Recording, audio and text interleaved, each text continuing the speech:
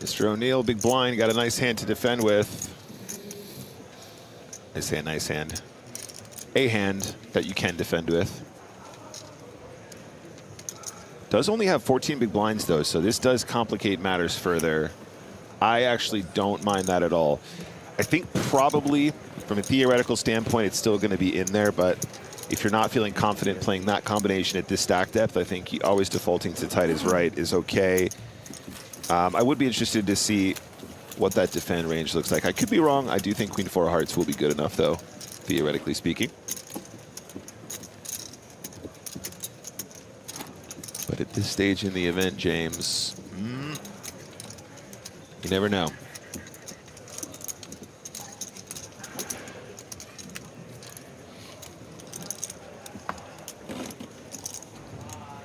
Still have 37 minutes on this blind level. At the conclusion of level 17, we'll take our first break of the day. Hour-long clock. We play 2 levels back-to-back. We take a break at some point this evening. I think it's after the 3rd session of the day. There is a 50-minute dinner break. 50-minute dinner break, very reasonable. Big fan of that, James. Less breaks, more poker.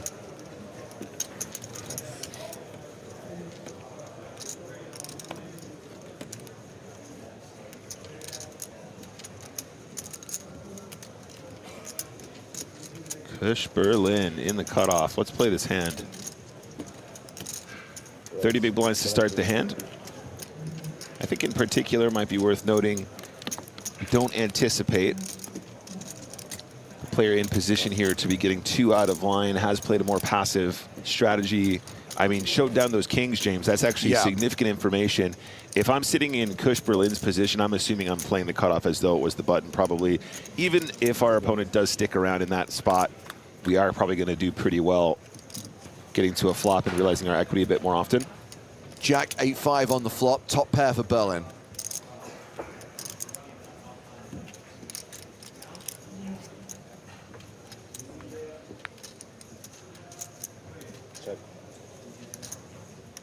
Strikes me as the kind of board we'd be happy to see bet as a bluff, so having top pair 10 of spades probably can just go, I mean, as little as a quarter or maybe a third. That's 9,000. Goes really small. Yeah, I like this. 9K. Just around the 1/4 mark. It's actually a little bit less.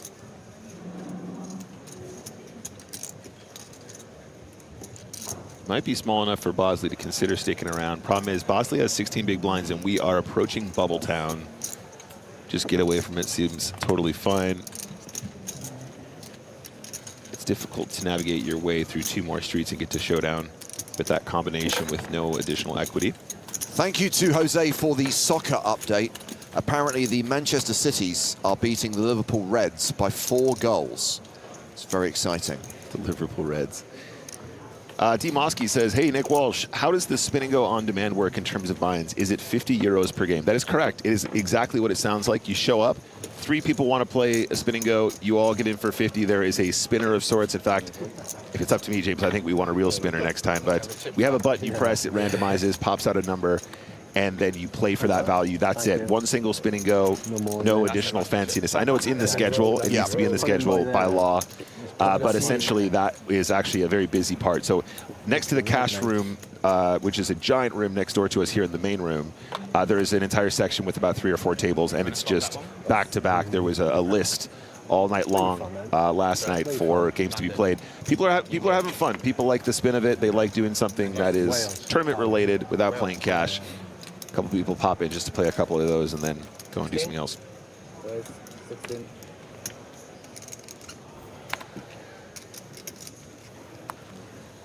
Lappin with Snowman's opens to 16K. Berlin with King Queen.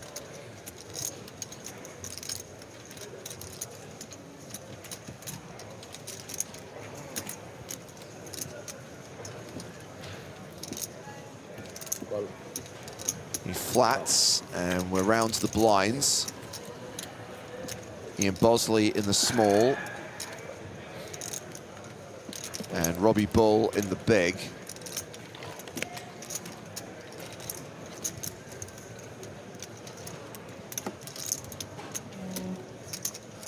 Taxi driver 149 says flat, the worst option with King Queen there. It's Chat Pro Saturday, Nick. They are objectively correct with that analysis. Oh, okay. Is Robbie deciding to come along or maybe squeeze with the Jack-7 suited? No, he's folding.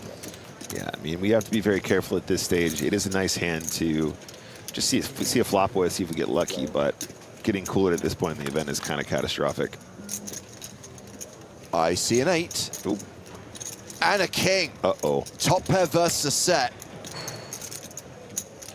Chat Pro Saturday.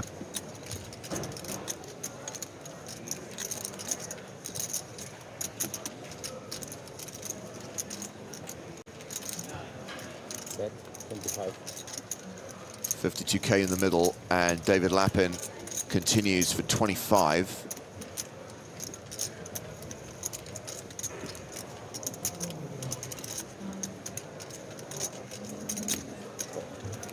Berlin calls, understandable, considering the strength of his hand. 9 of clubs on the turn, takes away Berlin's backdoor heart draw. In fact, he's drawing dead on the turn. Yeah, I don't think this is a slowdown card, James. In fact, think about Jack-10 of hearts. Think about Queen-Jack of hearts. Think about Ace-10 of hearts. Think about King-Queen. Think about King-10. Think about pocket deuces. Never mind, he wants to check here. I honestly think probably it works out about the same, but once your opponent calls that flop, you want to continue getting value from hearts and the King X combos.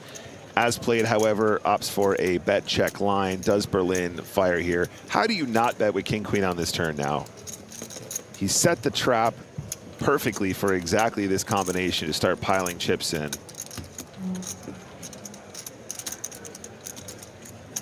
38,000.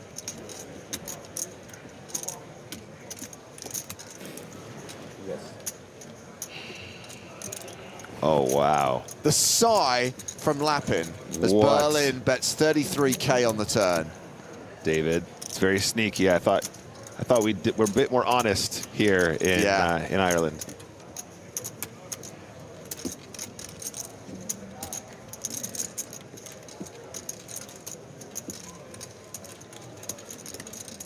It's very disrespectful, David. It's very disrespectful, David. What you're doing is you're being disrespectful. You're being abusive. Check your privilege.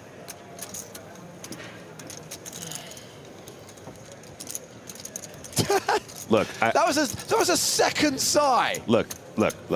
I know that the sigh decision is classically considered bad acting. I would say that this is actually a fairly good Hollywood from Mr. Le Pen. Makes the call. River card. 5 of clubs. That is pretty much a brick at this point. Does not really interact with any part of Berlin's real range, conceivably. And at this point, your opponent will have missed hearts. They will have King X. Sometimes they will have, you know, maybe like pocket tens, maybe, if they didn't want to 3-bet that pre-flop, maybe jacks, but again, hands that might want to do something a bit more aggro pre. I'm assuming that David has to continue telling the same story. Might go for like maybe a block and try and induce. Better 25 and a call. A smirk from Berlin as he sees the set of 8s. Lappin called out for his dramatic antics on the turn. Wow. I thought you 10s or something when you were out and hard and that move, yeah. Nice hand, David. He now has more than 500,000 chips, more than 60 big blinds. He's the biggest stack at this table. Just worried you might have 9s, you know? Just trying to get a sense of it. Oh, I love David to bits, but he is sometimes incredibly punchable. Okay. I am going to give him a lot of grief for the double sigh. I'm not going to lie. It was a bit excessive. It was well executed. It was the antics of a man double his age. I don't know. If you're going to sigh twice on the turn, you got to check that river, in my opinion. You're just trying to really sell the drama.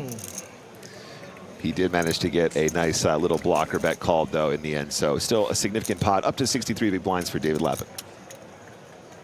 Average stack, for those of you asking, 290K. So around a 35 big blind average, 28 minutes until the end of this blind level. Ace Jack for David Lappin, and he's raising.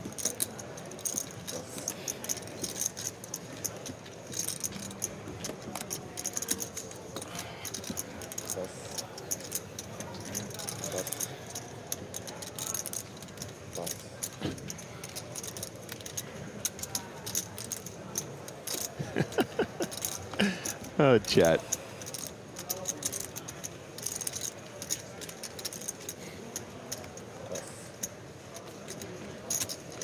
Just Tepe in the big blind, 10-3 off, that's a fold.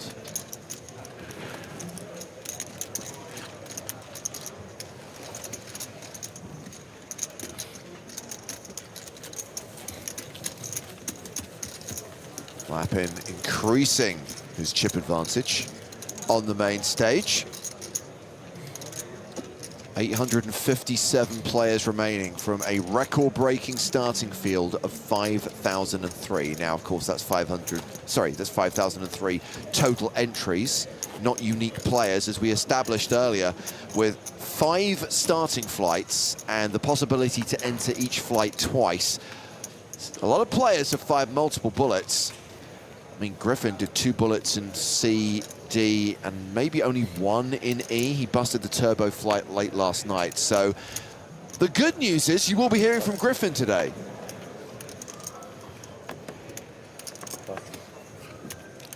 What's the bad news? You'll be hearing from Griffin today. You beat me to it. Sorry. I should have expected that. James knew the layup was coming.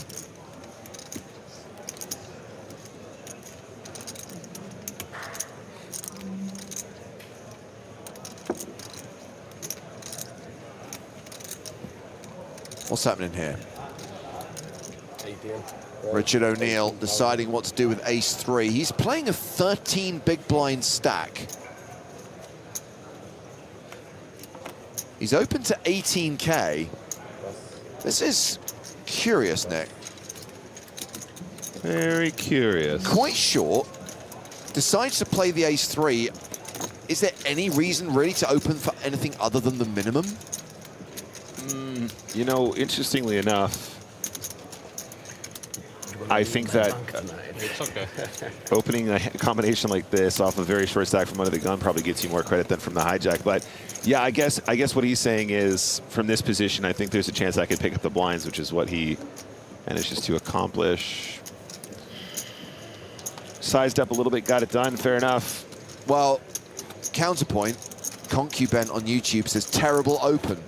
And it is Chat Pro Saturday, so thank you for your comment. I wouldn't have found the open myself. I don't think I would have done that, but yeah, there we go. And I know that we're still some ways away from the bubble, but we're not so far away that I'm not going, oh man, it'd be nice to get inside the bubble before I bust this short stack.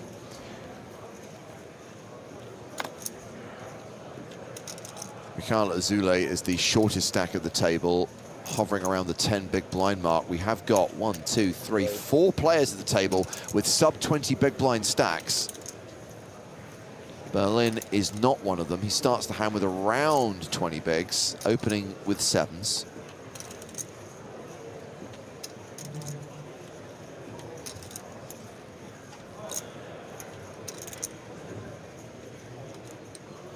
This is a fold. Thank you.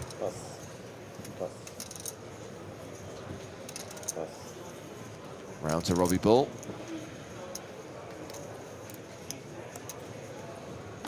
Oh, that's not a very good hand, is it? Nah. Round to the blinds. Rodriguez in the small. That's King Jack.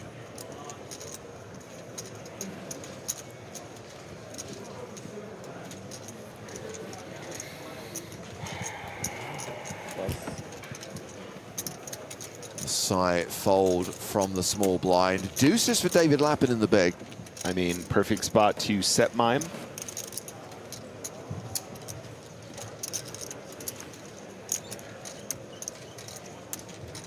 Me and you again.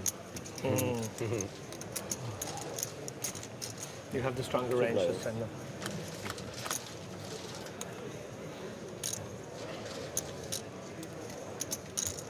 Check. Neither player flops a set. Lappin checks. 15.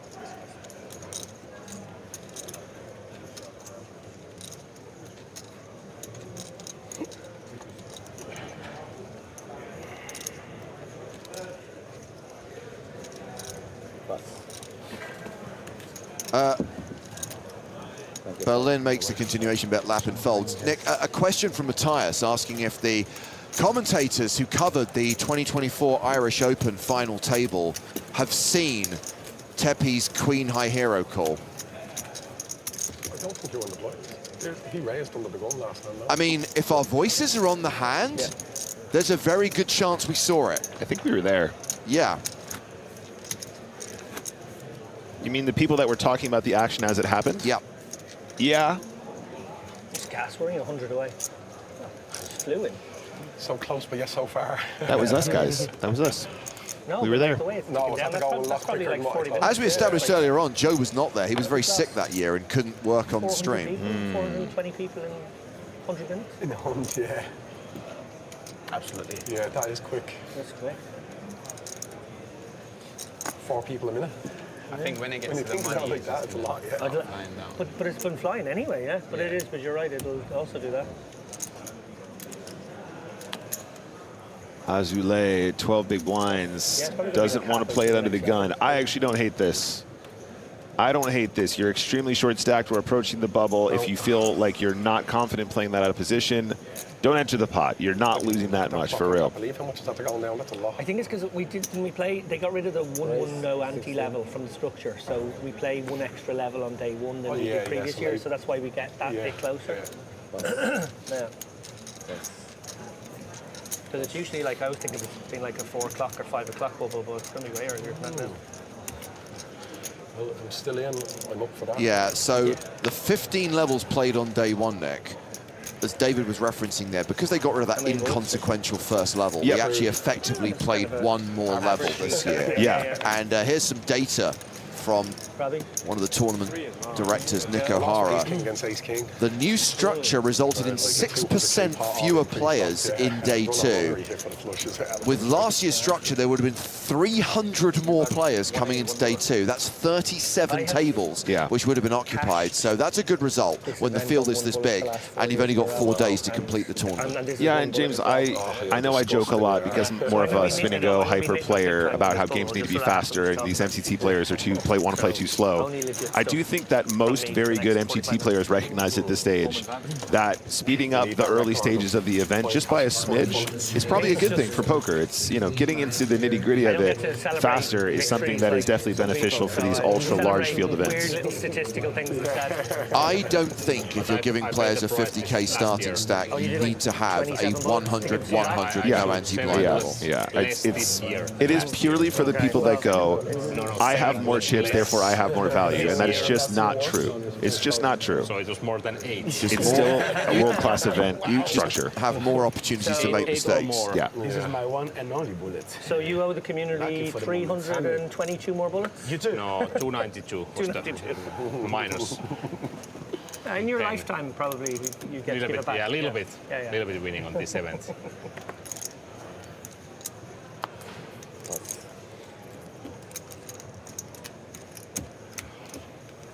I can't stop looking at that players now. I haven't looked at it once, and now it's in my head now that you said it. You can spend one hand watching like 12 go off the clock. It's great fun.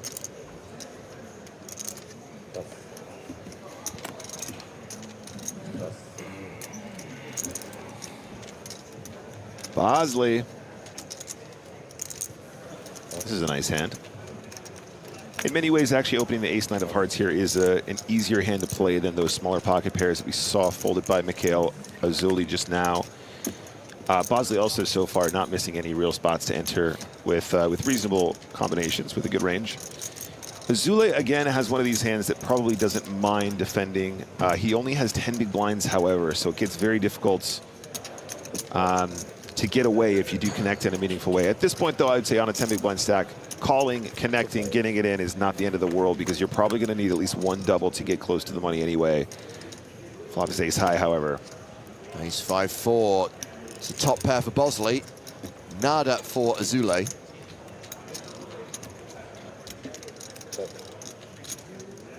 And should Bosley continue here, I imagine Azule will fold and he'll be left with fewer than 10 big blinds. That's right. Don't blame him, though. I think that's probably not the end of the world. I think theoretically, this is okay. Again, not a super expert on the exact ICM distribution, ICM adjustment, excuse me, at this stage of the event. However, we do want to be a smidge tighter than chips, of course, as we approach the money.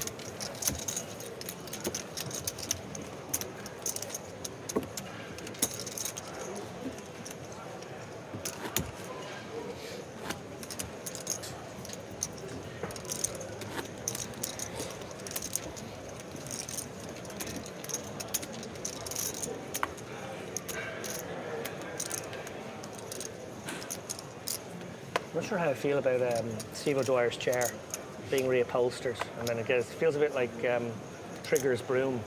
Like, you know, replace the legs next year. Trust David Lappin to make an Only Fools and Horses reference. He just got presented with it this morning. Yeah. With a bow on it. Sounds like favoritism.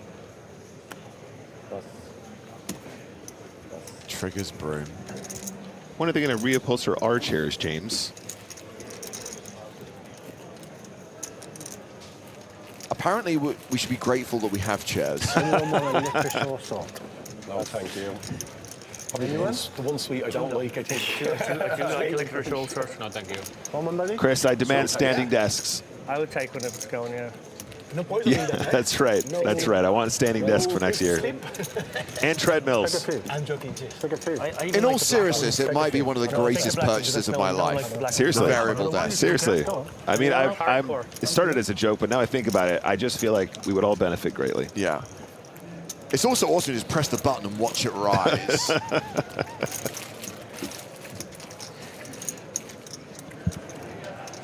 I didn't tell you they're very unlucky if they're not owned by me. Hello. 12, 16.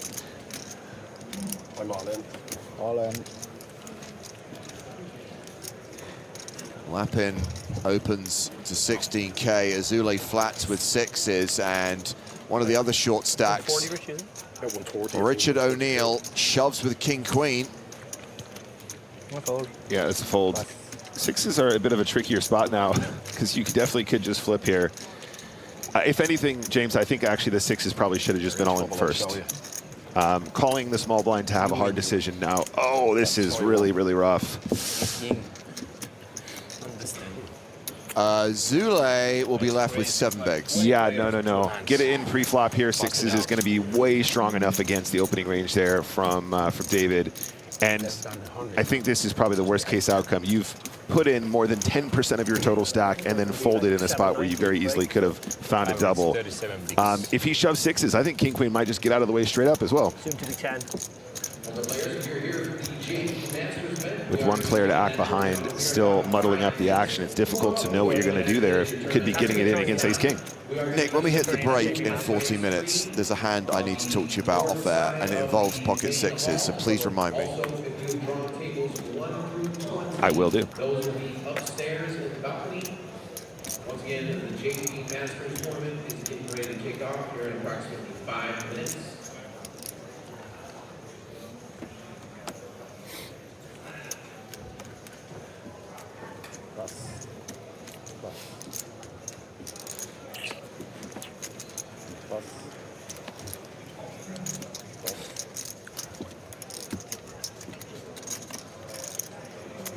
Berlin with ace-10 suited in the cutoff. By the way, guys, when this tournament goes on break in just over 10 minutes' time, we will change the feature table. A new lineup of players will be coming to the main stage. I think the tournament staff are very keen for us to change feature table at every break today.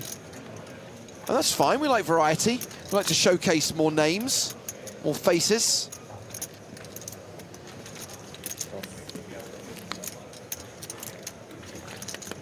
Thank you, Jason, for the kind words. lovely man. Got it.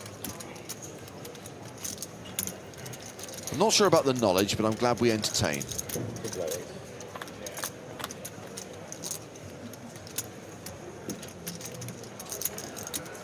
Queen 10-9. Oh, street flash potential here, Nick.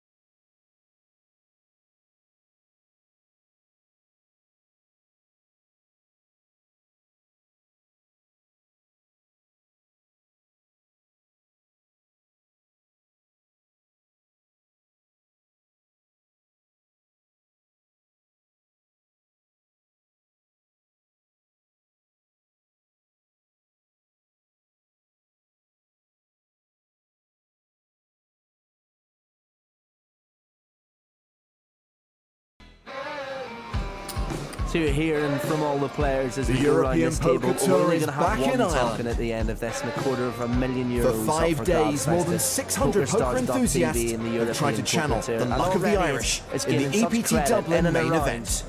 The poker playing fraternities 6 across the talented world. I title think as the hopefuls series goes have on, we're going to emerged see from the more and pack. more players making the journey to these events. Yeah, no, I think you're right.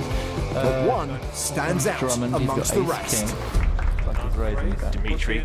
For a player not Polish very guy. well known, he's playing a blind around this a beast. table so far. He'll love the ace king. He'll love getting the action. Well, Julian must have a hand because he knows that. Oh yeah, there we go. Pair of jacks. is Dimitri. Because you know Drummond has he only has all played the the odd chips. hand. The great gonna be thing with this a lot hand, if harder you're to win watching this at one. home, is the ace Can king's a anyone hand you will stop always bet the if you're an Polish amateur prodigy? enthusiast. Winning this But event is going to a be pocket pair way is always going to better be than favoured over all an of ace king, the no rest matter because what the it's more suit, prestigious. no matter what the colour. I hope I can do it. It's And true we that got 2 all-ins now. And he's going to have a look. Drummond's going to have a look, and he's the ace on the king to come out. That's a low flop. So as we stand at the moment, 2 pairs put through. Drummond's only got the 8s on board. The ace comes out. As Adamski said, that's a killer for Thu. He'll need a jack. He doesn't hit it, and the ace king's taken actually. Here we are again. The 2 first pearl on the EP. turn and the river. But 84,000 The chips, certainly European enough for Poker Tour round. is back in Ireland. For 5 days, more than 600 poker enthusiasts have tried to channel the luck of the Irish in the EPT Dublin main event. 6 talented title hopefuls have emerged from the pack. But one stands out amongst the rest. Dimitri. The Polish guy. He's a beast. I think he's most experienced. I think the biggest threat at the table is Dimitri, for sure. But he has all the chips. It's going to be a lot harder to win this one. Can anyone stop the Polish prodigy? Winning this event is going to be way better than all of the rest because it's more prestigious. I hope I can do it.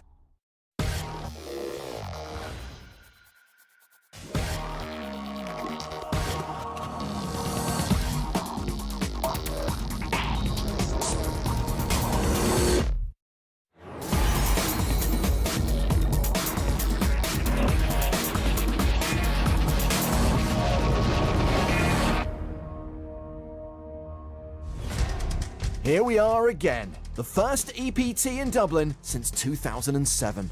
Over €500,000 awaits the winner of the main event, with 6 players left in the running. And all eyes will be on Dmitry Obanovic. He's got all the chips. He was Player of the Year last season. Honestly, it's shocking he hasn't already won a main event.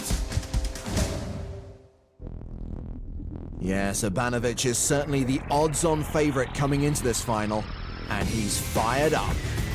It's amazing. I've never had such a deep run, so I'm pretty happy about that.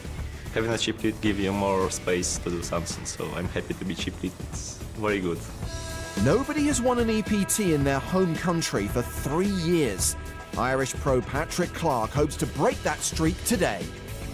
To win this title would be unbelievable, especially on home soil. And there's going to be a nice rail, so you'll see plenty of drunken Irish people. Hopefully I can bring it home for all them. It'd mean everything to me. There should also be plenty of support for Cully Sadu. He came 8th in London in Season 10, and he's feeling good about his second EPT final table. Chips-wise, I have like 8 times more than I had last time at the final table. So I think a lot of players will fear me. Gilles Berniez is the last remaining non-pro, and he has one fear, that this will be his only chance for poker glory. I'm so lucky to reach the final table now, so I guess the professional players would call it like a one-shot or something like that. Greek pro Iliadoros Kamatakis is well known for his live poker streams, and he's sick and tired of hearing that this is a young man's game. First of all, we have to run 10 kilometers to see who is young and who is not. I have big experience, so we see. Rhys Jones also has big experience online, but a small stack. This is already his best live result to date. I've probably played more online than live in the last few years. My edge with this current stack is not going to be huge, but if I get a good stack, I fancy my chances. And cards are already in the air here at the PokerStars.com EPT Dublin final table. First to act, Gilles Berniers, online qualifier, only non-pro at this final table. It's his first ever EPT. Hi. Dmitry Abanovich, ace-10 of clubs. This kid won all the side events last year, not even old enough to play in Vegas. He's a bit of a wonder kid. He's raised it to 110,000. Folded around to Rhys Jones, the short stack in the big blind. Well, Jones is dominated with ace-9. But he's going with it. He shoves. Ace-10 is probably the bottom end of Dimitri's calling range, but I think he goes for it. Come on, they're suited. Another 610,000 to call, and he does call. No time for love, Dr. Jones. Good luck, guys. Rhys Jones at risk and behind. Domination Nation Urbanovich. So he could be down to 5 unless Jones gets lucky.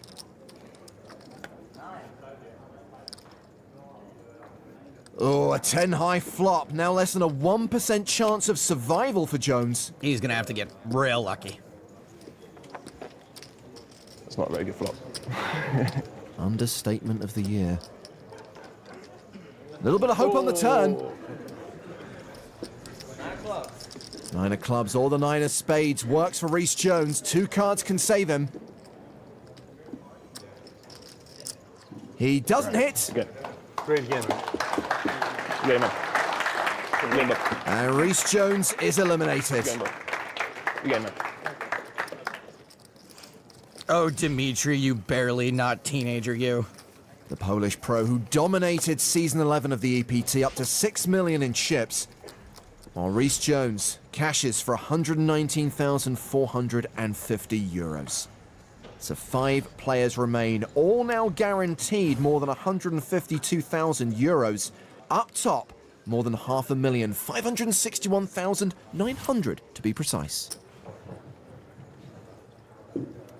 So Abanovich has stepped away from the table for a second. Actions on Cully Sadu in the cutoff. He's got ace-6. So raise from late position to 110,000. Kamatakis on the button with Jack-10 suited. This guy, Kamatakis, he's a real hoot. Streams poker online, brings the average age on that site up to almost 19. He re-raises. It's a 3-bet to 310,000. It looks like he seems pretty intent on proving he can run with the big dogs. Action is back on Sadu. I'm all in.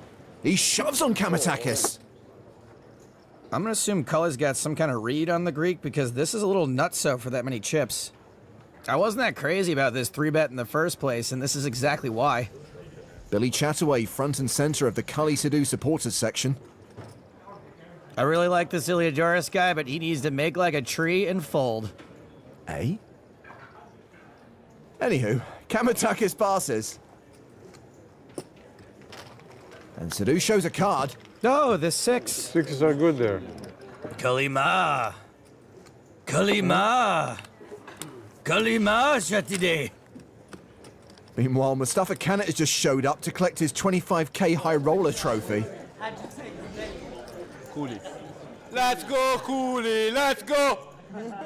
Cully finished second to Mustafa in a high roller in Barcelona, so I'm not sure if that was real or a needle. Blinds are up to 30,000, 60,000. Local boy Patrick Clark has King 10 under the gun. Paddy O'Clark, let's do this. The 2014 Irish Open winner raises to 140k.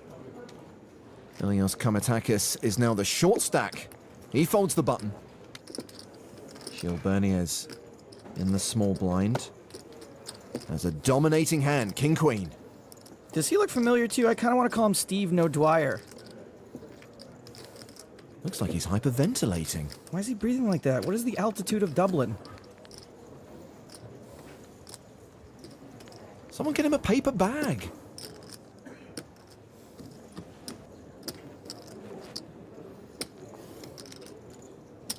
He's called the raise.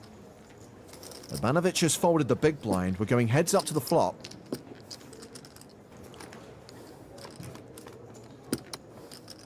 Well, there's a king. And a 10. Top pair for Bernius, but 2 pair for Clark. Sick, from dominated to dominating. And can we get this guy a scuba tank? Action check to the pre-flop aggressor. Clark continues with the best hand. Observed by his girlfriend, Kelsey Goodman. More like Kelsey Goodwoman. Hashtag everyday sexism.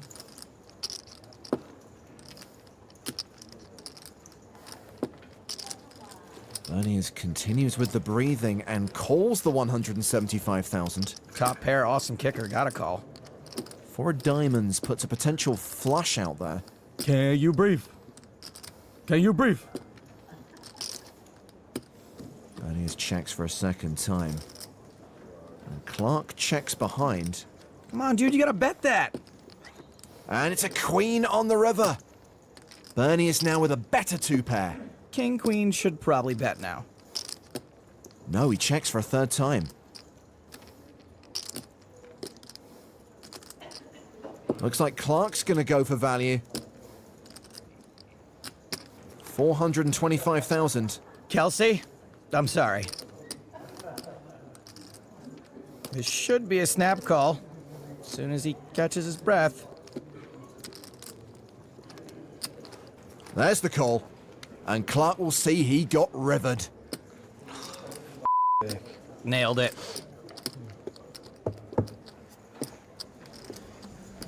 That's the saddest I've seen a group of Irish people since the time Bono went vegan. So Gilles Bernier, the German amateur, building a stack, but possibly in need of medical attention. What is going on with this dude's breathing? Tag your tweets.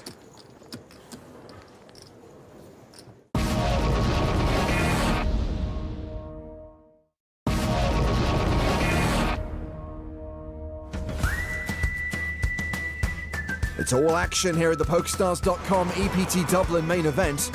Moments ago, Ilios Kamatakis made a move against Gilles Bernier. Unbelievable.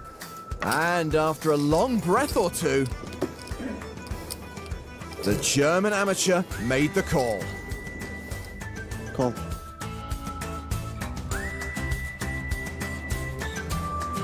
You think to fold ace queen? Nice game. Kamatakis is out, and the online qualifier is now second in chips. Blinds are still 30,000, 60,000. It's Gilles who's posted the big blind here, and I tell you what, Joe, let's play along with the amateur. We're only going to see his cards. We are going to sweat with Gilles. He's already out of breath. Why not sweat with him? Ivanovic is first to act. He folds. Clark's out. Down to the small blind. Cully Sadu, 8th place finisher at EPT 10 London. Ooh.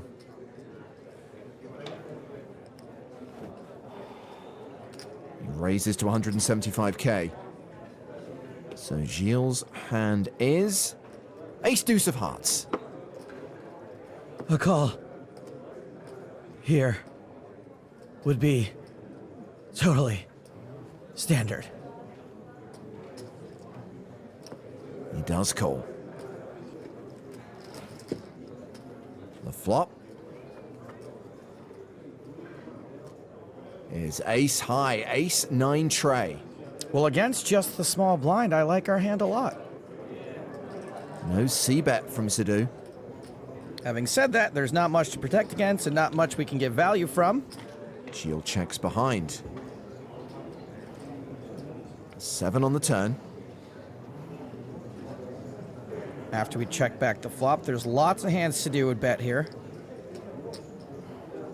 Into a pot of 390,000. He makes it 260,000. But I still think a flat call is just about our only move.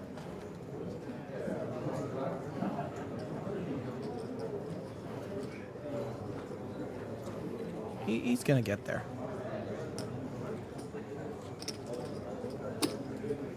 There's the call. The river card is a 5. And Sadhu shoves. Such a big bet. Wow. Nearly 1.5 million into 910,000. Sadhu's not really supposed to be bluffing here. I liked our hand at first. I no longer like it. His breathing's normal now that he's facing it all in. That's kind of weird.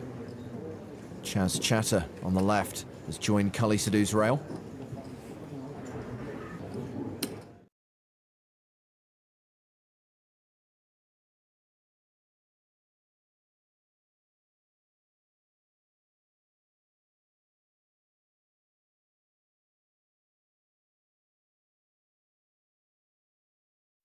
Favorite to hold, a 68% favorite to win the Irish Open. This could be it, guys. Doherty could pull it off. 8-6 deuce. Deuce. And that pair of deuces sees Declan Rice become a 71% favorite to double up and stay in this game. Wow. Could get counterfeited now. That never happens. The river card. Oh! It's the counterfeit! The counterfeit does it. 8s and 6s with the king kicker, and David Doherty becomes the Irish Open champion, winning 365,000 euros. Look at that genuine smile. He almost can't believe it. Let's go. What a run out. What a way to do it. Oh, that's adorable.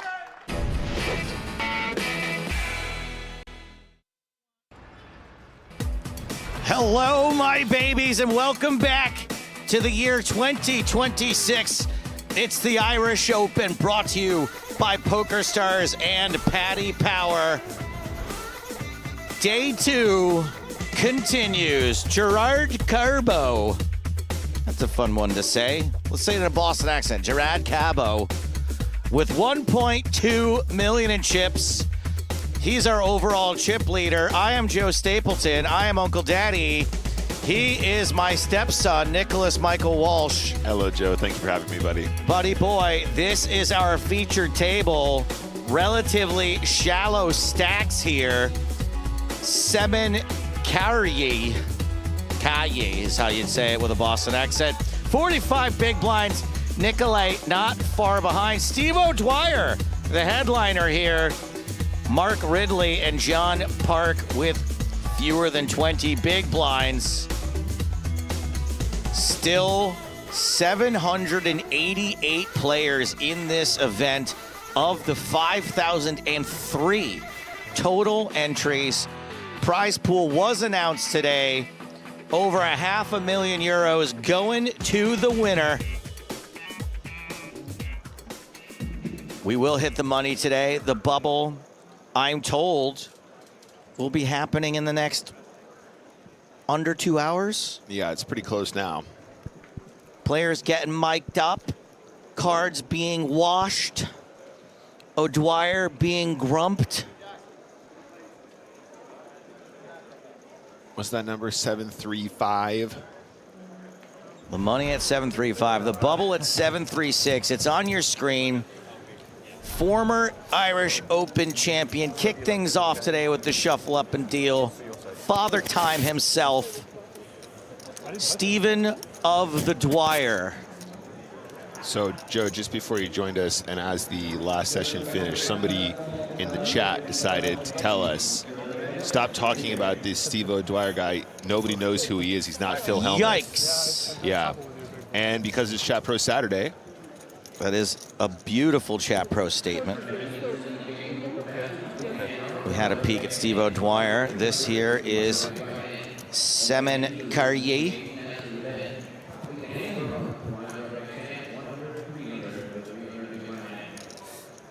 He is UTG, or as I like to call it, FTA, first to act. That's right.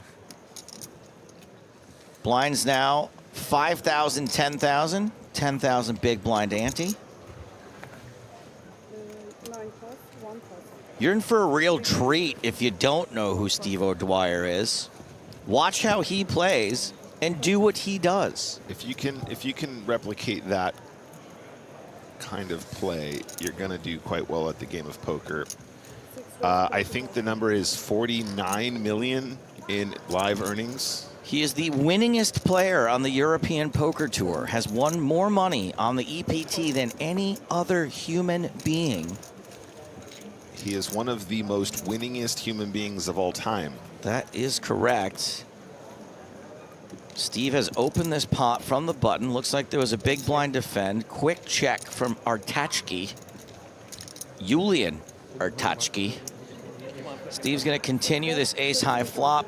Look at that look on his face. He expects a fold here. What's the size? I expect him to size down on ace-8 tray. Yeah, love that. 13K to go. Feels pretty textbook. I mean, this guy pretty much wrote the textbook, so you'd expect him to get those right. Steve is going to get most situations right. How many flips has he had lifetime, you think, Nick? So at least 250,000. I know he denies it, but I think he only says that because he's trying to downplay the amount of times he didn't have the nuts. It's for intimidation purposes only. Don't know where the time's gone. It's Saturday already. Yeah? It is Saturday, isn't it? You know, not many people, Joe, can say that they got a rise out of Steve O'Dwyer, but I'm on that list. You got Steve to come out of the woodwork. He came out to admit to watching the stream. And now we're friends, so that's nice. Steve's been a good friend to me over the years. His wife, Elizabeth, has also been quite supportive of both the streams and has come to more than her fair share of comedy shows. Nick Walsh might be my #1 EPT attendee as we see Brett McLaughlin open this pot with Queen Jack. It's a fold from King Jack. Artachki's going to play again, this time with ace-8 suited. And Cartier's got the same suit in the big blind and is also going to come along for the ride. Speaking of stand-up comedy, it's still a little early on the West Coast, but I have my first LA show in a while. I got to get some plugs out there. April 11th, 2-diamond flop. Top pair, top kicker for Artachki to go with it. This is all you, Leon. Interesting lead here. I actually think the check is my preferred line from the small I like the lead. Let's go. Okay, fight me. Here's the thing, though. If I like something and Nick doesn't, you probably should err on the side of what Nick thinks, as Nick is a professional poker player. Professional fish. I'm a professional clown.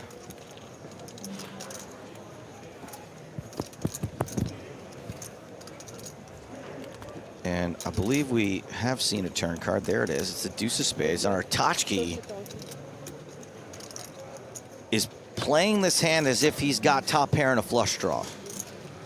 That's 30,000. Yeah, and a quick bet, but a relatively small one, 30K into a pot of 146. And this has the power to really confuse players. You know, this is an unusual line. I think Kari, I can't say his name. Kari. Sure. Anybody who knows, help me out with the pronunciation. Anyway, I don't think he's going to be able to fold. It's just too good of a price when the 10 might be live and the diamonds are almost always live. We can see you're kind of cooked in this specific spot, but flush over flush is not something that happens often in Texas Hold'em. Very often a flush will be the best hand. Very disciplined laydown. He gets it right on this occasion. Fair play. No chance I'm folding a flush draw for another 30K there. I'm not good enough. I'm not good enough, Joe. No chance. Anyway, tell me about this the show you got going on in LA. Downtown LA, early show on Saturday, April 11th, 4:30 p.m., which means you're in, you're out, you still got your Saturday night. Hit me up if you want a ticket link. I know it's still like 7 a.m. on the West Coast right now, so we probably don't have that many West Coast viewers, so I will likely... Cartier. Okay. Oh, that's someone who's guessing. Karma Baby Poker. Looks like a Turkish name. Does have the Ukrainian flag. Wait, we have outer table action? No. Inner table action. This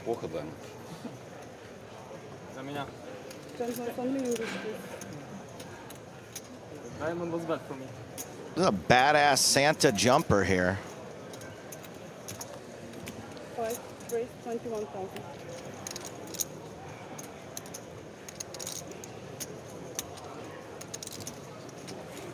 Oh my goodness. See, now I told you. Do what Steve of the Dwyer does. So Bilk has 42 big blinds, O'Dwyer has 30. This might get spicy here, Joe, because Billick might be thinking, Steve O'Dwyer, top aggro player, very good player, aggressive player. He's going to try and push me around here. You're going to think back. Steve O'Dwyer is picking on you, for sure. I always do. I love the... Ooh, we got a call here with Jacks. Oh, my goodness. This is going to make things a little funny.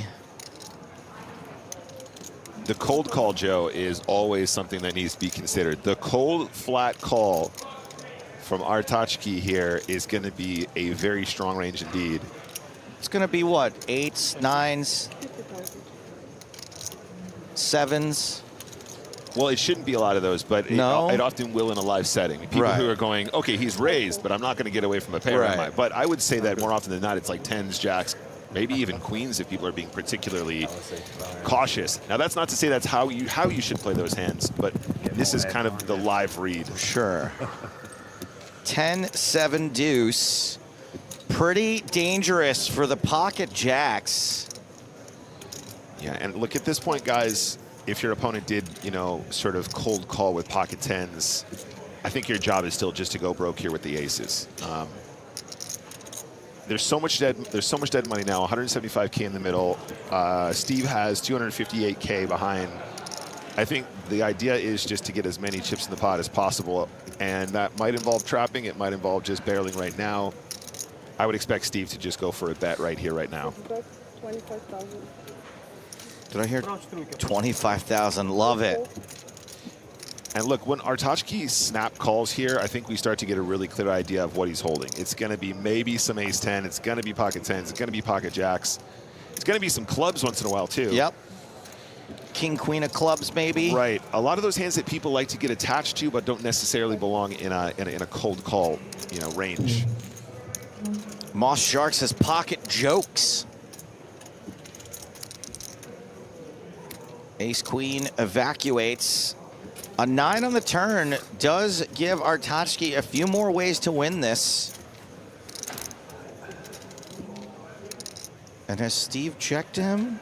Not yet. Not yet. Just weighing up his options.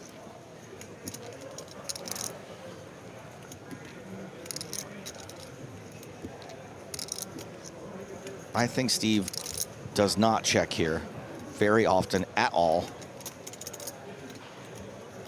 but is going to size up, and Artachki is beating him into the pot. I think the speed that he's acting, though, Joe, ends up giving him more hands like this. You know, I think if he has a set, he's going to probably act a lot slower, not because he's trying to be deceptive, but just 6, 7, 9, 10 jack. Is that a straight? An 8 would be a straight, yes. An 8. Oh, okay. But I think the speed is saying, I have showdown, I don't believe you. I have showdown, I don't believe you, rather than I have something extremely strong that you're not going to like me to have. So I think O'Dwyer just goes for it here.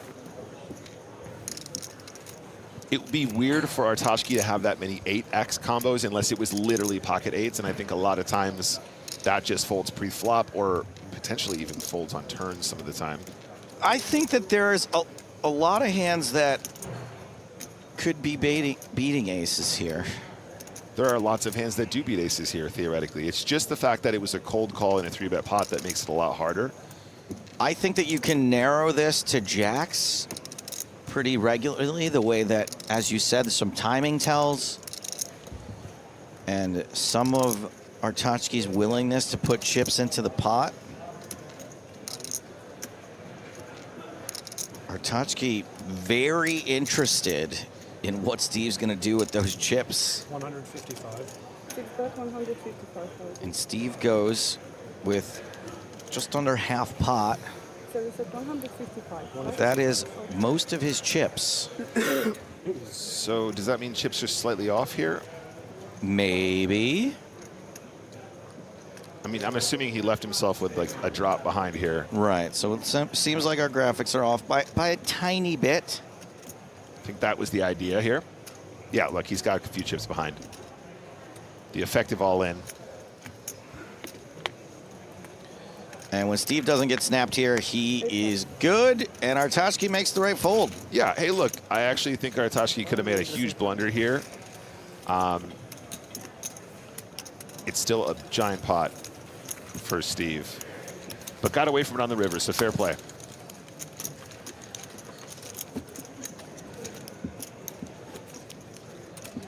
And with that pot, Steve O'Dwyer takes the table chip lead.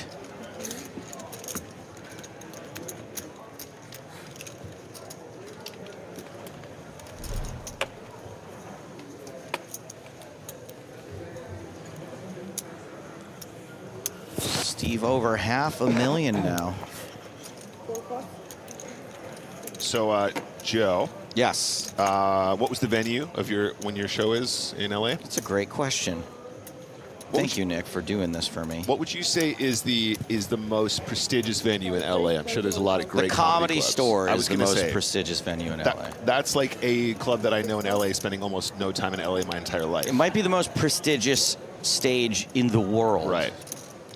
I'd say it's a tight race right now between the Comedy Store in LA and the Comedy Cellar in New York. Is there a Comedy Store in New York as well? There's no Comedy Store in New York. That was going to be my follow-up. I know there's a club that's similarly named in New York that's also very famous. There's one in London, there's a Comedy Store, but they're not really affiliated. Can I get a comment? All right, so Billick has opened ace-queen. Parks jammed the nines. Big table. Or have you got short arms? Ace-queen, always an uncomfortable hand for calling it all in. It's 176,000. Billick has asked for a count.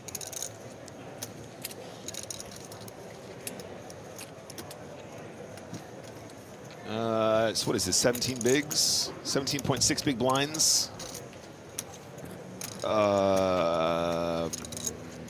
And it's important to note that this is half of Billick's stack. I think I probably call. Call, please slow down. We are calling. This is a flip, like the Comedy Store versus the Comedy Cellar. One of these two things has a slight mathematical advantage.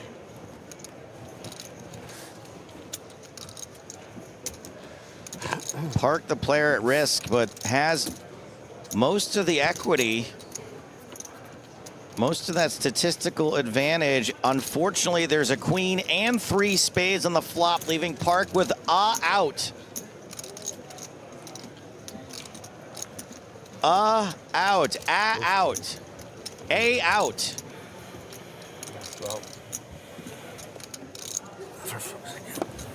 That is it for Park. Not a walk-in for John Park. Busting 35-ish off the money. 25-ish. Yep, GG unlucky. Very close to the buble there. Very frustrating for any player.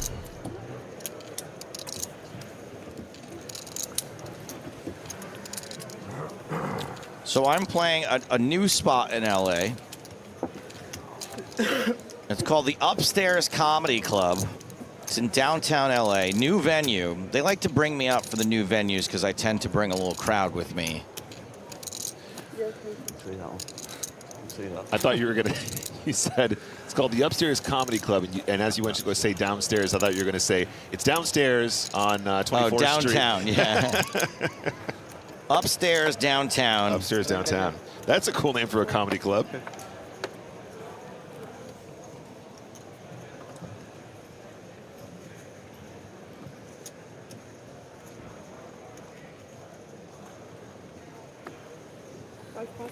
Billick now once again table chip leader after winning that flip. Is going to fold under the gun.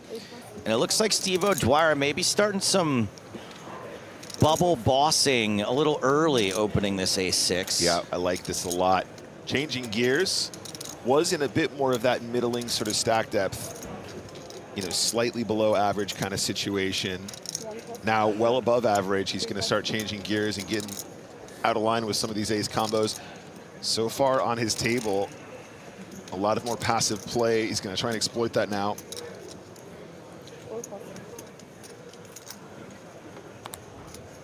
Raise and take it, Steve O'Dwyer. Mad Hatter 22A says the store less than the mothership. Yeah, sure, the Comedy Store that's been around since the 1970s, playing host to Norm Macdonald, Robin Williams, Bob Saget, Elaine Boozler. Certainly not quite as good as the place where Joe Rogan and Bert Kreischer takes his shirt off. This is our chip leader, Gerard Carbo. We know Gerard Cabo. We do. We know him very well. The guy is a crusher. He's been on the tour nonstop for, I don't know how many years now. Jeez. I don't know how many years either. Gerard Cabo. He certainly wasn't as gray. Are you or are you not a knock, Cabo?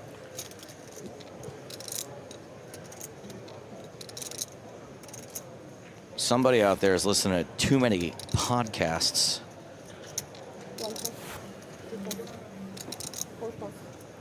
Would you ever consider opening up a comedy store of sorts, Joe, a comedy club? I thought about it from time to time, but the thing is, I'm not cutthroat enough. I'm too nice of a guy to own a comedy club. What do you think is the thing you got to be most cutthroat about? Like the axe, you got to be like, no, kid, you don't got what it takes. Putting people on stage that you don't like, but sell tickets. Oh, yeah? Putting people on stage who I would want to give too many chances to people. You got to be pretty hard on people. Sure. You got to be, and you got to be ruthless with selling drinks and whatnot. The margins aren't good. King high flop, and that is Steve O'Dwyer, big time. Outflops the tens. I think just betting top pair here is pretty conventional. There's a chance that some of our smaller king X doesn't mind checking here on occasion. Just for balance, you want to have some checks with your top pairs, but it is under the gun versus big blind, which is quite a specific dynamic, and I think the bet is going to be much more frequent. As a range, I should say. Tens, what are you going to do? You got to stick around at least. I thought he was going to get the immediate fold from tens, but nope. The standard play is to see at least one more card, and that card is favorable to tens. Steve O'Dwyer turns two pair. This is pretty much the go, go, go card, in my opinion. Suddenly, we're getting value from King X, as well as 8X, as well as clubs, as well as straight draws. Two pair now, second pair. That's right, as well as some combinations. Sometimes people will end up in the big blind here with hands like 6-9 of clubs. And Steve just says, I bet this many. Kaboom, that's 100K into a pot of 85. This is just rude, I think. Steve O'Dwyer, very polite man. Just rude. But incredibly rude on the tables. He just says, oh, here. Billick is wearing a Christmas-themed hoodie. Not hoodie, sweatshirt. Billick, will he bite at it? Billick getting bilked. Oh my goodness. I really feel for Billick though here. He's going to have the best hand plenty, and this is the size that Steve would use as a bluff. God, for sure. Steve's so good. He is just so crazy good, and it's incredible to watch. River's a 9, it's a club. Does that frighten Steve O'Dwyer at all? Well, this is possibly a danger zone spot for Steve O'Dwyer. He managed to get a lot from this pot already. Does he want to blast off into the clubs potentially, or does he want to try and go for more value? Would my opponent really call 100K on the turn with clubs, get there in what might be a very obvious fashion, and then just check? Is there information to be had from that? Does Steve O'Dwyer work it out? I would argue after you've called 100K, you'd be so scared that your opponent was unwilling to continue barreling that you'd feel like you had to make the move yourself. You'd have to lead into the player showing strength on flop and turn.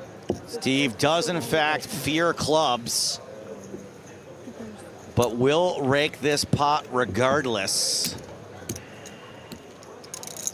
Yeah, it's really understandable. The 9 of clubs does feel like a very natural slowdown card, but against the right kind of opponent, you know, especially if people play in a very straightforward manner, they don't have any traps, you can just go, I still basically have the nuts if my opponent doesn't lead here. It's getting a bit terrible. Maybe it's close, but it's not terrible. Yes, Poker Bros. 6-7 gets there as well. Sure. 6-7. 6-7. Yeah, you're quite right. As I said, it was a kind of turn where there were a lot of draws, and that was a particularly potent spike, you know. It was a card that improved a lot of the combos that might still be sticking around.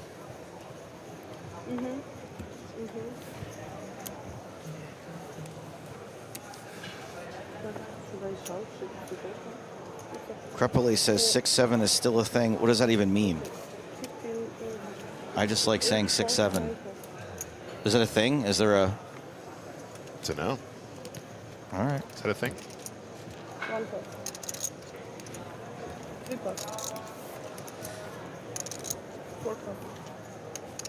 This is going to be Billick O'Dwyer again. This time 7s for Billick. Good luck.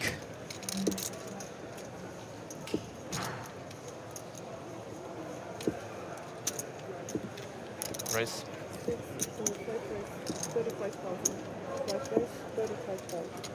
Good luck. Ooh, 7s has a shot here. But I don't think Steve shall be folding. The 1 over card was good last time.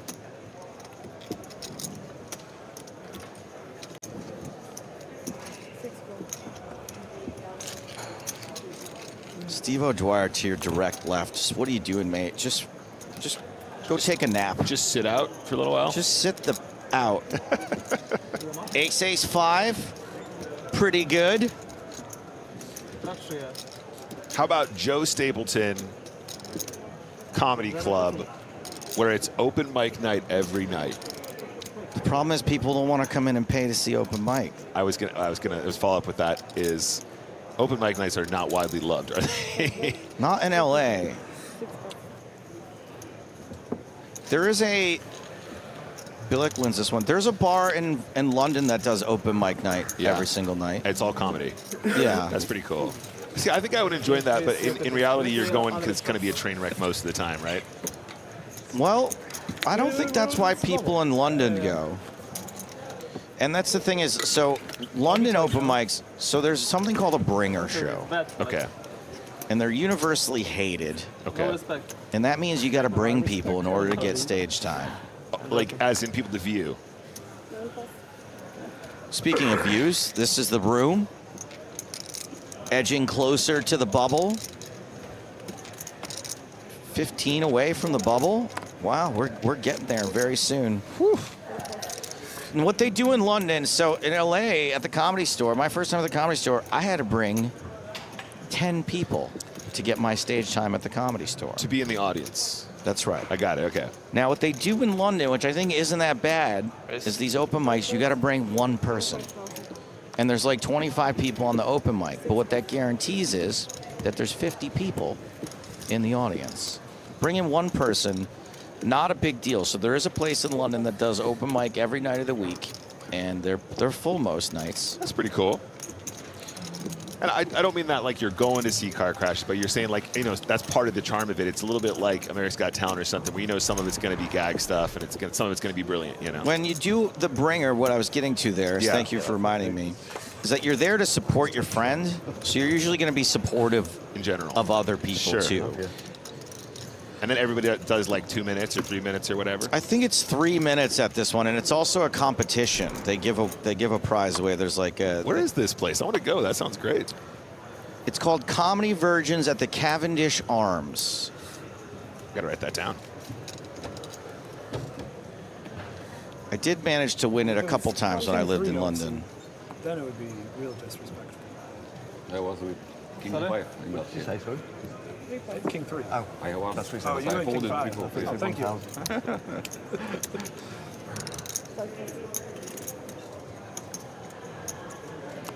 That is a great name for it as well. Okay. Actions folded to Steve O'Dwyer on the button. Time to show respect. I want to make it 22. 6 raise 22,000. Look at this now, widening up that range. The wrecking ball has started moving. Respect to you. And much like the Juggernaut, once in motion, has infinite momentum. That's the Juggernaut's thing, right? That's right. Ace high flop. Steve pairs is 7. The C-bet's going to get this done quite often as Carrier checks to him.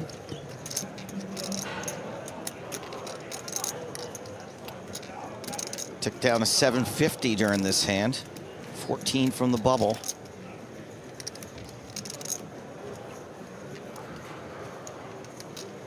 Yeah. This is the continuation bet.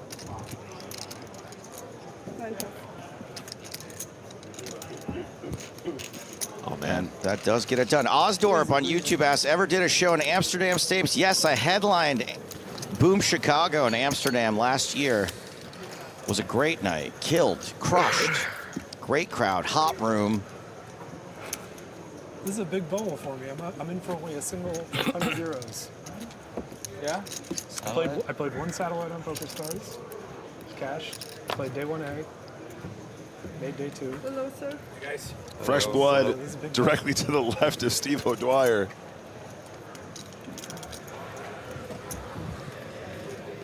Fresh blood indeed. This is Andre Winkler. 3 pots. 4 pots.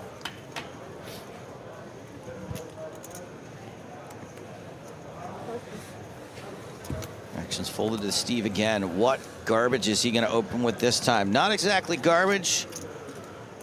6 raise 20,000. 8 pots. Getting to watch Steve O'Dwyer on the bubble in a tournament where a cash is going to mean a lot to a lot of these players. Just let it go. Panteleimon Pontos. I did not make that name up. That is his name. Panteleimon Pontos. The plosives. I'm playing this one. It's too pretty. Of course, you're playing this one. This is the reason I bust. You know who's not playing it? Panteleimon Pontos. And that's the reason I pitches it perfectly. Too many tournaments. Pretending post-flop play perfectly. Panders. Okay. Andre Winkler, welcome. Andre joins the table with 41 big blinds, so another confident contender to sneak in that buble. Mark Ridley is the player here most at risk. 8 big blinds. Artachki with just 13. And Pontos has 20 bigs, so you can see why he would want to avoid a confrontation with the confident Steve O'Dwyer, former champion.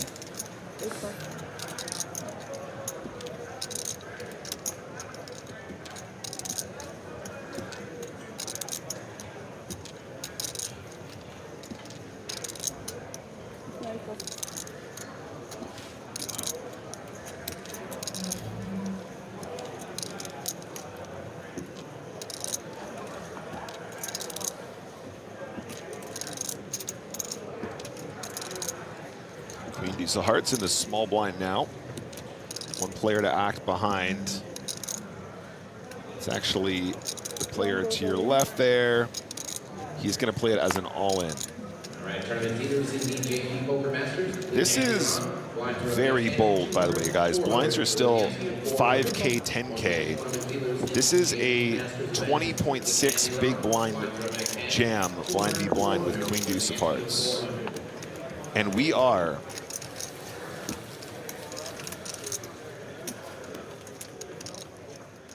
close to the bubble. And that is the money they are playing for. Obviously, we will not reach those figures today.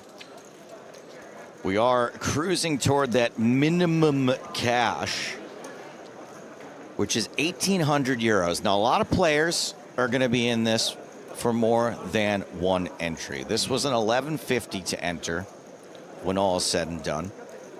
So the min cash is for 1,800. However, there are some players like Steve O'Dwyer who got in for 100 euros.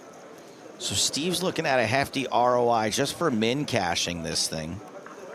And even heftier because he's Steve O'Dwyer. Yeah, also many of you in the chat pointing out he was shoving into a 9 big blind stack or 8 big blind stack from my perspective. So the jam just then was not nearly as bold as I made it out to be. My apologies. Mark Ridley in the big blind was much shorter. So in fact, I think the jam is pretty much mandatory at this stage in the event. Quite right. Thank you, chat. Chat Pro Saturday, by the way, Joe. Getting it right. Get it. Get it. As always.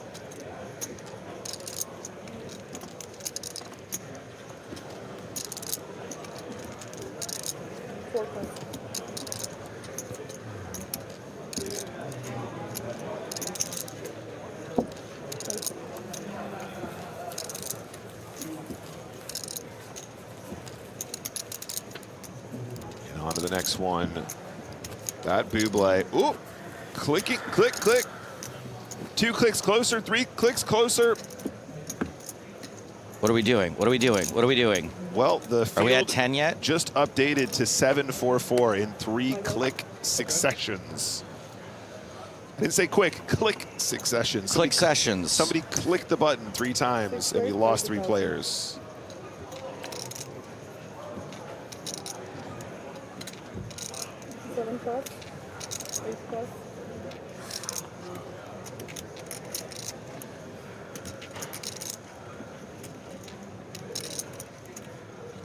Steve O'Dwyer once again ruling with an iron fist, and Cargi in a difficult spot. Post flop here will be at risk.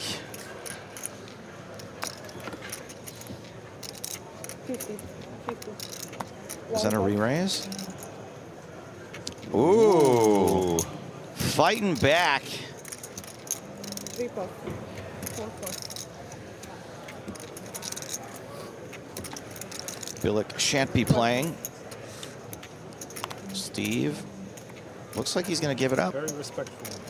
The king is so much better this time. I can beat it. Yeah. But you have more outs. I folded an ace. No way, you fold the ace. I'm a very tight player, guys. Very tight.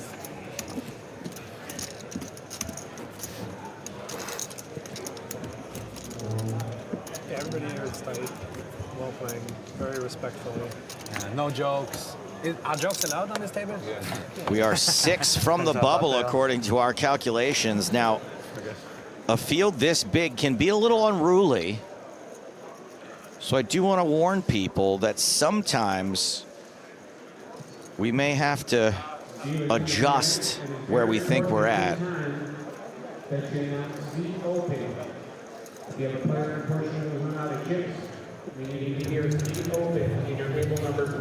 Action on Peepee with Jack 10. Oh. Pantalaimon Pontos. A little Peepee action. Pantalaimon Pontos.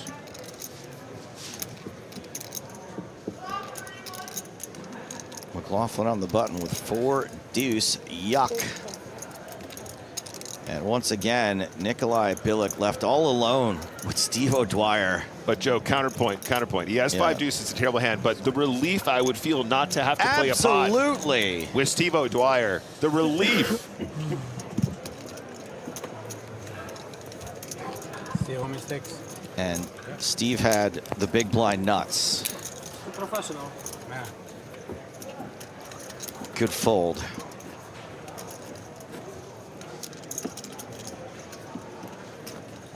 I love getting it's the best.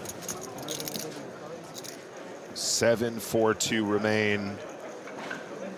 Edging closer to the 7-3-6 Buble. 7-4-2. thought so. Back to the Steve O'Dwyer show. But first, let's have a look at PP, who folds. Things didn't go well for the first German at this table. You know how long we Mr. Ridley. He's very short. He's got 7 big blinds. He's folding. Got PP and Janina.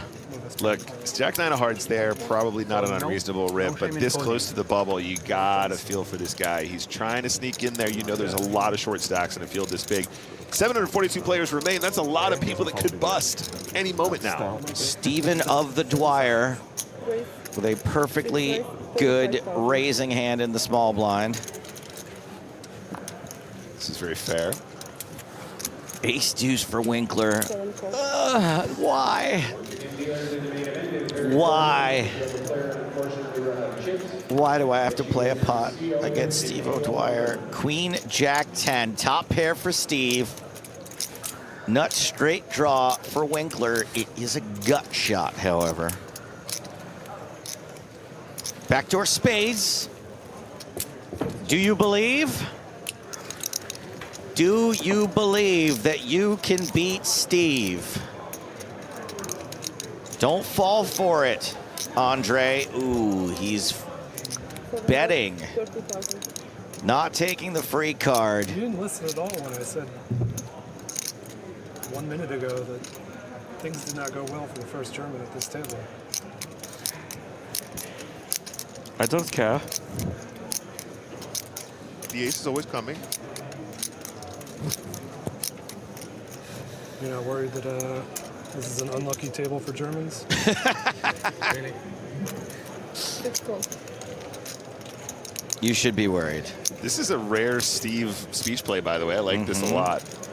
Well, I don't think he's speech playing to speech play. I think that he's just being affable. No, at the moment. I think it is a bit of both because he's just talking in the hand. But yeah, I'm with you on that. I don't think he's trying to like get a specific outcome necessarily. Pool the cleaner is right here. Steve just else. still mad at Lufthansa. That's why he's going after the Germans. Winkler checks back this time. Whiffs the river. We tick down to 740. As Steve shows the wiener. 8 of spades on the turn. We are 4 from the bubble. That bubble has turned red. I see a player walking away. I wonder if he's been counted already. Oh, I spot a wild Tonka in the field. There is no other kind of Tonka but a wild Tonka. You can't domesticate Tonka. You can't. We tried. People hopping around, trying to get the nerves out. That is Sleeman Memesh.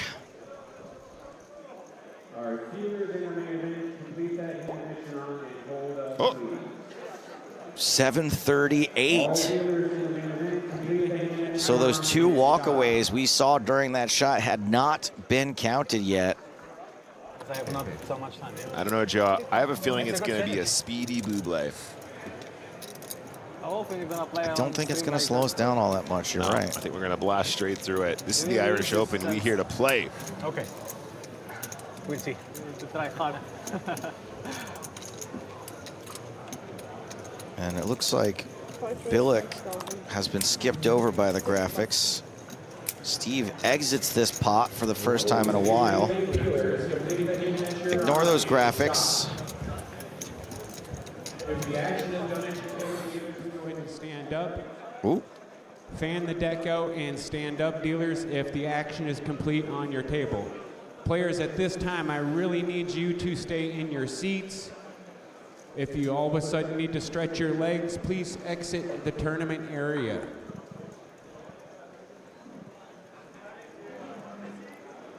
This, my babies, it's what's known as hand for hand. Sometimes called H4H. Nick, when you were a dealer, did you ever have the hand for hand job? Often.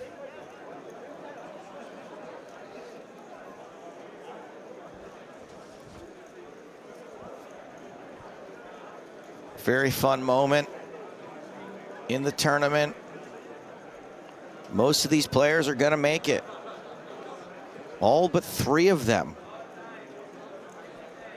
Providing that some weird quadruple bust out doesn't happen. So Joe, it's moments like this.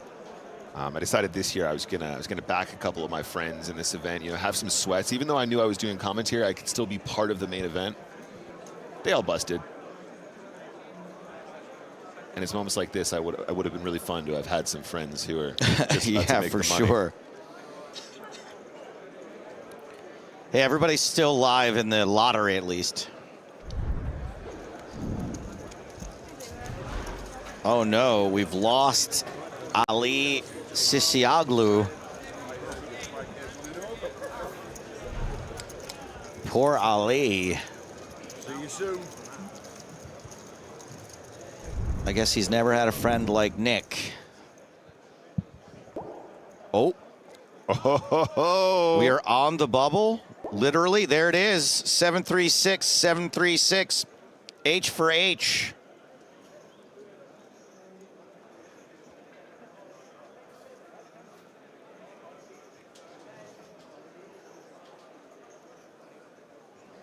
On the bubble. The next player eliminated gets 0.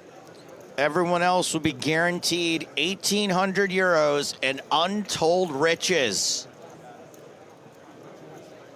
Or foretold riches in this case. Foretold, but unknown who will finish in which of those positions.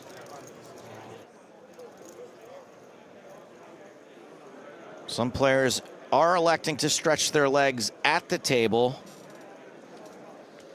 You can understand it. There's a lot of nerves. It's an exciting moment. You really are supposed to stay in your seats. There's a lot of people standing up. Let's not forget our friend Mark Ridley, by the way. 7 big blinds just folded that beautiful Jack-9 suited, hoping to sneak into the Buble just like this. Is this a moment for celebration when you take the short stack and you turn it into profit?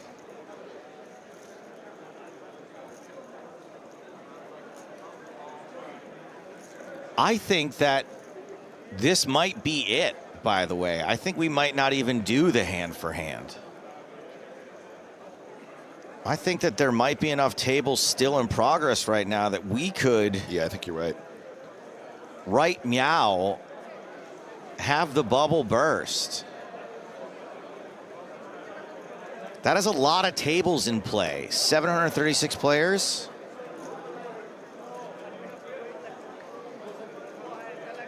It's close to 100 tables, right? What's 736 divided by 8? Yeah. And the room that we're getting shots from here, by the way, guys, this is just one of 3 giant rooms. This isn't even all the action. Just another reminder of how huge this event was. What a success we've seen here in the main event. Also should give you some idea about how big the other side events were as well. Even if you came down and played a lower buy-in, we had like almost 1,000 runners in some of our 350s, some of our 250s. It's been a really, really fantastic week, and we're just kicking off here. This is still just day 2 of the main event. There's still plenty of action here at the RDS all throughout the weekend and into next. We had this fella on the feature table last night. Neil Higgins, if I believe his last name. I believe you're right. Spotted by David Lappin as one of Ireland's finest. At this time, dealers, I need you to be focused on your table. In fact, you can take this minute to verify your seats on the tablet.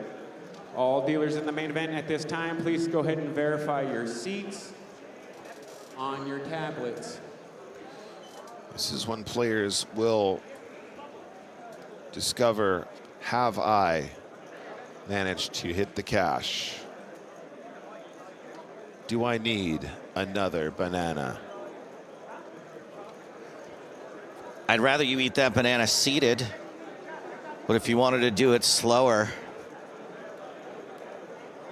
I wouldn't mind.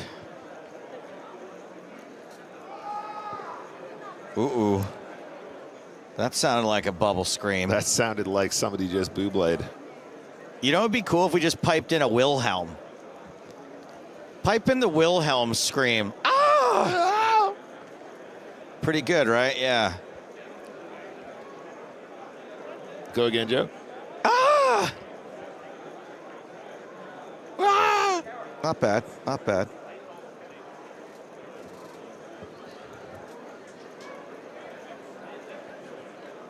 Lots of players standing. I mean, this is just rude. The cheek. Standing, standing, standing, standing, standing, standing. Uh-oh. Is that a guy walking away? Is that somebody walking away? That's lemon poker. Lemon poker. He might be a little sour now.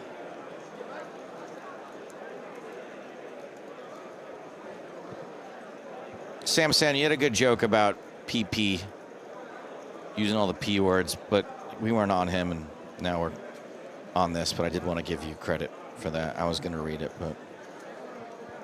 All right, chat, we're doing a giveaway. How many people in this shot right now?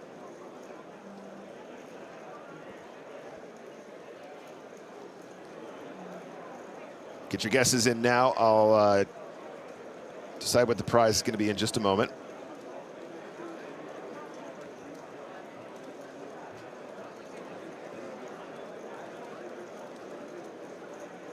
Thank you. All right, we got some numbers coming in now. Everyone's votes coming through. I actually know the exact number. The problem is, Joe, it's Chapro Saturday, so they're all right. You're all right. And I'm afraid I can't split 1 pound into that many small units. More than 100 submissions. So I'm afraid the giveaway is mute. Hold your horses. Hold the deal, hold your horses. All right, players, we do have an all-in call on table 73. We do have a board of 10, 7, tray, ace. Our all-in player has shown us a set of 10s. He's been called by Jack 8 of spades, so he has a straight draw and a flush draw. Our all-in player is going to have to dodge some outs. Let's see the river. Hugh Desmond all in, Daniel Smilkovic behind. 6 of hearts. He does. All in survives. All in survives. All in survives. Survive with the set of 10s, but we are already in the money, everybody, so congratulations, you're all in the money. As predicted, we could not cover all 93 tables. So everybody back to their seats, give us 45 seconds to get these players busted out in the correct order, and then we'll get you started back up again. The bubble has burst. Seats, please. We're going to bust out these players in the right order and then get you paid. Now, apparently, it was a pretty crazy bubble hand. 3 players chop min cashes. Marbouf survived, but multiple players went out on other tables. So some of them are going to get something, as is everyone else Going to send some floor service over. who is still alive in this event. Assuming you're in for 1 or less bullets, you're now free rolling.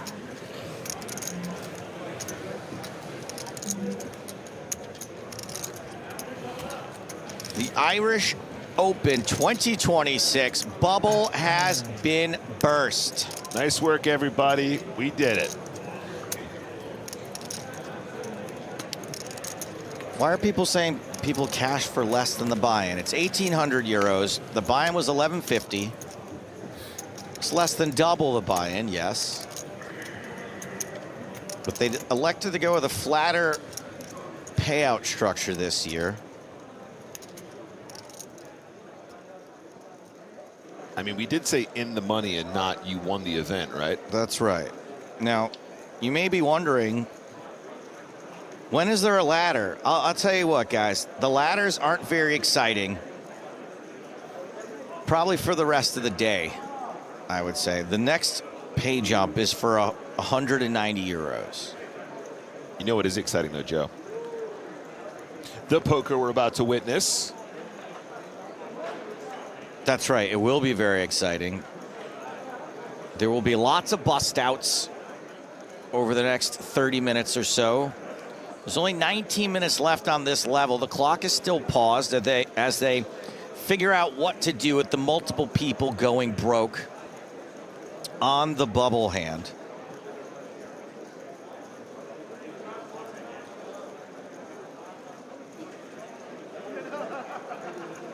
Still taking submissions for the number of players in this shot.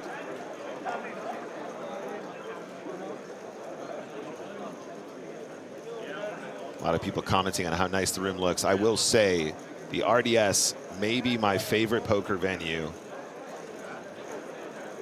It is very, very light and bright in there. A lot of times when you end up in a ballroom, in a hotel that's rented, or indeed even in a casino, it can be quite dark. Lots of green, lots of bright colors, very well lit. A lot of natural light coming in from that sort of skylight area that we have in the main room. Just a reminder of our prize money, by the way. 517,100 euros for first. And everybody has at least locked up the min cash as we have just crossed into the buble, but that's what they're playing for. Still a long road, Joe. It feels like you hit a milestone when you're in the cash now. And now the real work begins, as they say. It's not a super long road to that 190 euro pay jump. That happens at 7:03, which could easily occur by the end of this level. I mean, money is money.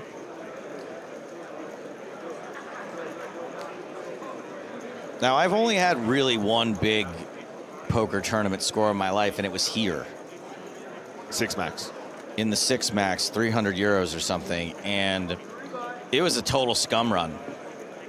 I never had more than 20 big blinds. That's what I'm saying, but I was just like, oh my God, every 5 minutes I'm making more money. And so my point is that once you start that laddering process and you realize that, like, man, all I gotta do is not go broke, and I just keep making more and more money, it can be a wild ride, even though it doesn't sound that exciting on paper. So, Joe, just to remind me, somebody's asking how many freedom dollars per year. It's about the same, right? So if you ask my wife, she said I'm very, very bad at English. Like the euro to dollar is pretty close, right? It is if you're getting a good exchange rate. Right. Now, I've been taking a beating here. Yeah, it's pretty rough. I think it's like Maybe she don't like it.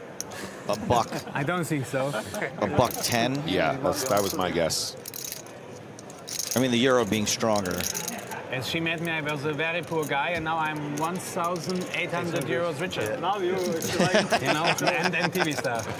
Who said Germans aren't funny? TV sensation. Yeah. I love that. And you? Where are you from?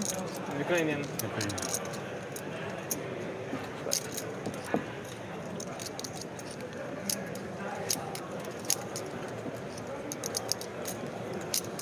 Tom says, I believe Tonka is still in. Unless he busted in the last 5 minutes or so, I'm pretty sure I spotted a wild Tonka out in the field. Best of luck to my mate, Parker Talbot, a.k.a. Tonka P. One of the best to have ever done it, in my opinion. On the felt, on the streams. Oh, no. It looks good. But I think we might be almost ready to crack on.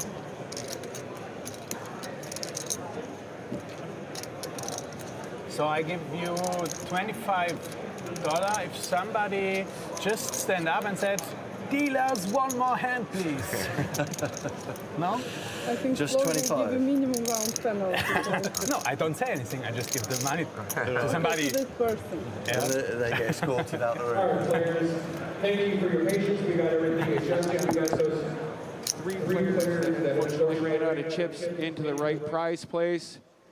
We're going to carry on now with the 5,000 small blind, 10,000 big blind, 10,000 ante. Congratulations on making the money. Now complete the job and win the tournament. Dealers, please shuffle up and deal. There we go. Complete the job announced. You do not have to go stand in the line to get paid. You can come back at any time as long as the payout ladies are there. So if you want to cool off, if you run out of chips, you just take the absolute worst beat. That is okay. You can take a walk and come back to payouts at 8. Still waiting to get cards back in the air here, but it has happened. We got people, we got players, we got cards, we got ace tray suited. Mark Ridley not ready to say die yet.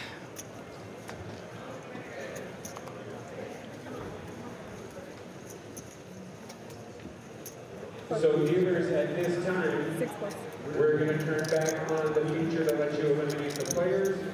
7 plus. Please make sure that you're double checking the right player. Artachki ain't afraid. He's going to ship Queen 10 and gets called by Karyi with Ace Jack. The post-bubble bust-out bonanza has begun.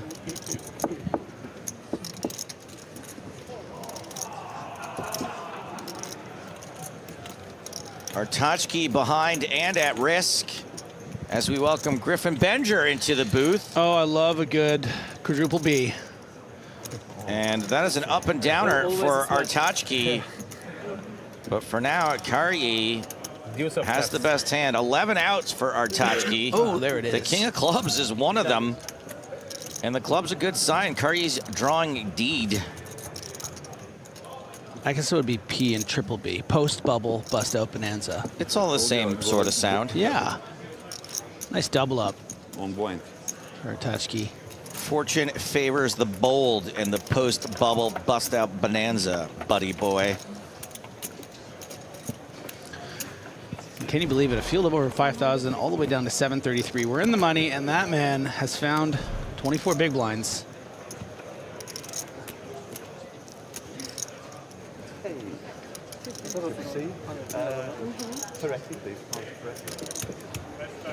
Great set here at Irish Open 2026. Very cool, very on brand, very well themed. Yeah, I like that they went with green. Do you know what the national color of Ireland is? What is it, Joe? It's blue. Yeah, see, that's kind of why I like they went against the green here. Mix Against the things green? up. Against the green, yeah.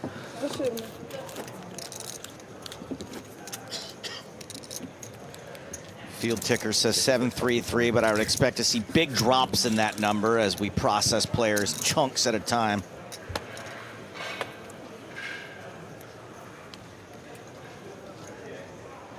Chunks and chunks of players will be getting eliminated. I wouldn't be surprised if we saw that first ladder happen. 730. That first ladder happen before we reach the end of this level in 16 minutes.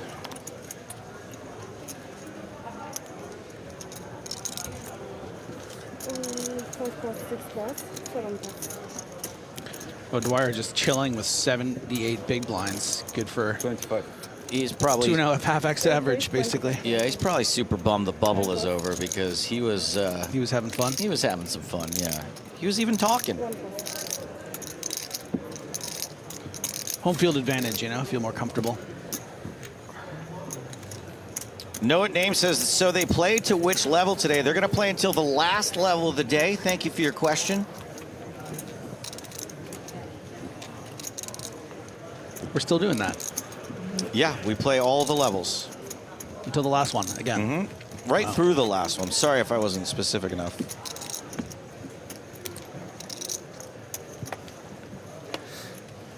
What is this? Yes, check your privilege guy. What, I should check my privilege? All right. I've gone on record being pretty well aware of my privilege Yeah, most you of have. the time. I was actually getting a sandwich just before going on air, and a nice gentleman was like, "Ah, the Kasuf guy." Took a nice little photo with me, and then I thought I'd really lean into it. And as I shook his hand, I said, No gambling this check time. your privilege. But he didn't really, Really? he didn't really get it or something, or he didn't really, you know. It reminds me of the time I was getting on an airplane and I was wearing my blockers aren't real t-shirt, and this guy stops me. And he goes, "Is that a poker shirt?" I go, "Yeah." He goes, "Oh, that's so funny." He's like, "That's a great poker shirt." And I go, "Yeah, I'm Joe Stapleton." And he was like, "Yeah, I don't, what?" Yeah. I felt real stupid. Then he showed you his aces tattoo. Yeah, I work in poker. He's like, "Oh yeah, okay. Keep it moving, buddy." I had this X-Men T-shirt. It's like this Wolverine T-shirt many years ago, probably 15 years ago, and I was wearing it. I saw a guy at the convenience store wearing the same one, and I looked at my point. I'm like, hey, look at And I was doing the thing with the T-shirts, you know, and then and then he like didn't really acknowledge me. As we see Mark Ridley suffer in there a little bit with 8 big blinds. Didn't really acknowledge, and I was kind of like, what's that guy's problem? And then I looked down, and I just like wasn't wearing the shirt. Like I just was wearing it the day before, or maybe earlier in the day. Yeah. I had a similar experience where I was walking to a bar, and the bouncer was like, "What's up, Big Pun?" I was like, "What? Why is?" I'm like, chip him. I'm like, go to my friends. I'm like, why is this bouncer messing? We call me Big Pun. I don't like that. I don't know what he's getting at. And then I look down at my shirt. I'm wearing a Punisher shirt? T-shirt. Yeah. Yeah. Artachke has called the raise from O'Dwyer. Ridley has found a hand that he's willing to get in with for 8 big blinds. A king and a queen as Artachke dominated. Steve O'Dwyer with a decision with ace-9. Yeah, this I think actually is going to work out quite well for Ridley because he should be quite well ahead of the range of a hand like ace-9. O'Dwyer still has to concern himself with Artachke's flat, so that's going to fold him out. And then Artachke likely going to feel committed with the blinds in there, the 20,000 chip raise from O'Dwyer. Yeah, so he's going to get it in quite good here. All things considered, this is sort of a best case scenario for Ridley. Domination situation. He's loving it. Ridley, the favorite to stay alive. And look at that field ticker. Ridley, if he goes broke here, may in fact make the first ladder.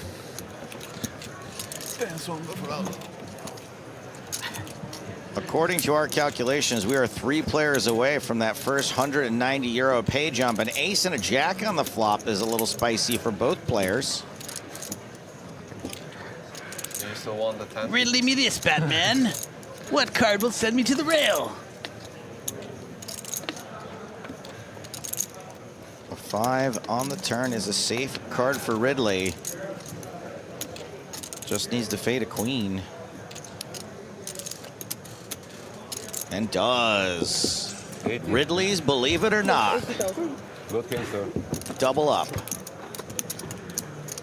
Yeah, more than double up with that extra money, too. A nice little shot up to 200K. Why you fold? It's nice. Getting that dead money from O'Dwyer. I thought you guys had better hands. Yeah. Really, better hands. I mean, yeah, So Mark Ridley survives, but I do not. I must go. Whoa. We just got here. Yeah, well, you got the real talent here with you. Oh, yeah, okay. Hello, Griffin. Goodbye, Joe. Sorry, I haven't been gone for that long. And you're telling me the bubble's already burst. We've lost 30 players as part of the post-bubble bust-out bonanza already. Yeah. We started today with more than 1,200 players, and we're already down to 703. Yeah, I've already changed my flight. I think that optimism may be misplaced, Griff. We know it's going to slow down at one point. Okay, I'll have a golf day. Oh, you all right? It goes on in. As we have another all-in. Artachke shoves with ace, jack of clubs. I don't love it. Open shoving the 19 big blinds is really risky with a hand like ace jack suited. You're allowing players to kind of play perfectly against you, call with better, fold out worse. Not this time. A little risky. It's just got some nice playability when you get some calls from people too, just to a min raise. So Brett McLaughlin with 10-4 of clubs, fold to the small. Nikolai Biliak in the big blind wants a count. Ooh, that sounds like ace queen to me. Or nines. No, Sixes. It's my third guess. 185,000.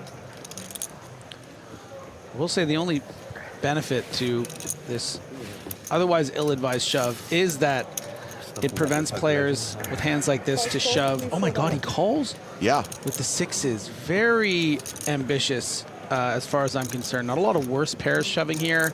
So you're really hoping for this and winning the flip. I think, I mean, he's ahead. Let's see what happens. So your analysis, Griffin, is ill-advised shove, surprising call. Yeah.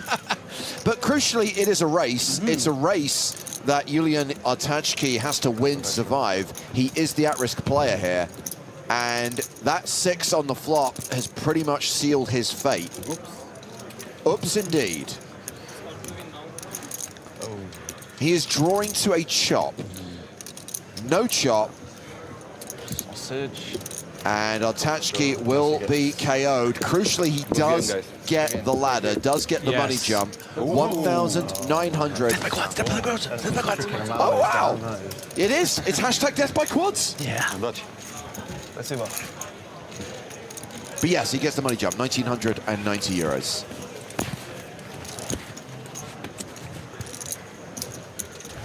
Again, if you're going to lose, you might as well lose to quads, right? Yeah.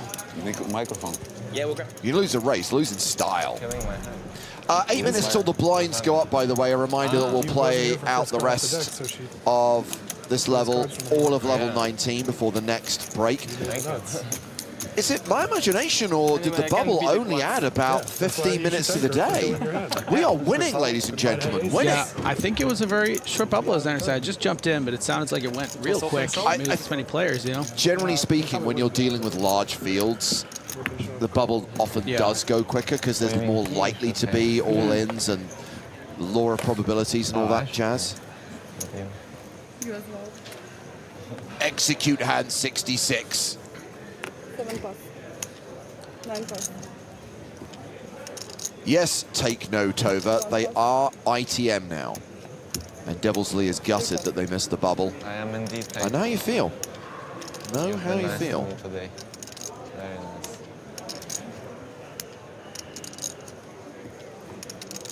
Oh. You put that down, McLaughlin. This is cheeky. Opens the button with 10-7 off. Ace-6 of diamonds for Billick. You don't even have a first name. It just says McLaughlin. 5 gold. And Steve O'Dwyer in the big blind. Does not look like he's folding. McLaughlin is raised, by the way. Billick appears to have flattered. O'Dwyer considering his move. What's this one for? Chip leader on chip leader here. If he squeezes, and he does. Yeah, O'Dwyer is going to squeeze here from the big blind. You suffer, you suffer. What's he raising with is the question. Sorry, it's been nosy. Graph X! Ace-Jack.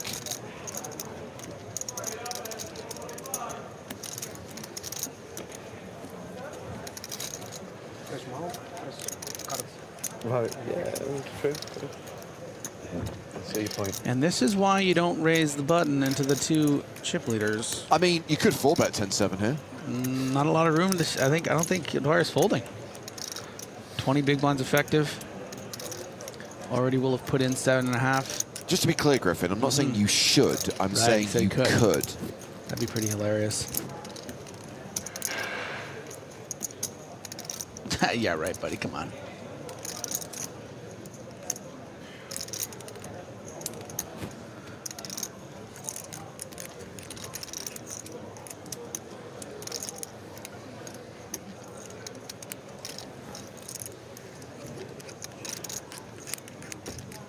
Change. Oh, there's still 10-7. Okay. The hand funeral is complete. The 10-7 has gone in the bin. And now Billick, who flattered the open with ace-6, has to decide what to do. Different situation. Billick, the table chip leader. He could potentially 4-bet here.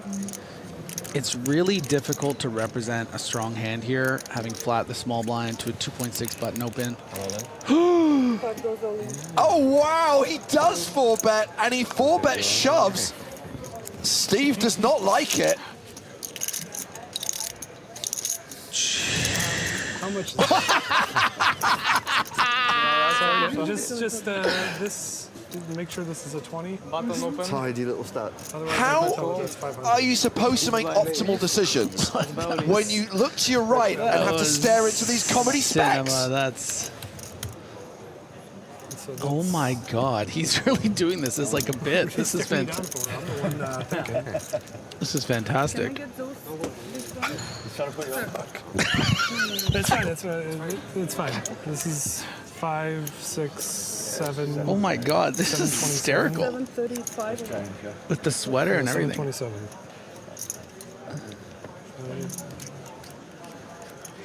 Okay, so let's try, James. Let's try to analyze this hand strategically for a second. Okay, what is exactly happening here, right? Because this is like an over. I can't do it. I can't work in these conditions.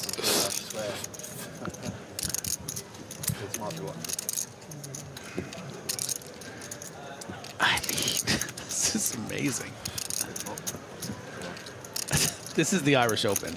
Oh, it's amazing. Just staring down a guy with tens of millions of dollars in cashes. I dare you to call this. So this is the inherent problem for O'Dwyer, is that I think that he doesn't really expect this to just be ace-king or ace-queen or kings or aces or queens. Like, he expects this to be maybe something like what it is, or maybe something like a king-queen suited, or it's just ace-6 suited makes a lot of sense. A hand of this nature, which you're dominating, but I don't think O'Dwyer can find the call because he just has such an edge over the field, and he knows it. It's not worth flipping in this spot. I really don't believe you. I don't have a very good hand, but... You're right not to believe him. I mean, Steve's instincts are on point here. Yeah, I mean, he doesn't like letting anyone have one on him, you know. But you can't make optimal decisions when someone's staring at you with the comedy specs on. Oh my God, indeed. Sorry. I mean, if he makes this call, we just bow to Steve O'Dwyer, right?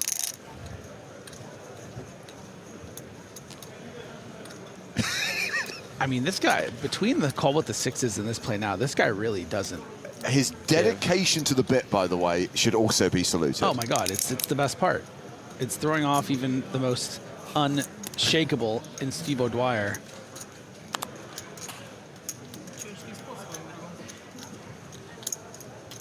I mean, it would be so outrageous if he called here. We'd be playing for 1.5 million chip pot, the average 375. I know. Like, this gets O'Dwyer into the final 50, like 99 times out of 100, I think. Do you want some help?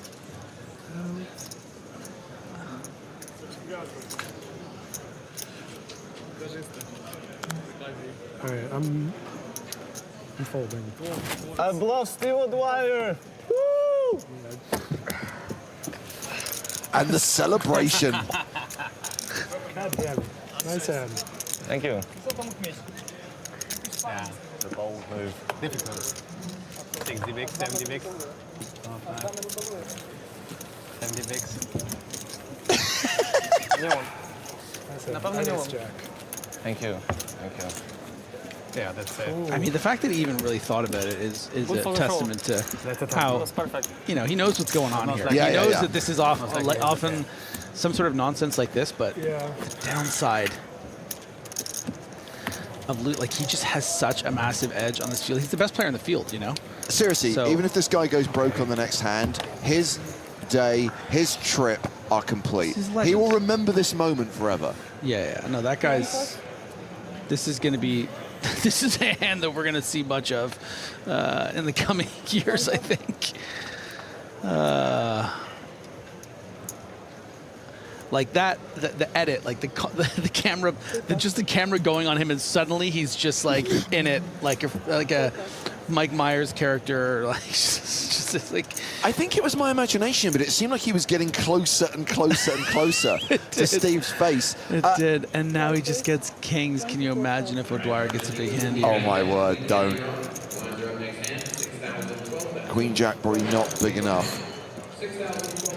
Yeah, he'll probably just flat this. It's not, especially when you're against a guy that is clearly, you know, got a bit of a screw loose. Queen Jack off's going to play ahead of this button open range, but it doesn't play that nice as a 3-bet when your opponent calls. So I would expect him to just flat here. Oh, but he's going for the 3-bet. Jeez. Do it again. Do it again. Oh, no, he'll do it again, but he's just going to click it because his hand's too strong. No, it'd be better if he just went all in and did the glasses thing again. Oh, I'm loving this dynamic. I love the fact we get 2 hands in a row between these two. Well, the meta is so interesting because I said the queen jack is not a lovely 3-bet, but it's also just like, it can be quite standard in this spot. You just 3-bet, take it down a lot. When you flat, your hand is a bit face up as this kind of hand. And just with the meta, you would expect maybe him to let him have this one. You know, if he's opening the button with ace 7 off, just let him have it. He is doing it again! This one's easy. I was walking. No bluff? No bluff. Not a bluff. Kings. So sick, because I was gonna, if he jammed, I was gonna snap fold to him. And then you jammed, and I was like, wait, this doesn't make sense. I gotta think about it. And then I fucking fold. 12. I wish you the best of luck. Thank you very much. Thank you. No bluff. A small pair, so. Hello. Mr. Rochester is making a request. These two, heads up, please. Hello. 6 small blind.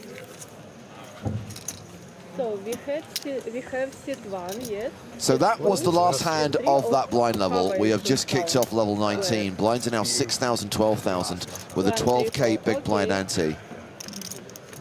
Billick is the table chip leader now with 80 big blinds. Steve O'Dwyer hovering around the 50 big blind mark. 3 relatively short stacks at this table. Pontos, Ridley, McLaughlin all hovering around the 15 big blind mark.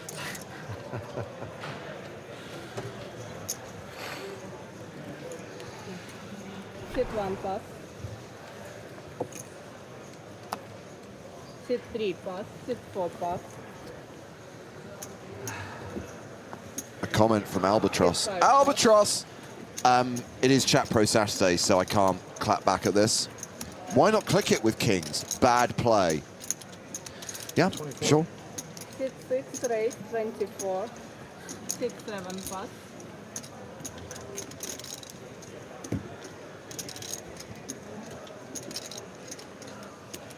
O'Dwyer raising the button with king 8. And Semen Curry in the big with queen jack. Sit 10, call. It's sit 10, yes? Looks like he's defended. Be fair fight here. See if O'Dwyer can finally get one back. Oh, there's a bad start. Yeah. Well, he's paired his 8, however, Sit 10. Carey has paired his queen. Going to be really tricky if Carey plays this as a check raise. I think you can do it at 20 big blinds effective for value.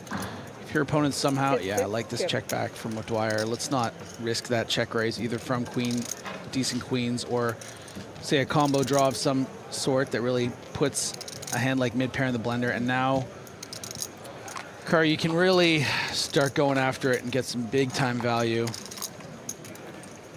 Something in the range of 50 to 75% pot seems like the move. Sit 10, bet 40. Yeah, good size.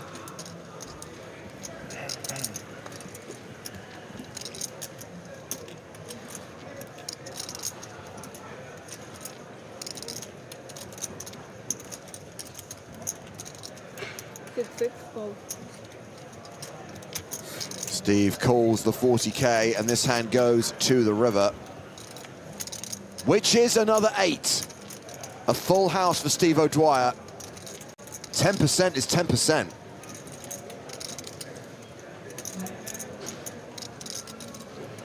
What an incredible river. Just when Steve needed a little bit of a break. And now with just over pot remaining. Do we still have the luck of the Irish meme?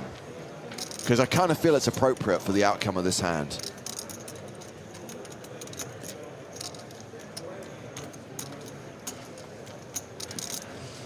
Yeah, it's just going to have to be... Wow, he finds a check. That is pretty amazing. You know, with all of the draws missing, you can really get called by like 9s, 10s, jacks, even some ace highs here, maybe even something like a hand like pocket 7s. So I would have liked to have actually seen a bet in theory, but look at that. Instead, he induces the full shove.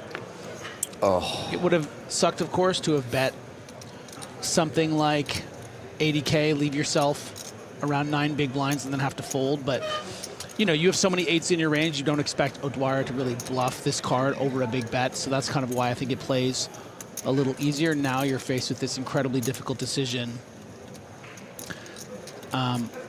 It's worth considering. You're not just worried about an 8 here, right, James? Like, yeah. Dwyer could have easily checked back something like an ace-5, king-5, made those trips on the turn, just called, and then be value shoving here as well. So you have more than just the 8x combos. You have to worry about all the 5x combos.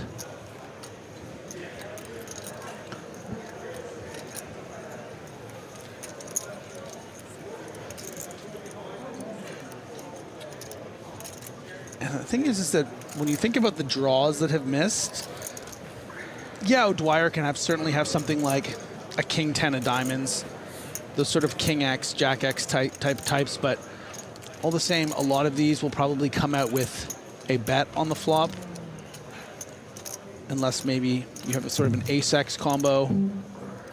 Those might check back the flop and now find themselves with ace high on the river, but then you're trying to bluff out a queen with an overbet shove. It's what a spot.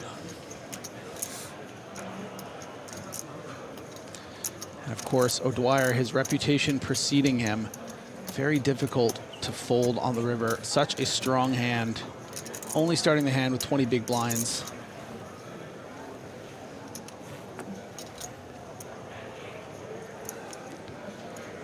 Just want to point out a comment from Tom saying this really looks like missed clubs to me, 6-7 of clubs.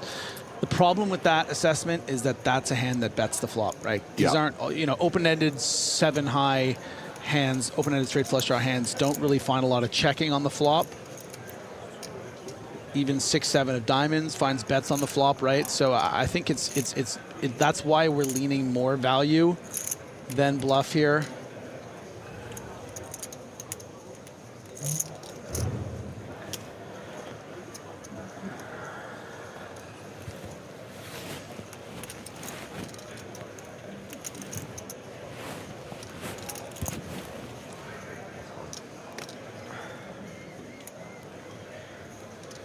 Yeah, this feels like the body language of someone that is just going to take their licks. And hard to blame them, but it would be a pretty miraculous fold, especially against this opponent.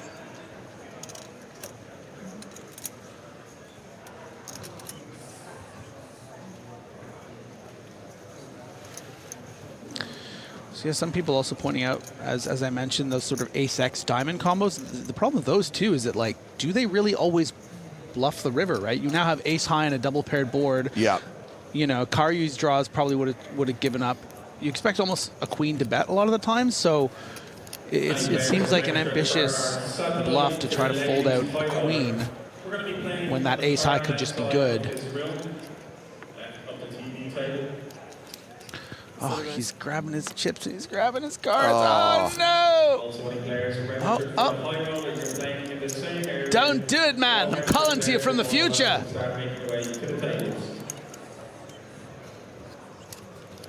You still have 15 blinds in the Irish Open. There's 620 left. We'll be on the final table by the end of the day at this point. Just hang on, man. He lets it go. Gets away from it. Doesn't like himself for that fold, but it was not a bluff from Steve O'Dwyer. Pure value. Steve wins the pot and chips up to 56 big blinds and still 50 minutes to run on this blind level. Yeah. And now Steve, knowing that he likely folded out a queen, maybe I should have just bet, 100K and left him with 7-8 big blinds. My experience, players often really valuing their tournament life might make some bigger folds when it's for everything, but that's also sort of a he knows that I know that he knows that I know situation, right? So it's kind of depends on how you see your opponent. Okay, now I understood.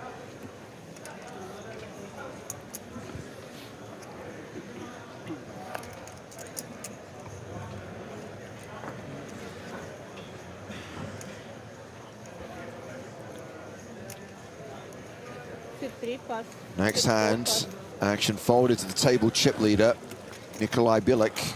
He's out. Steve O'Dwyer, 2022 Irish Open champion. 6, raise 24, 6, 7, pass. Raises to 24,000. Great shove spot here for Carrier to win some chips back. 15 big blinds. 6, 10, all in. Artisanal. 6, 1, pass. Shoves with ace-5 of strawberries. Gets a fold from Steve.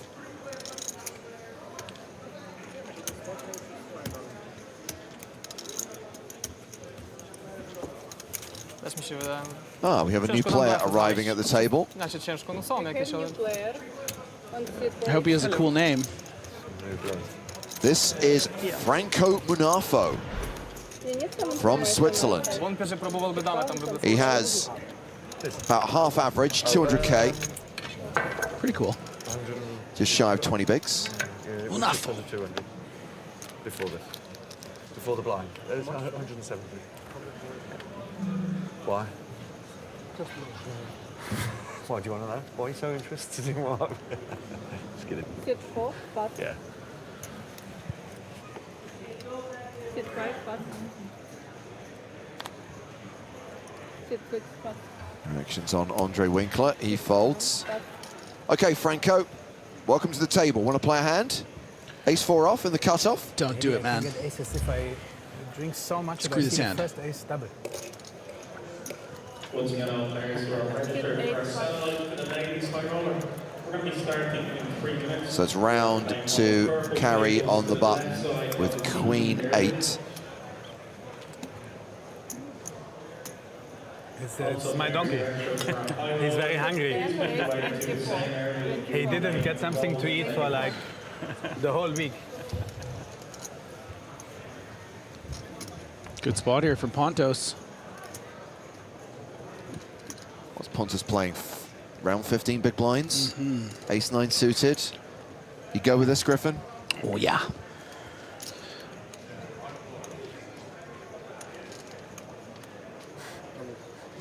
He operates the triangle on the dealer's behalf, indicating that he's all in. It'd be amazing if his hand was killed as a consequence of that. Yeah.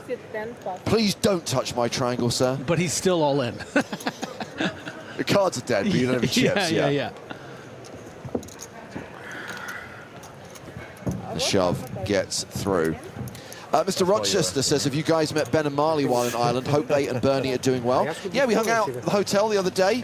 Saw all 3 sprags. Bernie's doing very well. You were going to do it regardless. Great to see Ben and Marley back on the circuit. Not easy to make the trip to a poker festival when you have a 5-month-old, but they're making it work.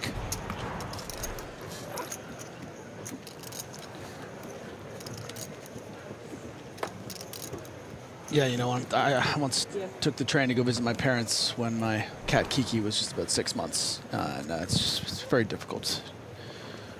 To be fair, Griffin, you find most things in life quite difficult.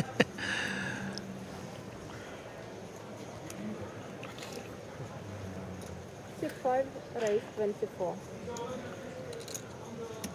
Queen 9 suited. Billick opening to 24. Aces for Steve O'Dwyer. Yeah, sometimes you want to mix in some flats here to induce some action behind, but because of the dynamic between these two players, he's gonna have to come in with a 3-bet here. Looks like I need to put a glass in 7, pass. Yeah, 16. Sit 8, pass. Sit 10, pass. Steve has re-raised to 68,000. Sorry, what did you say it was? 68. And Mark Ridley, who's playing 15 bigs, will fold 3s. Brett McLaughlin in the big blind. Oh, he looks interested. Those look like jacks to me. Nope. Sit 4, pass. I'm so rusty. No glasses, Billy. It's hard for him not to do it, right? Got to be balanced. I mean, all things considered, Queen 9 of spades, you know, it's not one you want to make a habit of calling early position 3-bets with, but it's not one of the worst hands you can do it with. Much worse to do it with something like a king, queen off. Yeah, it's gonna let him have it. I agree. Steve's like, you gotta kidding me, man. Show the aces, Steve. You gotta show the aces. 610 players remaining from this record-breaking starting field of 5,003 entries. I'm not trying to bullet shame you, Griffin, but how many of those entries are you? Cuatro. 4. So is that 2 in C, 1 in D, 1 in the turbo? Yeah. For some reason, I think we got it wrong, because I thought you re-entered yesterday because you came back from dinner with exactly starting stack. But that was that just coincidence? 51,000, I think, yeah. Ah, right. Yeah, no. 6, 6, 5, 6, 7, 5.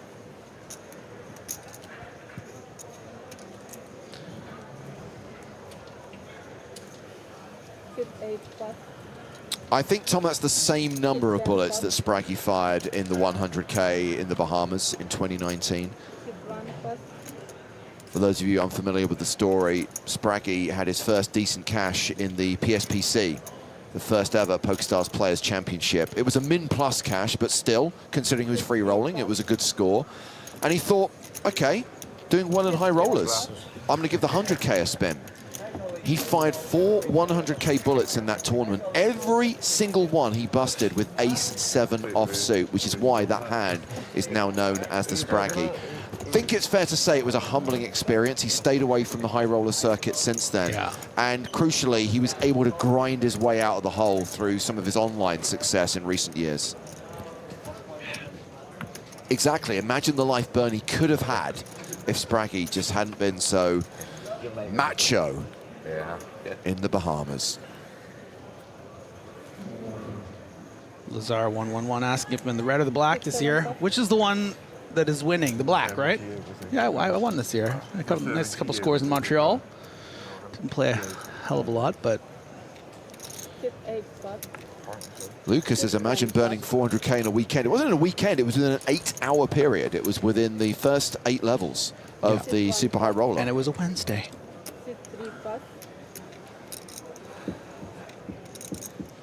No, tomorrow is not the last day. Tomorrow is Sunday. This concludes on Monday, Easter Monday.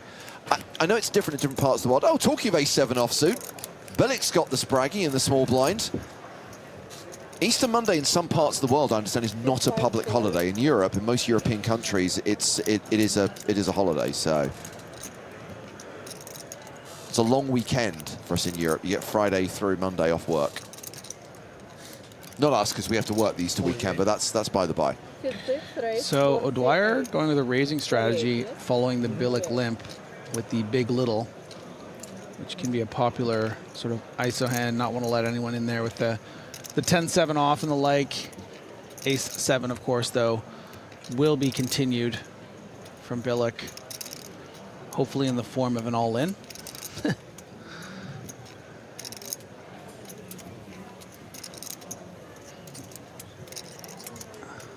Hit 5, fold, 48. More? 30, 48. 40, so like that. Bilic has called. This hand is going to the streets. I check. And that was a check in the dark from Bilic. Hit 5, check. And the glasses and the stare continue. Kopech observing, this hand will be personal. Do you think Steve O'Dwyer has ever taken anything personally in his entire poker career? Hit 6, raise, 54. 54, 5, 4. And quite a tricky spot for Bilic. You have the ace of clubs, but you would have loved to have seen a smaller bet on this flop. It's the kind of board that does sort of hit both players' perceived ranges based on action pre-flop. You know, Bilic being prepared to limp call a 4x, I think is going to have a lot of Broadway type hands. O'Dwyer, of course, very on base against his perceived strong holdings when he ISOs on something like Jack 10 deuce, or at the very least, you know, something like an ace queen, ace king. That is going to be a very interesting card. Because if O'Dwyer, you know, thinks he could be up against something, you know, part of the range, including something like a 10-9 suited or a Jack-9 suited, these hands are really going to feel pressurized by a large bet on the turn. The king can also technically improve Bilic, something like a Queen-9 Certainly the king jacks and king tens. Let's say something like a king nine of spades would have played this pre-flop as a limp call. Yeah, no, Dwyer, understanding that card, you know, it's going to be hard. Seeing what Billick is capable of, that's the thing, right? You got to talk to yourself and be like, okay, what kind of devil am I dealing with here? And this is a guy that'll just put in 700K with ace-6 suited and then put on some goofy glasses as a bit. I don't think he's someone that's even going to fold 10-9, let alone jack-9 or any of these other hands. Happens to kind of be at the bottom of his range with ace-7, which I think would have forced a fold with a bet on the turn, but you know, that's just a portion of his range. And man, I would love to see Steve just give up here and Billick show this down. Oh, what's it gonna be, Steve? What are you gonna rep here? Gives up, waves the white flag, aggressor first, ace-7. Oh!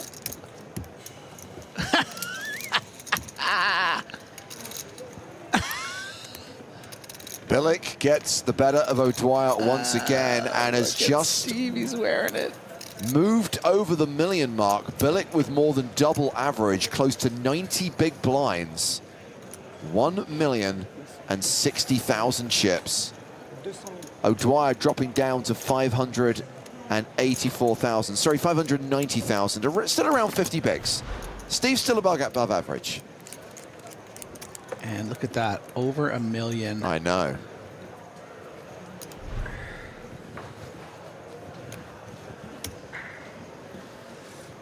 How insulting for Steve O'Dwyer to lose to the Spraggy. A hand that is cursed. A hand that cannot, it seems incapable of winning pots. It's nice to see Steve maybe humbled a little bit by this erratic, you know, erratic European just taking him out. Carey opening with King Jack. Pontos with 8s. Similar size stacks for these two players, between 15 and 20 bigs.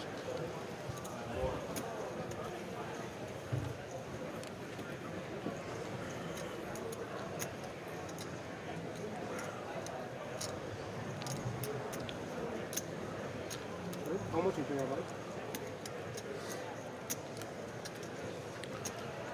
Pontos with the decision here, you know, really have to consider. Like 200. Sorry?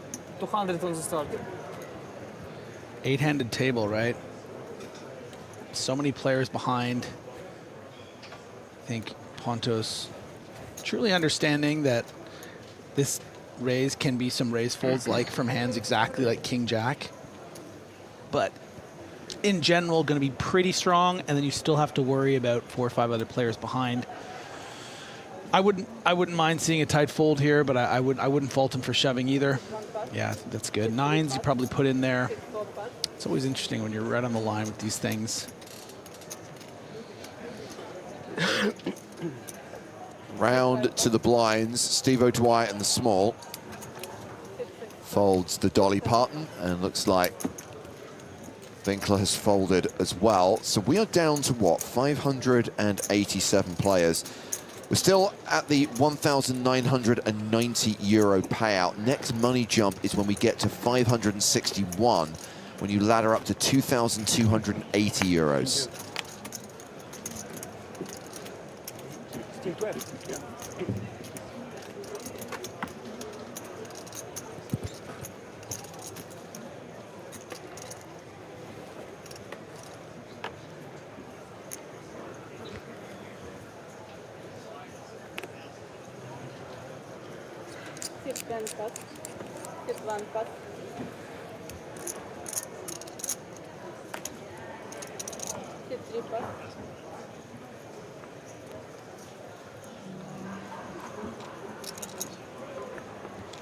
McLaughlin, Queen 8 suited. Raises to 26. Blinds are currently 6-12. Billick with ace-jack. is the table chip leader, as we've established, has more than 1 million right now. He is 3-betting. It's a re-raise to 51,000.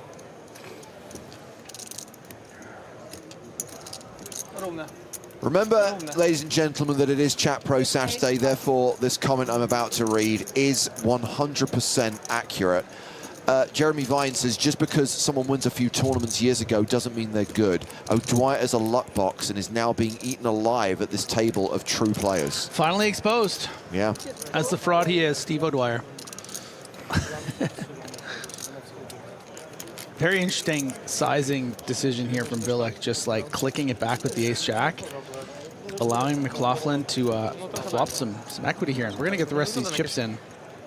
132,000 out there, 105 left.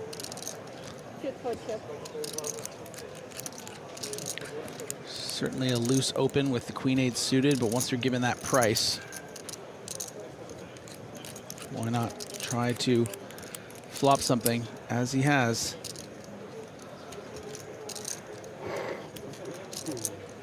Now, you're better than I am, Griffin, at eyeing a player's stack and working out how much they have. We think we've been given a dodgy count for Brett McLaughlin. We think he doesn't actually have 105 right now. Okay.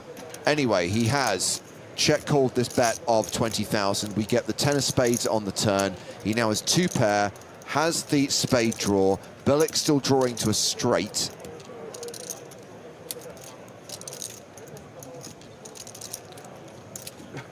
The blues are 25, right?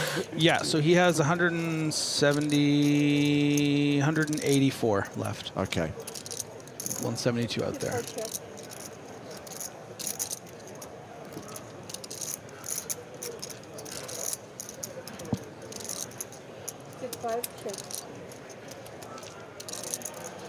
King of spades. Oh. Ace of spades. Top pair for Billick. The flush for McLaughlin.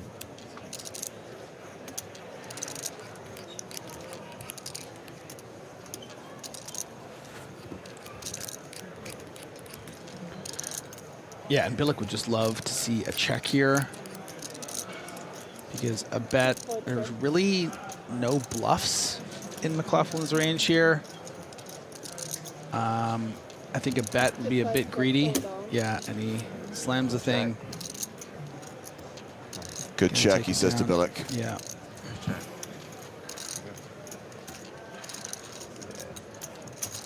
McLaughlin wins that pot. We'll get his chip count sorted soon. We will fix the glitch.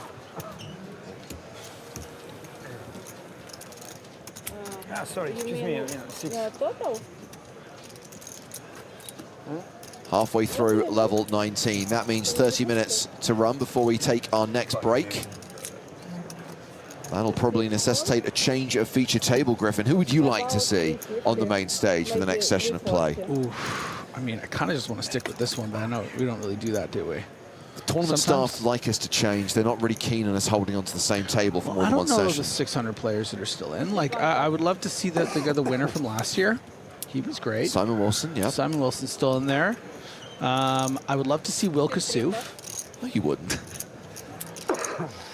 Who would I like to see?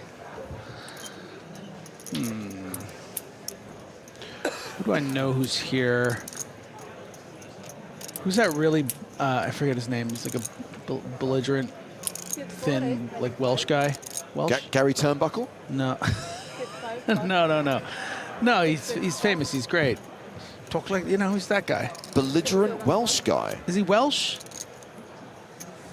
Maybe not. No, don't give any more information. He's Scottish, I think. No. I want to know. Not Neil Farrell, the other guy. The other girl, he's got really thick. This is amazing. He's a really good player. I'm brain farting on his name. I really hope he never sees this. I'm just hoping that someone out there. We have been on a first name basis for years. I want someone out there to guess who Griffin is talking about. Loudmouth, aggressive player who's good at poker, who might be Welsh, might be Scottish. He's Scottish. Okay. You know who I'm talking about.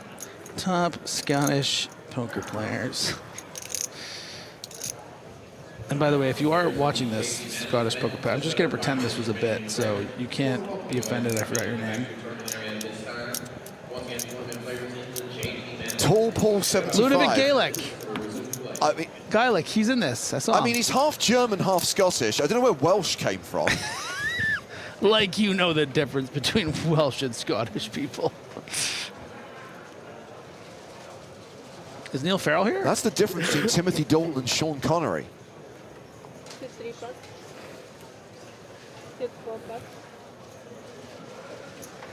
Yeah, people want some Ludo. 5 Look. plus. 6 plus.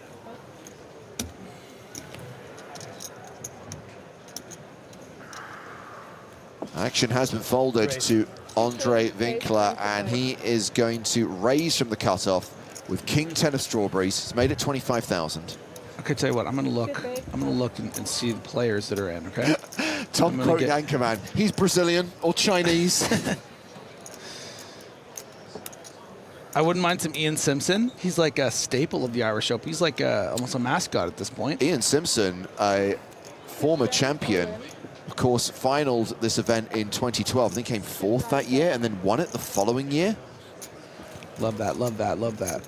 Carey decides to shove from the small blind with 6s, and Winkler is like, oh, why was he no. This guy won a 200K pot off me at 60K average. Anyways. At least you're over it. Well, I had aces, 1 card to come, and it would have got me to the final table probably. So. I mean, dude, look at this.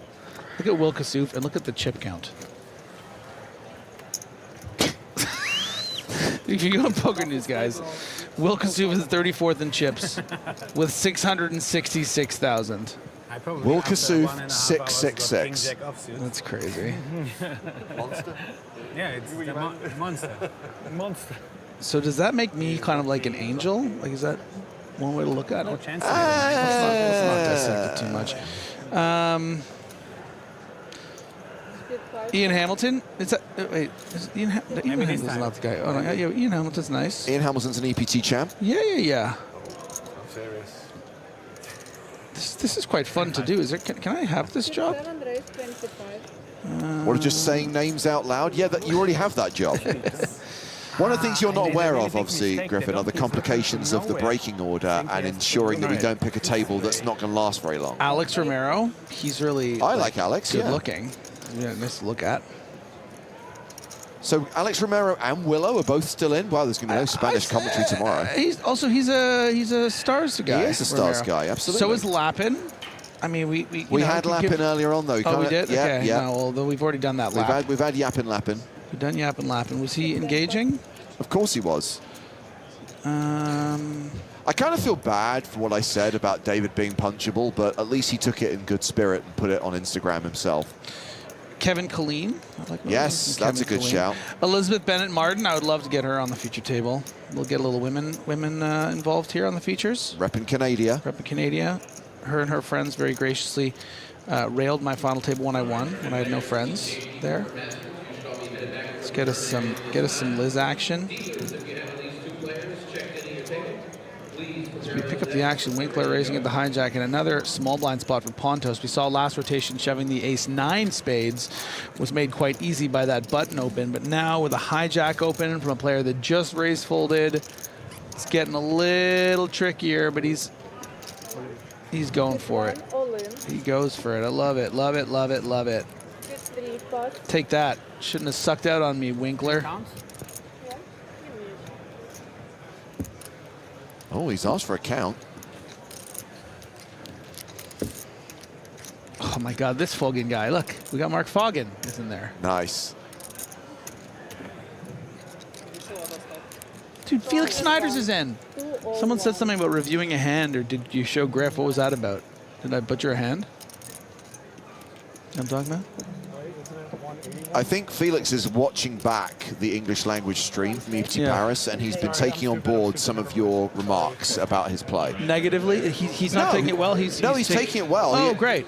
Well, that's nice to hear. I'm happy to hear that. I actually saw him in the halls of the hotel. I mean, if he comes up to you and punches you in the stomach, no, then no, you no. know... I said congratulations, Okay. and like I did a whole thing, and you know, I was so happy for him. Winkler made the call, which I was slightly surprised Oh my gosh! Wow. This is certainly on the loose side, but justifiable to an extent. Probably be the top of your fold range a lot of the time, but look, if you think your opponent's prepared to shove something like King Jack suited, Jack 10 suited, Queen 10 suited, I think which is Pontos is certainly capable of, plus all the pair combos, these kind of hands, you know, you're not doing that badly. And it's not one of those hands where it's like you call and you're just hoping you're flipping. Like sometimes you are going to be crushing this range. So this is a huge pot. It's a $500,000 chip pot. Almost. I say we get Felix Schneider for the next huge table. Come on. He's on a heater. Everyone loves him. Not on the ace. Think about it. Meanwhile, Pontos is a risk but ahead right now. Winkler does have live cards. You don't mean that, do you? Good luck. Yeah. It's a flip. What can we do? Queen high flop. And now Pontos needs to hit to survive. Good on Winkler just saying, I'm prepared to go for it here. This is a very ambitious call, but you gotta be willing to play big pot poker, and Pontos is just feeling sick. Yeah. Feeling like maybe this should have gotten through and would have gotten through against a lot of opponents, but Winkler willing to take that very, very small, almost break-even edge to win a big pot. Requiring. Barry required, and he hits it. He spikes the ace on the river. Oh. Immediately breaks into a smile and doubles up through Winkler, who will be left with just 4 big blinds. Damn. Not possible to win any flips in this country. Get your flaming Barrys out, ladies and gentlemen, as Pontos doubles up to 35 bigs. Barry, Barry, Barry, Barry. That's right, Andre. Drown your sorrows. Always like that. Why not just ace in the flop and then finish? Yeah. Huh? That's better. That'd be no stress, though, would it? You're told, right. Not so good for the Germans, this table. I don't know why you wished them good luck. Not really sure that it's an anti-German thing. It's more of a you thing. Made such a good fold. So good. You're feeling a bit smug over there, are you? Yes. Good for you, good for you. Good feelings. 5, but Lord Sorrow says, Winkler, that's what you get for not drinking Guinness at the Irish Open. That is fair comment.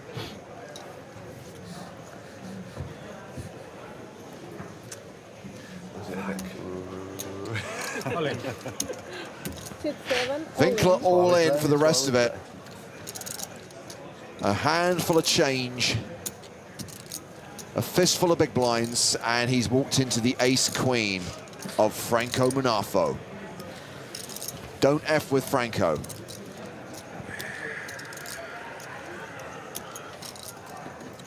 Ah! Is that like the Shrek donkey but black? 8. Or is that just a donkey? Munafo reshoves. Oh. Carry calls. Yeah. Carry, carry, carry. Thank you, guys. This is a double domination situation. Ace-king crushing ace-queen and ace-jack. And Carry has both players covered. So this could be a double KO if ace-king holds. Oh, you guys are totally dead. So, is 8, 6s? What is this? So, show an ace. Yes, as I said, a jack is queen. But Jack is coming on the river this time. How can you both have those hands? 9s and 6s. Because blockers are BS. I help you. I need to In put such a good spot. Is it 6 card Omaha? Do you think we see the case I ace? think it's I not need that to good do of a it starting right hand. No. Yes, okay, I need to count. But if it is, I So hope this it's on time the I river. should not wish good luck, right? Very. No, of course not. So I wish you bad luck this time, guys. But both, for both of you. All in 51. I will take 51 from everyone. 51, Jeśli powiedziałem, co mają, nie? 51. Personally, I'd like to see a chop. We can start with like 8, 9, 10. Okay. My suits are both running. You mean like Double suited, can make 2 flushes. That'll chestnut. Ali? This guy's a pioneer of new Why is expressions the and dog looking at ideas. Mad. Nothing to do with me. Az dama w treflach. Steve's like, let's just get on with it. Dajcie króla raz i tyle. It's kind of the best spot you ever can get. Yeah. That's what I'm asking for. Is Jackie spin? biggest one is 10, yes. Yes, correct? Flop. Let's Here we run go. it. There's the case ace! Okay. You lose, Griffin. You lose. Back for diamonds. need, Jack's still live. It's always a club, yeah, on the turn. Always a club or diamond. Shine bright like a diamond.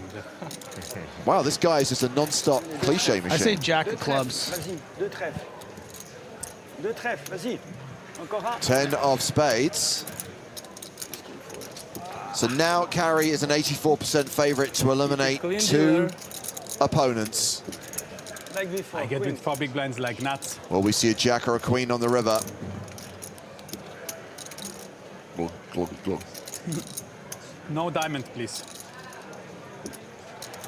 Give him the diamond.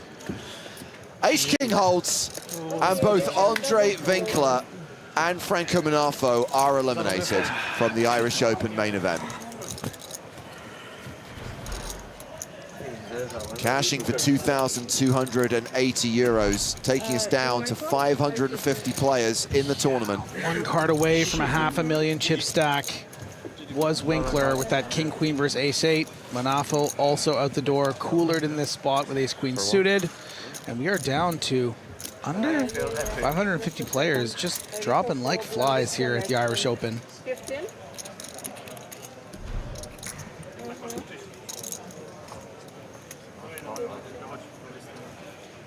No, zaraz kończymy już. 16 minut zostało. Okay, I have 8 players on the table. Nie, ale tak podejrzewam. Best out. Confirm. So we're currently playing six-handed. I imagine some new players will be arriving at the table pretty soon. Billick still table chip leader. We do still have a short stack though. Mark Ridley playing 11 big blinds. And blinds going up in just over 15 minutes. That's all there is to left to run on this level. Can they come? After start. I might start playing better if I have a few minutes. I'm not going to reveal the answer yet, Griffin, but I have just heard advance word about where we're going to be going with our next feature table selection. And I can say one of the players who you mentioned, because you reeled off several names of people you'd like to see, one of those players is at our new feature table. Yeah, I don't know who it is, but obviously they're going to listen and know that they should do what I recommend. I think it's very sweet you think anyone on this production listens to you. Did you see Chris on? He pushed his mic closer. Producer Chris put his mic closer to his mouth as soon as I started rattling off names. He's sending that information back there. Chris is very good at his job, which means he knows how to kind of indulge you and make it look like he cares about you. He was doing like a "Did you get all that?" thing for me. Yeah. It's just you know, he's just trying to make you feel valued. He raised 25. Ridley getting after it with the king 7 off. I mean, as soon as you're gone out the room, everyone just has a big laugh. Can you imagine if we actually listened to Griffin? Can you imagine if we went with any of his suggestions or ideas?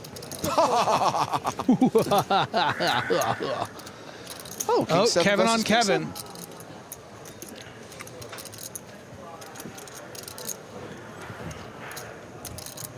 Jane, if you're watching earlier on, you'll know that that name was never under consideration.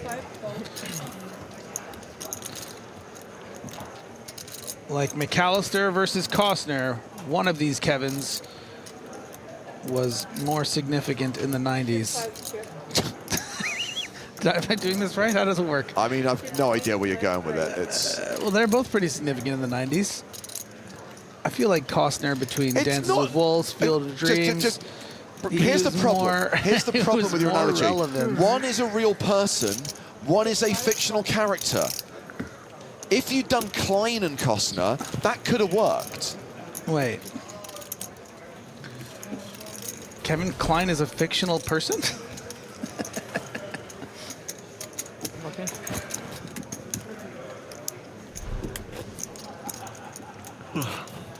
The guy from Birdcage.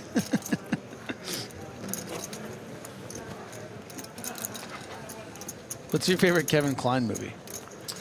As a kid, I loved A Fish Called Wanda. Yeah. I think it now. I don't know if I've seen it's that. not dated very well at all. But no? when I was like, you know, that movie came out when I was like 13 years old. Okay. And so like I was a big Monty Python fan at the time as well. So I really enjoyed it.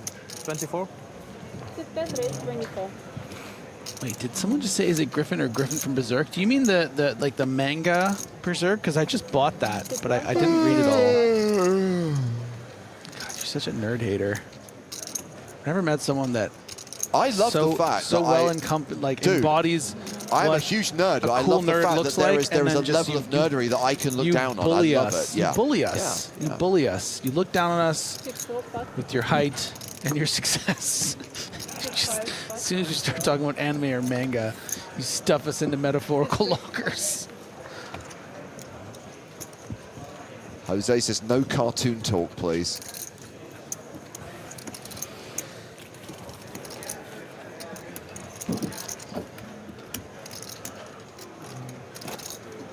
Dave was a good movie. That was a suggestion from the Mystery Box Studio. French Kiss. Yeah, Kevin Kline wasn't in Birdcage. That was Robin Williams. Robin Williams and Nathan Lane were in Birdcage. Oh, yeah, okay. So wait, which one? So it was a fish called Wanda that Kevin Kline was in.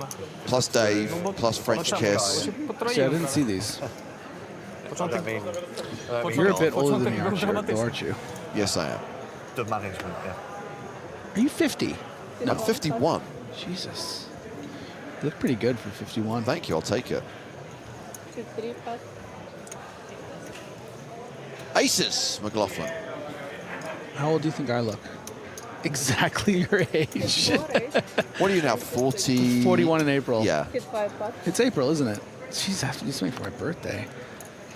McLaughlin's chips are correct. And Yes. those pocket ladders, it's my new thing, I don't know, I told you, see? There was actually a ladder in here earlier. Doesn't it look like a ladder? A step ladder? As I keep telling you, Griffin, this hand already has so many nicknames, it doesn't need another one. Lime Ricky 76 wants to know, 71 wants to know, Griffin, what day in April? You can just Google it. My birthday is like, I'm a public figure, so you can just get it on the internet. sit 10, raise 85. Put it this way, it was the same day that Nelson Mandela was elected president of South Africa. A fact my father reminds me of every single year. just to remind you, Griffin, that this is the second most important thing that happened on this day.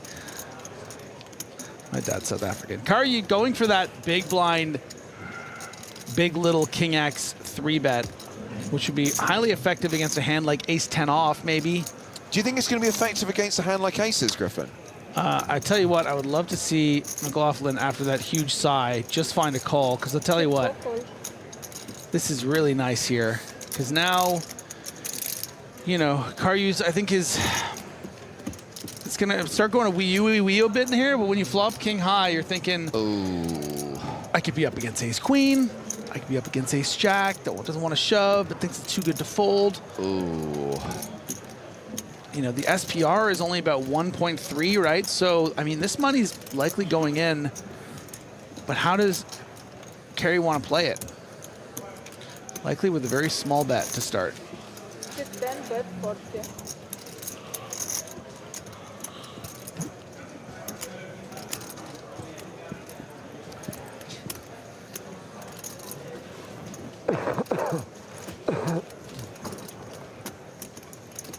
sit for fold. McLaughlin just calls. His hand goes to the turn. McLaughlin now near enough a 9-1 favorite. I think Kerry's alarm bells are going to be going off with that 10 in particular. Because it does fill ace-jack, which we have deduced is likely in the range of McLaughlin. Something like, you know, does queen 10 suited ever flat here? Has now improved. Then chip. Yeah, I think you just got to check here.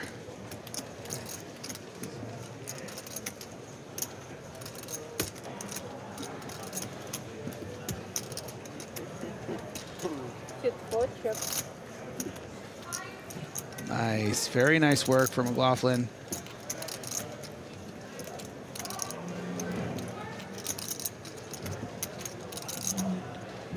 And now Kerry might just put out a sort of block value bet here, hoping to get called by ace-queen or perhaps a queen-jack suited.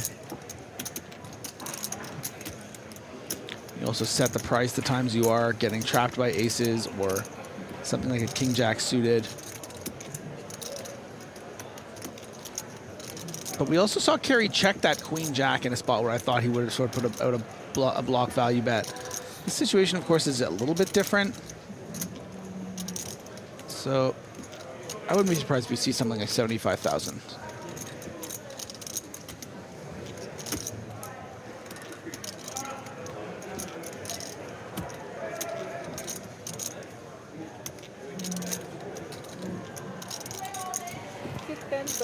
Bet 26.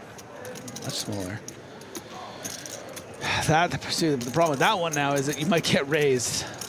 Oh, that head shake to me looks like just a call. I played it so bad. You played it great, dude.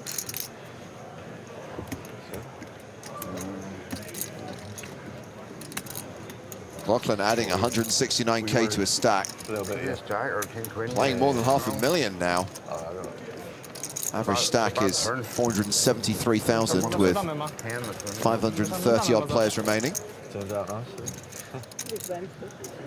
Yeah, I think McLaughlin needs to not give himself such a hard time talking about how he played it bad. Like, don't be results oriented. It's just a bad turn card that shut down the action. Probably would have doubled up if it wasn't a 10 on the turn.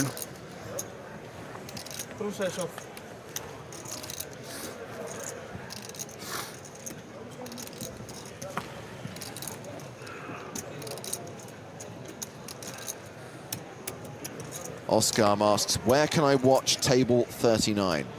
So what you need to do is hash 5739 _ then the number of the table you want to watch, in this case 39, enter, and then the stream switches to that table. The 10 the turn scared me a bit. Sit 0 is 25. Sit 4 fold. Sit 5 pass. Not sure who's doing the commentary on table 39.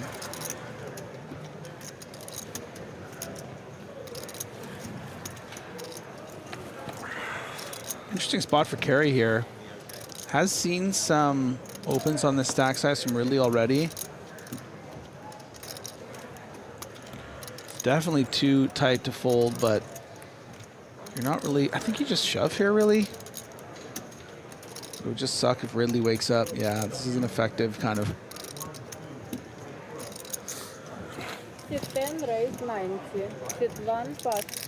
It's in about a quarter of a stack.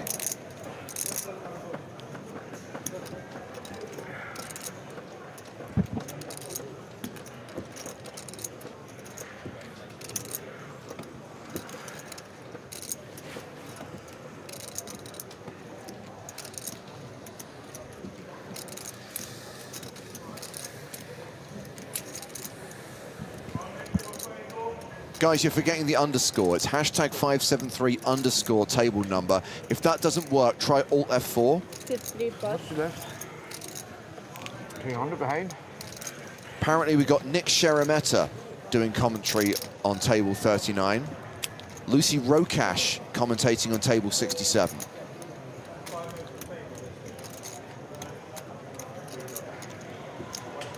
Which one's this Gary Turnbuckle doing? Gary's doing table 101. Sit 4 pass.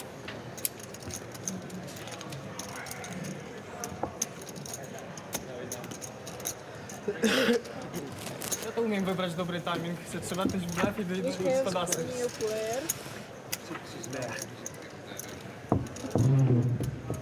They will start from this time. Two new players arriving at the table. I mentioned that those empty seats would be filled soon enough. We welcome Luigi Siblio and Fabio De Lima. So Fabio. There's Luigi playing 22 big blinds. Good English name, Luigi. Thank you for bringing us so many chips, sir. And Fabio is playing 1.4 million. Oh, wow.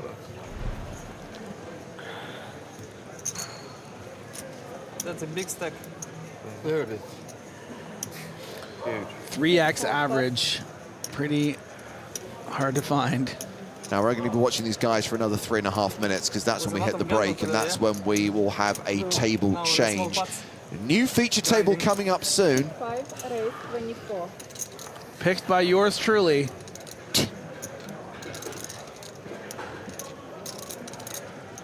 I can tell you now that the table features an EPT champion and an EPT finalist. 6-6 call. 6-7 pass. It would be hilarious if it was table 39, but it's not. Apparently it's table 44.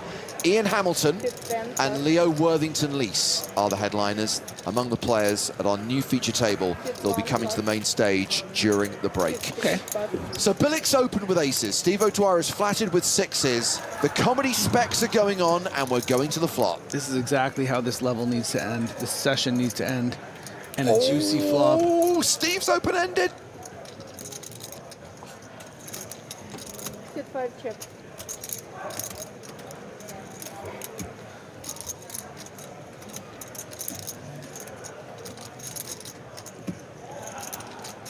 Likely see some protection here from Steve, expecting sixes to be good.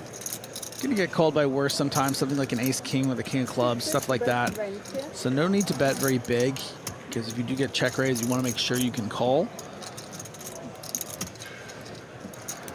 I imagine Billick's intention is to play this as a check call, but he might just go all in too. 5 call.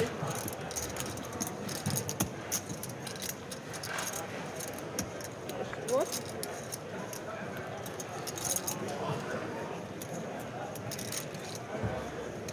King on the turn. Billick. 5 chip. Sizable favorite now. Checks a second time.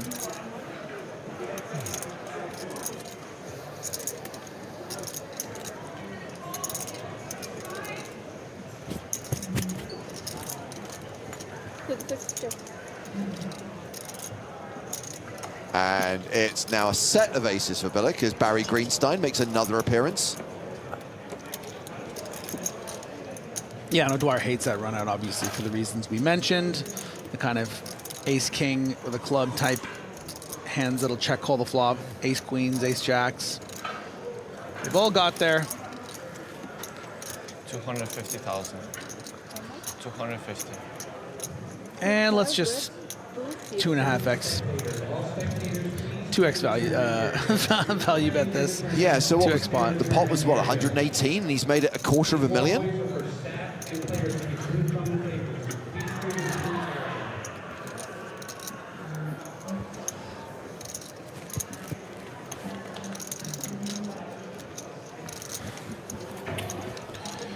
And this obviously super polarizes things. You know, Steve knows how bad that ace-king run-out is for his perceived range. Not a lot of, you know, ace-queens that bet the flop when check to after just flatting pre, you know? So this could be something like a jack-9 of clubs, queen-jack of clubs, jack-10 of clubs. So that's where the little spot of consideration, I think, comes for Steve, but yeah, you're not calling that as we go to break. Indeed, that hand brings us to the end of this session.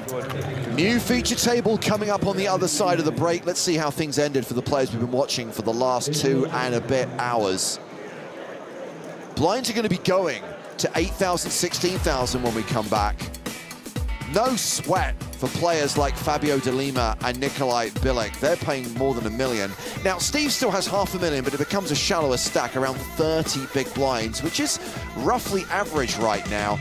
Pressure on Luigi Siblio with 16 bigs and on Mark Ridley, who has 8 bigs. He's in the danger zone. Danger zone! But yes, EPT champion Ian Hamilton, EPT finalist Leo Worthington-Lees among the players who'll be at the new feature table after the break here at the Irish Open in Dublin.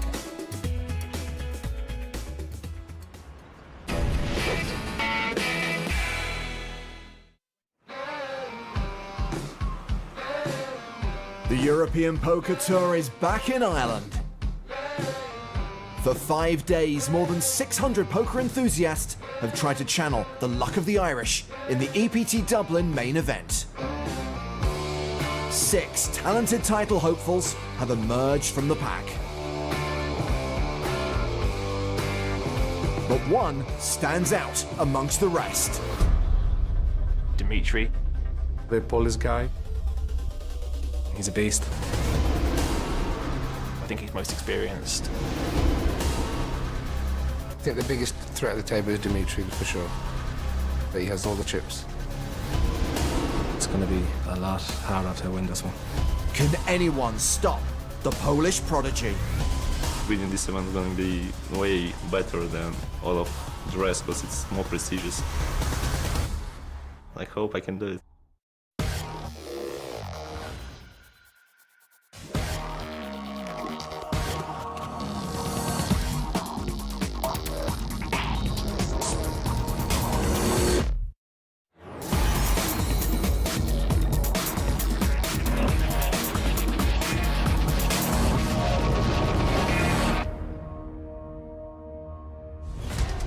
Here we are again, the first EPT in Dublin since 2007.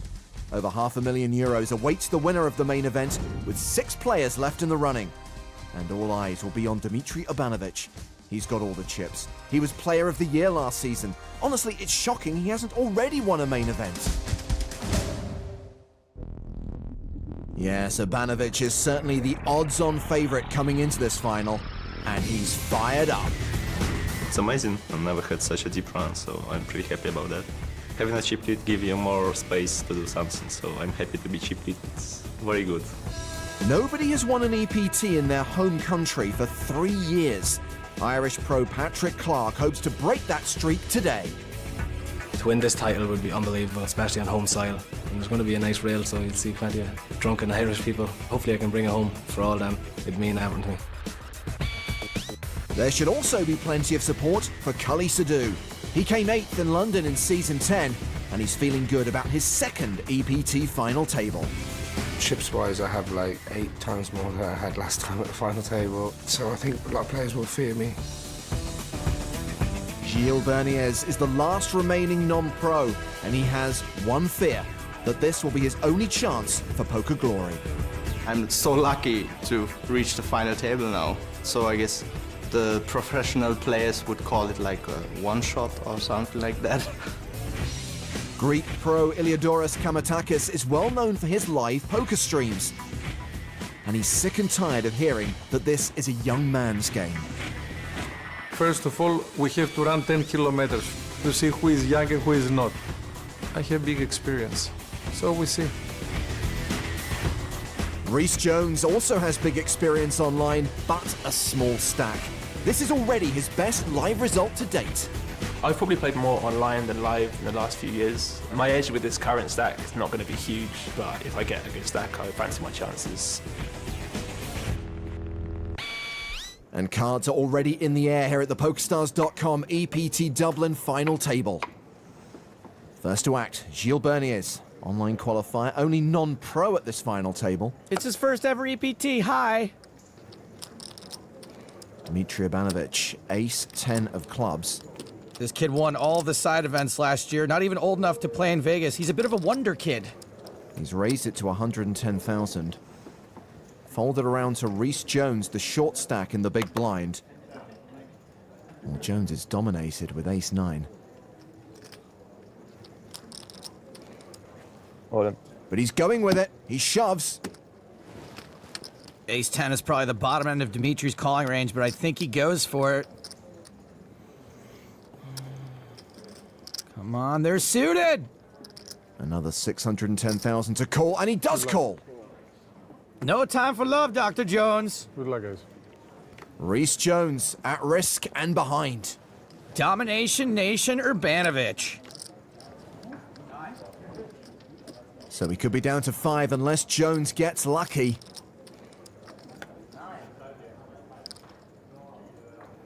Oh, a 10 high flop. Now less than a 1% chance of survival for Jones. He's going to have to get real lucky. That's not a very good flop. Understatement of the year. A little bit of hope on the turn. 9 of clubs or the 9 of spades works for Rhys Jones. 2 cards can save him. He doesn't hit. Good. Great game. Game up. Game up. And Rhys Jones is eliminated. Game up. Game up. Oh, Dimitri, you barely not teenager, you. The Polish pro who dominated season 11 of the EPT up to 6 million in chips, while Rhys Jones cashes for 119,450 euros. So 5 players remain, all now guaranteed more than 152,000 euros. Up top, more than 500,000, 561,900 to be precise. So Urbanovic has stepped away from the table for a second. Actions on Cully Sadu in the cutoff. He's got ace-6. So raise from late position to 110,000. Kamatakis on the button with Jack-10 suited. This guy, Kamatakis, he's a real hoot. Streams poker online, brings the average age on that site up to almost 19. He re-raises. It's a 3-bet to 310,000. It looks like he seems pretty intent on proving he can run with the big dogs. Action is back on Sadu. I'm all in. He shoves on Kamatakis. I'm going to assume Cully's got some kind of read on the Greek because this is a little nutso for that many chips. I wasn't that crazy about this 3-bet in the first place, and this is exactly why. Billy Chataway, front and center of the Cully Sadu supporters section. I really like this Iliadorus guy, but he needs to make like a tree and fold. Eh? Anywho, Kamatakis passes. And Sadu shows a card. Oh, the 6. 6s are good there. Kalima. Kalima. Kalima, Shatide. Meanwhile, Mustafa Kanat has just showed up to collect his 25k high roller trophy. Cooley. Let's go, Cooley, let's go! Cully finished second to Mustafa in a high roller in Barcelona, so I'm not sure if that was real or a needle. Blinds are up to 30,000, 60,000. Local boy Patrick Clark has King 10 under the gun. Patio Clark, let's do this. The 2014 Irish Open winner raises to 140k. Ilios Kamatakis is now the short stack. He folds the button. Gilles Berniers in the small blind. Has a dominating hand, King-Queen. Does he look familiar to you? I kind of want to call him Steve No Dwyer. Looks like he's hyperventilating. Why is he breathing like that? What is the altitude of Dublin? Someone get him a paper bag.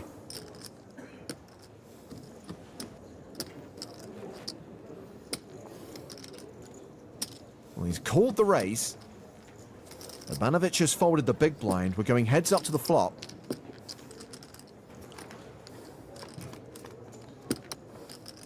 Well, there's a king. And a 10. Top pair for Berniers, but 2 pair for Clark. Sick, from dominated to dominating. And can we get this guy a scuba tank? Action check to the pre-flop aggressor. Clark continues with the best hand. Observed by his girlfriend, Kelsey Goodman. More like Kelsey Goodwoman. Hashtag everyday sexism.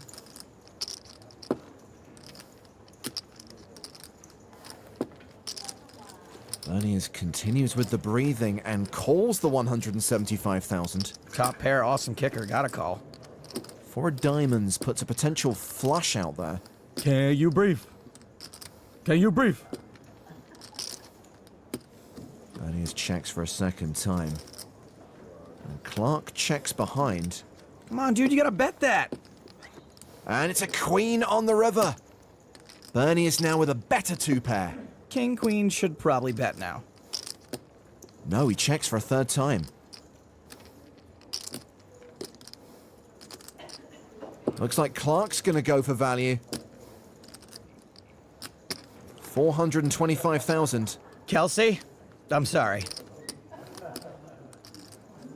This should be a snap call. As soon as he catches his breath. There's the call. And Clark will see he got rivered. Nailed it.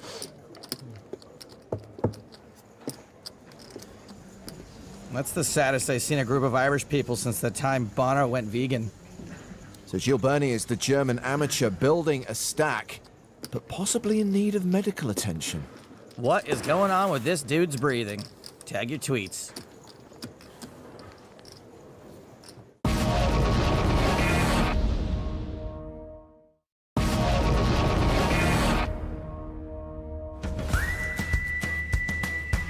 It's all action here at the PokerStars.com EPT Dublin main event. Moments ago, Ilios Kamatakis made a move against Gilles Berniers. Unbelievable. And after a long breath or two, the German amateur made the call. Call.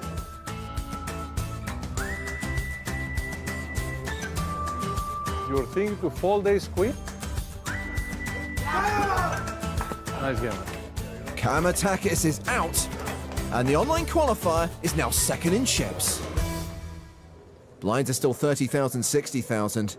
It's Gilles who's posted the big blind here, and I tell you what, Joe, let's play along with the amateur. We're only going to see his cards. We are going to sweat with Gilles. He's already out of breath. Why not sweat with him? Labanovic is first to act. He folds. Clark's out. Down to the small blind. Cully Sadu, 8th place finisher at EPT 10 London. Ooh.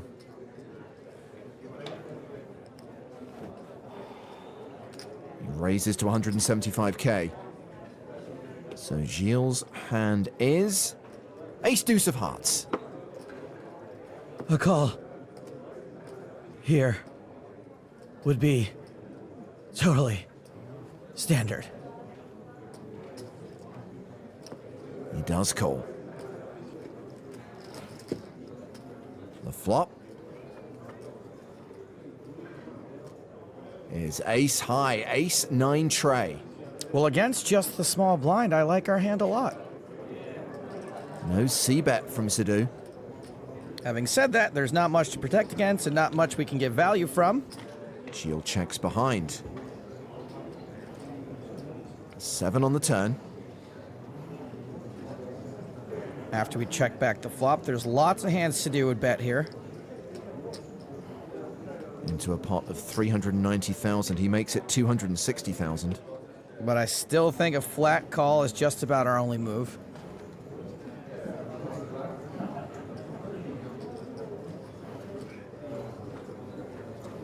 He's gonna get there.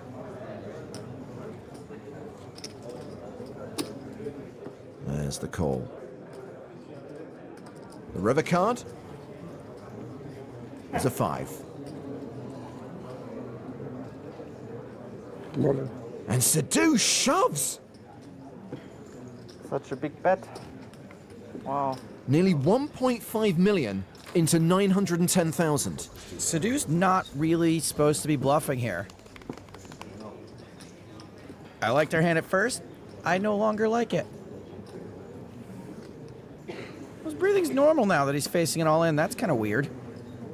Chaz Chatter on the left has joined Cully Sadu's rail.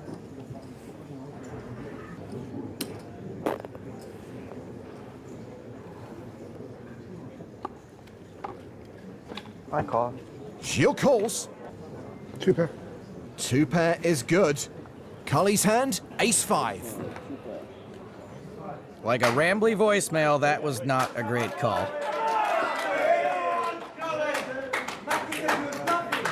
Maka was wrong. I guess you could say that Rail is anything but melancholy. Nice hand. Thank you. So a much-needed double up for Cully Sadu. And now it is really close between him, Patrick Clark, and Gilles Berniers. Ivanovic still leads with a stack of 7.3 million as the blinds go up. New level, 40,000, 80,000 with a 10,000 ante. Now's when the real poker starts. Action folded around to the blinds. Gilles Berniers in the small. Ace-queen suited. 7.2. Dimitri's getting annoyed with Johnny Lamaze over there, but he's no amateur at having great friends. Meet Sven and Nick.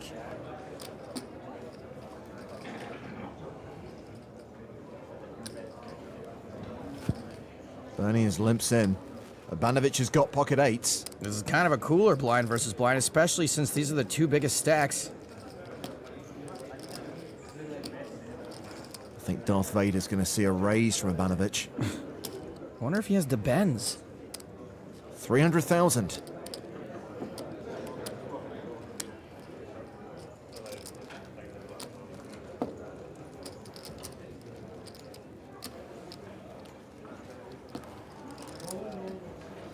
Berniers counting out a re-raise. He 3-bets to 905,000. Berniers limps 3-bets. Dimitri's gonna know he's got a big one, but 8s are probably too big to fold.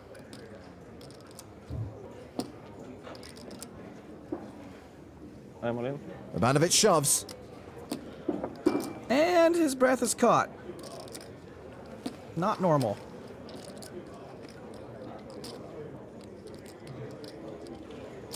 Call. Berniers calls and we're off to the races. Like Bono versus Sinead O'Connor, one of these two hands has the slight mathematical advantage. It's a coin flip that Berniers needs to win to survive. Ace. Yeah, vamos a ver. Come on, ace!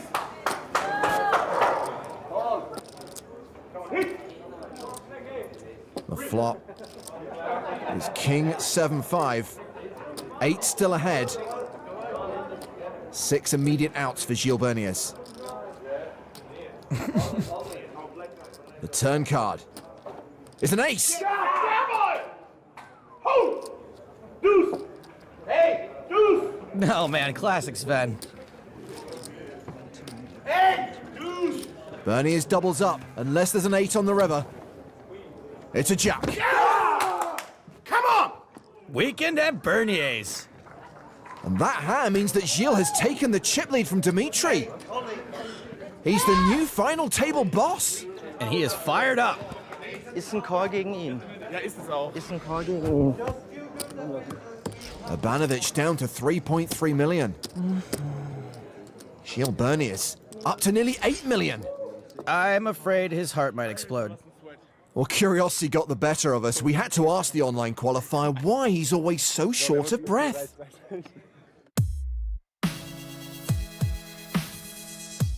Because I'm nervous every hand I play. That moment, I feel like I want to die. I qualified and it's my first EPT. If you don't have such a skill like the other players, you just maybe need a bit more time and you need to think twice or 3 times about what you're gonna do.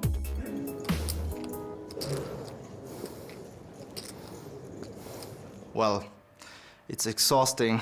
Really, it's so tough. I'm a student.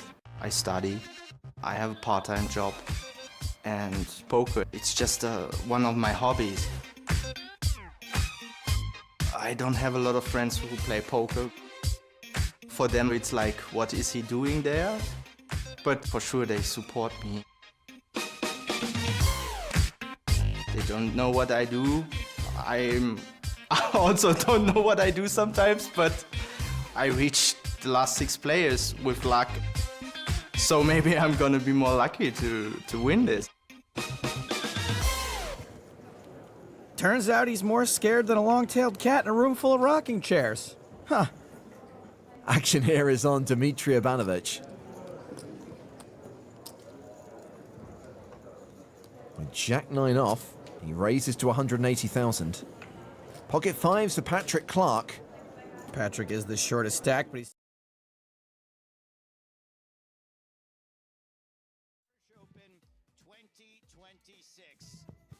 It is day 2, brought to you by PokerStars and Paddy Power. I am Joe Stapleton. I am Uncle Daddy. He is the world's oldest living teenager, Griffin Benger. Hello, everyone. These are the top 5 stacks belonging to the just under 500 players still remaining in this event. Brand new feature table for your eye and ear holes.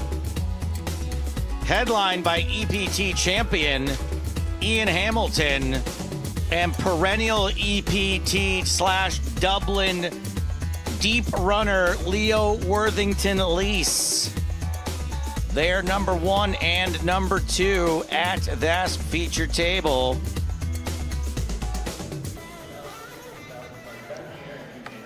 $499 players remain of the 5,003 total entries in this event. The money was hit during the last session.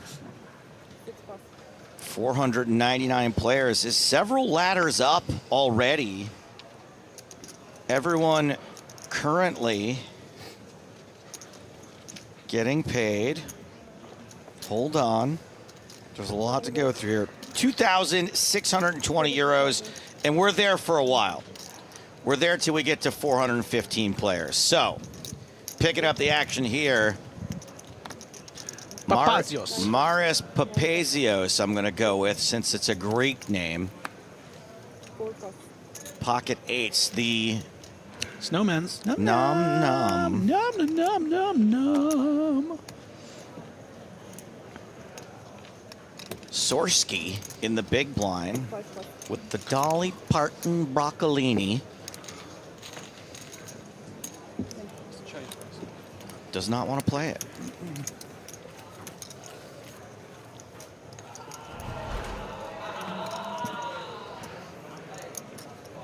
$49 big blinds for Marios.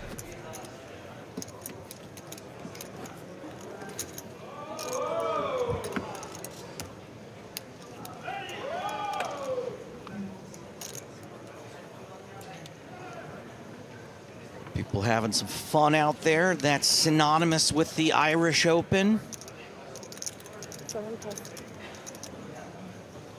Sud milk. Want to be a good, strong poker player? Drink Sud milk.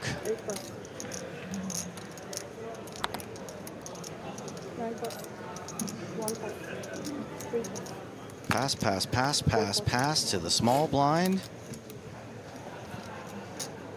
King 6 for Sorsky. Richard Sorsky. Folds. I'm walking here. I'm walking. That's my Christopher Walken impression. Yeah, that's good. Jonathan Cummings, 45 big blinds, representing Ireland, 731,000. It's going to be almost 1.5x average. That'll do. That'll play.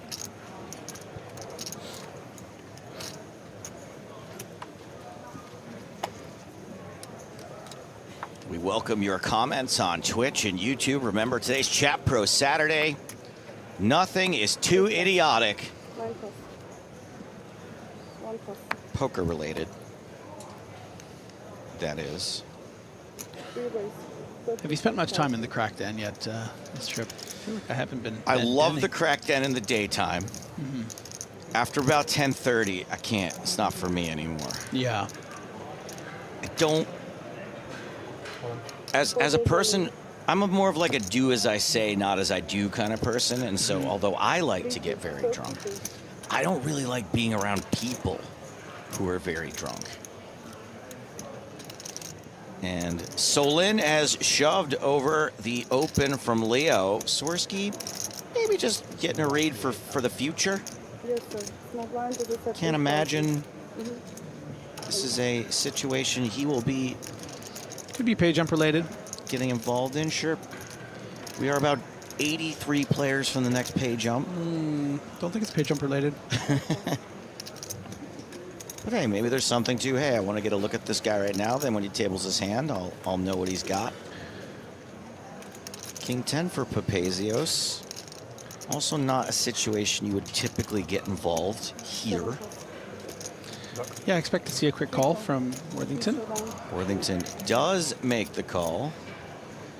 And this is, as Griffin Benger would say, is a... fair fight.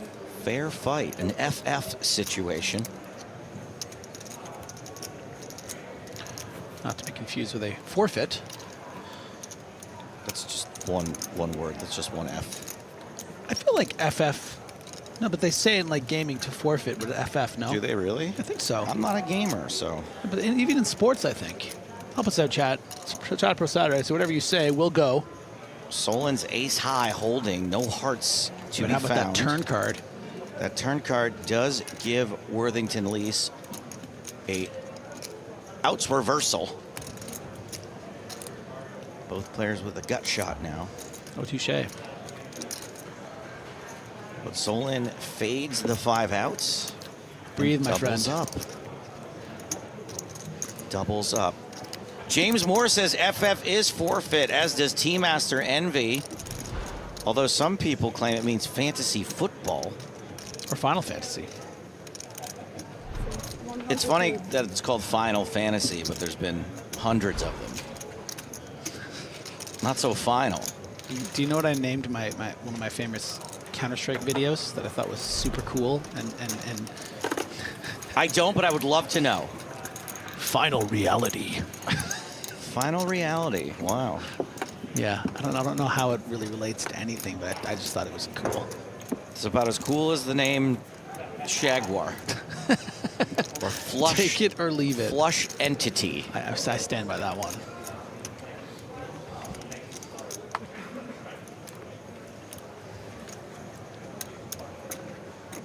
I have fond memories of Ian Hamilton winning his EPT. That was a very fun EPT London for me. Ah, Super Monkey with a cool, fun fact here. Also, FF. It's called Final Fantasy because it was supposed to be the last game they released before going bankrupt, but it was successful. So, hey. So, dream on. Gerard Wynn opens King 10. Skorsky with King Jack suited now. Shortest stack here, 7 big blinds.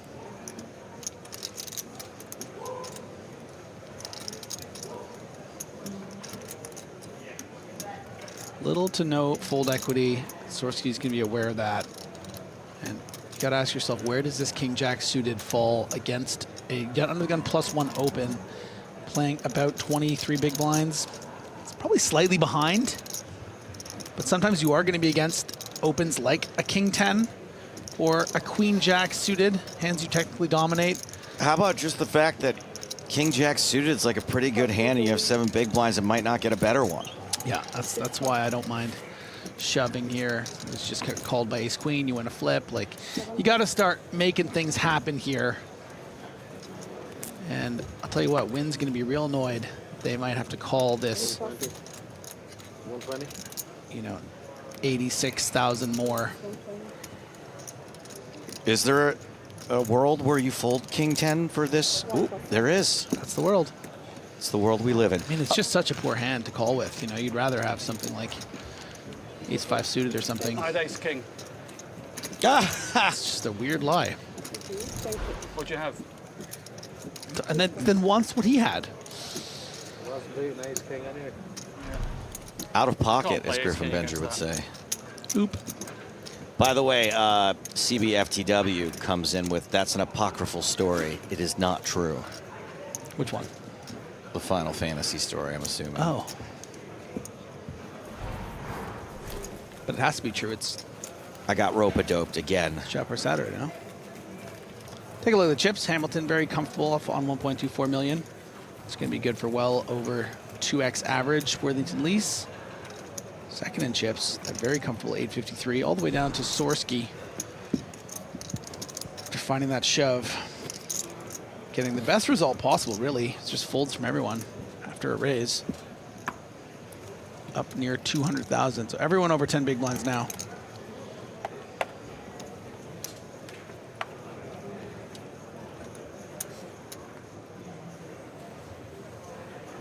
Oh, it feels so good to block Andrew McMillan finally. Have a good day, Andrew.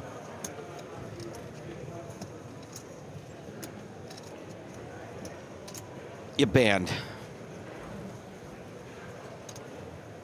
Oh, I just feel like a weight lifted off of me. It's been years.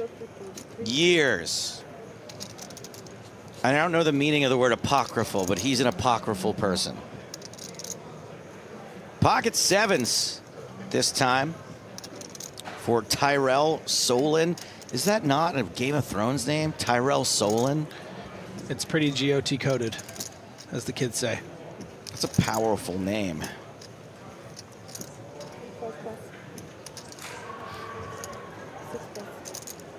Well, actually, the Tyrells are a family. Yeah, I know. Did you ever get around to watching the Knights of the Seven Kingdom? No, sir. You'd like it. It's short. I think it's only 5 or 6 episodes. I'm slow with TV these days. I don't get a lot of time to watch television. Ian Hamilton is going to peel with 5-4. I did watch Welcome to Derry, and I did enjoy it very much. Ian hits a 5, not going to be good enough to run down the 7s. However, not a board you love with 2 7s.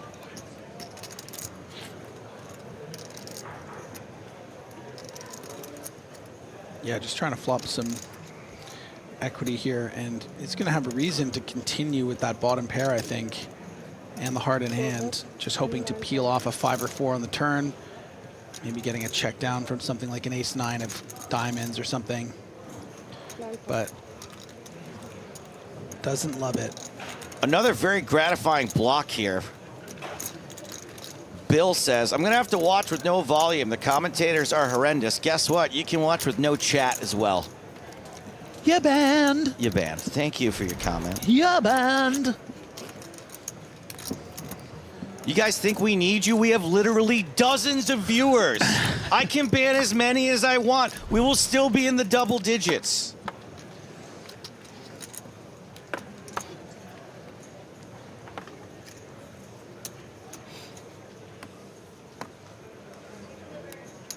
Queen Jack suited. That really had like unhinged pirate captain energy. Like you're just throwing guys overboard and like you're just running out of guys. I don't care. I will pull the mainsail myself. What's the thing they call the guy in the in Master and Commander? Great movie, by the way. That is an excellent movie. Oh, so good. But what do they call the guy that they think is cursing them? I don't remember. Throw him overboard? You're that guy. Not you, the guy that we threw. I'm the thrower. Yeah. Sorsky. Something like the... Maybe this is a pay jump thing. Maybe he thinks he can like do a little bit until we lose another 70 players. I want to say it's like the Isaac or the Isaiah, maybe? Someone help me out here. I know there's some M&C fans out there. That was supposed to be like a series. I mean, it's the last of its kind. It was like a $300 million... That's Peter Weir, right? Yeah. He makes a great C movie. Yeah. SEA. Yeah. No, that movie's phenomenal. Raise and take it for LWL. You must always choose the lesser of 2 evils. All-time joke. That's what Karma Baby just said. All I remember about that movie is the joke about the weevils. Yeah. Wow. See, now this is how you kiss butt. Sandino says, as someone who's relatively new to poker, the commentators seem to be effortlessly funny and brilliant pop culture references. How you guys do this for hours is epic. Unfortunately, I do hate a kiss ass. You're also banned. Yeah. Can you, that's actually my burner account. Can you do mind not banning that?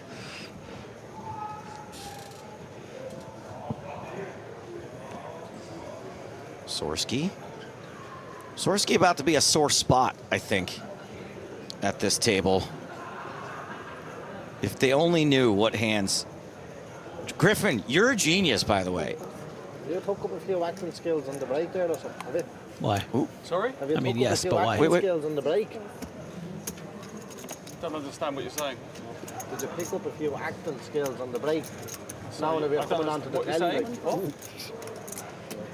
saying. Didn't understand the word you said, sorry. Did you pick up a few acting skills on the Acting break? skills? Yeah, on the Oh, break. sorry, I didn't understand your language, sorry. Yeah. Sorry. Things get a little chirpy. Yeah. Anyways, you wanted to explain Don't worry about why. my acting skills, just worry about your play, all right? No, it wasn't. I was only asking a question. And I've given you the answer. Don't worry about me. Watch at your cards, okay? I am watching the cards. Okay, so just get on with what you got to do, okay? I'm not even in the hand.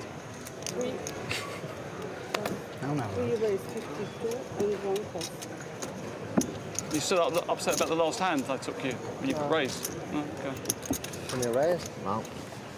Don't Just worry. asking a question, just asking a question. Don't worry. Don't make silly comments. Play a game, okay? I thought it was quite funny. It was funny, wasn't it? Yeah, it's brilliant. I think the whole table thought it was funny. Yeah. Because Aptly named. Richard Sorsky.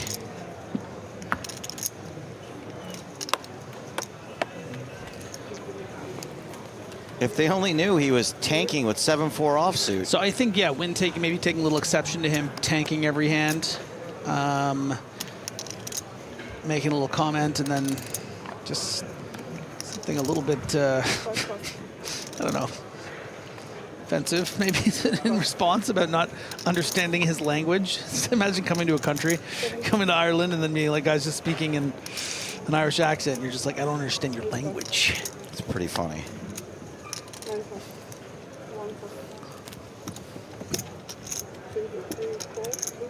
Certainly no rivalry exists between the English and Irish. Oh, no, yeah. Nothing, no subtext or anything like that.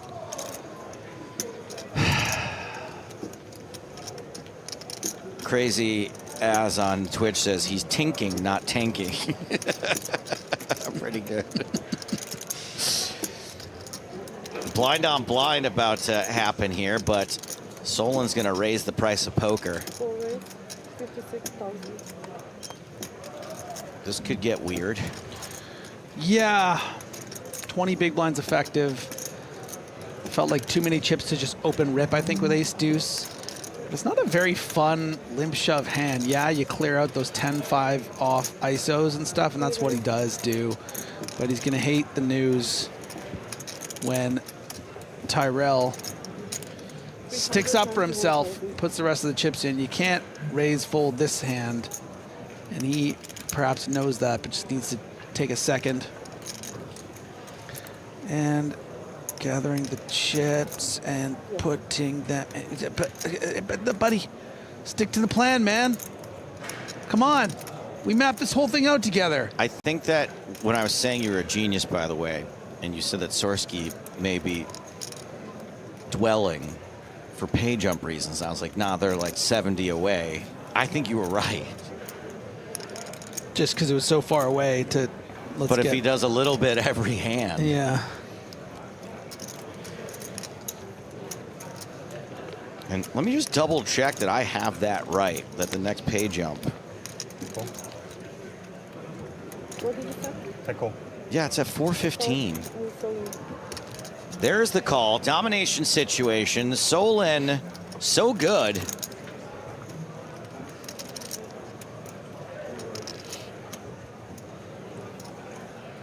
Let's see if Worthington is going to let Solon re-sign his lease or be evicted. Oh, that 3. So close. Kind of looked like a 2. Yeah, the heart's a giveaway. That probably wasn't. Quack, quack. A deuce. Oh, we don't want a deuce. Look at this guy. Any chance of chop? Yeah. Some chance of chop. What would it be? How? An 8? An 8 would be ace, 8, 8, king, jack. Nice hand. You genius. It's rare I come up with those on the spot like that. Or a so. 3, right? No, not a 3. No, because then the 10 plays Yeah, instead of the 8. yeah. Anyway, it doesn't matter. Double up Solin.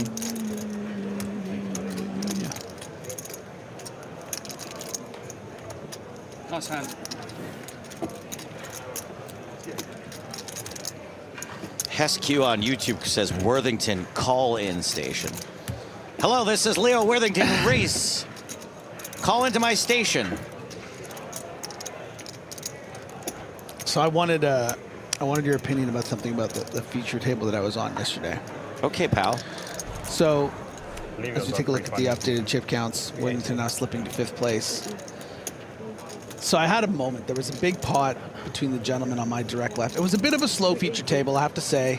Not a lot of big hands, not a lot of animated conversations. So I had a moment where I thought it would be really funny, but I thought maybe it was a bit too much.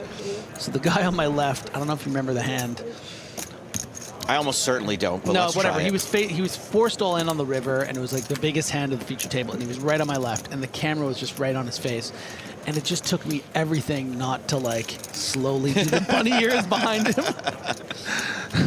You think it would have gone over well? I don't know. It's tough, right? Because it's like you want to take it seriously. Like maybe deeper in the tournament would be a bit. I don't want to make it all about me, but I just think it would have been funny. There were a few comments about Griffin making it all about him. Yeah. So I don't know how that would have gone over. I genuinely don't know, Griff. Yeah, we'll never know. It depends if I was hungry or not. I'm a little more irritable when I'm hungry. So if I was well fed at the time, I probably would have thought it was funny. Have you had a Snickers? I think we have one. Maybe they're Mars bars. Never mind. Do not come anywhere near me with a Mars bar. Oh, really? It's like my dad's favorite growing up. Well, the Mars bar, you get a little Joe Pesci is different in the UK, or in Europe, I should say. Really? Than it is in America. In Worse America, or better? So a Mars bar here is what we would call Milky Way. What? Yeah. Okay. If I have that correct. Solin with Janina. Yeah, and could just shove for this 200K effective. I think this is fine with Jack 9, to be honest. But is going to play this as limp. Also okay. Sorsky dominating the Janina.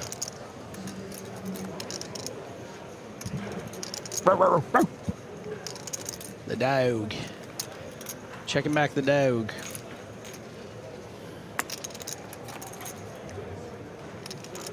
King high flop. Not much for Solin to stick around with. Yeah, but a good flop to start betting. Can fold out some hands with equity. You can sometimes fold out some better hands like some Queen X's.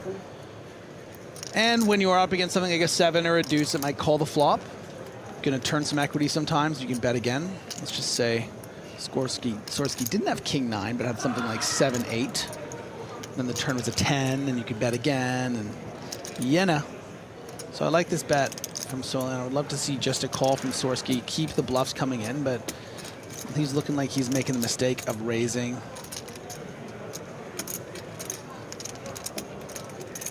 Just have to really take into consideration how hugely strong this hand is. If somehow you're losing, or if you are losing by the river, it's incredibly bad fortune. And you just got to let that happen in the case that, yeah, this is a poor shove from the rude man. And it's going to get it through. A lot of people arguing with me now about Milky Way and Mars bar. The European Mars bar is essentially equivalent to the US Milky Way, featuring caramel and nougat covered in milk chocolate. Says the AI overview on Google, and that's me using AI for the first time in my life. We do have outer table action. In America, Rory Jennings comes with nougat and caramel, but here it's just caramel, as he's all in with 10-9 against ace-6, 2 aces on the flop. He was drawing dead at that point. Ever the gentleman, Rory Jennings. We love Rory. He's a nice boy. high up on my Rory rankings. Heartbreaker. What can you do? What can you do? What did he get? 2 aces on the flop. The dream is over, but what a dream it was. Loved it. Thank you so much, and I will be back next year. Till then. God, ever the showman. He's a professional. That was good. I feel like we're connected somehow now. He is a professional. Professional camera talker. Ooh, just in time for Papazio's Azios. Papazio's Azios. Ooh, and Ian Hamilton with a dastardly ace queen. And has 3-bet it. What do we think about 3-betting an under the gun raise with ace queen off, Griffin? Is that something that in the year of our Lord 2026 that we do? Well, it's all very situational, right? Of course. Papazio's, were he to have something like 250, 300K, you're just trying to get it in here. You happily get it in. When he has aces, you just double them up.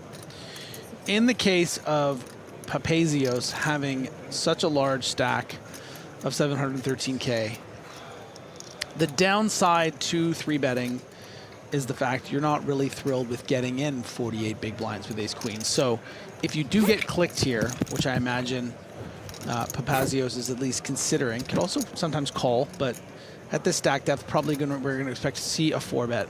How do you respond, right? Because if you think you're up against a capable enough player that can take a hand like King Jack off and 4-bet it here to 240,000, then you kind of need to protect that. That doesn't look like a click to me. Yeah, you got to kind of protect that 3-bet by being prepared to 5-bet all in. So this is a huge moment here for Ian Hamilton. Yeah, so it's actually quite a large 4-bet to 274. You don't really want, yeah, nice 3-bet fold. I mean, just doesn't. Just as you explained, Griffin, you said, hey, yeah, you can 3-bet the under the gun raiser, but be prepared to let it go. Yeah. And that's why I think I probably would lean call sometimes there. Also, you have to really consider the stacks behind. You know, you're going to be pretty under rep when you just flat, and the times that Papazio's is opening something like King Jack. If someone shoves with Ace Jack, you know, you're able to back call the all in. So I think it's really a split. You can go either way.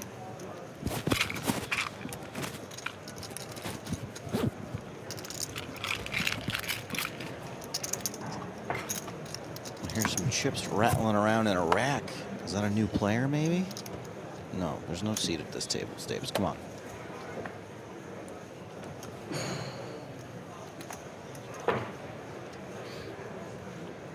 Want to give a shout out to our mods. Tom and Ed, am I missing anybody today? You guys are doing sterling work. Tom, you got the green light. Somebody wants to whine about you deleting a comment? Yep, okay.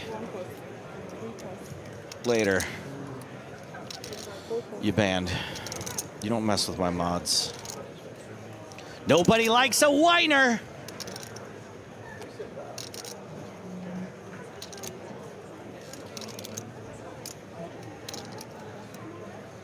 Who is this Griffin commentator? I'm finding his poker insight, humor, pacing, and tone attractive. Attractive. Says male or female? Tiffany Michelle Poker. Tiffany Michelle Poker. So I think that answers the male-female question. Yeah, it does. I think I know who that is. Tiffany's been my white whale for many years. White whale. I asked her once what she was looking for in a man, and she said Wi-Fi on your yacht. Ace King 4. Well, now that's what I'm going to try to get done.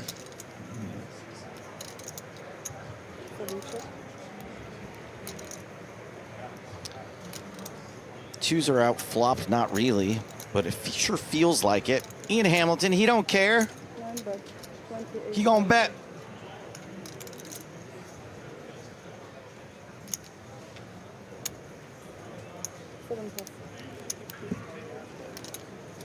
And he gonna win. What do we know about Ian Hamilton? It better be more than EPT champion. Nope, okay. 2 main event cashes here in the Irish Open. Is that counting this one? Yeah. $1 million in live earnings. Because he knows when to fold ace queen. That was well played.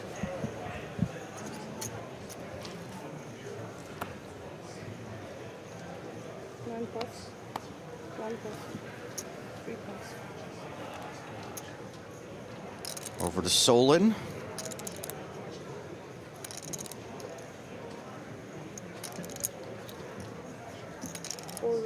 Starts the hand with 38 big blinds. A healthy stack compared to where he once was.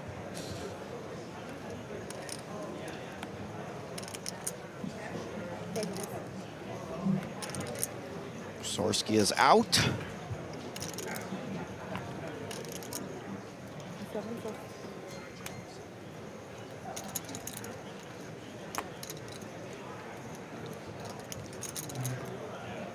I should tell everyone that Tiffany did in fact never say that. No. But she is feeling you banned hilarious today, so. She didn't actually say that? No, she didn't say that. I think she said get back to me when you get verified on Twitter. Oh, wait, you talking about the Wi-Fi thing or the Griffin thing? No, she did say the Griffin thing. No way. She did not say the Wi-Fi thing. Someone did say that to me once, but it was not Tiffany. Is Tiffany still here? Tiffany is still watching. Tiffany does fine work for Poker.org. If you find yourself being rage baited by a Poker.org tweet, you can almost be certain it was written by Tiffany Michelle.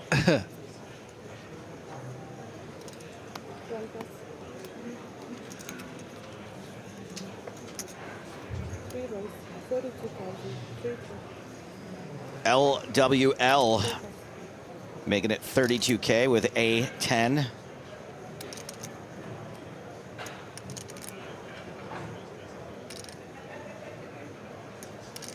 Sorsky with K10.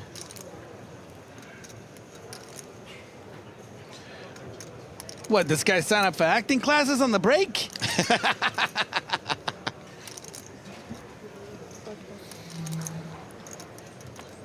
I like to dream about calling and making a hand with King 10.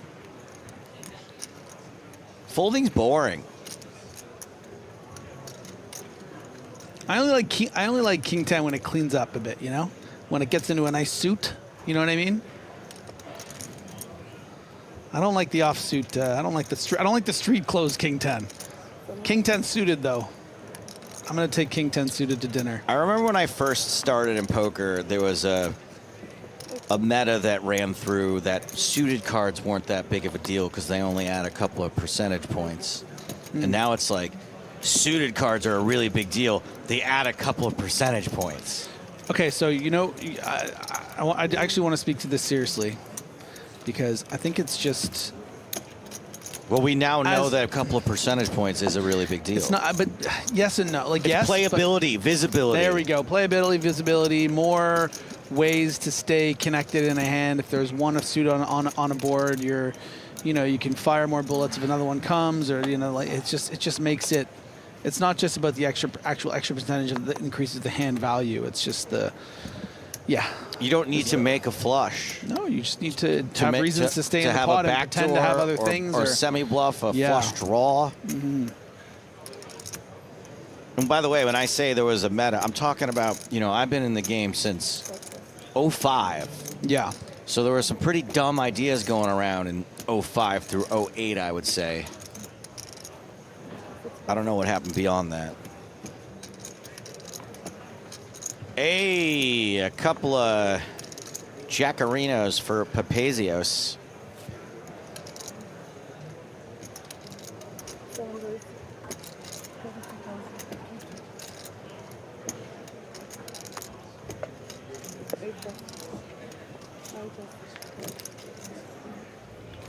How much is it? 32.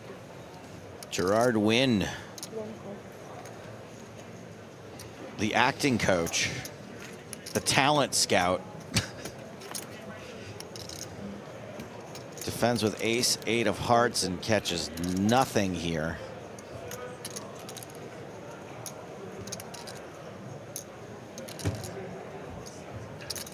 100, 35, 35, 100. C-bet. C-win.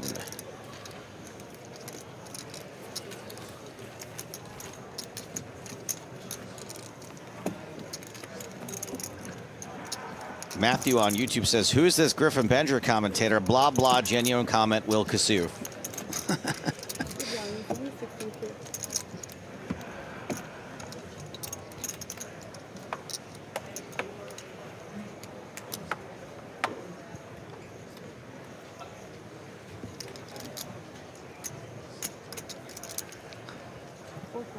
Some chat going on right now about the announcement yesterday that the Irish Open is going out of Ireland. It'll be in Ireland also. But they've announced that there'll be stops in Marrakesh, Australia, and America. Yeah. United States up. I wonder if they'll pick a super Irish city like Boston, like win Boston Harbor would be That's got to be the move, sick. right? Or if they'll do like Shipping out Scottsdale, Arizona. Yeah, ship it out to Boston.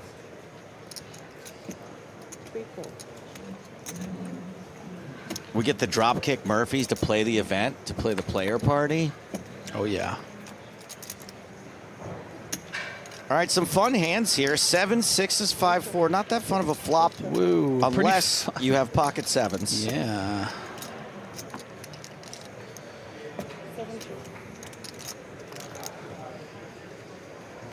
Turns a diamond. Sevens has the biggest diamond. Really pretty gross turn card, though, for a set of sevens.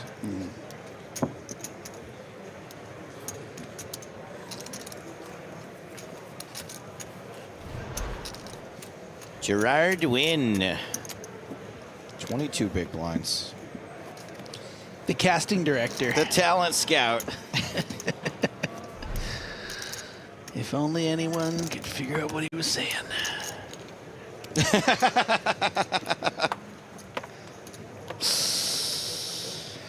He's the best we got. He's the best in the business, but man, is he hard to understand.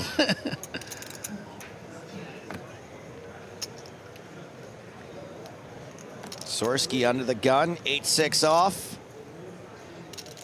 We are down to 431. He's only got to fade 16 more players to make a couple of more bucks. A couple of more dinero.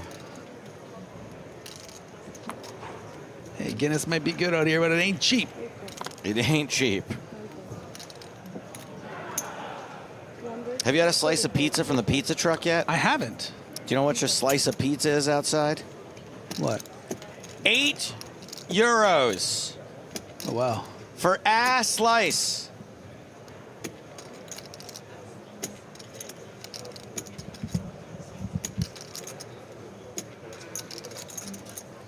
That's like my monthly Spotify subscription in Canada. Well, that's the kind of price that only a high roller could afford. You'd have to be a loose cannon to afford or spend €8 on a piece of pizza. A loose cannon, Griffin. That's not what I was expecting at all. It was supposed to be a smash to a big game. No, it's right there. No, but like a trailer. Do you want me to do it? Big Game on Tour, final episode released on YouTube this weekend. It's the most exciting lineup yet. Headlined by Rob Gronkowski, Antonio Esfandiari, Phil Hellmuth, and Rania Nasruddin. It is really the most fun table we've ever had. I'm still just beside myself that this says Big Game VT for 45 seconds, which to me, VT usually stands for video on tape. Yes. I knew that. Go back and change that retroactively to say Big Game graphic.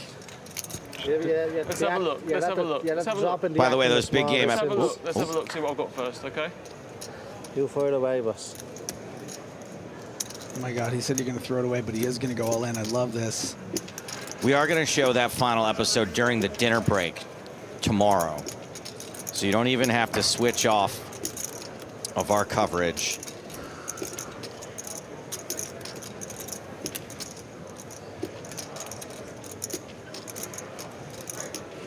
Don't you love it when two men just irrationally hate each other? I just find that level of toxic masculinity so fascinating.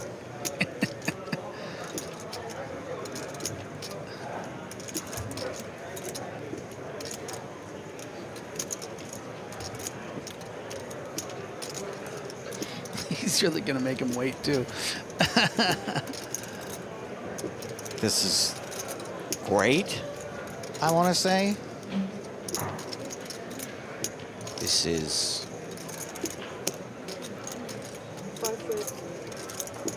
What is it? Sensitive and demure? What's the meme? Something in demure? Okay, so he's 3-betting here now, and he's getting a quick call. This is great. This is a very silly 3-bet. Just a clean shove here. Plays real nice on 12 big blinds. Has got a worse hand to call, but now gets a board that you hate to see after 3-betting because you expect your opponent to really be on base like a king-jack board. Oh! We did not prepare that either. Show it, show it. It's going to show it for sure. Show it! Ah! Got him. Wow. Hold on. Let him do it. Shit, let him talk. Hold on. Oh my God, he's so embarrassed. Now I feel bad. Why? I feel bad. Look how sad he looks. He just, wow, he really leans into the sad turtle look, huh? Thank you. Oh, it's getting a little hot. He said thank you, but I'm not sure the dealer understood him. Uh-oh. Okay. Oh, got an itch now. At least it's not on TV, pal. You kind of knew that was coming, right? Like, there's no way he was gonna... I mean, why did you 3-bet? Anyways.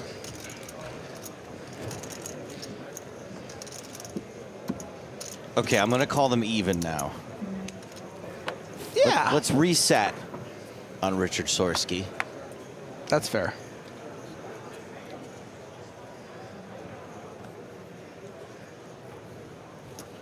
Let's focus on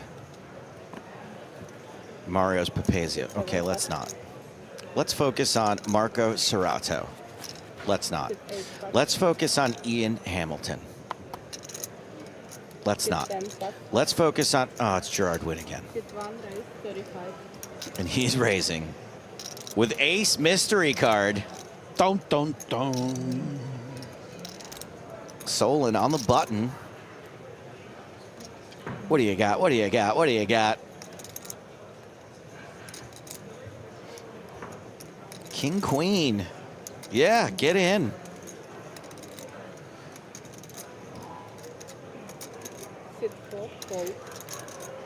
Richard is out.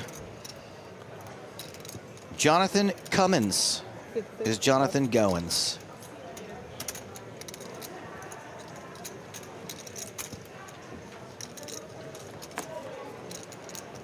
What have we got here? I think Ace X is ahead. Waste no time. Firing. King, queen missed so hard. Yeah. Could not continue.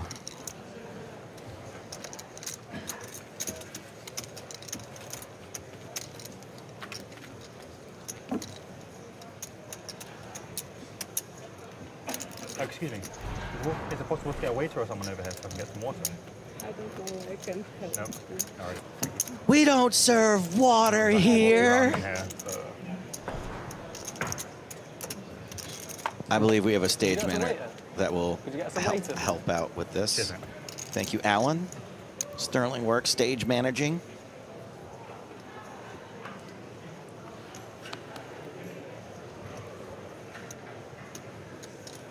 Queen Jack for Serrato. Can't do it under the gun. Does have 12 big blinds. Hamilton ditches ace 5. Coming back round to Ricky Sorsky, who folds the button. Jonathan Cummins.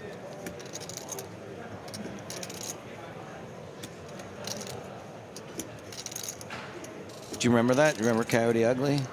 Oh, yeah. Great movie. Great movie. Can't fight the moonlight. Can't do it. Cummins raises, oh boy, and has run into the aces of number cards.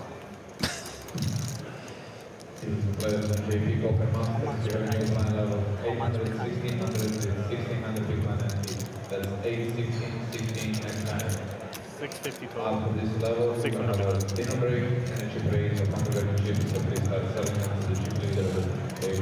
Also, last level for late registration.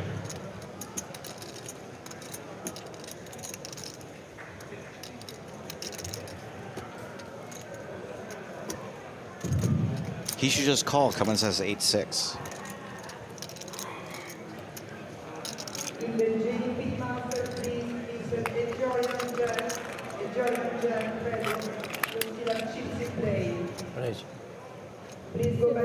Of course, it's a raise, and that's fine. It was just joshing.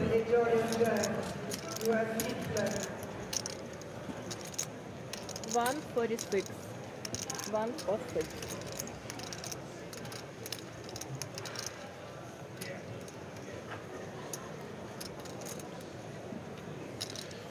And a quick fold. He Cummins. Now he goins.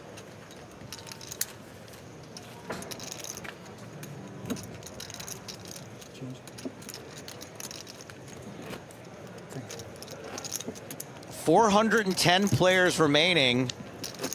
So, Griffin, genius. That's a pay jump. Ba-boom. From 2,620 euros to 3,010 euros. Sorry, from 2,000 how much? 10 bucks. It went up about a little under 400. Nice. 390. You want to know when the next one is? Yes. 351. 4 bucks. 351. 5 bucks. Skorsky lets go of the king 6 as he licks his wounds at the cutoff.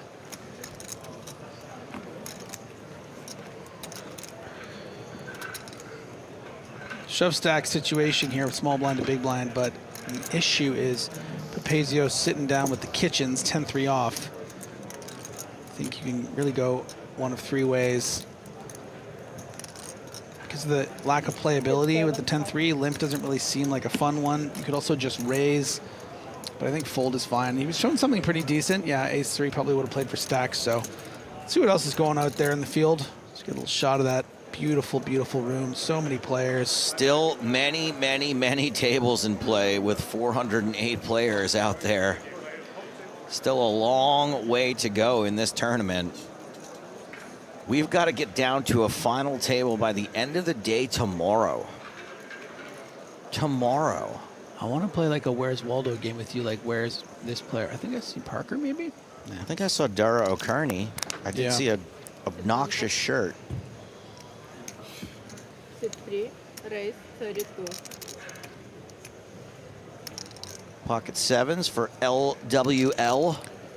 Ooh, and is running into the A-frames. The pocket ladders.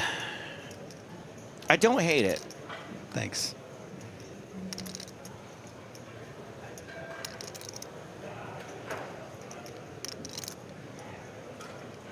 $87,000. 90. Sit 4, raise 90.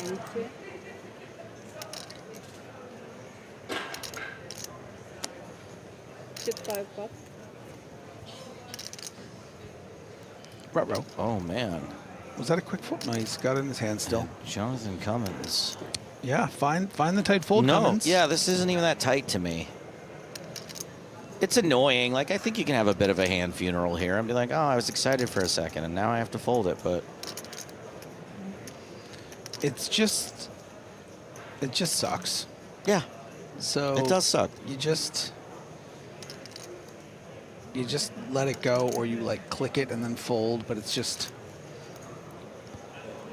what are we accomplishing really? Brian wants to know, can you 4-bet fold? Yeah, look, you have 600 here. You can make it. You can make it 175 and fold. I mean, that's probably what he's doing. This is so optimistic. I don't have this kind of brass. 4-bet to 205,000. 3 plus. Leo out. Tyrell Solon.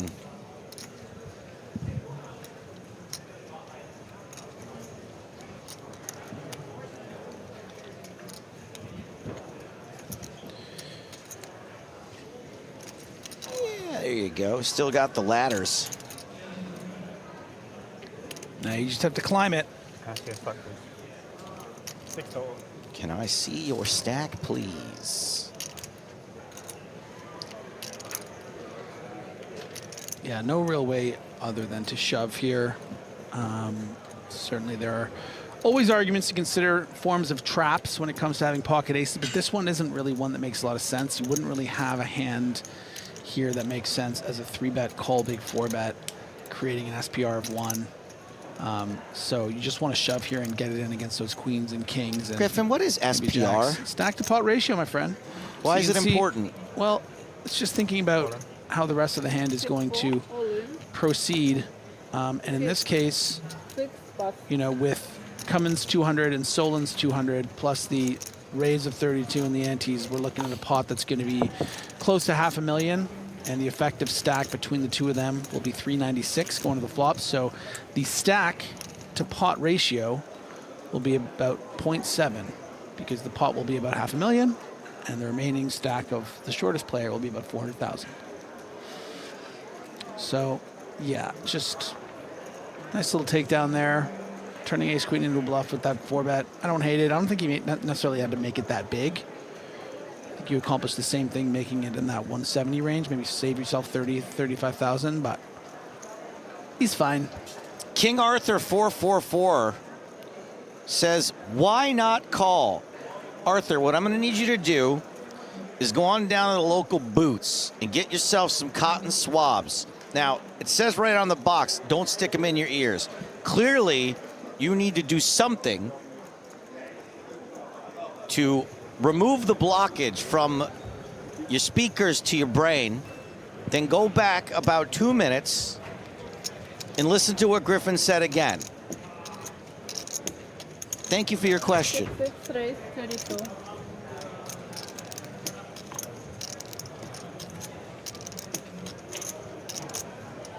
Pocket queens this time for Cummins. Yeah, redemption. Cummins.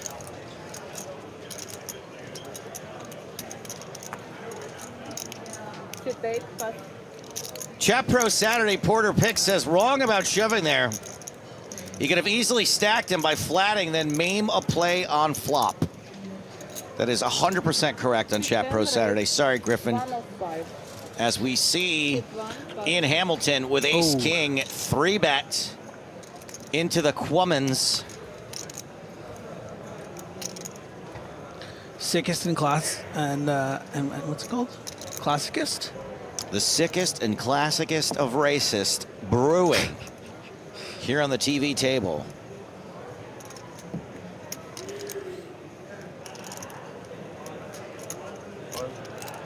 Six all in. 10 call. And here we go. Like the opinion of Griffin Benger versus the opinion of, where'd that guy's name go? I see it. Yeah. Like this, yeah. I lost him. That's over there. Oh yeah, this is going pretty loud for me. So. Porter picks.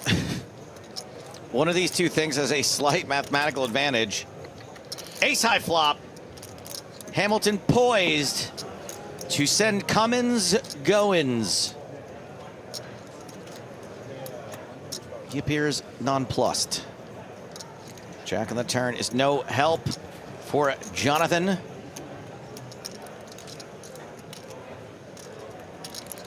Needs a queen, needs a 2-outer. No miracle queen. Cummins is in fact leaving.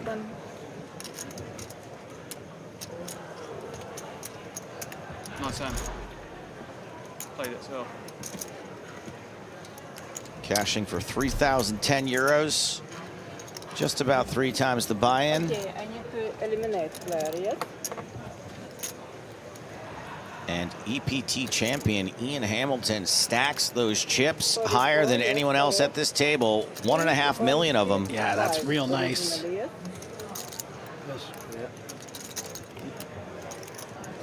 Done.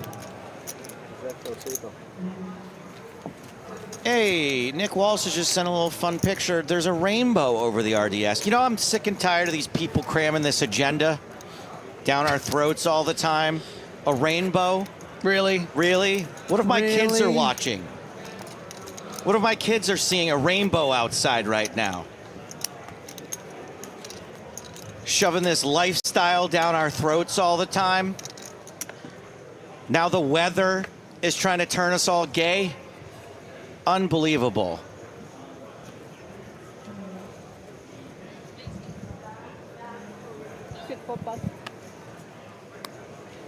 Trying to shove this leprechaun lifestyle down my...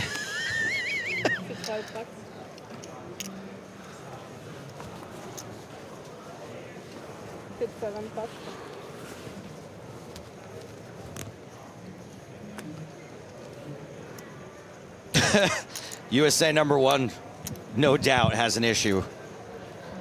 This commentator is even worse than Stapleton.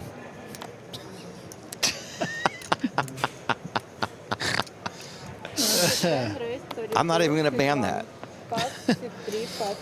Yeah, that's right, Dizig. A pot of gold at the end of the rainbow, that sounds like socialism to me.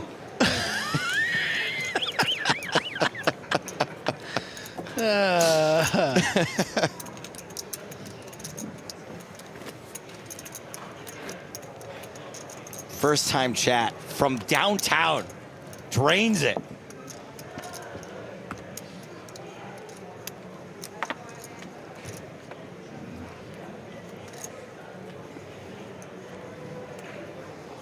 Just a couple of hands left on this level.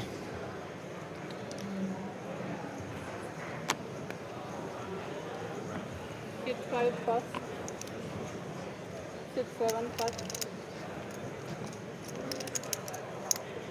Nothing playable thus far. Hit 8 pass. Hit 10 pass.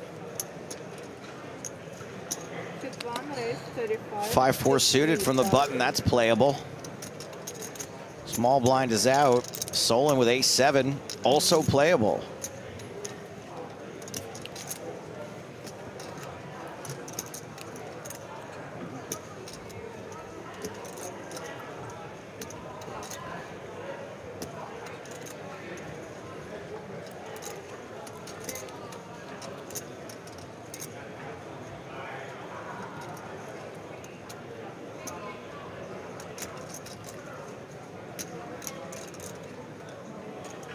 Calls.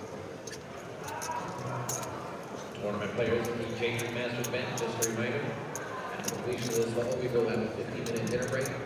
We will be also racing... Ace, Jack, Trey. Gut shot versus top pair. Yeah, pretty juicy board here.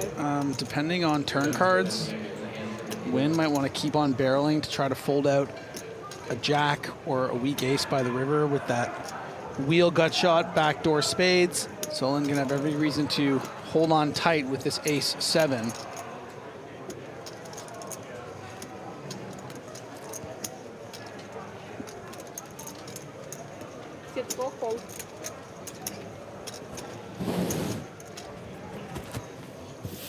Solon makes the call. Ooh, it's a spade on the turn. This is getting fun. This is a big barrel card here. 7. A bottle of witch.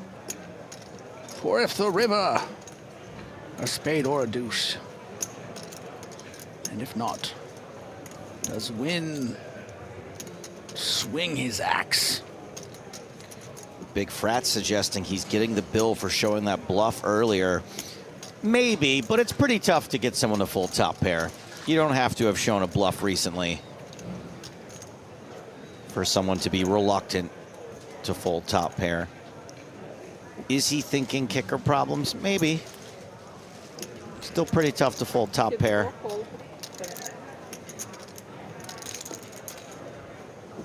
Big river here. Big old river.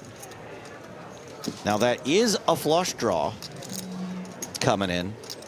Just not the flush draw Win was looking for. And now Win finding himself at the bottom of his range. And with many of his chips invested in this pot, what's his SPR? So his stack to pot ratio. Win gives up. Hadn't checked. He hasn't checked Oh, yet. it's perfectly fine. You've checked already, it's fine.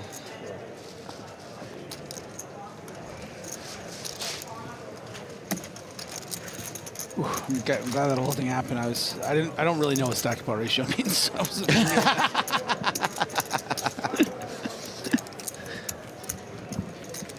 And that was the last hand of that level. So blinds are up. 10K, 20K now. Yeah, okay. So now we will play 10-20, yeah, blinds up. And with the new blinds level, we're going to bring in a new lead commentator. Nicholas Michael Walsh will be joining momentarily.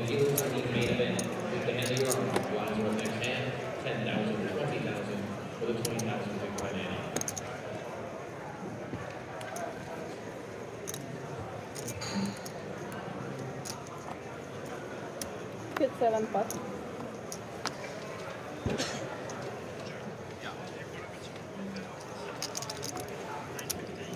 Thanks, Joe. Get out of here. Get out of here, Joe. Yeah. Get.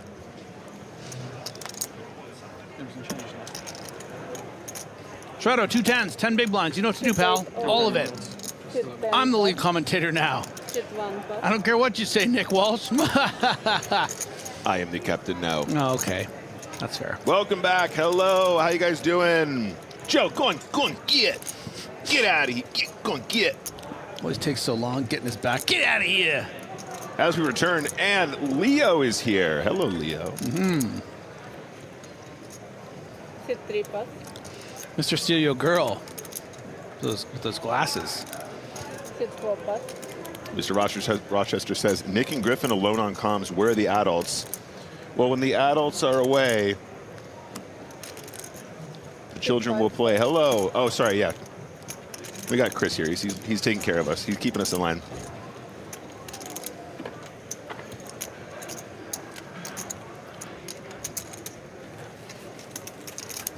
How you going, Griff? I feel like I haven't seen you much. Running the asylum. Chris is the craziest of us all. Crazy Cohen. He just keeps it inside. I've seen it before. Crazy Cohen.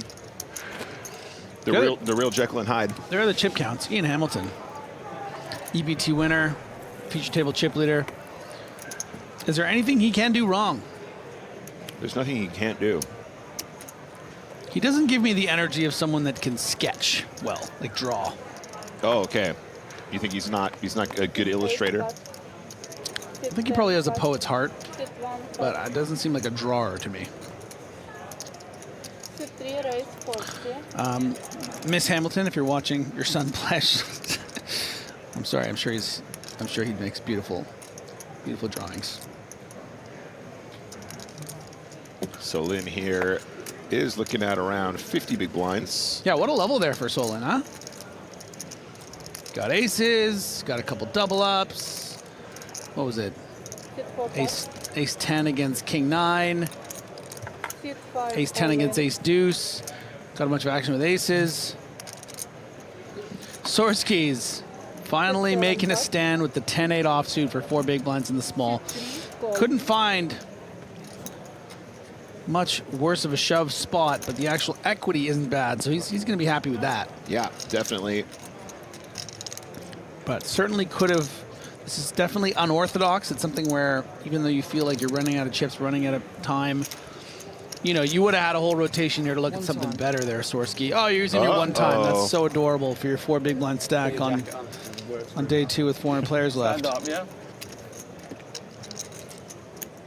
This is a one-time spot, one-time officially called. Can we get that written down, please? Thank you. Oh, the poker gods are always keeping track. Oh, good. Yeah, you're right. The ledgers, the balances of one-times. He seems like the energy of someone that's never used their one time before, though, so that's good. Off we go. Flop is 4 ace jack. No help for the 10. Oh, he can so still far. hit a 10. He's gonna need an 8, and only an 8. Yeah, the Ocho is live now. How about a 9 for a sweat? You know. Is the ace of hearts on the turn.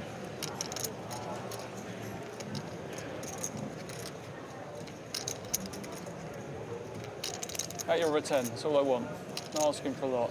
I want a 10. I want a 10. You wanted a 10, yeah? Fair enough. I would have taken a 10 as well. I know you would. Thank you, guys. No good. GG Sorsky. Well, at least he's not a sore loser. Takes the hit well. No, that's not mine. Oh, I think I forgot mine. That's mine. Yeah, no, mine's there. So nice pot there for Leo, up to around 30 big blinds, 613,000 chips. And that's why you don't wear a WSOP shirt at the Irish Open. The guy who took our phones, maybe? Oh, this guy. This guy. Okay. So Griff, I haven't seen you much, buddy. How you been? I've been okay. Good. Yeah, hanging in there. Good. They're talking about the fact that they submit their phones when they come to the bottom. I would have liked to see the No electronic devices at the feature table, no phones. That's right.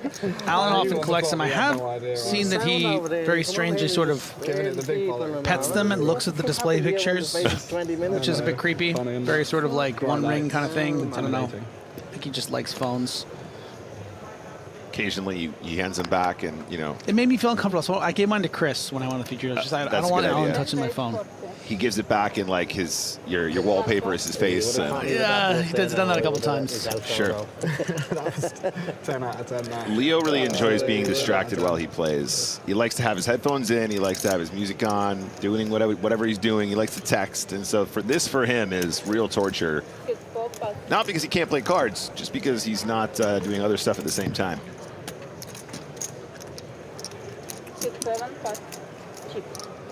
So 10-9 of hearts is going to kick us off here. Hamilton here, chip leader at the feature. Serato has a hand that will probably want to continue. However, Serato only has 10 big blinds, Griff. How are you feeling about this spot? See a flop, baby. See a flop, Chip leader right? has a lot of chips. No! We're in the money. What are you worried about? Let's gamble. Well, the other thing, too, is I understand it's an under-the-gun open, but you are six-handed. So the range of the open is a bit wider than an ordinary under-the-gun open range. I would have liked to see him flick in the chips there. He's already got 30 invested. Let's throw in 20 more. Let's see if we can get something going. I'm but with you.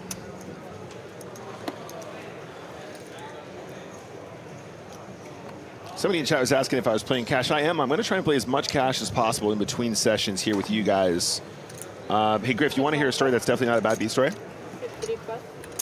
all right. But anytime there's a phrase like that. So I raise. I flop a set. He checks, I bet. He raises, I re-raise. He's all in for 400 big blinds. I call. He had a flush draw, and then I didn't win. Yep. No emotional attachment whatsoever. It's just a hand that Was I this played. live or online? This was in the next room. What buy-in? We're playing 1-2. Plays closer to 2-5 to be fair though. Is that why you texted me about that loan? That's why I texted you and I said, hey Griff. Privately, don't mention. Okay, yeah. Yeah, and I said don't mention it on a stream. Right. No, we got him back. It was all good. I thought I read don't mention it in my dream, which was weird. I was like. I just want everyone to know that definitely wasn't a bad beat story. It's just a hand that I played that I found interesting. But he definitely asked me for money after. Here we go. King 9-7. Solin 100% ahead right now with his top pair, with just one card being shown by Hamilton. almost, I mean, very few cards that 3 could be paired with that he would be interested in continuing. King 3 of clubs, of course. 7 3 of clubs. Pocket 3s, especially with a diamond, maybe. That's actually a pretty interesting card. I mean, if he was paired up on the flop, he's now made to pair. If he did have pocket 3s, Solon is now drawn dead. I have to imagine Solon is going to bet again for some value protection, try to get some calls by those. Seems good. Diamond combo, 9x type hands. But I'm telling you, that 3 could change things. I will say Hamilton could also have something like ace 3 with the ace of diamonds, calling a small bet on the flop, which I don't think he'll be inclined to call.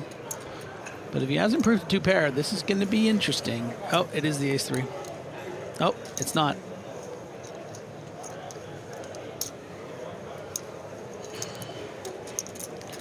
Oh, he's going for big boy chips. He has made 3 of a kind or 2 pair.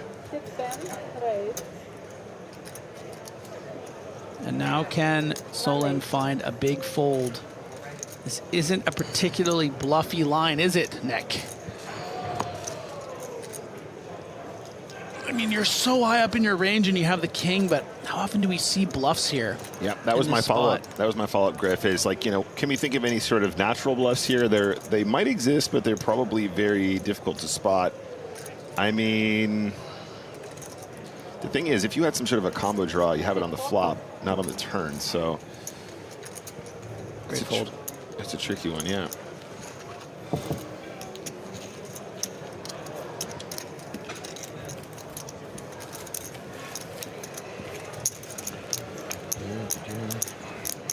There you guys.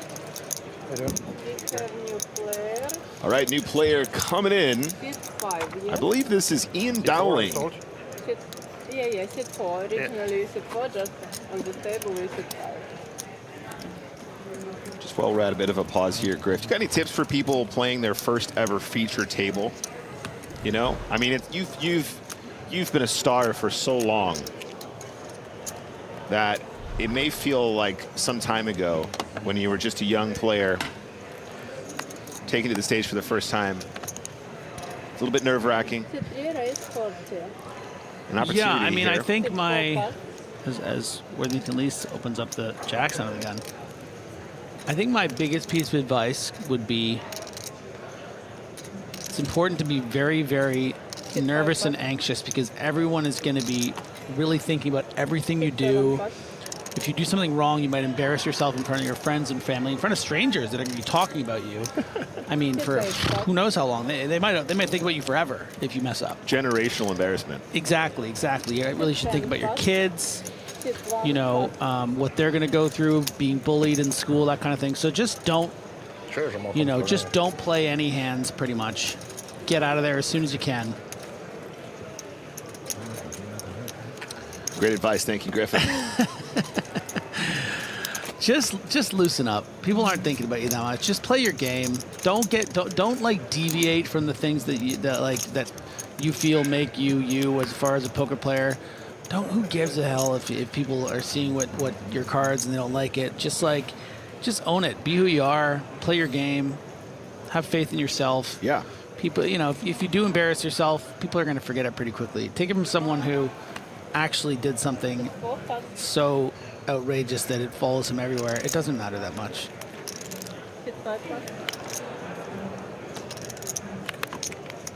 That's right. Papazios.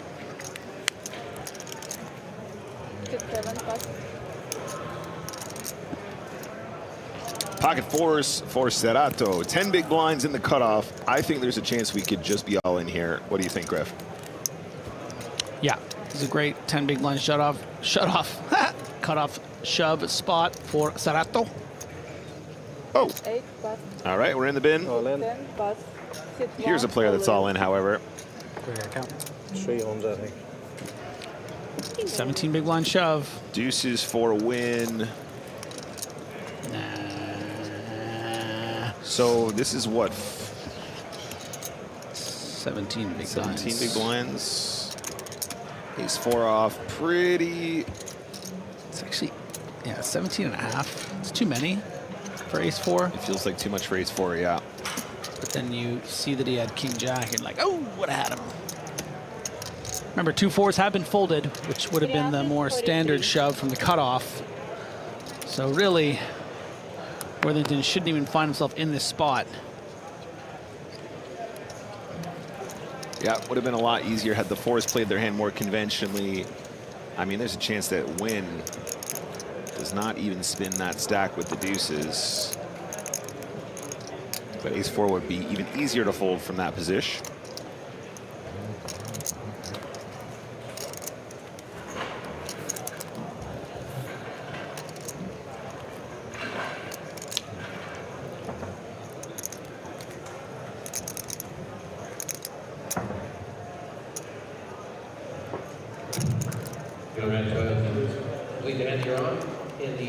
He calls it.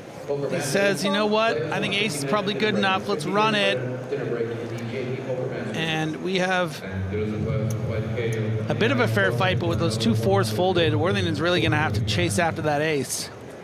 Yeah, and I mean, look, if you're going to be behind, this is probably one of the better outcomes. It's a fake flip, pre-flop. And look at the eliminated cards really giving the favor to Wynn. 39% only. Worthy going for it. See if he had his phone to look forward to after folding this. Maybe that's definitely a factor for sure. Let's go to the flop anyway. It is 4 King 10. My goodness, the case 4. Drilled it. Leo has absolutely drilled it. Deuces need a lot of help now. Still 2 remaining in the deck, however. Do the ducks fly together? Queen of spades. Can the ducks fly as a trio on the river? They do not, and that 2 pair is good enough to eliminate Wynn. Gets it in, very fair, and Leo is going to chip up here. Now looking at around 50 big blinds. He is about 34 big blinds behind Ian Hamilton, but still a very healthy stack at this stage in the tournament, well into the money.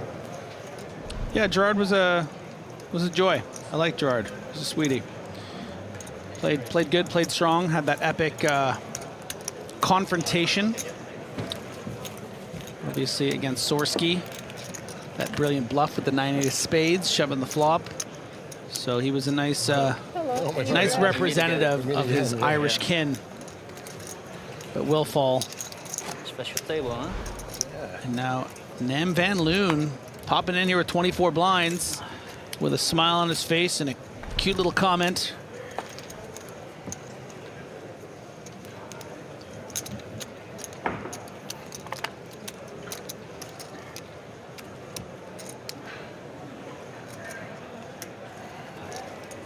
Should 5 plus. It's on the right. All right, next hand. Should 6 plus. New player joined, of course, as Griff said, and we get straight back into it. This was mine, right? Or not? I'm doubting this was mine, Should right? 7 Or not? plus. Yeah, they're yours. 7 Trey Serato folds. Still the shortest of our feature table lists at the moment. Should 10 plus. Can't help but think that pocket 4s was a bit of a missed moment there, Griff. I mean, not only in action, but also in turnout. 3 call. Oh, yeah. And also in runouts, I should say. And there's a limp blind beat blind. Solin, bottom of the range. Still not a completely ridiculous ISO versus limp. Dolly Parton against the Jack Bauer. Right to David, so I asked him about that. Decides to check on this occasion. Gosh, remember how popular that show was? You know, that music? Very, very countdown? popular. I recall the music in the countdown. I'm not sure I ever watched more than 1 episode. Oh, I watched a bunch of 24, man. Yeah. Where are my 24 homies at? It was that phenomenon. Should 3 birds. It's a real phenomenon. Should 4 plus. Is it phenomenon or phenomena? Isn't it phenomena? No, phenomenon. That show reestablished my deep teenage crush on Alicia Cuthbert, Girl Next Door. Popular Mechanics for Kids. Big Canadian staple, she was.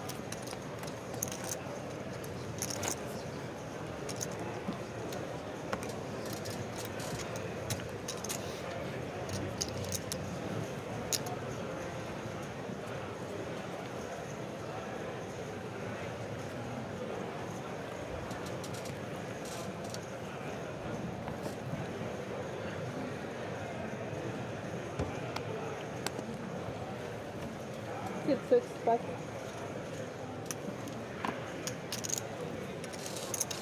7, but Serato really waiting for a big spot here. Is fairly handcuffed by the chip stack, though. I appreciate that. And Worthington, Elise on the button. King tray offsuits. Signs to bin it there.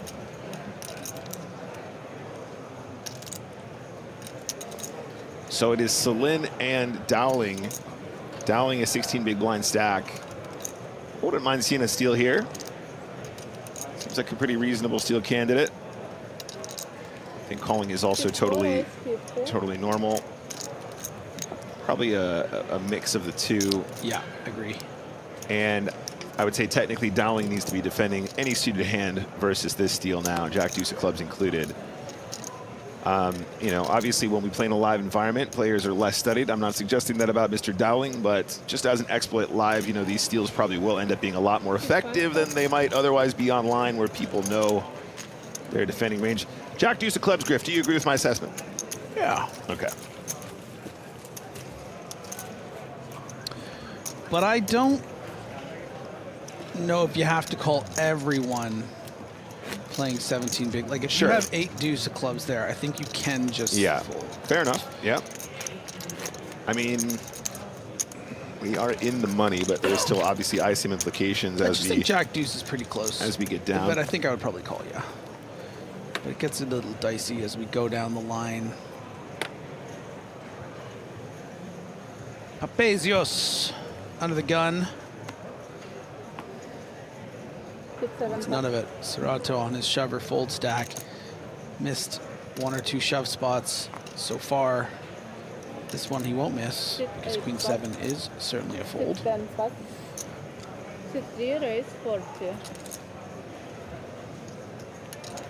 Apple juice for Worthington Lees.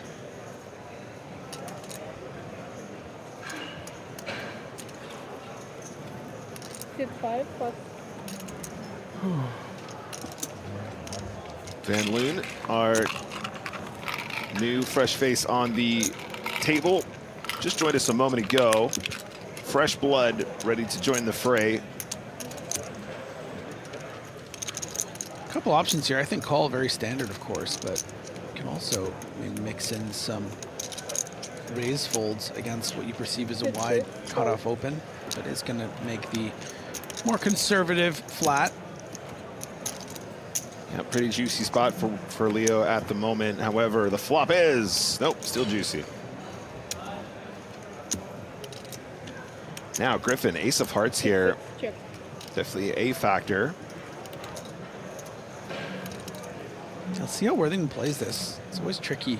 I think I like a check here. Yeah. Yeah. You know, I think probably c-betting ace-jack on this board is never going to be wrong. It's just that, you know, we are in the money. We're looking for pay jumps, and, you know, this is definitely more of a big blind board. If your opponent does turn up with, you know, ace high or king high, a lot of times you'll get to showdown for pretty cheap. You can reassess without inflating the pot, getting check raised, and having to deal with a lot of drama like that. Oh! Sometimes you give him a free card, though. Now, I don't want to be results oriented. I would have liked to have seen a bet here from Van Loon. Yeah, I'm with you, Griff. I think once we see check on the turn, Leo will end up having a lot of ace highs.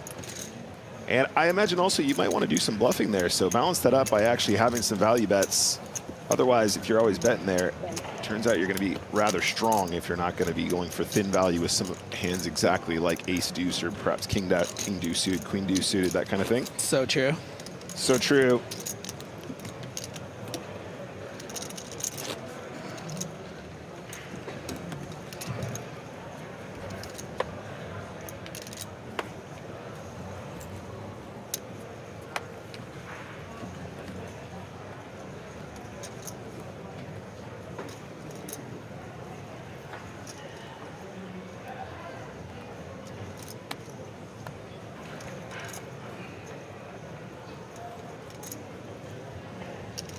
There we go, Serato.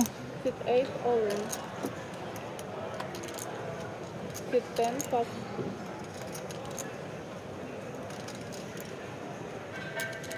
Oh, man. Patience not paying off.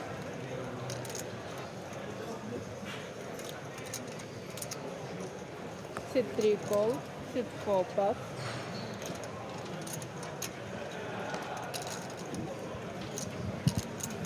Sit 5 pot.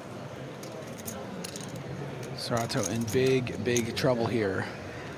Sit 6 pot. I'll have to go back and check, but Sit 7 pot. Griff, it sounds like chat is suggesting that Van Loon mucked his hand with the ace deuce. No way. Now, I didn't spot it, but a couple people have mentioned that in the chat. There's a chance he might have misclick folded the best hand, or mucked the best hand, I should say, not folded.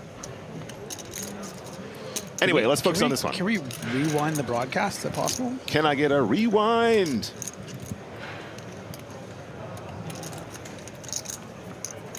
All right, all in, kings versus Jables, deuce, 4, Trey.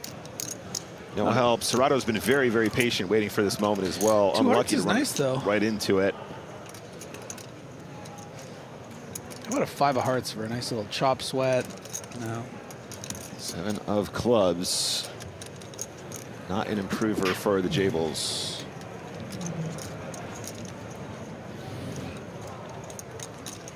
And the river is an ocho, so it's GG to Serato. He was so patient. He really, really felt like he was going to make a move there with the jacks. Very understandable with such a short stack, but unfortunately running into the buzzsaw, Marco Serato, 3,010 euros here in Dublin.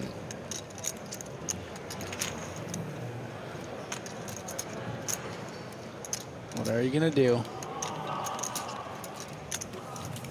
All right, once again, spectators, anyone not playing poker standing in the poker tournament area watching, you are a spectator. I mean, table of death since I've joined, Griff. We've seen a lot of eliminations. Still a table of 6 up here on the feature. Should be balanced very soon. That takes Leo up to 63 big blinds. Forever blessed. Leo Worthington Lease.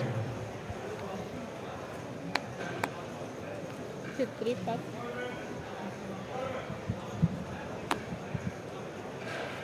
Sit 4 pot.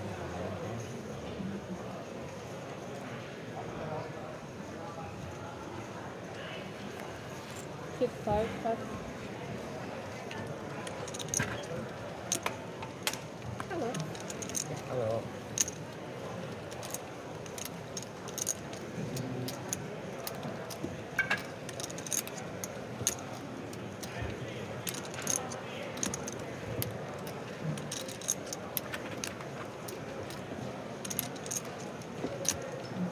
All right, on the button with an ace.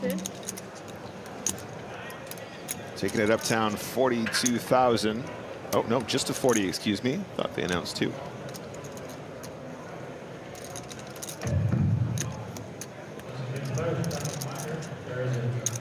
Sit 7 pot.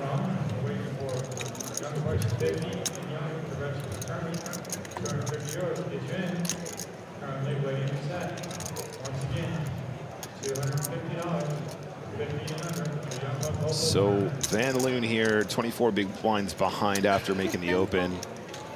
Hamilton deciding just to flat, understandable.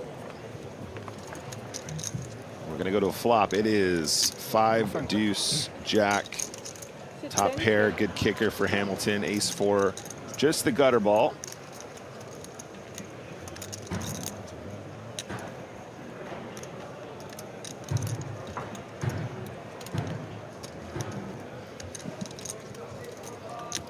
It is, unfortunately for Loon, a good forward to continuation bet. Goes for a small continuation bet of 35,000 into a pot of 110. Hamilton cannot fold yet, of course.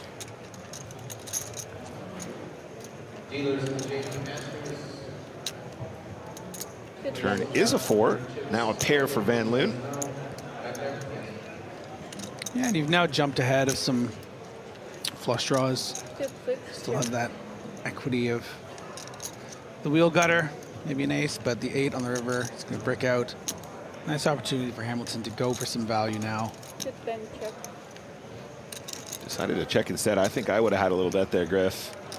If you had a bet there, what would the size be? Just bet somewhere between 60 and 100K, basically, and just get paid some of the time. Sounds good to me. I mean, you're probably a spot where you're going to want to maybe bluff some of your missed spades as well after you see the check on the turn. Yeah, but I think it's a weak check, but I wonder what else is going on. I mean, we got so many familiar faces left in this event. There's one of them, Alejandro Romero from Spain. Looking to make a deep run here. We mentioned him earlier when we were going through the chip counts. He was in that top 100.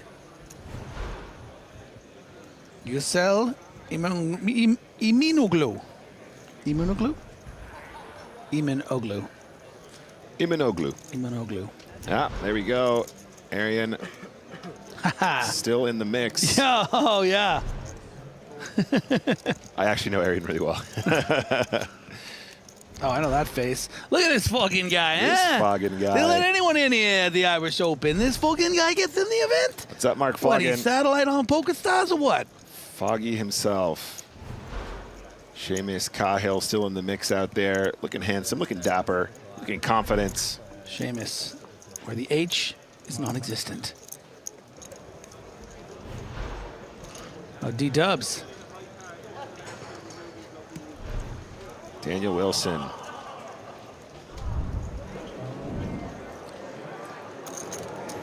All right, we return to the action up at the feature table.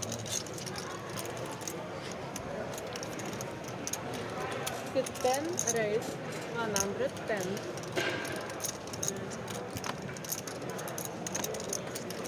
Sit 1, pass. Sit 3, pass. You can have it, pal. I just had the dead man's hand.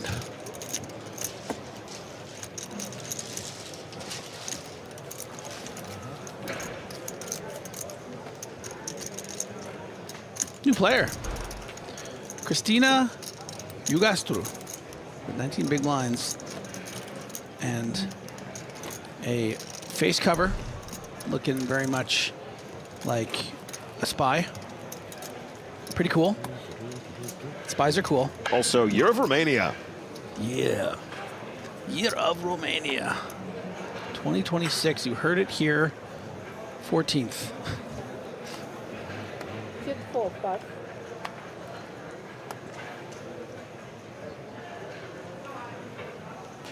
Sit 5, pass. Sit 6. Van Loon binning his hand on the button.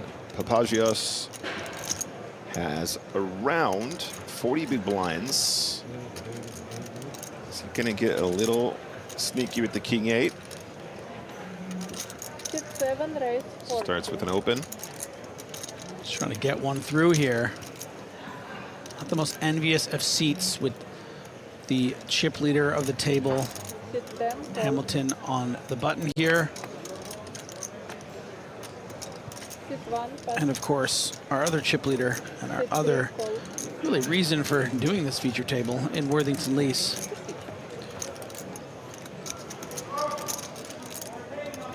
Just want to get a guitar in that guy's hand, you know? See what comes up. Top pair for Papazios. Pretty sure Leo does actually play guitar. It's top here. Sit 3, check. Everyone having a reason to stick around. But with the 3 diamonds, I would expect Worthington to at least get out of the way if we see any betting.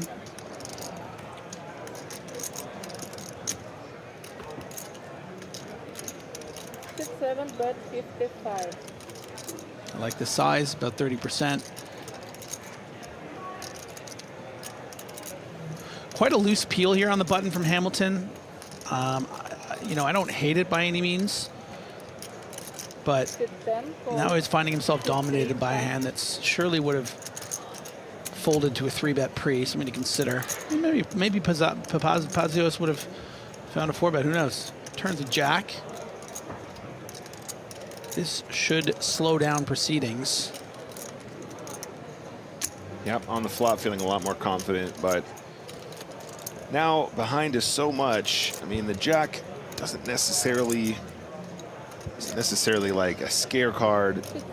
Famously here, it's just that, you know, it is one additional overcard to the 8. Sometimes your opponents will end up with Jack X with 1 diamond. Sometimes your opponents will just have Jack X of diamonds, which means we were cooked from the start, but understandably slowing it down a smidge. Hamilton feels the same way though. 2 checks. River is a deuce, so very bricky river. And when it goes check on the turn here, probably both players thinking the Ocho is going to be something. Yeah, and as Papazios, you could put out a little sort of blockery value bet, hoping to get called by something like 7s or 6s with a diamond. Yeah, it feels good. Instead, 2 checks. And the king will play. The kicker is the decider on this occasion.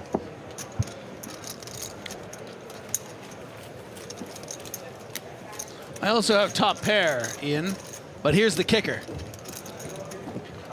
I win. Hello, new player today. Tell me the kicker.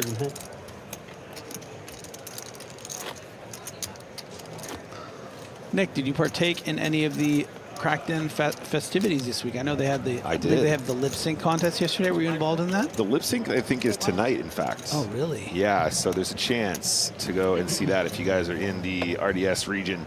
I did. I took part in the I'm a poker player, get me out of here. Are you aware of I'm a celebrity, get me out of here? No. So famously, the celebrities go into the jungle and they do a bunch of sort of like Fear Factor, gross, like eating bugs kind of stuff.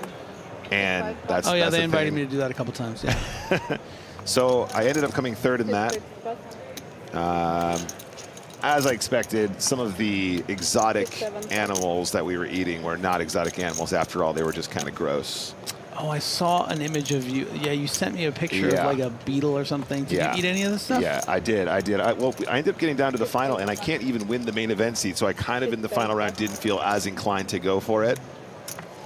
So what was it that you had to consume? Mealworms, cockroaches.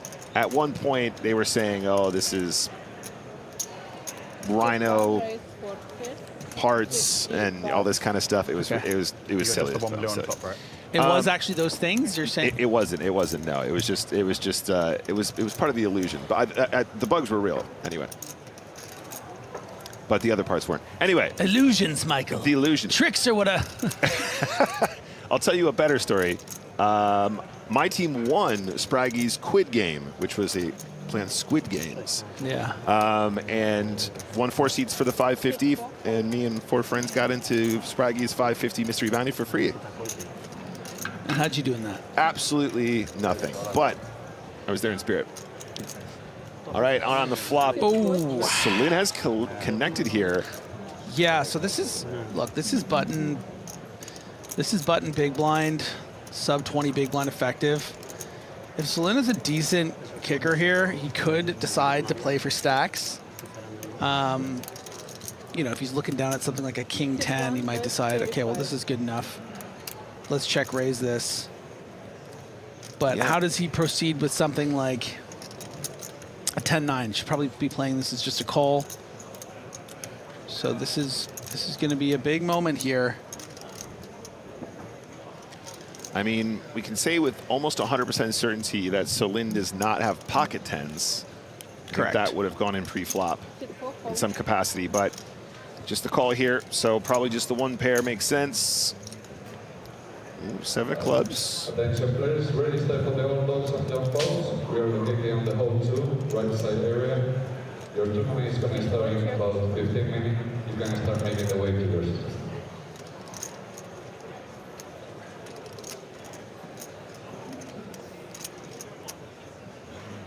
180K out there, 314 back. You're not loving the turn card if you're two gas through, but you know, when you're up against something like a 10-9 or a Jack 10, you really want to get max value, and that comes in the form of another bet here. Look at that, she bets well over half of her stack. And that could make the decision were Solène not to have 2-pair plus here, which is wholly likely, could he ever find a big fold of top pair? Yeah, Griff, this kind of strikes me as the kind of turn that probably isn't over-bluffed. And Yeah. also perhaps this isn't the size that would necessarily be used. So Maybe ace-jack of hearts, just ace-jack of spades, pardon me, like does this ace-9 of spades, right? Yeah, exactly. So we start to think of a couple specifics. But generally speaking, folding a 10 here is not out of the question. Very strong move is what I'm saying. Not impossible to be a bluff, but certainly not like, well, they're always going to bluff this turn, so therefore the 10 is something I can't fold. But we'll see. It's a tough spot. Having top pair in this game is usually a pretty good hand. Solène has not put a foot wrong in all the levels I've been here covering. Can he make a brilliant fold here with what we obviously perceive to be just one pair?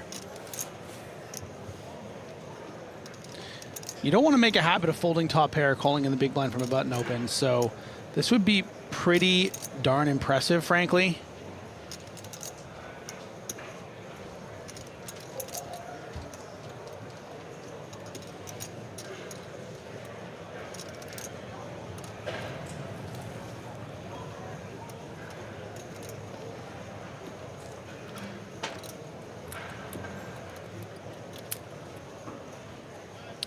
And Jugastru's got to be feeling pretty confident now.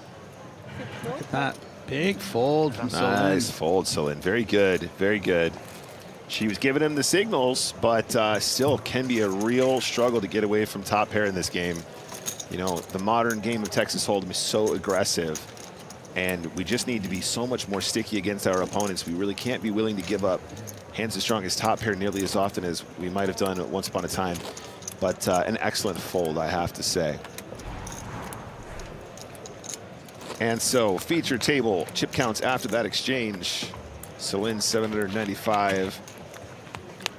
Ugastru 494,000 chippers. Chad asking, did she overbet? Nope, just a big pot size bet, or near pot. It was 175K into a pot of 180.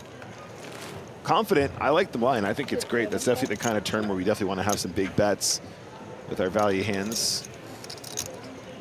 I do imagine we get a fair amount of action on that turn, especially from hands that perhaps had a flush draw on the flop, picking up additional equity on the turn quite frequently. So far, so good from our new final table competitor, Christina Ugastru. Now Solène in the small blind, looking at around 39 big blinds. However, we got to look at the big blind here. That's the effective stack. 271K for Dowling. That puts him in 13 the big blinds mode.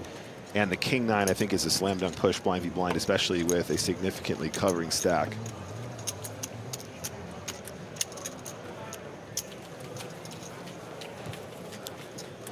You a big pizza fan, Griffin? You like pizza? Oh, yeah. Yeah? I love a good za. I don't trust anyone that's not a pizza fan.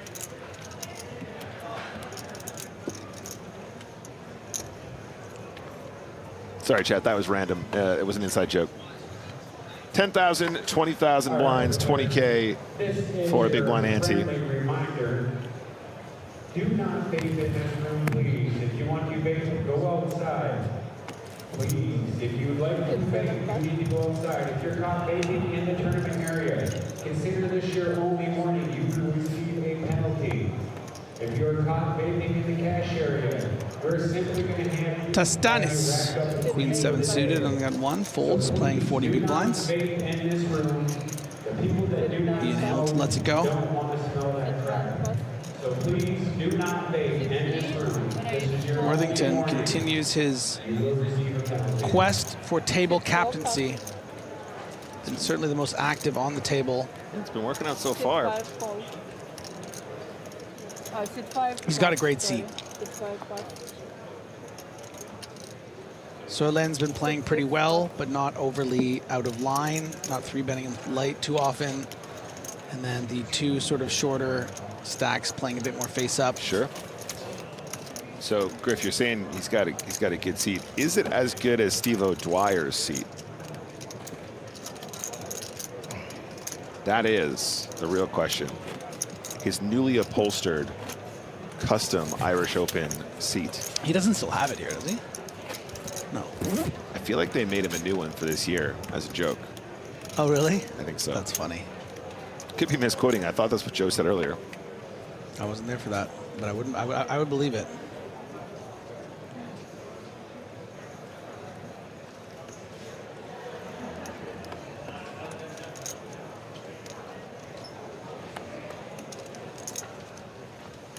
Sit 8 pot.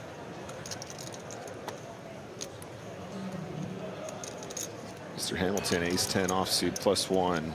Sit 10, raise 40. Starts with a raise. Sit 1 pot.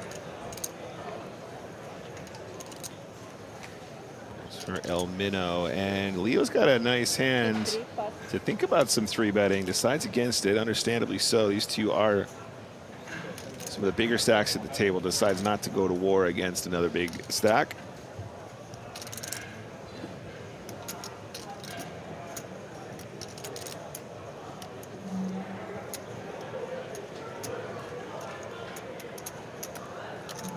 Sit 4 call. Sit 5 pot. So in calling in position with King-9 of clubs, interesting. Sit 6 pot. Yeah, this is a bit on the loose side, but I really don't mind it with the players behind who haven't really shown a tendency to squeeze light. You can see equity-wise, this is playing pretty nice. And a great example as to why we call when it's suited. So you're sitting there with King-9 of clubs and you're going, what would be a good flop for this hand?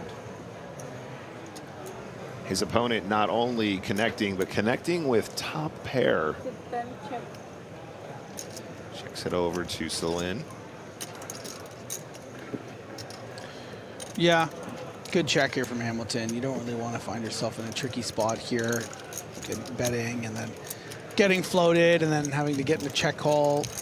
I think it's nicer to just play this passively, stay very under-repped. You're going to get worse hands to bet here sometimes, sort of protectively, like a pocket eights. We'll definitely bet here, and so you can sort of get some value and hope to brick out. Really, the shape of this hand is going to start taking place on the turn, whether that changes the texture, what kind of size Hamilton is faced with. Main event players, in just about 13 minutes, we are going to race off the 1,000 value race. Race off the 1,000. Instead, he goes for raise. Decides it's actually going to be easier to play as a check raise. You're not really turning this hand into a bluff so much as you're sort of just like trying to find definition in this hand. Be like, I don't really want to play this as a check call down 3 streets. So let's just kind of create the second street now and then reevaluate if it pricks out. And at this point, Griff, I guess we are just gonna flat. Oh yeah.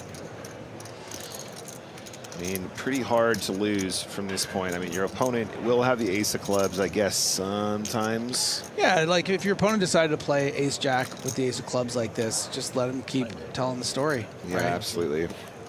If you're up against a nut flush already, you're gonna bust anyway. If you're up against the lower flush, you're probably gonna double up as long as another club doesn't come.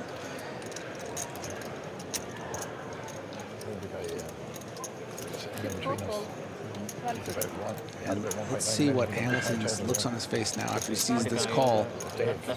Pretty strong flat here, and he knows it. Yeah, he's like, well, wait a minute, I don't like this very much. He was on my table. He got moved to my table after a while. Certainly not nearly as confident. King of hearts on the turn.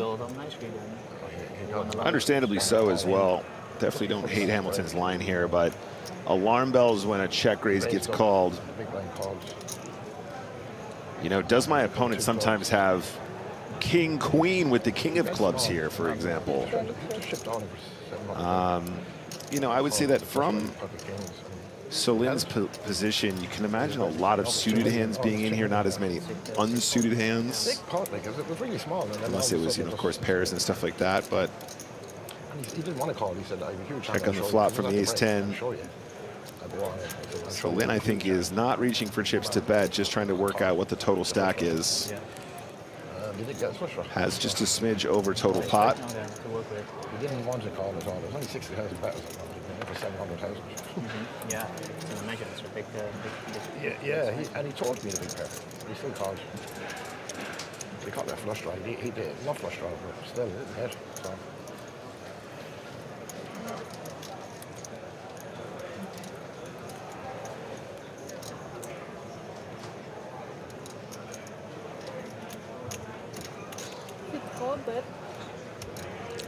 Half pot on the dot.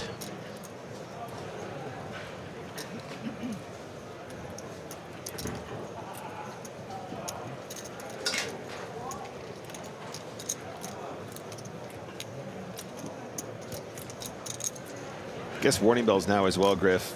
You know, if Solin does have a speculative hand that we've just check raised on the flop, how often is he going to start blasting on the turn as a bluff? Or I don't know, it's just trying to put him on a specific hand here. It starts to feel kind of rough.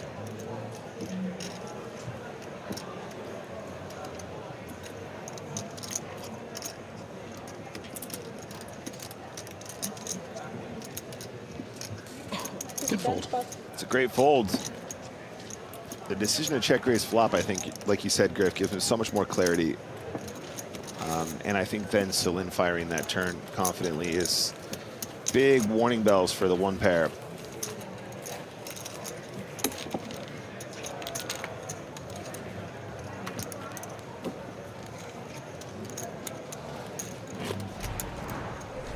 Here are our updated chip counts. Hamilton getting nicked there, down to 1.56. Worthington, solid level, 1.21. Solin, great couple levels, up over 1 million.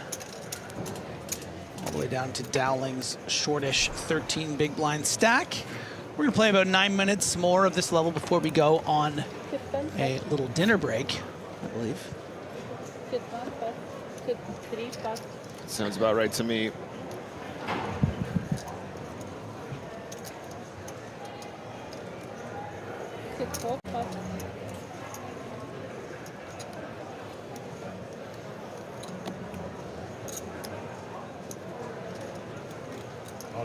Sit 5 all in. The time is now. 13 big blinds going in here for Dowling. Sit 6 pot.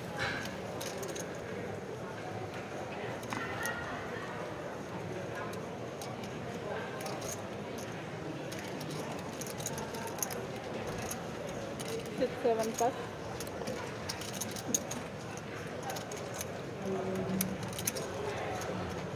Close spot here for, oh no, it was in the small blind. Would have been the close spot in the big blind, but yeah, Jack 6 in the muck. Sit 8 pot.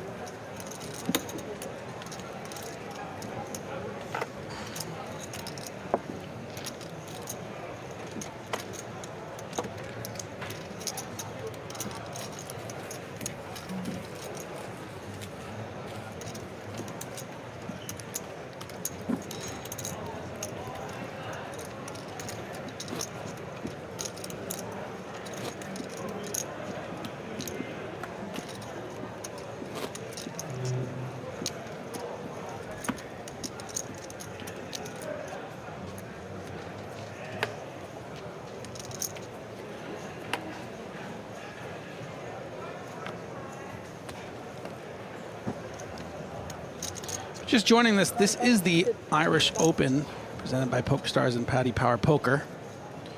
Started with a gargantuan, megalodonic 503 entries, 4 of which belong to yours truly.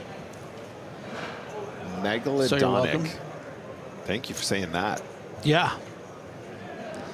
Yeah, I've never heard anyone say that. It's pretty cool. I really like that a lot. Yeah. Just 323 players remain. We're playing for a megalodonic first prize of about 515,000 bloody euros. Griffin Megalodonic Benger.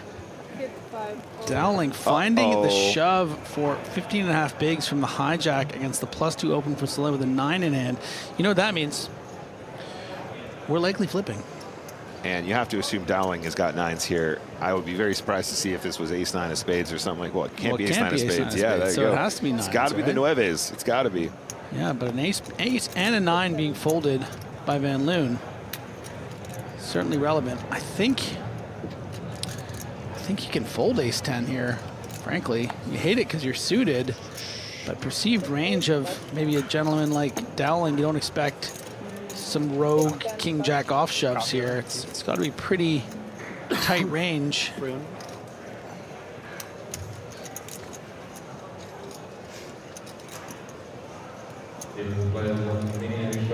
Like K, you have a new line now. 200, 400, 400 big line and that's 244 max hand.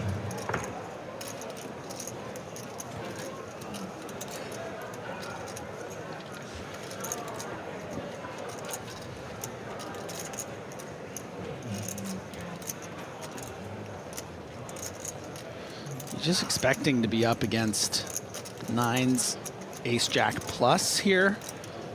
Maybe even ace-queen plus ace-jack. I don't even know. Always. Here. So, yeah, good fold. I like the fold. I think it's fine. Yeah, you're right, Griff. It does feel like we're just dominated there a fair amount.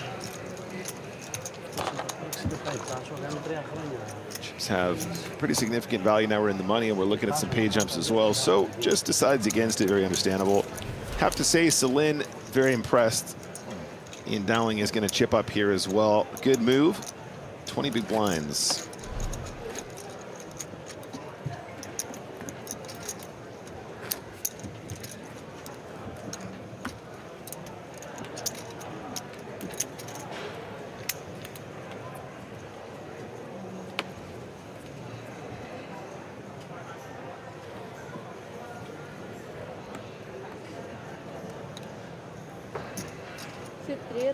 So 128 hands played on our feature today so far. Still tons of action coming from the RDS throughout today. Blind still 10K, 20K, 20K, big blind ante.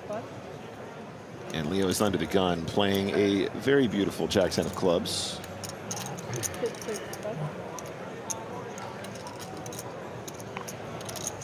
Folded to the button.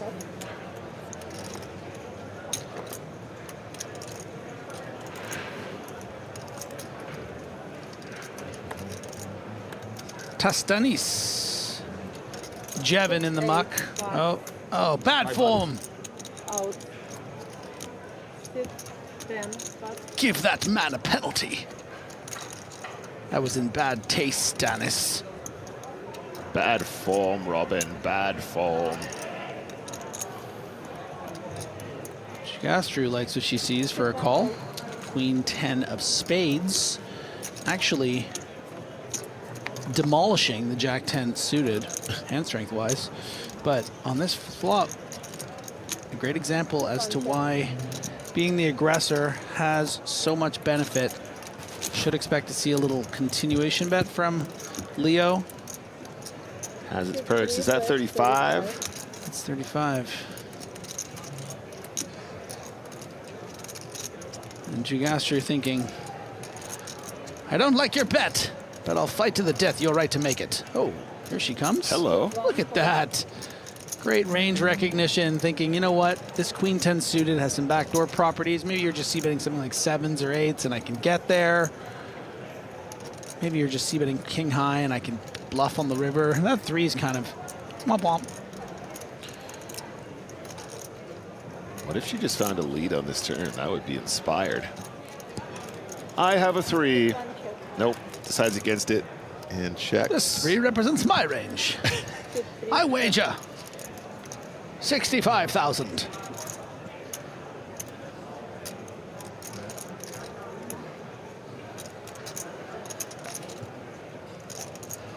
Out of position float, bluff rev.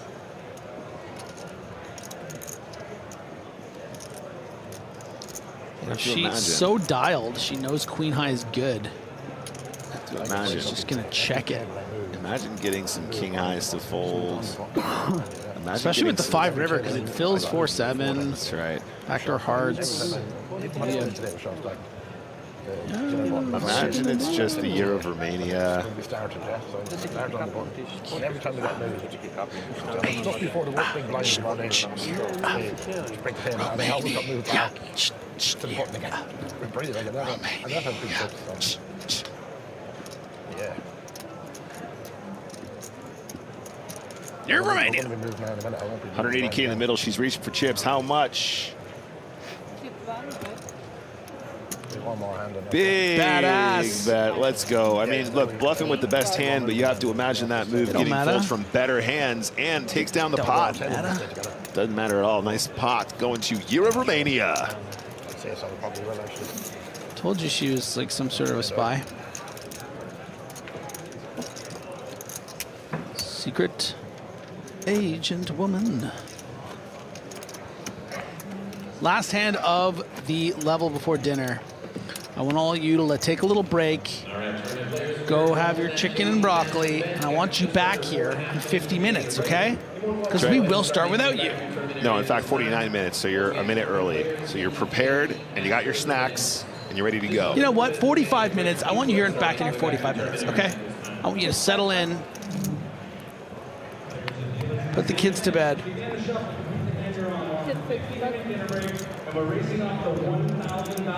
Say goodbye to those pretty red chips, by the way, because they gone. That's right. Raced off. They're going to be raced off. Papazio's trying to get one through on the last hand from the hijack. Quite a passive table, in fairness. Tastanis is going to definitely keep his countrymate in line here with the ace-10 of hearts. Whether that's in the form of a 3-bet or a flat remains to be seen. I think ace-10 off maybe would see more frequency of 3-betting here, but ace-10 suited, going to be more of a mix. If you're involved in the chip race, we encourage you to stay. But all other players, you should be exiting the area. Players take this opportunity to stop up to the lotto desk, get your lotto ticket.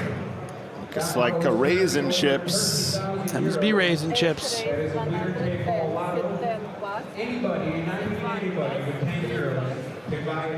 Other players leaving the table. These two are going to war, and it will be a fold pre-flop, which means last hand of this level. All right, guys, so they are headed on a break. Let's take a look at some chip counts. After the break, we will have a new featured table. And just to let you guys know before we go, that will be headlined by former champ Ian Simpson, who won 2013 Irish Open after coming fourth in 2012. So we're headed on a 50-minute dinner break, guys. We'd love for you guys to join us very shortly and very soon. More action when we return in 50 minutes from the Irish Open 2026, presented by PokerStars and Paddy Power Poker. See you guys in a sec.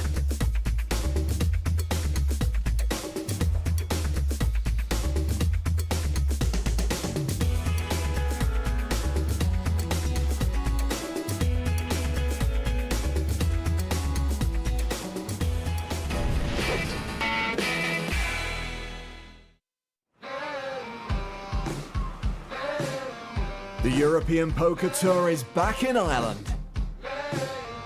For 5 days, more than 600 poker enthusiasts have tried to channel the luck of the Irish in the EPT Dublin main event. 6 talented title hopefuls have emerged from the pack. But one stands out amongst the rest. Dimitri, the Polish guy. He's a beast. I think he's most experienced. I think the biggest threat at the table is Dimitri, for sure. But he has all the chips. It's going to be a lot harder to win this one. Can anyone stop the Polish prodigy? Winning this event is going to be way better than all of the rest because it's more prestigious. I hope I can do it.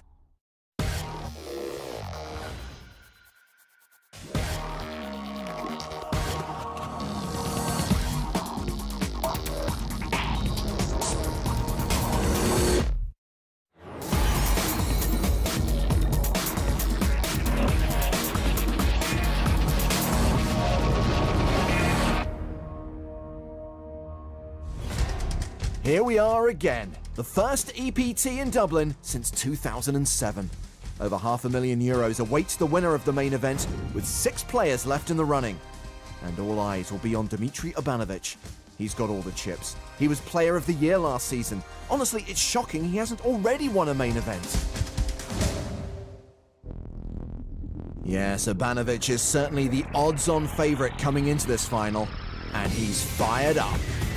It's amazing. I never had such a deep run, so I'm pretty happy about that. Having a chip lead gives you more space to do something, so I'm happy to be chip lead. It's very good.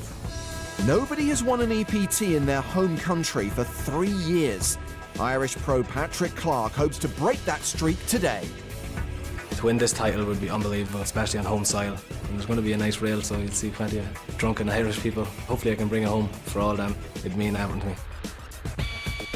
There should also be plenty of support for Cully Sadhu. He came 8th in London in Season 10, and he's feeling good about his second EPT final table. Chips-wise, I have like 8 times more than I had last time at the final table, so I think a lot of players will fear me.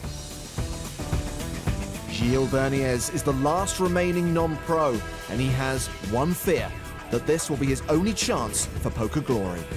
I'm so lucky to reach the final table now, so I guess the professional players would call it like a one-shot or something like that.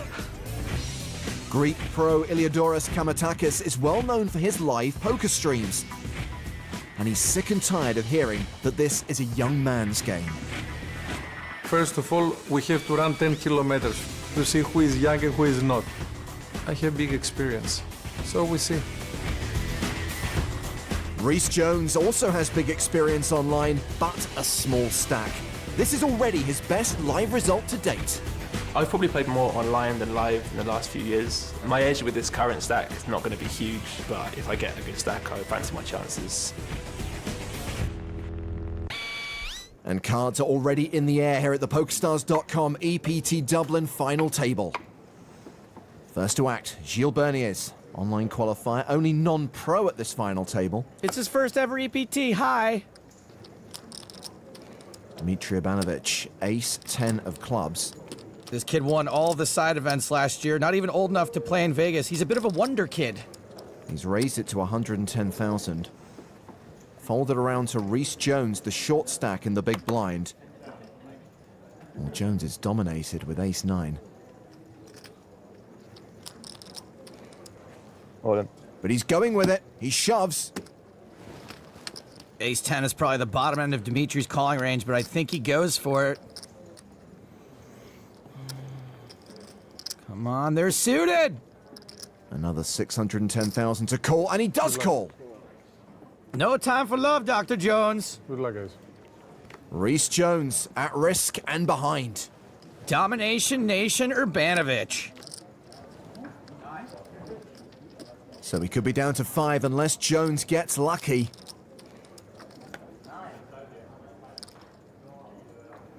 Oh, a 10 high flop. Now less than a 1% chance of survival for Jones. He's going to have to get real lucky. It's not a very good flop. Understatement of the year. A little bit of hope on the turn. 9 of clubs, all the 9 of spades. Works for Rhys Jones. 2 cards can save him.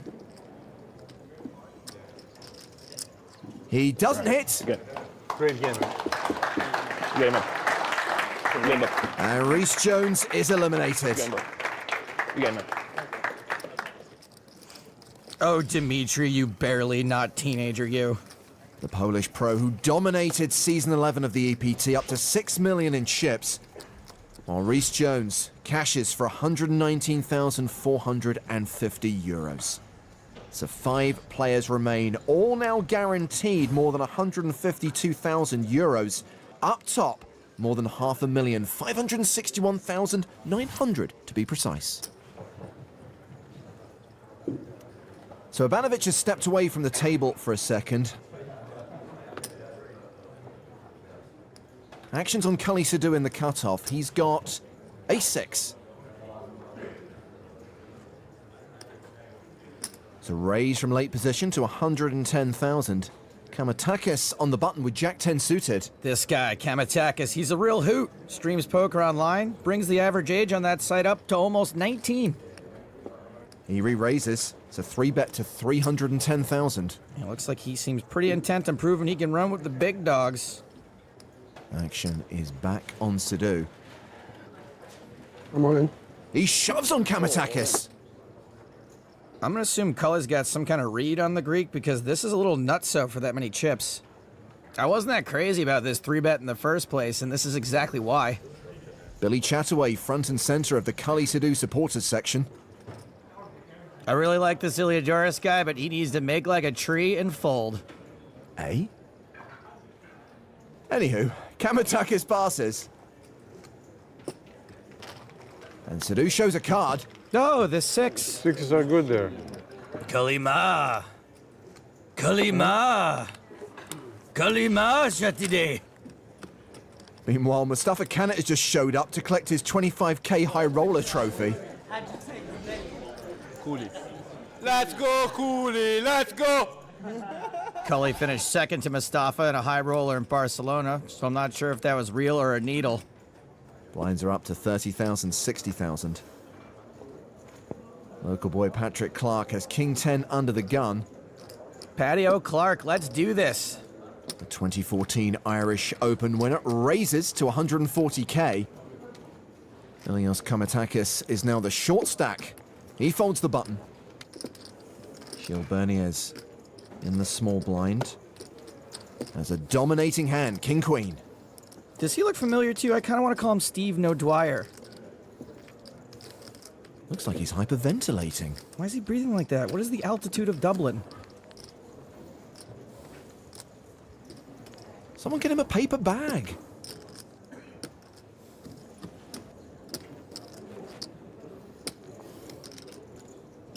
Well, he's called the raise.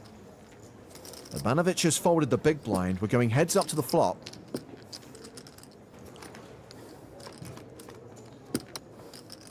Well, there's a king. And a 10. Top pair for Berniers, but 2 pair for Clark. Sick, from dominated to dominating. And can we get this guy a scuba tank? Action check to the pre-flop aggressor. Clark continues with the best hand. Observed by his girlfriend, Kelsey Goodman. More like Kelsey Goodwoman. Hashtag everyday sexism.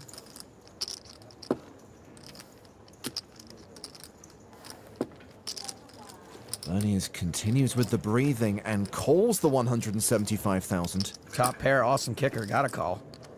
4 diamonds puts a potential flush out there. Can you breathe? Can you breathe? Berniers checks for a second time. And Clark checks behind. Come on, dude, you gotta bet that. And it's a queen on the river. Berniers now with a better 2 pair. King Queen should probably bet now. No, he checks for a 3rd time. Looks like Clark's gonna go for value. 425,000. Kelsey, I'm sorry. This should be a snap call. As soon as he catches his breath. There's the call. And Clark will see he got rivered. Nailed it. That's the saddest I've seen a group of Irish people since the time Bono went vegan. So Gilles Berniers, the German amateur, building a stack, but possibly in need of medical attention. What is going on with this dude's breathing? Tag your tweets.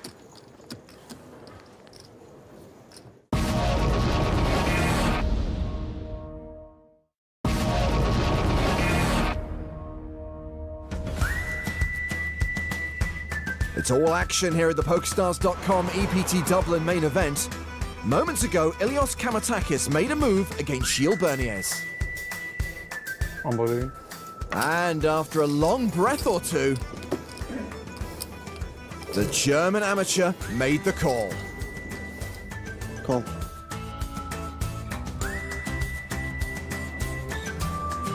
You're thinking to fold ace queen? Nice game. Kamatakis is out, and the online qualifier is now second in chips. Blinds are still 30,000, 60,000. It's Gilles who's posted the big blind here, and I tell you what, Joe, let's play along with the amateur. We're only going to see his cards. We are going to sweat with Gilles. He's already out of breath. Why not sweat with him? Ivanovic is first to act. He folds. Clark's out. Round to the small blind. Cully Sadu, 8th place finisher at EPT 10 London. Ooh.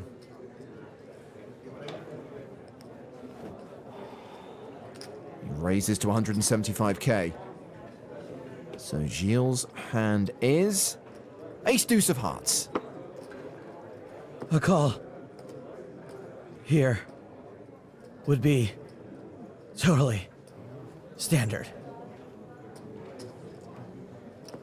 He does call. The flop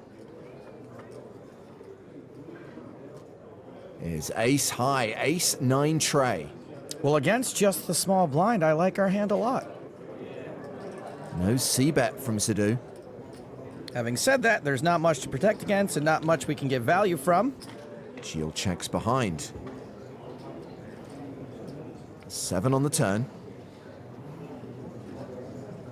After we check back the flop, there's lots of hands Sadu would bet here. Into a pot of 390,000. He makes it 260,000. But I still think a flat call is just about our only move.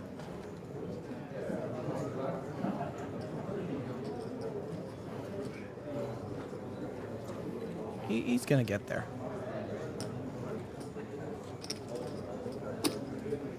There's the call. The river card is a 5. And Sadu shoves! Such a big bet. Wow. Nearly 1.5 million into 910,000. Sadu's not really supposed to be bluffing here. I liked our hand at first. I no longer like it. His breathing's normal now that he's facing it all in. That's kind of weird. Chaz Chatter on the left has joined Cully Sadu's rail.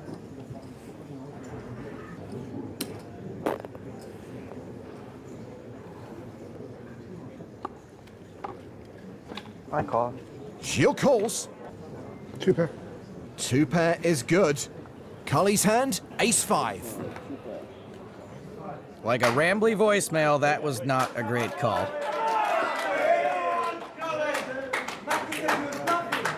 Maka was wrong. I guess you could say that rail is anything but melancholy. Nice hand. Thank you.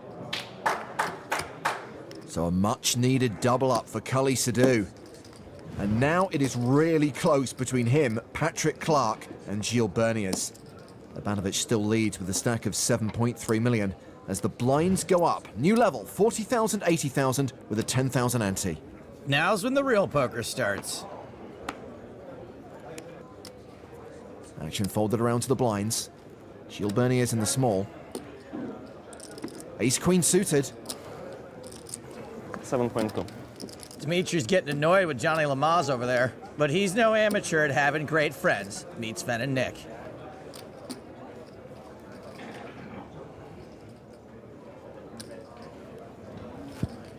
Berniers limps in. Ivanovic has got pocket 8s. This is kind of a cooler blind versus blind, especially since these are the 2 biggest stacks.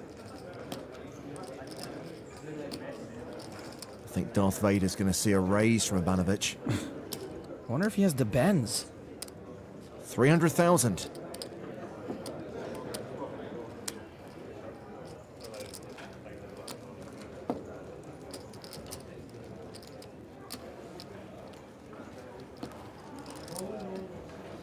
Berniers counting out a re-raise.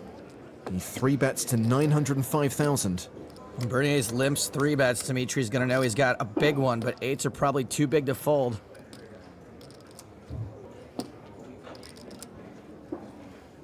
I'm all in. Ivanovic shoves. And his breath is caught. Not normal.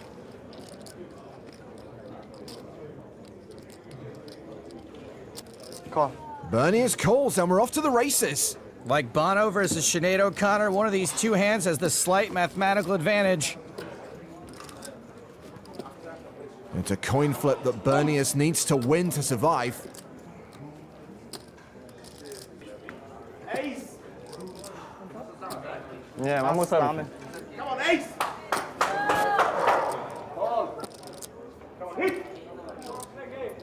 The flop is king 7-5. 8 still ahead. 6 immediate outs for Gilles Bernius. The turn card is an ace. Deuce! Hey, deuce! No, man, classic Sven. Hey, deuce! Bernius doubles up unless there's an 8 on the river. It's a jack. Yeah! Come on! Weekend at Bernier's. And that hand means that Gilles has taken the chip lead from Dimitri. He's the new final table boss. And he is fired up. Ist ein Call gegen ihn. Ja, ist es auch. Ist ein Call gegen ihn. Abanovic down to 3.3 million. Gilles Bernius up to nearly 8 million. I'm afraid his heart might explode. Well, curiosity got the better of us. We had to ask the online qualifier why he's always so short of breath.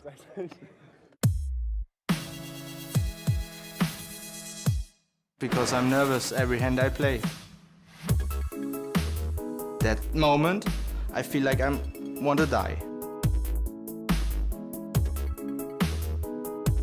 I qualified and it's my first EPT.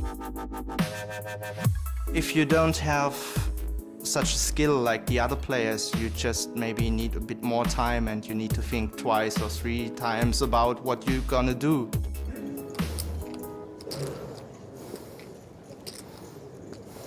Well, it's exhausting. Really, it's so tough. I'm a student. I study.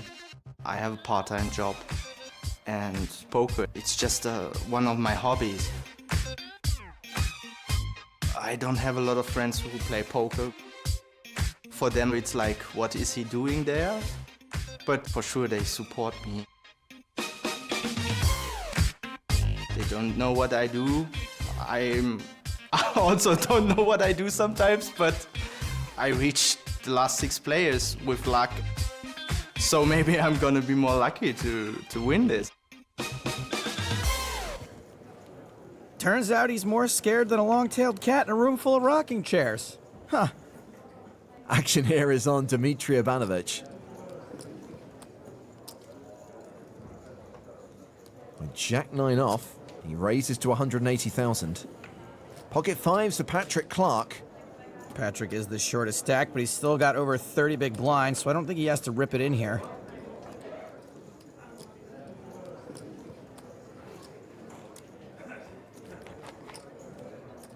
He calls on the button.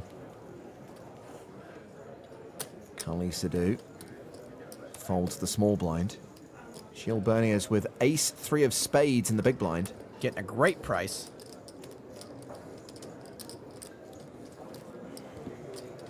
It's less fun to make fun of his breathing now that I know he's terrified. He calls. And we've got 3-way action.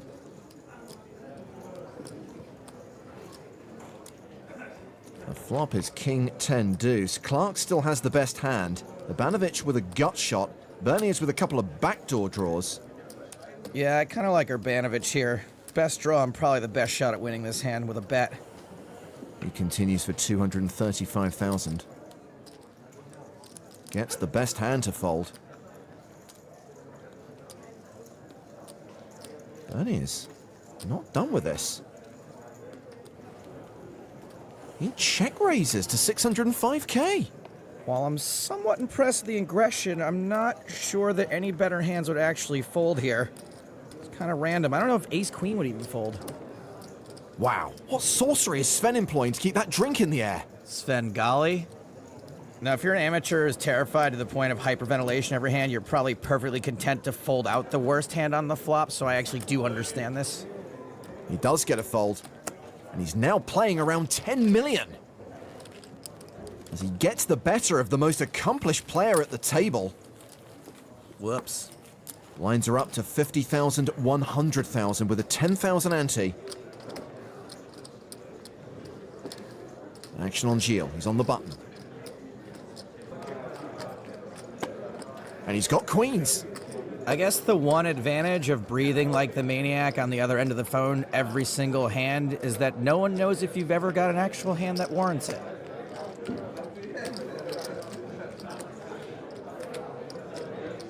$225K from Hufflepuff. Ace deuce for Clark, the shorty in the big. All in. He shoves. Call. And gets called. Clark is behind, but all it takes is an ace. We've all been there. A lot of support here in Dublin for the last remaining Irishman. Ace ball one time. Good luck, man. Yeah. Do it for Ireland. Do it for Kathy Ireland. Come on. Don't worry, Gilles. Nick and Sven are still on your side. Everyone else is calling for an ace. Here comes the flop. There's a queen. 2 clubs, and Clark has the ace of clubs. Man, 5% equity seems high. It's very likely to be 0 on the turn. My nerves are already there. The turn card is another club.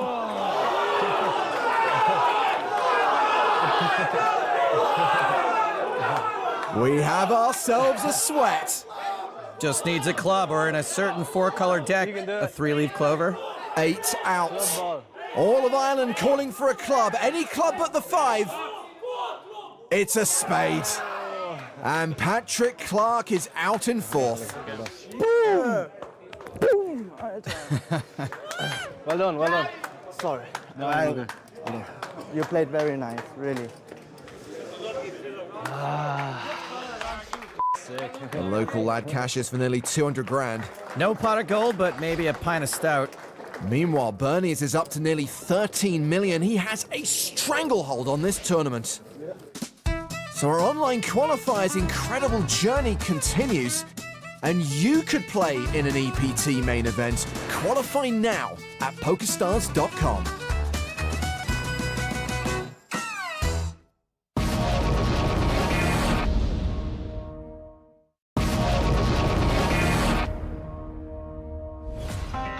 Three remain at the PokerStars.com EPT Dublin final table, following the elimination of local lad Patrick Clark.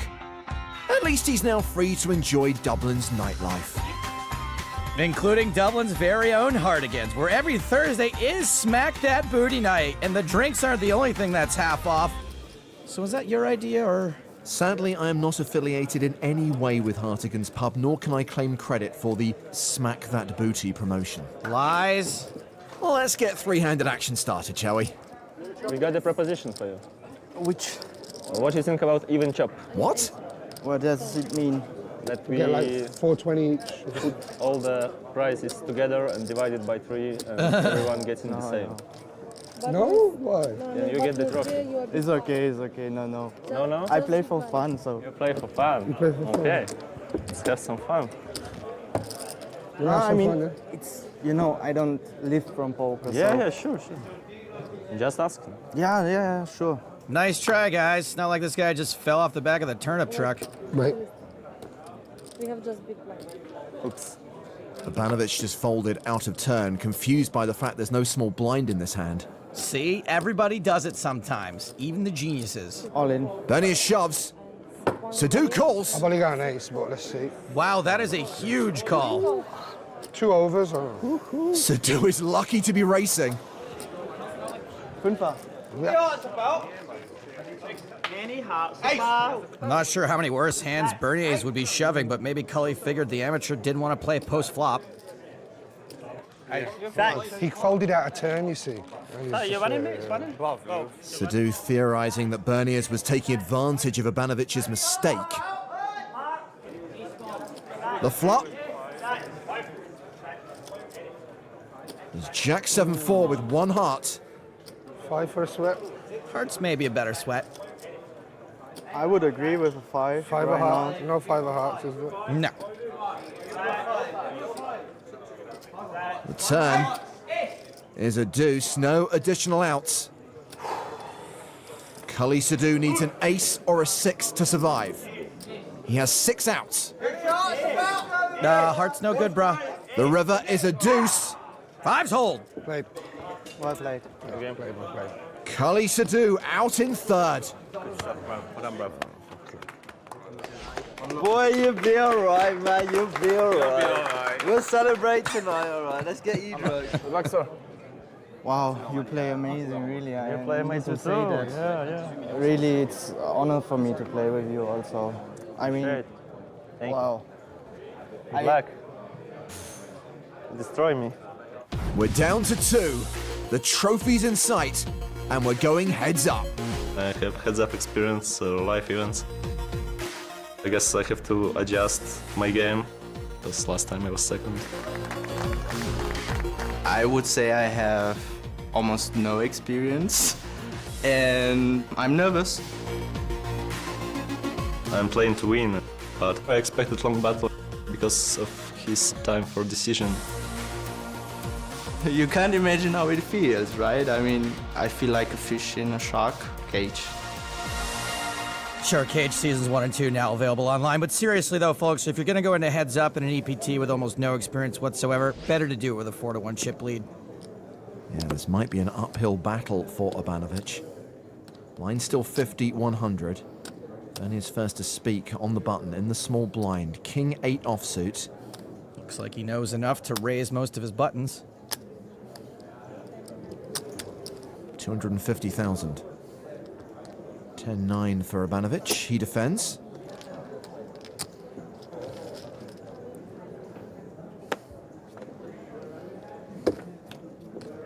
The flop gives Bernie his second pair, but Obanovic has the nuts. A straight to the jack. Flops the joint. Checks to the razor. Unfortunately for Bernier, a pair is going to be good here a lot. He continues for 200,000. Check would have worked fine there, but it looks like Bernays wanted to go for max value and protection, also fine. That's a check raise from Obanovic. 650,000 total. And again, unfortunately for Bernays, this raise would be a semi-bluff quite often.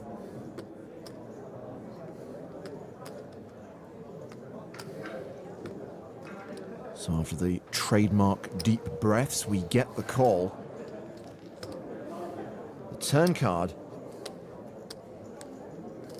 is the 7 of clubs pairing the board. That gives Gilles a few outs. He can boat up now.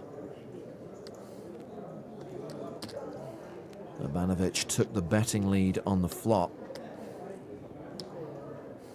He barrels the turn, 915,000. Love this sizing by Dimitri. Really seems like he knows he can get a lot of value out of this spot.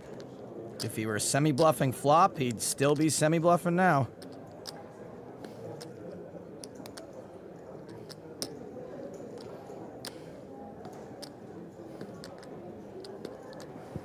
Berniers counts out the call.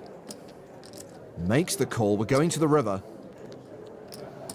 3.6 million in the middle. Obanovic the effective stack with 1.8 million. A 5 on the river changes nothing.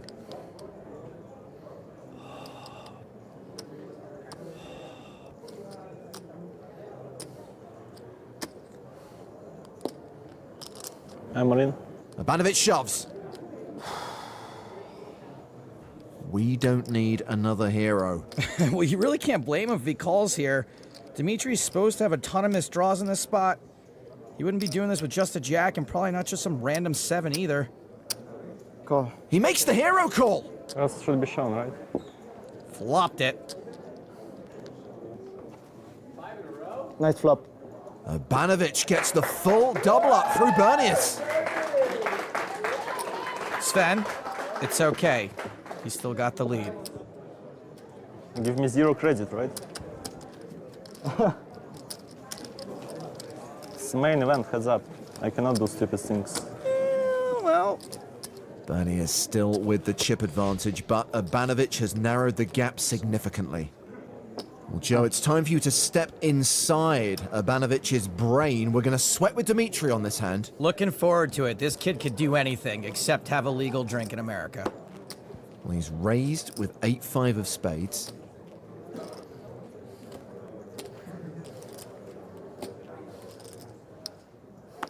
Gilles is counting out a raise. He makes it 575,000. Urbanovic is not folding. He's Polish, he's no fish, and he's in position. Couldn't make it work for suited. That's a call. So 1.17 million in the pot already. The flop is King Jack 8 with 2 spades. Bottom pair and a flush draw for Abanovic. I mean, you really can't ask for a better flop than that. I think he almost smiled even. Berniers continues. 625,000. How much? 625. I would probably just call here in case Berniers is just messing around. If you do anything more than that, you can get away from it. That's a raise to 1.475 million. Now, is this a raise with the intention of folding if Bernier shoves? I doubt it. I think if he does have it, we're going to see it go in here, and if that happens, we are probably behind. What do you think, Sven? All in. There's the shove and a call. Not much, but better. Yeah, I'll say it's better. We are not behind. Nice hand. Berniers has 4 deuce. Well, that was wrong, but this time it's in a good way. Yeah, I don't get it either, guys. You better tell your boy to Gilles out. Well, the turn is a 7. That means Berniers is drawing dead. Nice hand. Thank you. Abanovic doubles up and reclaims the chip lead. I think Bernier's lack of experience is starting to show. Come on, 4 deuce. Love the attitude, though. You're going to be rich either way. At least everybody knows now that I'm fish, you know?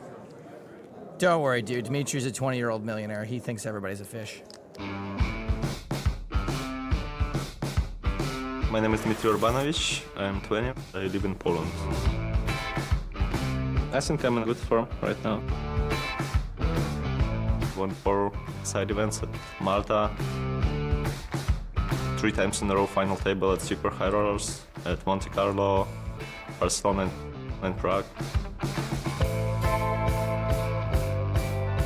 Being EPT Player of the Year is like very, very good. Before I was unknown and now people know me in the poker world. It's kind of strange, but I guess I like that.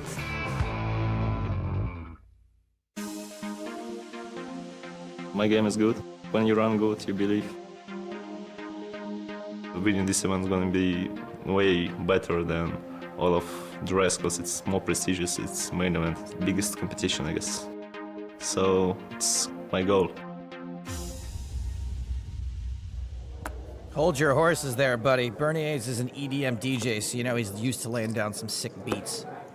Well, Gilles has got deuces here. You saw what he did with 4 deuce. What about deuce deuce? He raises to 300,000. King tray of diamonds for Abanovic. That's a call.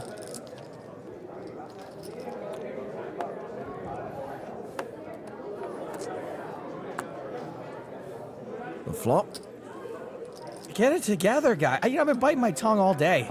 It's 9-6. Sorry. Deuce is good still. And Berniers will make a C bet of 300,000. Continuing. I wonder if he'll just blast off again. Abanovic calls. King high would be beating plenty. The turn card is the deuce of diamonds, a set for Berniers. Tricky.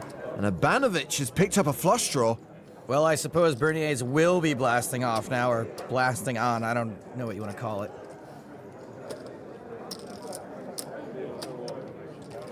Roughly half pot, 600,000.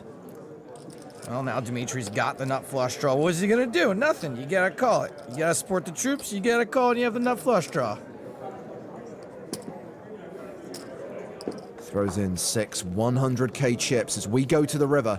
Sven, you're gonna wanna see this.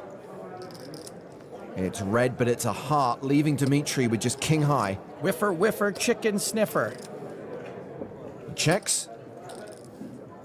Pretty safe board to go for value with a set of deuces. And go for value, he will. To the tune of 1.1 million. Now, the best indicator of future behavior is past behavior, meaning Gilles might just be punting here again as far as Dimitri's concerned. I hear you, bruh.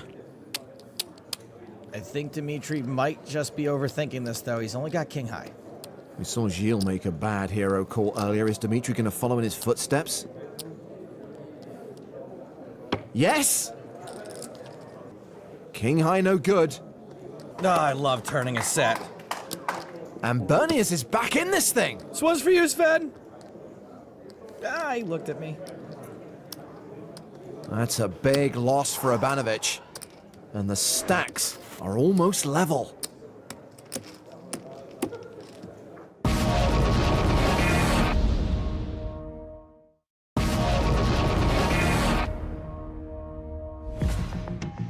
The tables have turned again in this duel in Dublin, with Dmitry Ivanovic losing the chip lead to amateur player Gilles Berniez.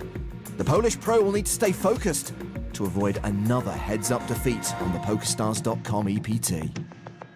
Urbanovic lost heads up to Eric Seidel on a super high roller after having a massive chip lead. He did not take it well. I think mostly because he wasn't over the fact that Zane had left one direction. Blinds are up to 60,000, 120,000 with a 20,000 ante. Gilles, the German qualifier, has ace-10. Oh, we raising. We raising it. We California raising it. I heard it through the grapevine. Gotta breathe a bit first, though.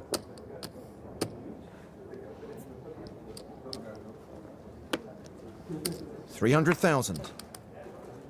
Ivanovic with 4-3 of clubs calls. The flop is Jack-5 deuce, so Ivanovic is up and down. He's checked the action to Bernius, who checks behind. So Bernius pairs his 10 on the turn. Ivanovic now has a flush draw to go with his straight draw. That was his only live pair he could hit.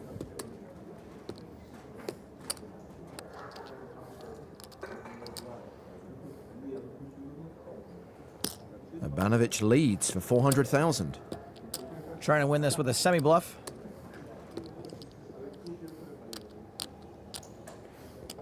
How's Bernius going to respond with second pair top kicker? He raises to $1 million. Don't know that I would have raised there, but in this exact instance, he's picked a good spot to charge Dimitri to draw.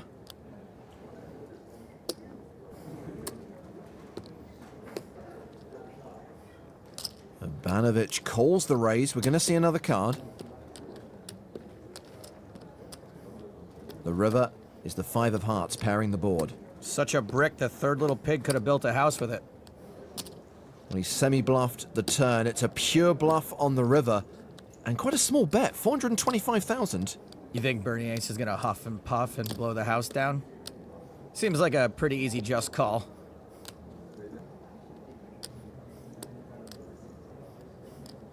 All in. Wow, he shoves on Ivanovic. Dangerous shove. What if he had it? He didn't have it, and he folded. Show one. You will see.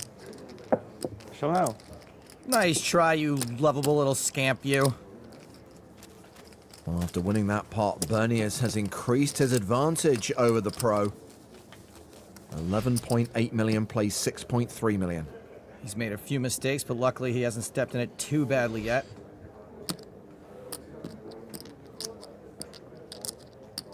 Six-4 of diamonds.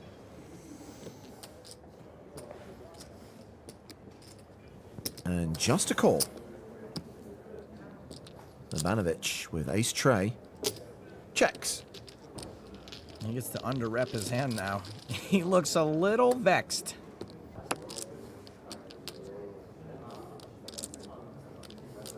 Well, how about this for a flop? Trips for Ivanovic, flush draw for Berniers. Dimitri leads for 150,000. I think this lead will get a lot of fold, but Berniers has a draw he can't fold.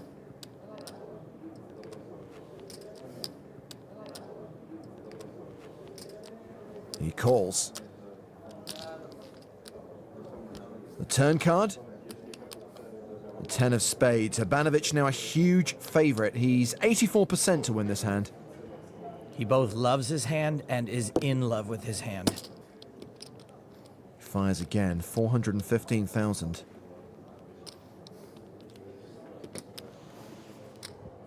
But he is still playing his draw. And he's going to semi-bluff with it. He raises to 1.4 million. He is really banking on Dimitri not having an ace.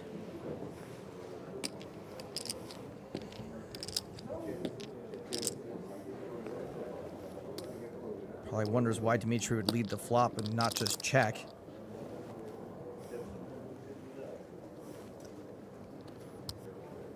Ivanovic responds with a 3-bet. 2.4 million.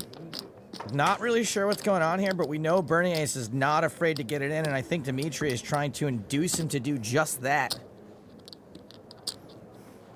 Sven, hold on to your potatoes.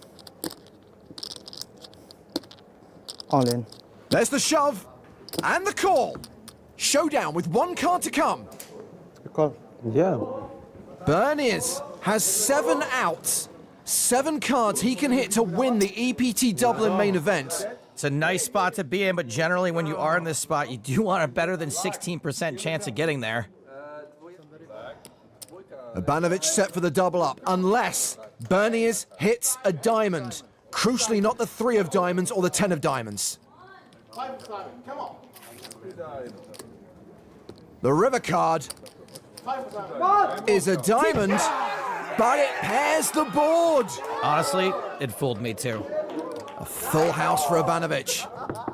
Aye. Nice answer. Ah. Nice river. Yeah. What a waste of making a flush. And it seems like Sven is the only one who truly understands the gravity of this situation. Yeah, Ivanovic is in command of this tournament once again. Much to the delight of the Polish rail. Bet these guys wouldn't accidentally celebrate. Ivanovic now monster chip leader as the blinds go up to 80,000, 160,000 with a 25k ante. Berniers on the button with Queen 7.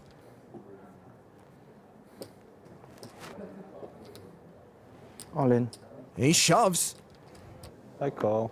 And Ivanovic calls. Just kings. Berniers has run into kings. The shove from Berniers is probably fine, but it's pretty close mathematically. Też tak myślę. Now it's Ivanovic who's on the verge of winning this tournament. There's an 88% chance it happens. Team behind. Das doesn't matter. No, I'm not sure how much more of this Sven can take. A rare, real smile. To spokojnie. The flop has a 7 on it. He's got outs. No. Queen of spade. Queen of spades, let's go. 5 outs for Berniers. Right, just king can finish.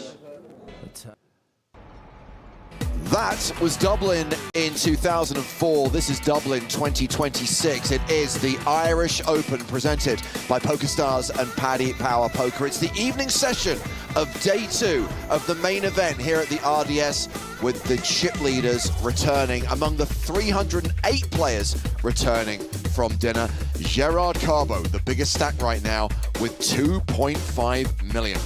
It's James Hartigan alongside Nick Walsh. Hello, hello. Thank you so much for having me, James. And here is our new feature table, Nick, for the start of this session, headlined by a former Irish Open champion. Ian Simpson won the title in 2013, just 12 months after finishing 4th in the tournament. Back-to-back final tables in any tournament is impressive. Very impressive indeed. He's a great player. He's a good friend of mine as well. I wish him luck, as well as the other players rejoining us for the action. Plenty of locals, including Edward Dunphy and Stephen Kehoe.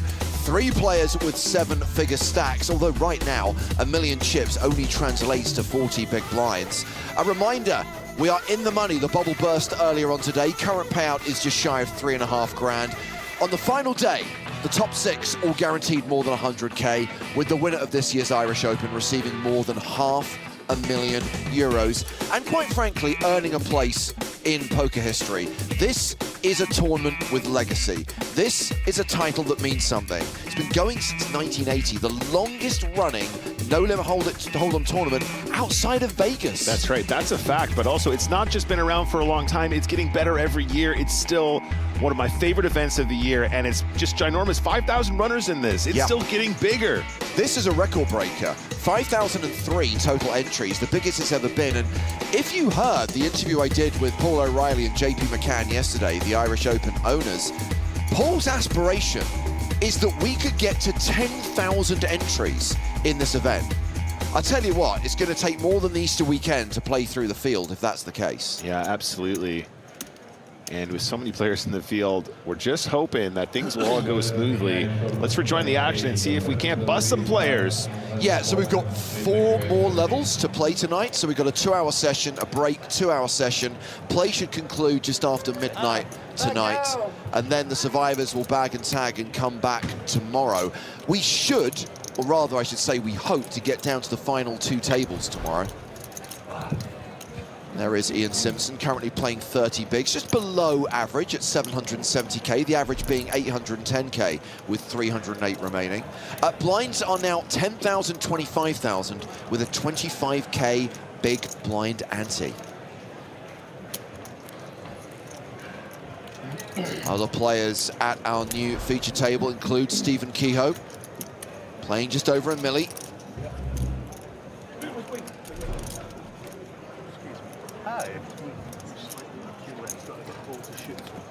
Got a hold of it. Got to make sure the players are in the right space, aren't blocking each other's shots. Ian Simpson causing trouble already.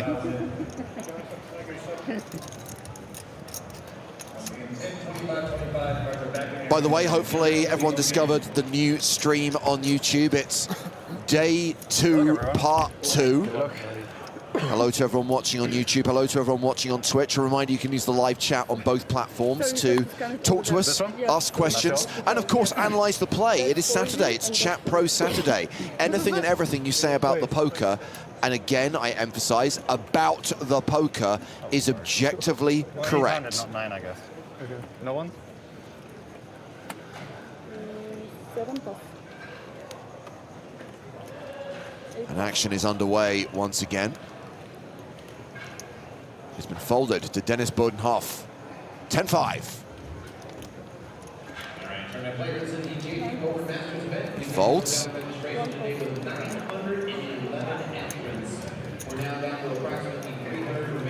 Round to the button. Roderick Watson.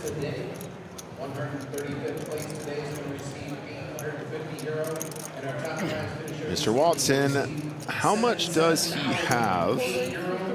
41 big blinds on the button, ace-10 seems like a mandatory steal. 50,000, right? So thank you, Mr. Rochester, for asking for clarification. Does anything we say about the players qualify for Chat Pro Saturday as well? Only about their play. Personal insults, for example, do not fly. I'm not saying for 1 second you would do such a thing, but for the purposes of people who were gonna say something nasty,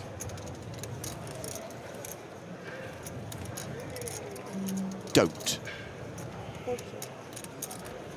As we see this hand go to the turn, Gareth Cash defended his big blind with King 9, has second pair, but does have the club draw. Sorry, it's Watson with the club draw. Watson with all of it. Top pair and the club draw. Cash just with a pair of kings. Yeah, great start for ace-10 with the 10 of clubs. Personal compliments are allowed. I'm glad that we can clarify the rules of Chat Pro Saturday. And players are starting the field in just about 30 seconds. Your moderator will start taking your seats. Leaders, once again, if you have 3 more players, please prepare the legs. Our lines are 100, 200, 200. And leaders, please begin to lead.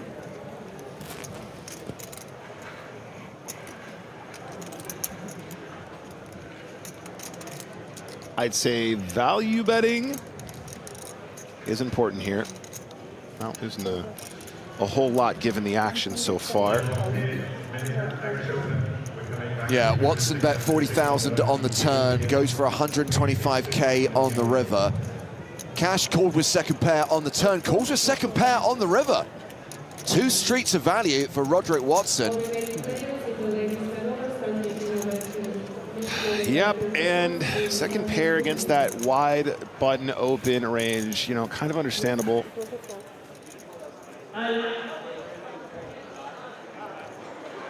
And again, to clarify, anything you say about the poker is objectively correct. From Zero to Somebody says, America is back. That is objectively incorrect.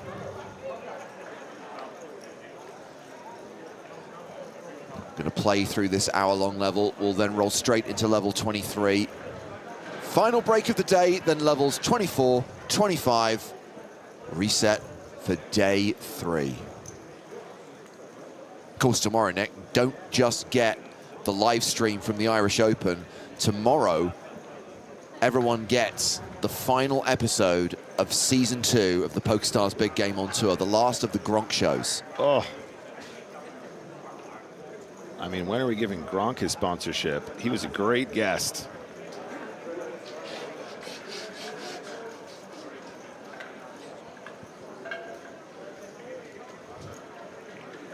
Yeah, I'm looking forward to catching up with those. I am going to sit and probably binge all of them, but what a great lineup. People have been absolutely raving about the big game. And there's so many new seasons to enjoy. Yeah, we did shoot Season 3 at last year's NAPT, so there are going to be more shows released towards the tail end of 2026, possibly into early 2027. As we see a button raise from Edward Dunphy. Win him the blinds and ante. Reason to take it, easy game.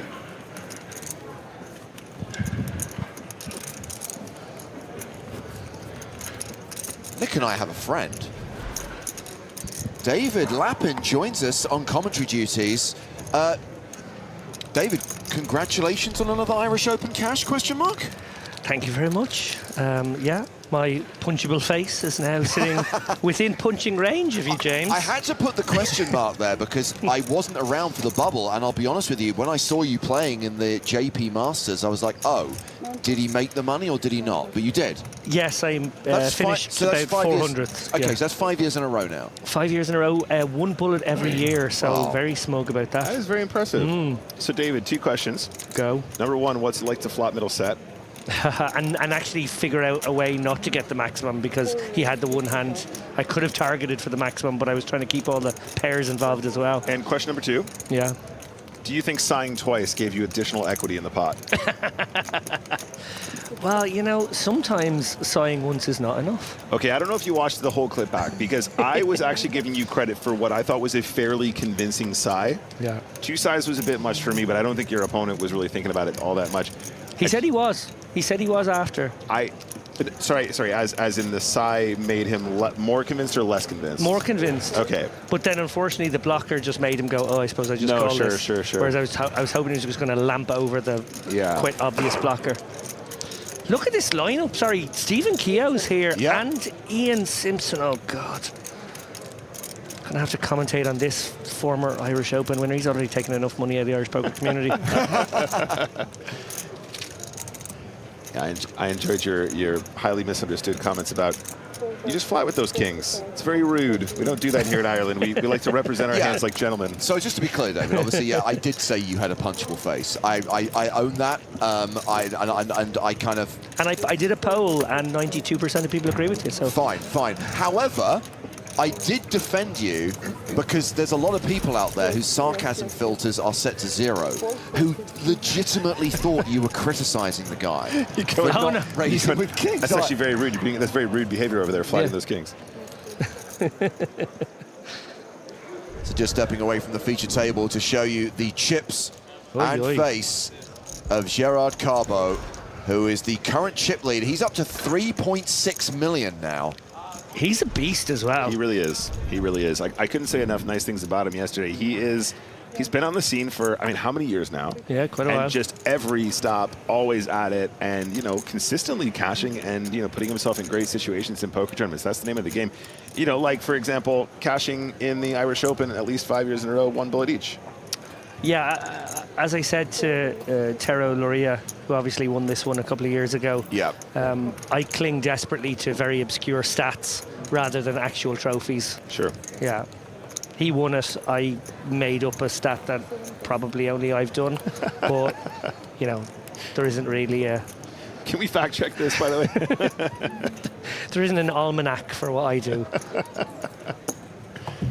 Gareth Cash is here too. This is a great lineup. Loving this. Great lad, Gareth Cash, actually. Playing poker a long time. So Watson's opened with ace-10, and nobody wants to give him action. Roderick is the table chip leader with just shy of 60 big blinds. John Montgomery, the shortest stack, but comfortably playing around 20 bigs. Thank you. I swear to God, if Simpson takes out a banana, I'm out of here. Marcus, watching on YouTube, says, can you shout out Rob Farrell for losing the home game league? We don't do shout outs, so we're not going to mention Rob Farrell, nor are we going to reference the fact that he lost the home game league. We're not going to say something along the lines of shout out to Rob Farrell. It's not something that we do here on the stream. No, definitely not mentioning that home game league that he lost either. We won't mention it. We won't say it once on stream, okay? It's a policy. It's not personal. No, I think that's damn right. What was his name again? Rob Farrell. Here we go. Ian Simpson with the Snowmans opens. I haven't seen Ian Simpson's banana protector. Oh, just... Look, don't diss on the banana protector. It is an absolutely practical kitchen appliance. Because if you... there we go. Our producer Chris has one as well. Need for Chris. Look. If this is your way of carting stuff around, right? I'm holding up a rucksack. I know this isn't very good radio. Stuff gets kind of jumbled around. Headphones, water bottles. A banana is going to get mushed. You know, James, between you and I think actually a name tag would be more useful for our backpacks because we like to swap them around every single... One stole James Hardigan's backpack. Wow. Because we have the same backpack from... What was that event, James? NAPT Las Vegas. NAPT Las Vegas. Went up to the pool, went to pull out my glasses. These aren't my glasses. No. They were James Hardigan's glasses. These are way more expensive glasses. They're prescription lenses, so you probably put them on and we're like, whoa! I went, wait a second, what? There's 50 grand in cash in here. This isn't my 50 grand in cash. I hate to interrupt this story, but we have to pay attention to the fact that Simpson is about to dust off loads of chips. Said with such delight, David. Such delight. 45,000. Called. Ace on the turn. Oh, he's going to find a way to win now. Oh, no. Imagine turning ace into a bluff. Kilgannon's like, this is the worst turn. Watch the crazy eyes on Simpson here when it gets back to him. Ohio man asking, how do they know the cards on the live stream? So if you look in the bottom left-hand corner, we've got these graphics which show that Kilgannon has Jack-9 of hearts and Simpson has the 8 of diamonds, 8 of clubs. So we're just looking at what's on the screen and saying it out loud. Thank you for your question.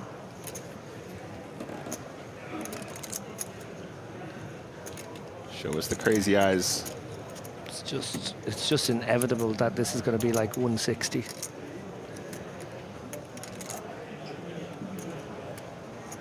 I have never seen Ian turn down a spot like this. I mean, it's a cool spot to make it 160, right? Because you're still getting value from spades and the 5x. Not that they call necessarily, but... 175, there he goes. Drilled it as well. Top analysis from David Lappin. It upsets me genuinely that I can get inside the mind of Ian Simpson. It's not recommended. It's a filthy place. Me and Ian Simpson, actually, we bonded not over poker, but over Warhammer. We're both Warhammer nerds. Don't know what that is. Well, you're missing out. Okay. Yeah. Sure, a higher man, you're welcome to go to the RDS, stand on the rail, shout out the cards that happened half an hour ago. I'm sure the players would love to know. Warhammer sounds like a club for well-endowed men. Yeah. Is that what it is? No, you nailed it. Okay. You nailed it, and we're both lifetime members. By the way, in that hand, I believe the other 8s were folded pre, which is why Simpson was showing 0%. There was no card he could hit to improve. Didn't matter. He won the pot. This is mine, not yours. Yeah. Controversial thing about poker, you don't have to have the best hand to win. Nick, please put your Warhammer away. There's no shortcuts, if I. There's no shortcuts, so. Should they implement... I'd a penny for every time I heard that. Not as far as I know. Cut off, 6-7 of diamonds.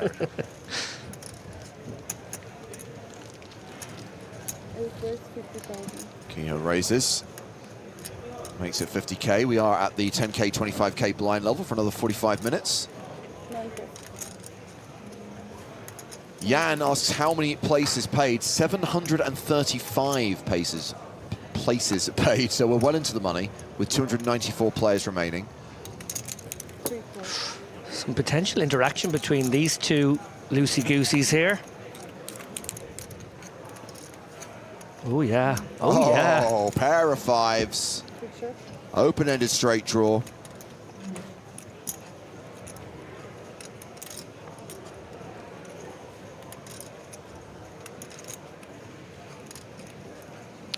Stephen made 2 deep runs in the WPT World Championship over the last 3 years. And I mean, like, last 2 table finishes of what is a huge 10K event over there in Vegas. He is a proper poker player, this lad.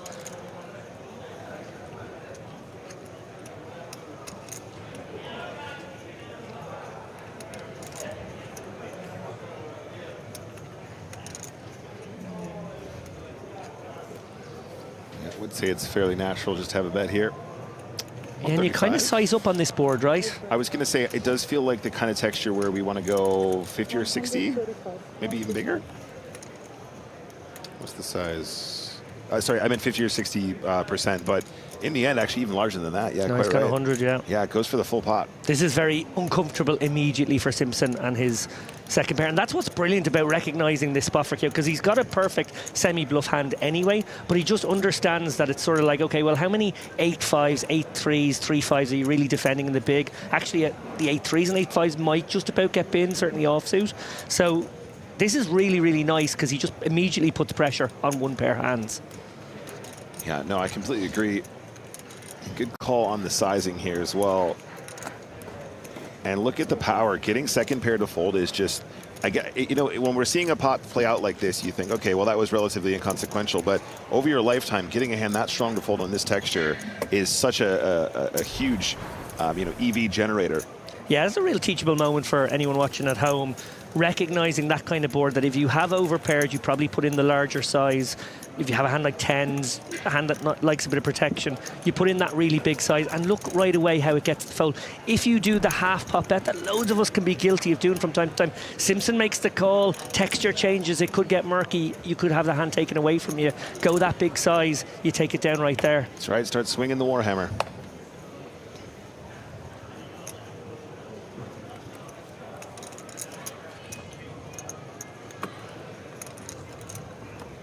Dunphy with ace-6 suited. Folds under the gun. Oh. Oh. That's strange. 45 big blind stack, by the way. Yeah, and a pretty deep table too, no one that you have to be too worried about having the natural rejam spots. Genius fold. Genius fold, sorry. Genius we fold. take it back. It's also Chat Pro Saturday. We ask you to exit the turn area. Please don't put around players because they're going to allow one to begin. You are not playing in the main event. Please don't put around the table to be courteous of players. Thank you. Round to the blinds. Simpson folds the small. Watson in the big. 8-5.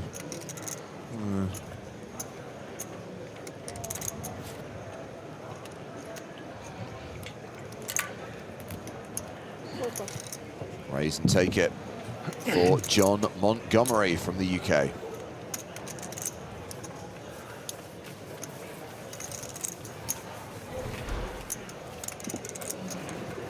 $24 bigs for John. Declan says, can I just say, whoever reverted the YouTube channel back to normal is amazing. Whoever chose that weird, funky setup for part 1 needs sacking. I know not to what you refer. Have you any idea what that's about, Nick? Nick's shaking his head.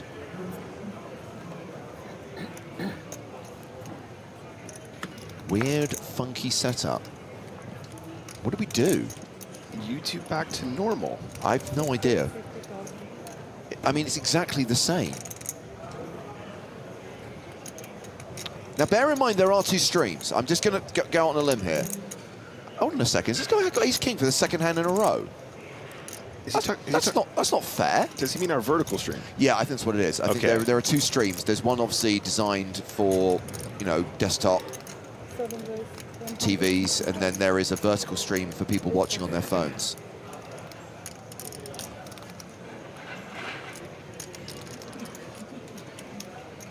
So, yep, cash opened with the Grafton, 10-9 suited. Montgomery, 3 bets with ace-king. And the 9-10 suited is sort of one of these pure hands that sometimes finds a call here. One of the advantages of opening the suited connectors is you can find calls. Stack depth's a little awkward, though, and I can understand letting this one go. Yeah, exactly. I mean, look, it is the Grafton, the official Sam Grafton hand, 10-9 suited.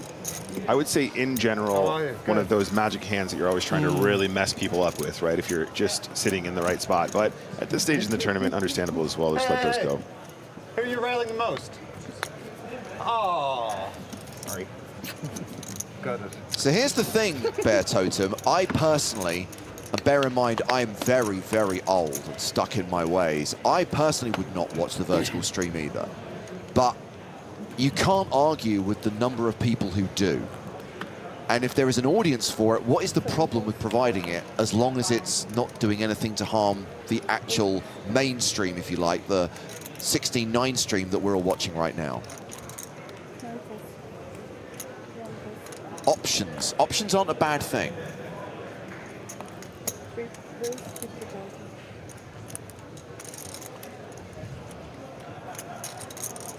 As we see the action folded to Ian Simpson, who raises with King 7 suited.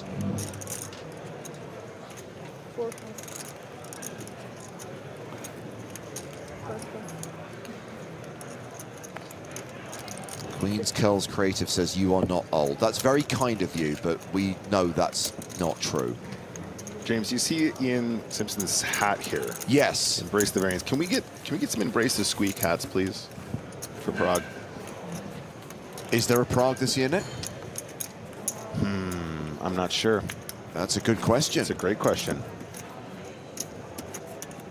Tell you what, if the EPT returns to Prague this year, we will still not have those hats made. Oh, good. Thank you. Thank you for the clarification. Thank you.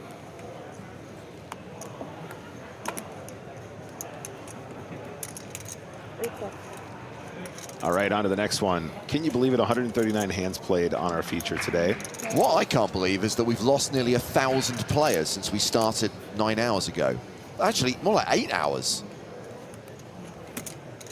I guess that's normal, David, that we would cut through the field like this, but it still seems quite ridiculous. Oh, I just couldn't get over it this morning as we kicked off. Just the noise, the volume, the amount of players, and knowing that we were going to get to the bubble in like 3 hours, and yet it was still such a packed room. Oh, this is collision inevitable. Kilgannon, 27 big blinds. Dunphy, previously a little bit unwilling to enter the pot with that suited ace, but I'm assuming we're going to see some elevation here. Yeah, button 3 bet. I think Kilgannon, oh, I don't know. I suppose it depends on your read on Dunphy. This feels like a very natural 4-bet jam against a button 3-better, but maybe he brings a little bit of spidey senses into play here. Yeah, a little bit more scope in the live field to get a read.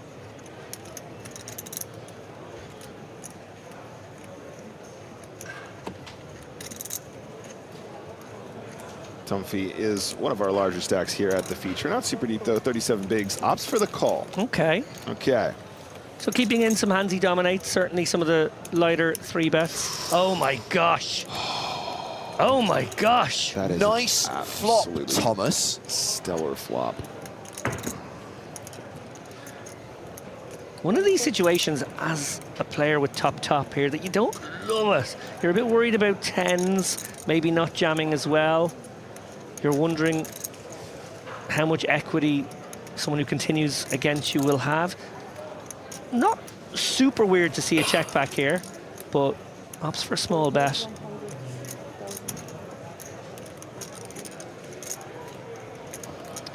Oh, licking his chops, Kilgannon.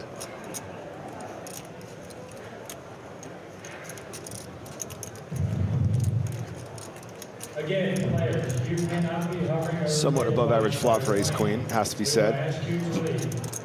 You don't want to spring the trap, but you're also out of position. It would be nice to just like click it and get it in here against aces, against ace king. Obviously, jacks, tens, kings. I mean, not ideal. But. No. Safe one peels off.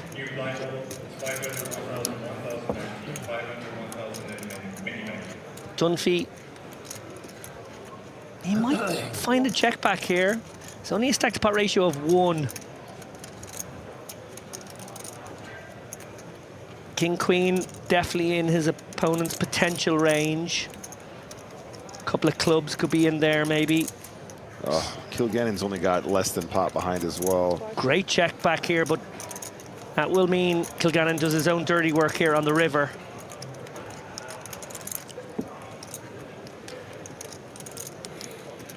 You probably just go for all of it.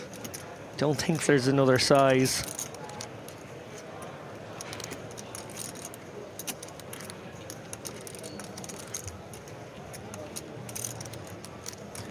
And will the materialization of that third club save Dunphy?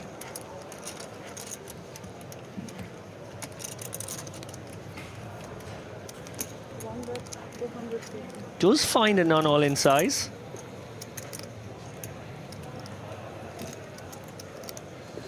Call. 250,000 called by Dunphy. A sizable pot for Thomas Kilgannon. He adds 555,000 to his stack, now sits in second place on the leaderboard if you look at the players at our feature table. 1.3 million, 52 big blinds. And we are going to one of the outer tables because our friend Xflix is all in. Felix at risk with 3s against Ashkan Amadov's 10s. It is a domination situation.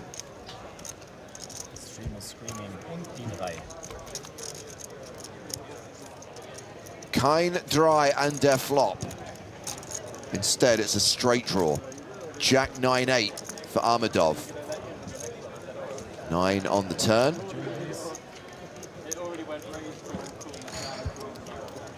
River card is a queen. That's the straight for Amadov, and that is the elimination of Herr Schneiders, our recent EPT Paris runner-up.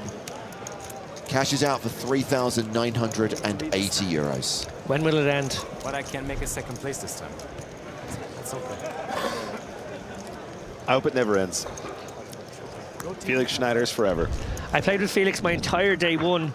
We were the only 2 survivors off the table from the original lineup. He played fantastically well that day and obviously used that stack to make most of the way through this day. I mean, coming off such a major score as well, your confidence coming to an event like this must just be absolutely sky high.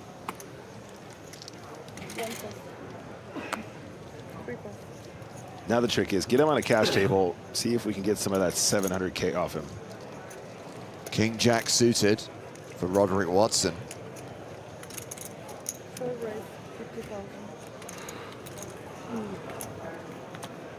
Raises to 50,000. So Watson here, 52 big blinds after putting in the raise.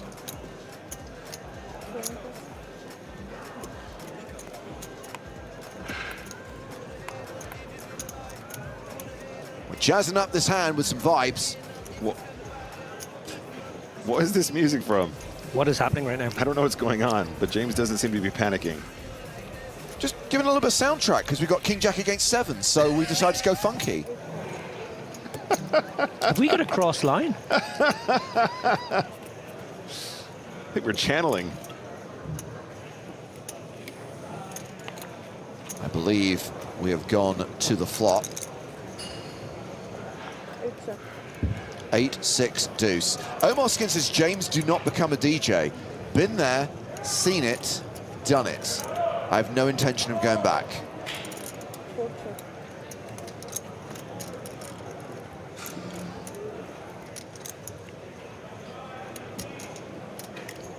Did you know James was a radio DJ in a previous life? I used to bring the people of Surrey and North East Hampshire hours of cool classics and hot hits on 96.4 The Eagle. And if you want to talk about a full circle moment, I used to work in the TGI Fridays directly beneath their offices. Wow. We were destined to be together, James and I. This feels like an unintentional Partridge moment. Oh, I was full Partridge, don't worry.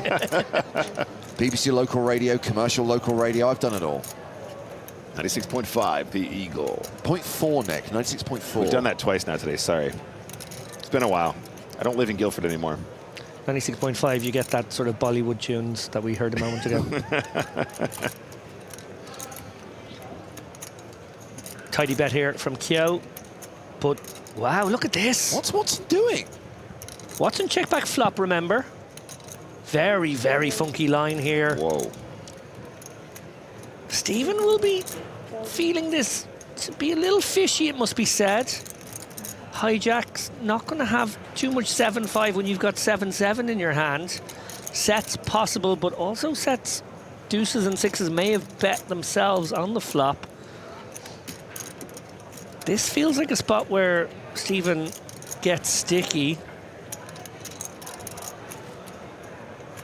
This is a very peculiar line from Watson. Does that kind of make it genius in a sense?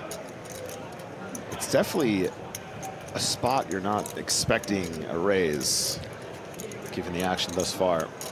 You feel like sixes, deuces, and fours would have bet flop. So maybe eights are in there as the really good stuff. Maybe over pairs, taking a kind of a weird line, to be honest. Much more natural to just bet them on the flop too. Stephen is gonna let it go. Wow, I am surprised. I don't know, I would be absolutely terrified with that line. Interesting move, very, very cool. So we are halfway through this level. Roderick Watson, table chip leader, 62 big blinds. Gareth Cash, the shortest stack, with around 20 big blinds. Ian Simpson, just below average. 2013 Irish Open champion. That was 13 years ago. It's a sad day.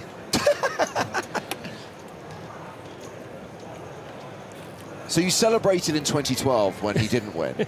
And then he comes back, makes the final table the following year and actually closes it out this time around. And he parlayed it into entrapping that lovely Emma into a marriage as well. It was awful. Look at me, I've loads of money, will you marry me? What could she say? She has to say yes. Now her life is ruined too.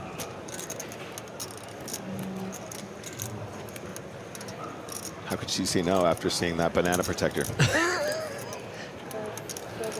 And the Warhammer. Don't get me started on the Warhammer.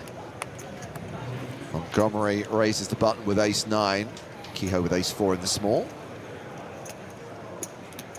It is hard to believe, but actually 13 years ago, Ian was a more attractive man. So you can kind of see why, maybe.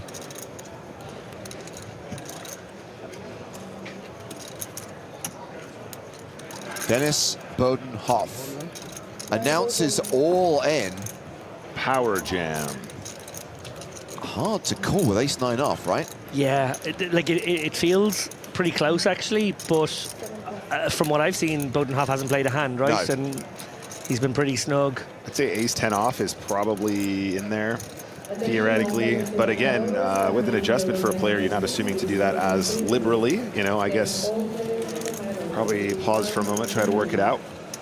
What was it, 22 big, something like that? A damn close spot, to be honest. Yeah, I think probably for chips, ace-10, it's got to be a call, but it's it doesn't feel great. I'd say ace-jack for sure. Ace-10 of hearts, ace-jack, something like that.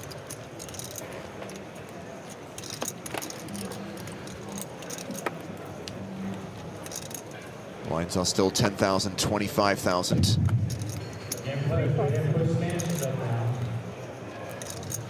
If you are not playing in the main event, you need to exit the tournament area. As is outside the stands. 19 big blinds and pocket sixes. Gareth Cash activating. Yep.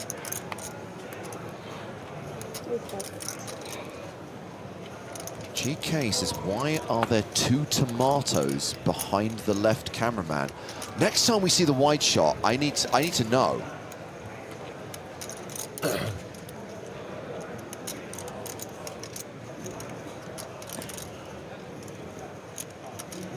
Oh.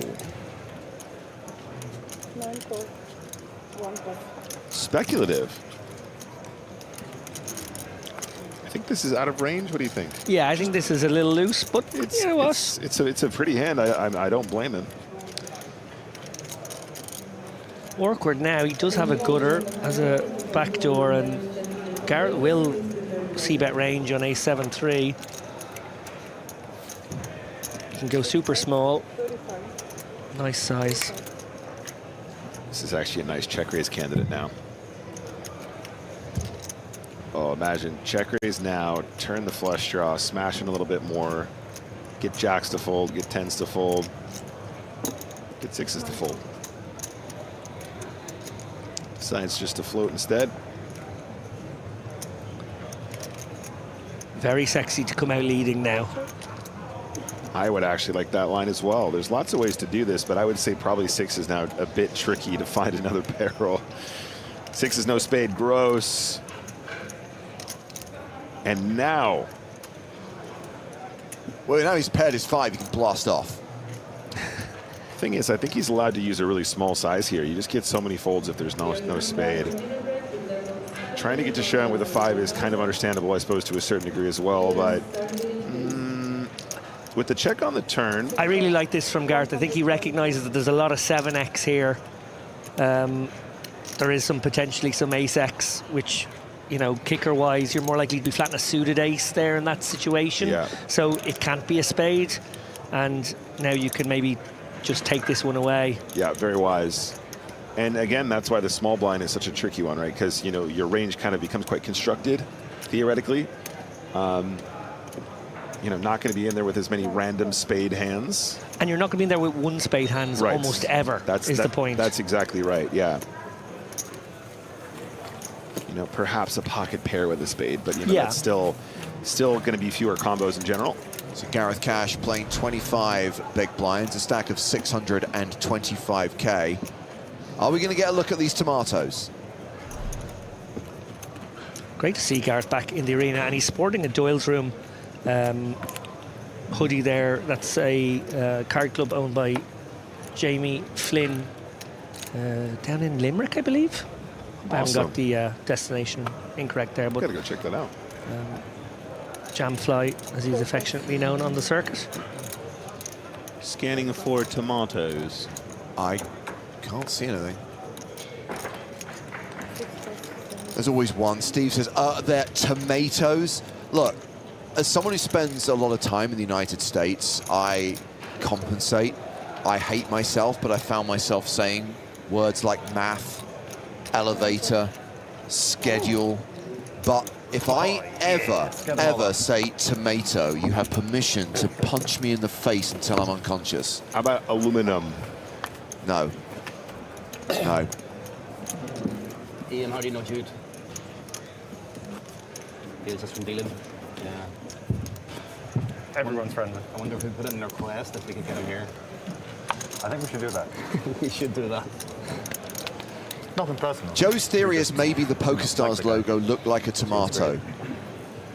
There's so many good deals here. We're spoiled. To answer your question, PokerStars, that is the rank of lieutenant. However, if I were referring to someone serving in the US military, I would say lieutenant. That's fair. You're getting a little free advertising. Yeah.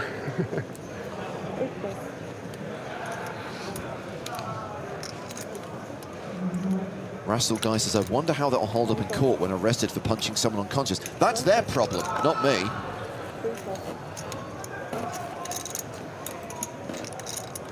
Attacked by 2 tomatoes. Wrapped in aluminium foil. Aluminum herbs. All right, what we doing here? All you can eat. Watson. Bang.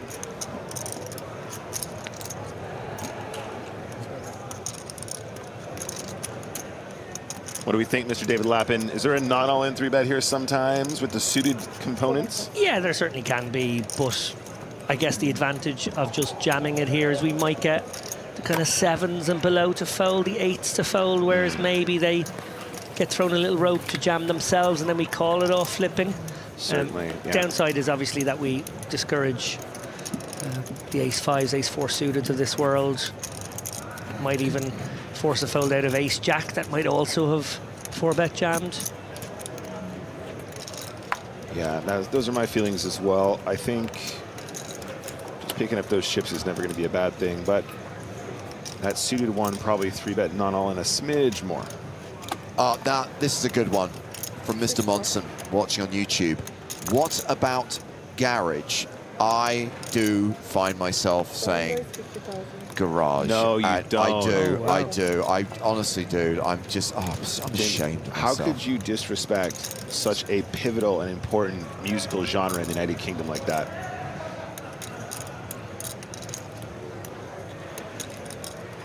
He doesn't even have an answer. I don't. UK Garage 2026, the best of. Put 'em up, put 'em up. I've started referring to the trunk, the bendy straw. Sedan rather than saloon car. Gas rather than petrol. I know, I'm being assimilated.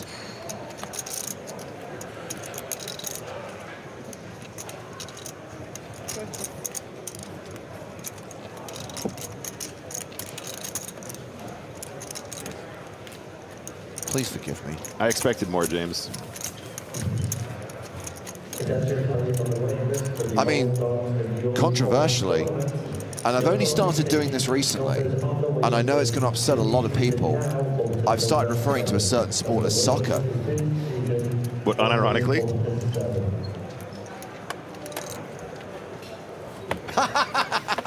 I'm not sure I can say that on air, Joey.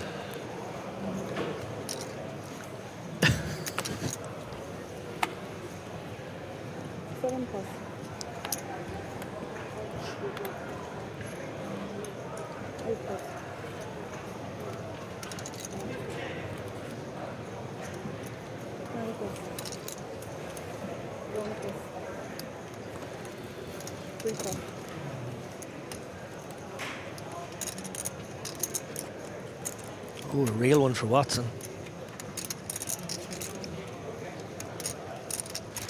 I'm just kidding, Big Tasty. I've been referring to it as soccer for years. Jacks for Watson. Raises to 50,000.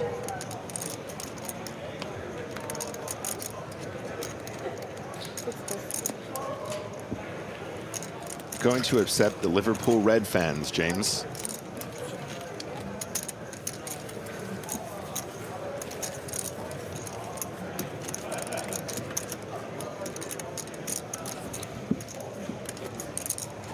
Still can't see any tomatoes.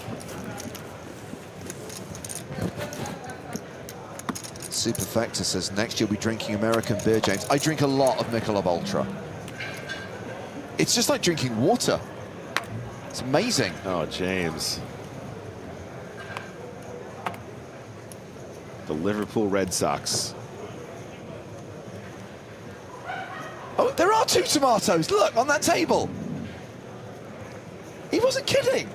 The guy wasn't kidding. I saw it. I want to know what's going on. I'm telling you, I saw it. Verified. This stream's got it all. Friendly reminder to eat your veg.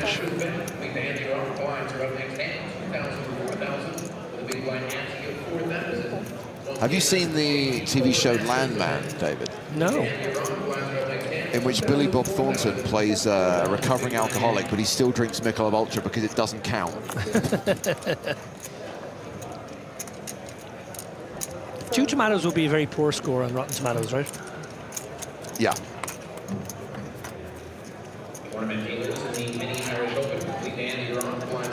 10-6-4, 2 clubs. Hello, Montgomery. How are you loving this? Possibly then a review of Ian Simpson's play. Aww. 2 Rotten Tomatoes. Don't make me feel sorry for Ian Simpson.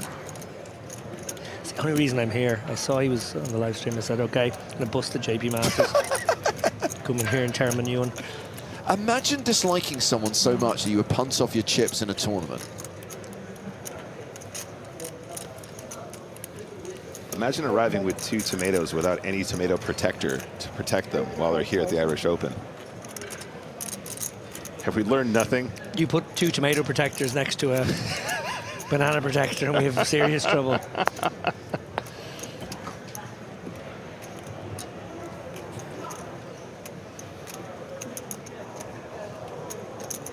Slightly above average flop for King 6 clubs. Yeah, and understandably, Montgomery is going to play it aggressively. Gets the fold from Keogh. Downward trending now is Stephen Keogh. Sub 30 bigs, but the blind's going up in 15 minutes.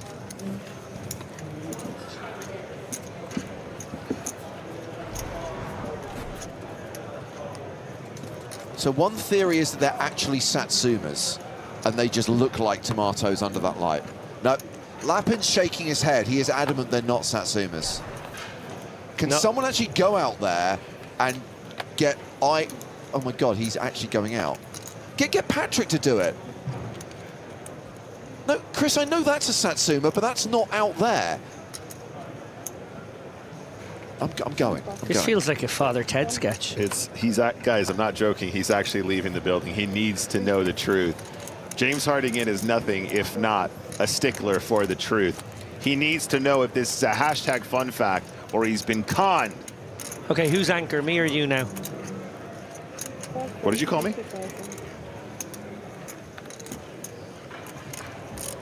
Anchor away, baby. Dunphy taking us upstairs here in the cutoff. Looks like it's going to be a raise and take it. Satsuma's 100% confirmed. I really thought they were tomatoes as well. Honestly, they do not, in that shot under the lights, they do not look like Satsumas, but the moment you walk out there, it's like, oh yeah, 2 Satsumas. Something about orange and green lighting. Does anyone know their color wheels? I think somebody did have 2 tomatoes there and they replaced them with 2 Satsumas just to mess with us. Conspiracy.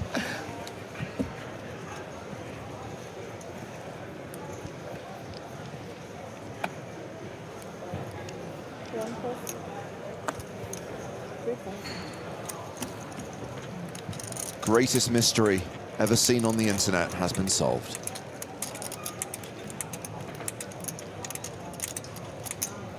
Pocket 8s for Roderick Watson. He raises with the Snowmans. Num-num. Tom is asking if James has a favorite football team. I'll handle this, James. The Liverpool Red Sox. Oh, Kings.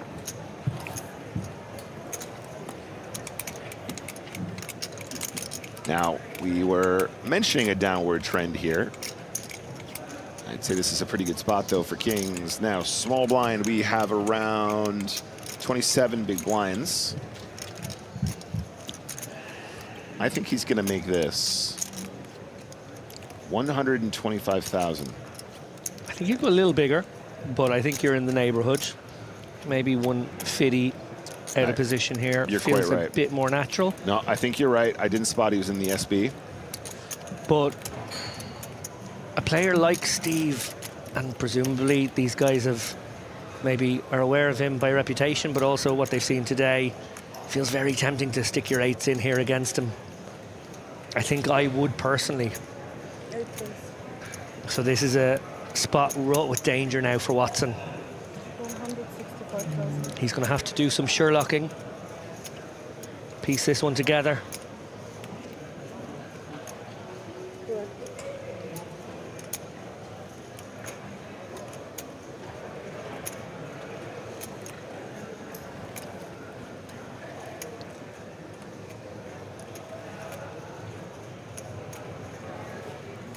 Might seem like a trivial raise fold to some, but I promise you out there, this is not. This is a really, really tough spot for Watson right now. These are the moments big tournaments like this can hinge on.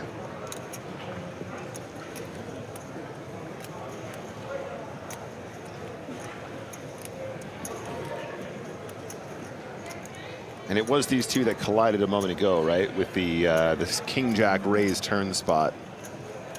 When now Kehoe folded the 7s. He's actually found call. Okay. Wow, very shallow SPR now, probably 1.5.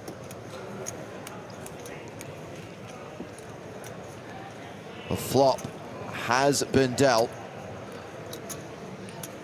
It is ace-5 deuce.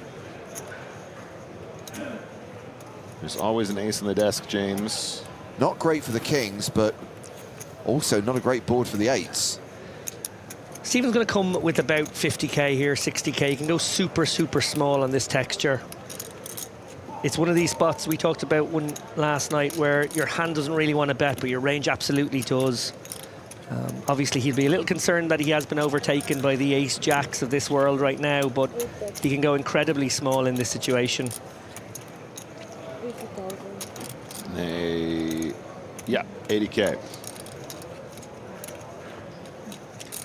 And if he was ahead pre, a lot of those hands have overtaken him now. Watson has been offered the escape hatch.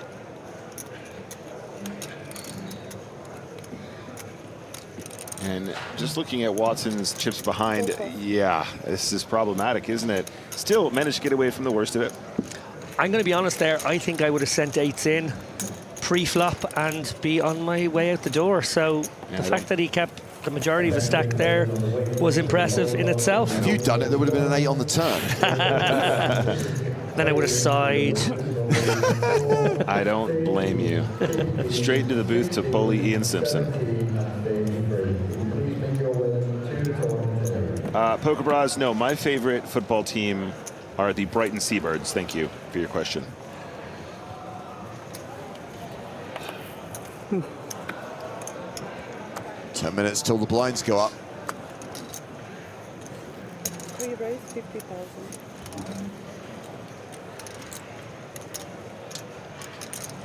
Are there only 8s in this deck? To be fair, these are different coloured 8s. The black snowmans. That's right, Poker Bras. The Albion Squawkers, FC. God, I love soccer.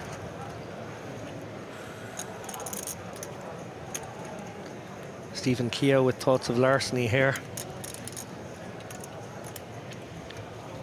Oh, here we go.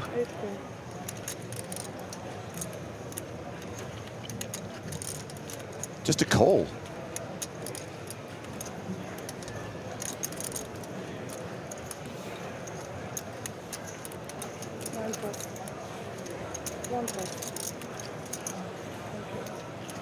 Strong feature of Stephen Keogh's game, as I've noticed down the years, is his willingness to play suited connectors, suited gappers, in position, out of the blinds, make life kind of uncomfortable for people. Flop the absolute joint. Yeah, Wow. this is pretty nice. Yeah, I mean, not the nuts, but obviously just a really good start. Got a hammerlock on the flop against the 8s. Love this check from Ian. I think even when you have the ace-x, this 9-10 texture, very ugly. Perfectly reasonable from under the gun facing a button continuer here to just check it on over. And it's kind of interesting for Stephen whether he wants to take control of this pot now with a small bet. Or just check it back. He does opt for the ladder.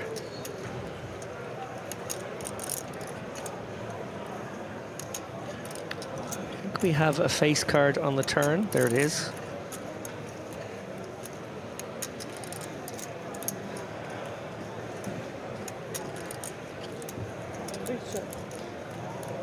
Looks like Ian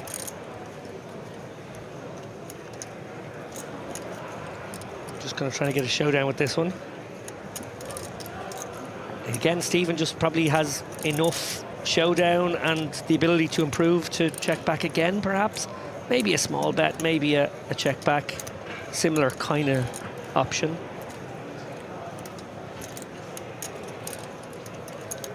Shepherd's Bush Sage wants everyone to know I'm betting that flop with 10-8 of diamonds.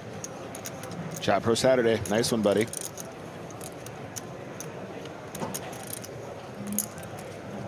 Is he still thinking here, or is he checked? Looks like Stephen has thrown out just a tiddler. Yeah, 110,000, which gets a fold from Ian Simpson. A tiddler? Yeah, well, it wasn't in the end. It was 110 into 160, so a bit more than that. But I thought he might fire in a little 35%er there just to...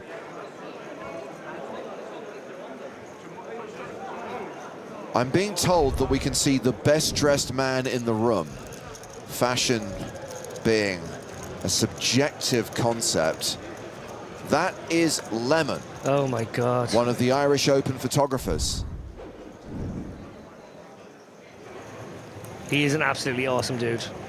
Love his content, love his enthusiasm. Incredibly bright man, by the way. Gives off the goofy clown sort of outward appearance and attitude, but I think he might be like in Mensa or something. I think he's like one of these like secret geniuses. Absolute lemon. Jables for Kehoe.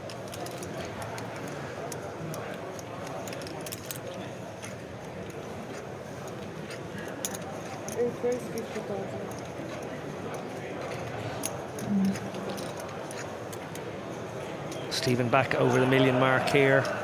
Bang on average with 256 players left. My gosh, I'm down to 5% of the field already. Crazy. A message from our friend and colleague, Mr. Stapleton. Are we sure it's a lemon and not a Satsuma? Oh, Ian Simpson with 30 bigs here and sixes. Is this one of these super dangerous spots where Ian might actually go for the big jam? For his sake, I hope not. That was very underrated, by the way, Joey. Well done. That was absolutely brilliant. We breezed over that way too quickly. David was too excited about the prospect of Ian Simpson losing chips. I was. I got carried away. Ian just looks to set mine instead.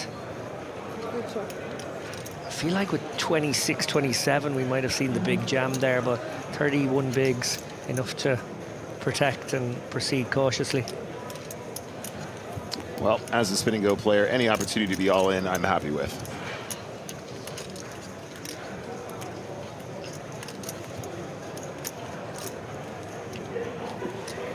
What's the size here, David? Yeah, I don't think he has to go quite as big as he did on the 8 high board. I think probably going, you know, half pot feels good. And yeah, it looks like around half. I think Ian has to keep going here, though. It's hard to make a pair, and he started off with one.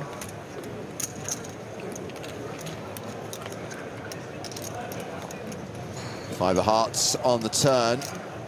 Simpson, huge underdog now. Yeah, and might call another bet of a kind of 2/3 variety again.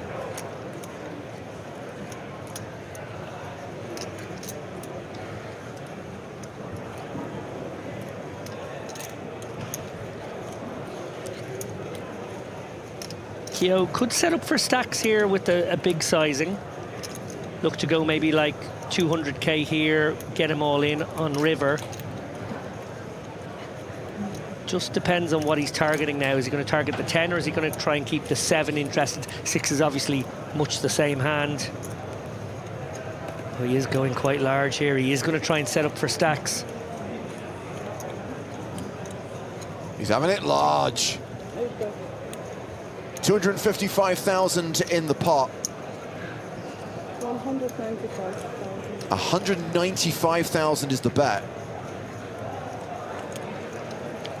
Oof. Yeah, super uncomfortable.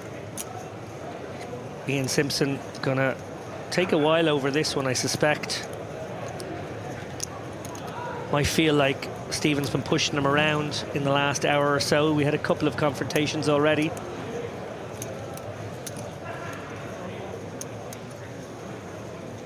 You know he's so capable of bluffing here. This is the problem. When Stephen Keogh has a hand, he's a very dangerous opponent.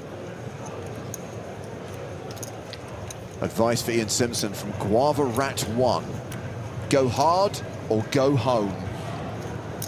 And it's a threat bet too. Ian calls this 200k. He suspects there's 500k coming at him on the river in most worlds. And what river does he like to see? Kind of nothing, really. Yeah, I mean, a 6 is pretty much the only obvious one. And even then, 6 of clubs suddenly is like not even a promise, you know, that we're good. But yeah, well done for the jacks there. Yeah, and bravo, Ian, to get away. Also, we should highlight that Stephen Keogh has steadied the ship. He was on the descent. He's now back up to nearly 1.2 million, hovering around the 50 big blind mark, an above average stack right now. Ian Simpson's dropped below the 30 big blind mark, and those blinds are going up shortly. This is likely to be the last hand of the 10k, 25k blind level.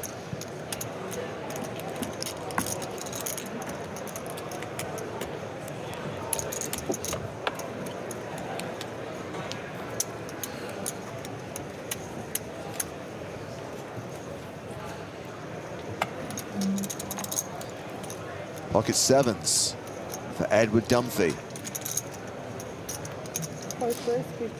Raises to 50. 6 balls.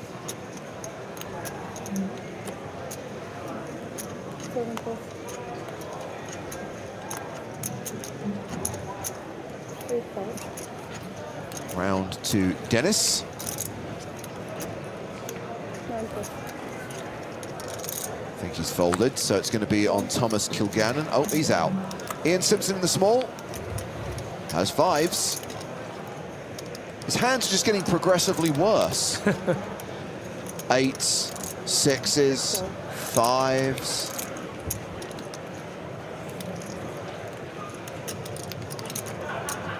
Tempter for Watson here in the big blind. He is suited.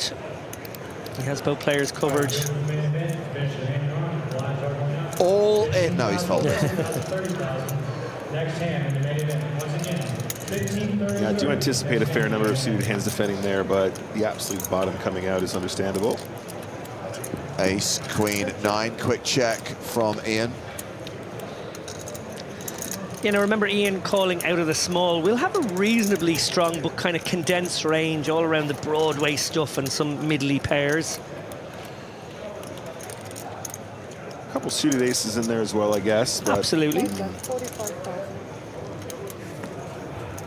It's just a set mine. It's just a set mine. Make a big fold? No, just one worth thinking about.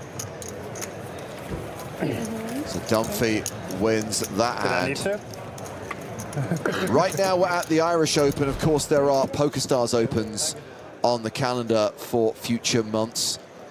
The next event is in Namur in Belgium, May 27th through June 7th. And once again, we will be in Malaga in Spain in the summer, June 22nd to 28th. We started the year in Campione. There are going to be more events announced soon, so make sure you have the PokerStars Live app. Stay across the schedule for the Open, for the EPT, and all other PokerStars run and sponsored events. As we return to the action in this year's Irish Open main event, 249 players remaining. We are now on level 23, blinds 15,000, 30,000, with a 30k big blind ante.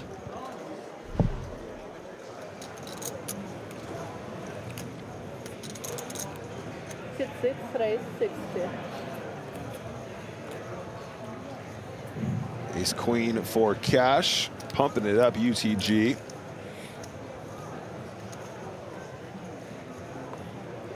Ace king for Montgomery. Has 24 big blinds. Raise. 180. He is about to pump it up. Sit 10 pass. Don't you know, pump it up. Sit 3 pass. He's got to pump it up. Sit 4 pass.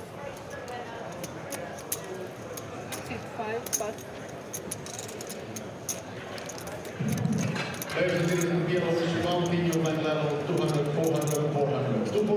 Back round to cash. 120K to call. Sit 6 pass.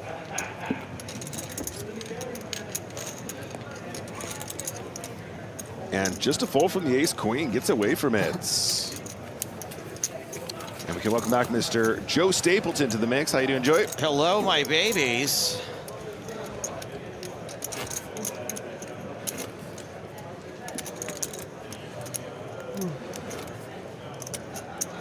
For some reason, I'm craving a Satsuma. Not a fresh tomato. Why can't you guys just say an orange? Potato. We just refer to things by color in the United States. Fry him, boil him, stick him in a stew. Sit 7 raise. All right, Peapod Pocket Squirrel, you're gonna get what you asked for. There's a little spanking from Uncle Daddy, you banned. You didn't have to spend the points. Sit 10 pass. Montgomery, ace-9 of hearts. Sit 3 pass. Sit 4 pass. Yes, yes, yes, perfectly fine with folds all around here, yes. Big blind. King 9 suited, not getting a fold here.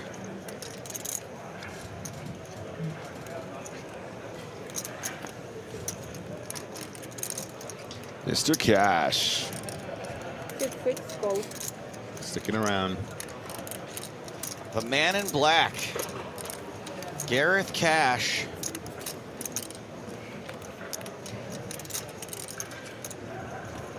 Eight-5 tray. Check.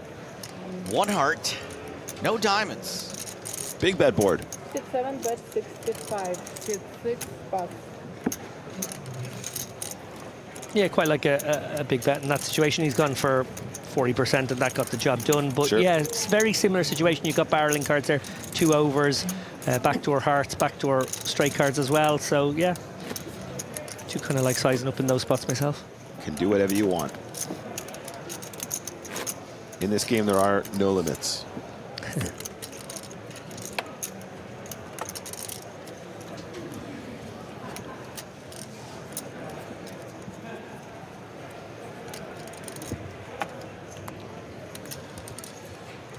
Sit 8 pass.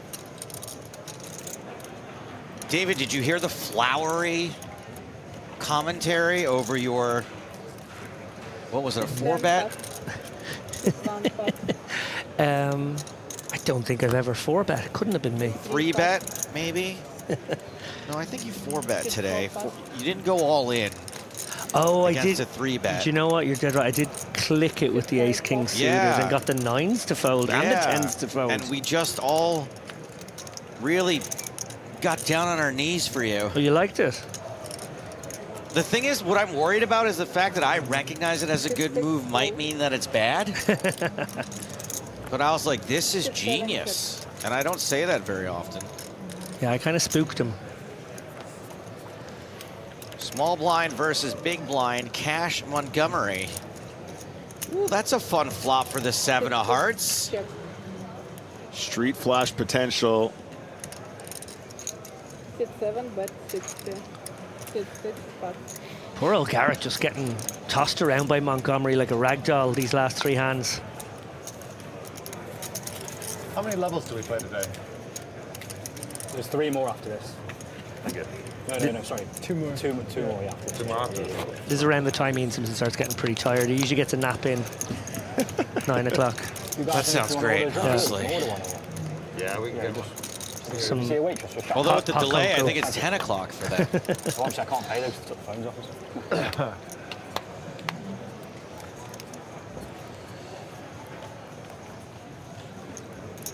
Wow Factor on YouTube. Michael. Chat Pro Saturday. I think Ace-9 is a better hand than King-9. Normally we would tear that apart. But here on Chat Pro Saturday, that's correct.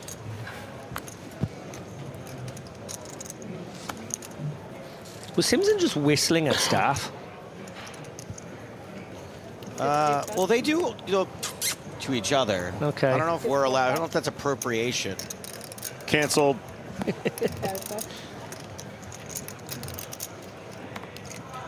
Fun fact, Ian's face is actually that shape underneath. He needs a carrying case for it. All in. Cash all in with King 10. Oh, and it's Montgomery in the Can I tank. get 2 sparkling waters, please?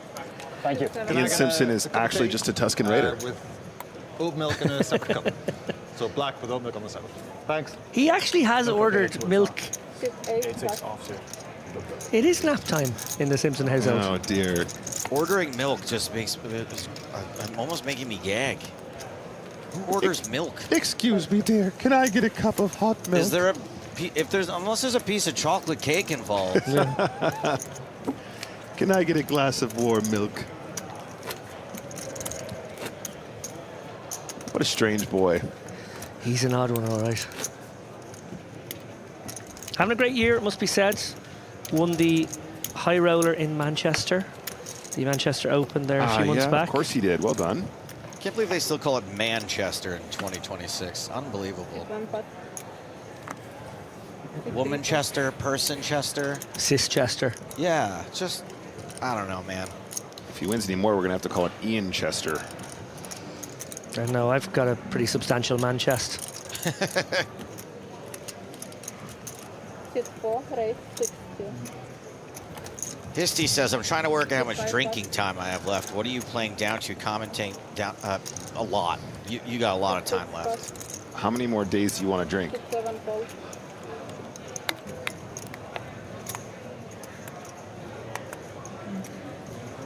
All right, so got the raise from Watson, 9-8. Montgomery's in on the button with King Queen. Sit 10, pass.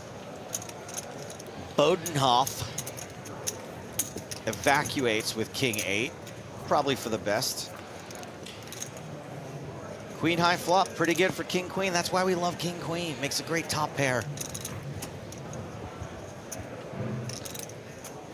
Yeah, this is the kind of board I think Watson might take a stab at here. He's got basically no equity. His best chance of winning this one is C-bet. Unlikely to just wave the white flag. So Montgomery likely to make hay here.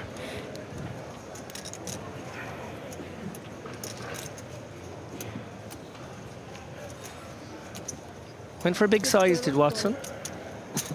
This sort of one stab spot, maybe that was the idea. Yeah, you're pretty much finding out where you're at right there. Although the ace of diamonds on the turn changes the texture of this board considerably. Yeah, this is now a really great spot for a sort of airball second barrel because you can put loads of pressure on all the pocket pairs beneath queens. You can put pressure on a queen, frankly, as well. Okay, diamonds did get there. You might be walking yourself into a horrible situation against a made flush, but I think when the door opens like this, you got to go for it. Consider this queen pressurized. I mean, if you're going to be a cheeky monkey and open this in the first place, you got to find these lines. Indeed. And dare I say, has does this? Montgomery just been burned? No? On my own there? Montgomery Burns? Sorry. Yeah, that's why I said Mr. Watson is here to play. No? You're in charge, not me. You got to have Simpson versus Montgomery. Set for the battle for Sector 7G. Yeah, thank you, mate. Thank you. Cheers. Thank you, man. Thank you. Pretty cool. Pretty cool hand right there. Pretty cool. I'm a big fan. That we're too busy pushing ourselves into the bushes with 40-year-old Simpson references. No, so far Watson has been taking some very unconventional lines, and they've all been pretty badass. Not elementary. Not elementary, my dear Watson. Montgomery, Moriarty. Nearly there. Oh, in disguise. No, I was talking about Watson. Oh, okay, I see. All right, we Pseudonym. need to sync up on the references, guys. We need to We synchronize are all over the swatches. place. Cheers, pal. Save paying free for them. If you get given change in Is your Simpson own, going to eat a sends up banana the with his milk? All right, we're going to leave it to the JP Poker Masters event. Players want a 20-minute break. During this break, players, we do ask to exit the tournament area. Once again, 20-minute break at the completion of the hand. Please exit the tournament area. Hit 8, but Montgomery with the Spraggy. Ace-7. King-9 suited for Bodenhoff.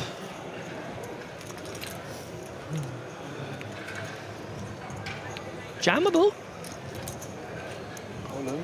Jammable indeed. Good. Dennis agrees.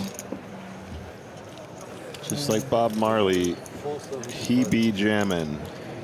Guava Rat on Twitch says, is Bodenhoff going to play a hand tonight or what? You banned. He just did. When you make a big trip, though, it's when you make a big flight and everything, you know. Live trips. Guys, got to leave you. There's a especially when you come away and stuff. mini main max late reg bullet that's not going to fire itself. Go and fire away, buddy. Best of luck. The prize pool's counting on you, David. Thank you. Always a pleasure, never a chore. I have some good news, though. My seat is going to be filled. It is a trade up. With your better half.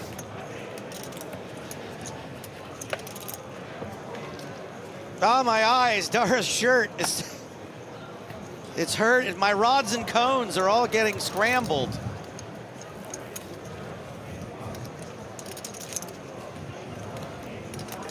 Is there a way to turn down volume on clothing? Pocket queens for Watson.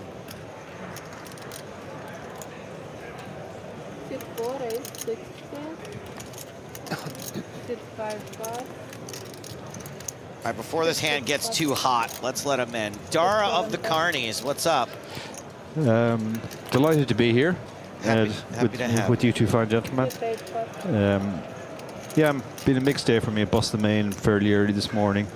Spare you the bad beats, but I did bag the mini. So the mini's over already? The mini flight actually started before the main today at 11. So I late regged that after I bust, and yeah, it was done by like 8 p.m. Ian Simpson in a bit of a pickle here with a crushed pocket pair. He's going to call the raise. More from Dara's day. After this, King, Jack, Deuce, 2 spades. Players in our high roller, new line is about like 600, big line down to 1200. 600, 1200. Ian Simpson about to live the phrase on his hat. As it goes check, check, 4 on the turn. Yeah, Queen's makes a kind of a natural check there. It's hard to get value from too much worse, and especially a player like Ian who probably overstabs a little when people show weakness.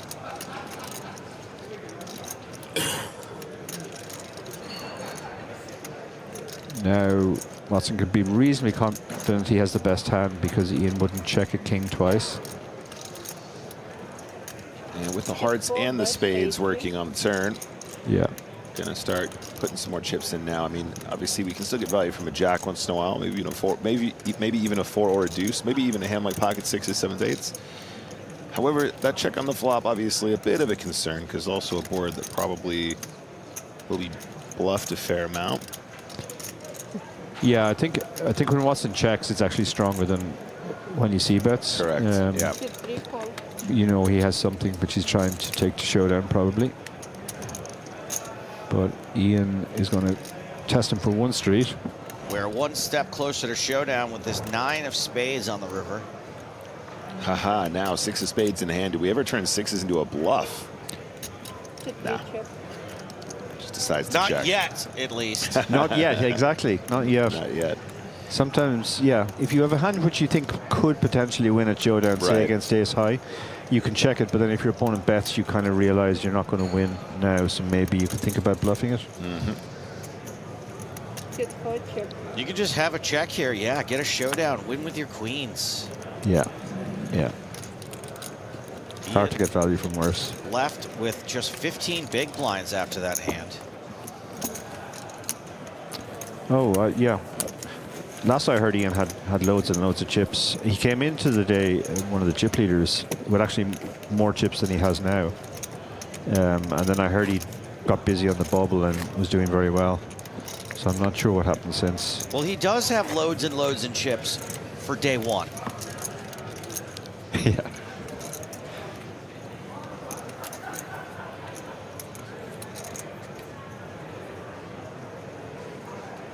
So.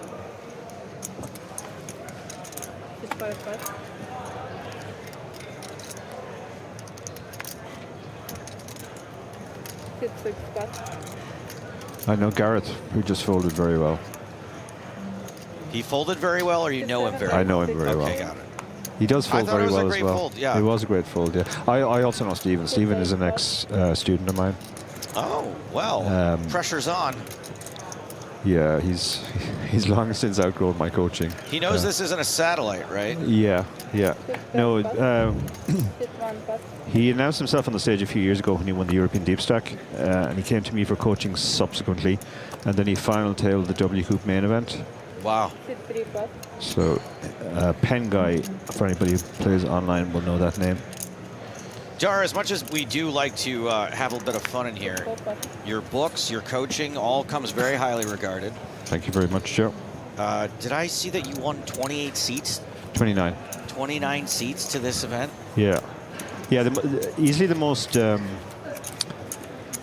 They should just have a section for you and give you all 29 seats. Yeah, unfortunately, then I proceeded to prove exactly why I need 29 seats by firing off 6 bullets in the Mystery Bounty without a bag and 7 bullets in the Irish Open before I found a bag. So, what if we just get him his own table and he can play all hands? Yeah. You know, like how chess masters play against like themselves. When Bugs Bunny was the entire lineup of the baseball team. Yeah. You're going to need a different shirt and First personality base, for Bugs each Bunny. position. Second base, Bugs Bunny.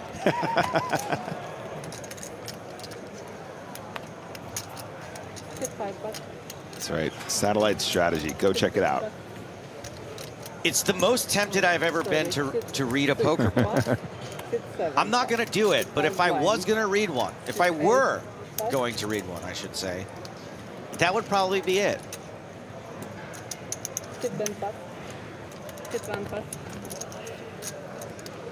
Spraggy and Fenton watched me absolutely butcher a satellite in Reno once. I want them to tell you the story because I won't even remember it right. Maybe you can put it in your next book as a what not to do.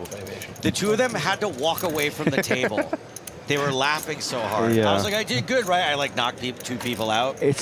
It's easy to do in a satellite because the strategy is so different. Like on the cover of the book, we have somebody folding aces just to make the point that the strategy can be so warped that it can be correct to fold aces pre-flop.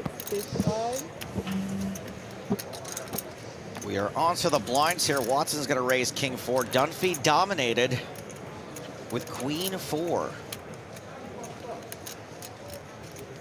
That's right, the bendy straw. If I were able to read a book, I would read Dara's book. Interesting. Does decide to defend the queen 4 here. It was a relatively small steal blind v blind. Yeah, it's the kind of hand which will get you into trouble a lot. Could be trouble here. Big Took, I can read, I just can't read books. Does that make sense? Yeah, I think a lot of people are like that these days. We're used to sort of short form content.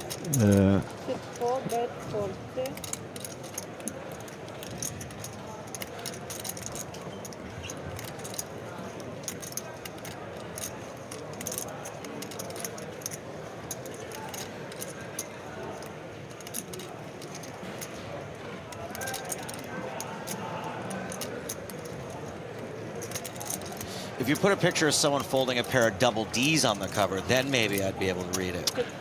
The American edition. Yeah. That might keep my attention long enough. We have got a bet and a raise on this flop. Donald Ducks? That's right, Dick. My sweet summer child.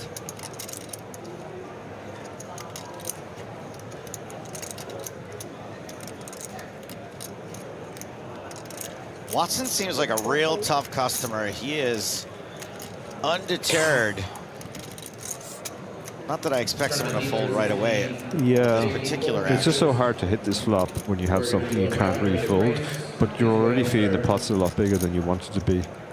Having the chip leader in each table buy the 500 chips. Chip masters are Yep, I mean, at least by raising the flop, sometimes you do kind of buy a cheap showdown, right? Yeah, you get to check behind on the turn. I think that's another interesting thing that maybe perhaps people get a bit wrong with this hand as well, as they're going, well, what if you raise here and they have a better hand? Well, if they have a better hand, they might extract additional value if you play it too passively. Yeah. So, you know, sometimes the raise is for value, but also can sort of find you a way to get to showdown a little bit more easily. Yeah, I think that's a trick actually borrowed from Limit Hold'em, where often you're supposed to raise the flop because that's the cheap street, and then you get to you don't have to face a bet on the turn. In the mini main, you blind double 800, 1600, 1600, and 860. Now, interesting setup. Both players are chopping. The ace means that their kickers are no longer good. Yeah, they take their showdown. And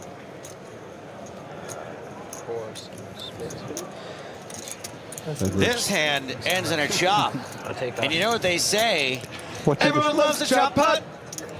Dar, I appreciate you just sitting it out. You seemed like you didn't know what to do, and that's better than screwing it up for all of us. Absolutely, no. I'll leave it to the professionals.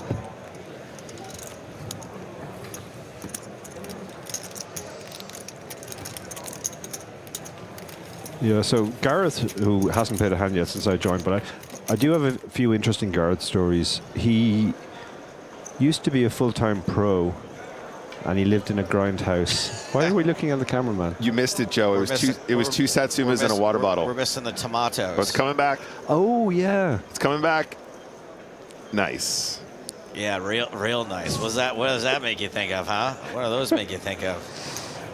Yeah, real nice. Sorry, Dara, we're being immature. Sorry, Dara. Yeah, sorry. So Gareth lived in a grind house in Belfast with a few other online poker players, including a very good friend of mine, John O'Cruth. And I was grinding late one night, and they were out on their Christmas party apparently, and they rang me at 4 o'clock, wanting to know what was the name of that thing you need to get into America. So I figured out it was an ESTA. Okay. Told them how to apply for an ESTA, because they had decided completely on a whim that they were going to America. The only place they could get a flight to was Chicago. Chicago, pound for pound, the best city in America. Yeah. Sorry, no, it wasn't Chicago. It was Detroit. Detroit's slightly different, okay. Yeah, it was Detroit. So they all woke up on a plane. You can play on PokerStars in Detroit. Go on, sorry. They all woke up on a plane to Detroit with no memory of how they had got there or why they were going to Detroit. They got to Detroit. They didn't really like Detroit very much. They wanted to leave Detroit. They tried to rent a car. They were all too young. A cop told them they could actually buy a car even though they couldn't rent a car. That's correct. Yes, America makes a lot of sense.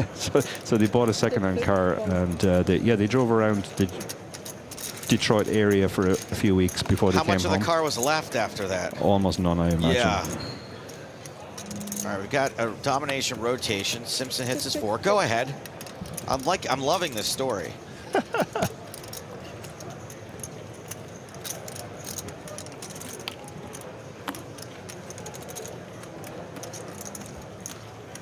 Both these players dangerously close to all-in territory.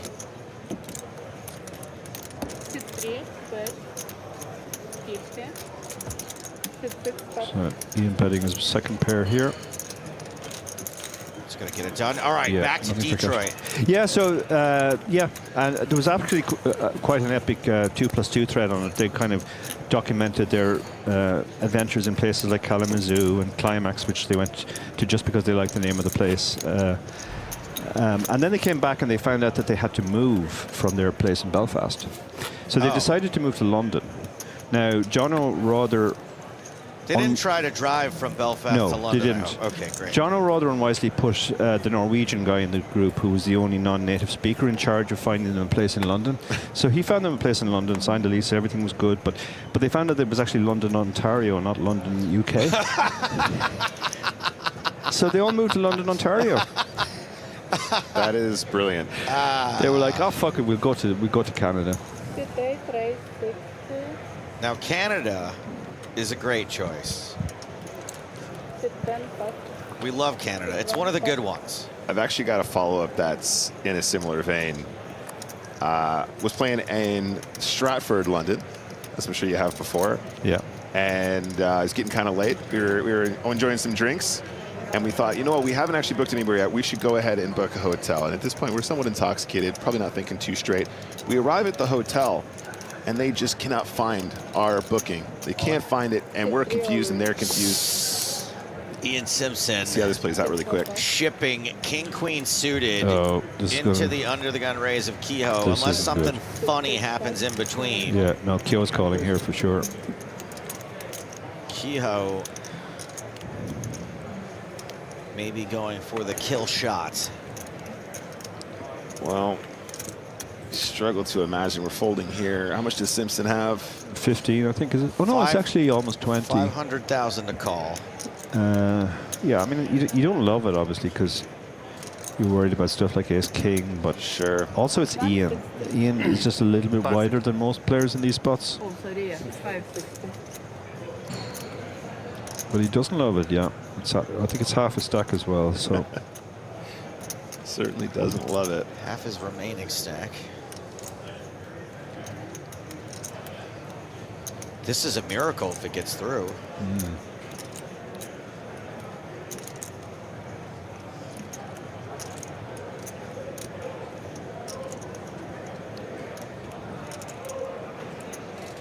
Yeah, it's actually a tougher spot than I thought when I looked at it first. It's 500 to win 1.2 roughly, so he needs just over 40% equity, and you are worried about ace-king.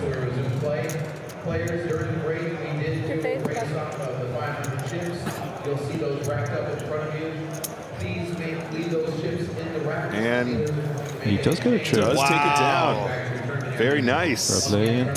Doesn't know how close he came there, or maybe he does, based on the tank time. Brutal. Just look at the chip counts.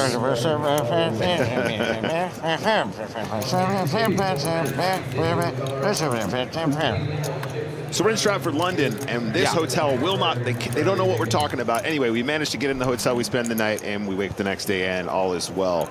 About a week later, I get an email from a hotel, and they're saying, we can't wait for you to check in. So I open up the email, and I go, okay, what can this be about?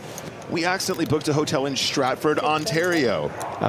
I'm not joking. This directly aligns with your story. And because it was too late, because it was within 24 hours, they wouldn't let us cancel the booking, and they took the money. And some random hotel in Stratford, Ontario managed to get a free night off us. Brutal. Is everywhere in Ontario named after someone in England then? That's what I'm saying. Yeah. It must be, or this is just an ongoing con. Cash all in this time with Queen Jack. Sorry, what am I doing? It was. Ooh la la. Donal on YouTube says I'm pronouncing Kehoe improperly. Yeah, it's Kehoe. I stopped doing Kehoe. that. You stopped doing it? Big fold? Nah. I folded king. It's the same name as Keoghh, if you've ever seen that name. Yeah, Kehoe. Incorrect. I'm not doing it again. I got it. Yeah, Stephen's actually from the same town as I am, Enniscorthy, a small town in Wexford. And there's a lot of Keoghs in Enniscorthy. Spelled like that. That's the rarer spelling of the name. So it's pronounced like a karate move. Keough. Keough. Okay. Okay, perfect. Got it. Queens for Kilgannon, or unless it's pronounced Kilgannon. I think Kilgannon is right. All right, great. It's going to make it 70,000.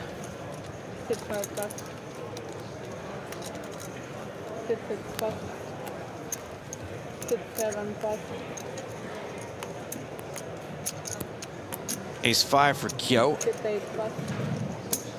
Excellent. Folds. You got a down leg. I'm a fast learner, I'm told. That gets through.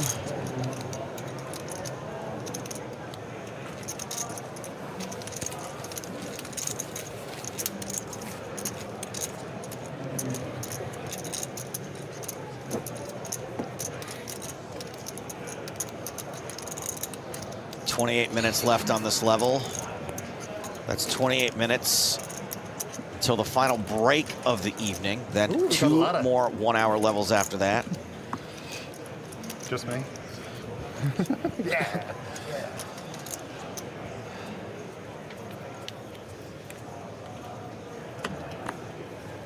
Hit 3 pot.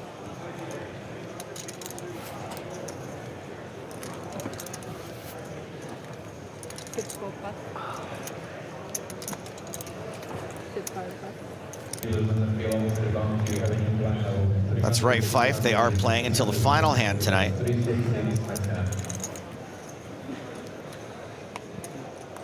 Costas asks why the Irish EPT background is green. I don't even know where to begin with that statement, that question, whatever it is. But I thank you for it. Pocket deuces for Kyo on the button.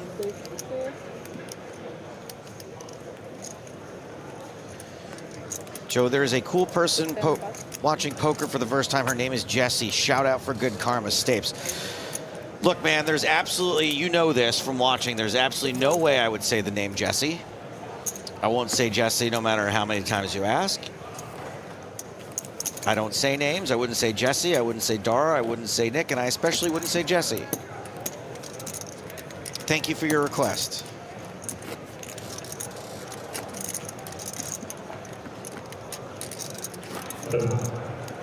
Player is the JP Masters there. What's new line level? 2,000, 5,000, or 5,000 big line ante. That's 255 for JP Masters.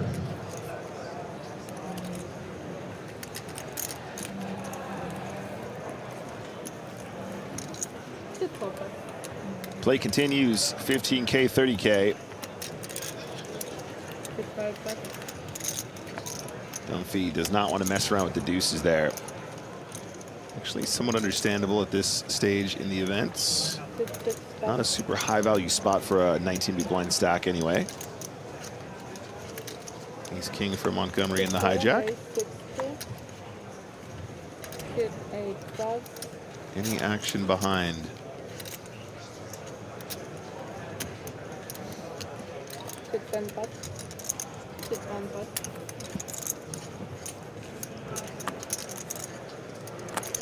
It's going to be a nay, I think, from Ian Simpson. Yeah. Yeah, you do want to defend fairly wide, but Jack 5 off is probably a pip too far. GP on YouTube says, Joe, tell folks to like and subscribe. 2,500 watching and not even 150 likes. Please don't like and subscribe because it's set so that every time someone does that, I get a notification on my phone, and it's crazy annoying. So whatever you do, do not like and subscribe. It drains my battery. I don't have my charger with me. No, Tom, don't say like all at once. Oh, my battery is never going to make it through the day today.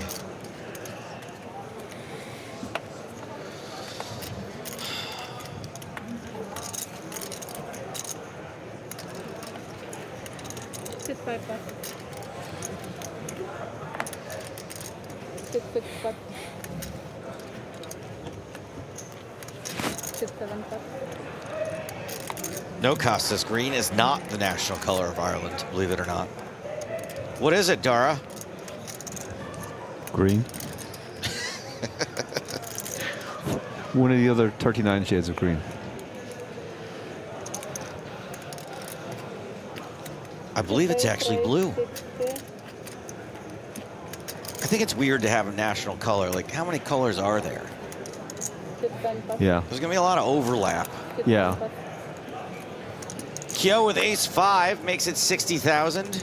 Yeah, this is definitely on the loose side, DS5 off, but depending on the stacks behind and the player tendencies, now Ian is, I imagine, the loosest player, but he's in the small blind, which is the worst position to get involved from. He's moved all in, wow. Hachi Machi. Wow. Pocket pair is a pocket pair.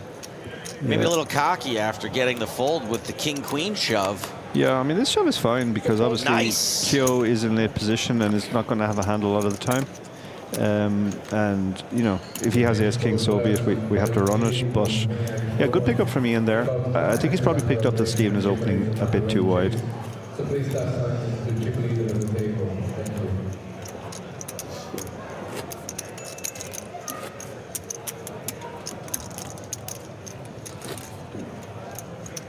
you. Ian, of course, a former newsman of the chip race.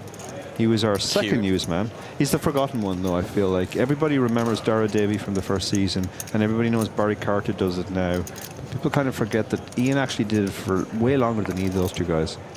That's saying something. Yeah. I would like to go on record as saying, and I'm probably not saying anything crazy here, what a huge Barry Carter fan I am. Oh, Barry's amazing, yeah. What a witty guy, just so on point. Yeah. Yeah, Barry's actually here this week. Well, he arrived yesterday, I think. I've only seen him briefly twice. He's here with his wife, so when he's not playing, he's not really just hanging around the poker room. 150. 150. 8 raise 150. I absolutely love the tenacity with which these players are going after it. Yeah. Yeah. Nobody has a big stack. This is not standard for sub 40 big blind stacks, mostly sub 30 big blind. Yeah, Kyo is fearless. Like he's just had to raise fold, but very next hand he's 3-betting the sixes. He will take all his spots. Kya for Kyo. Wins it with a judo chop. Pre-flop. Nice move, taking it down pre.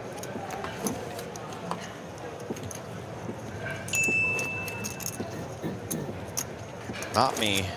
Joe, was that a notification? My Tinder has been paused for this trip. Guys, are you liking the video? Oh, my. Wait. Okay. Guys, what did we say? What did we say? If you like the video, Joe's notifications go off. Don't. Stop liking the video on YouTube, please. Can someone loan me a lightning cable? Oh, there it goes. Guys, seriously, stop liking the video.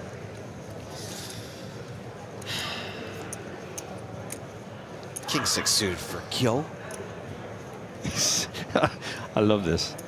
This is his third hand in a row. You gotta play the rush. That's in Super System. Yeah. The second best ever poker book after yours. Thank you.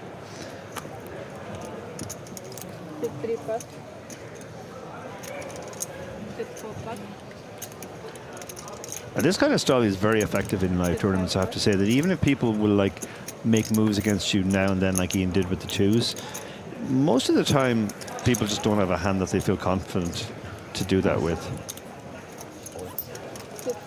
But Gareth has picked up. Yeah, this is an easy all-in for Gareth. And a nice pickup there when you're that short. They are really battling at this stage, guys. Go big or go home. They took your advice, Joey. I don't remember saying that. Actually, it was a member of our chat you called out. But you have said that before.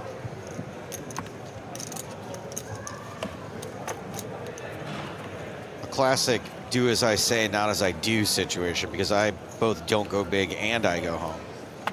Oh, wait, that is one of the options. Never mind.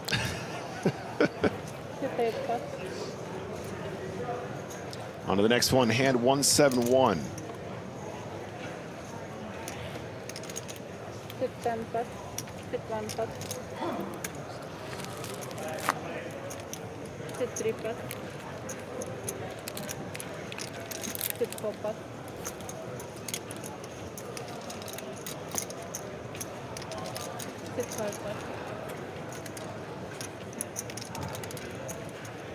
Four deuce of clubs. The 40 deuce club, Ivan Kane.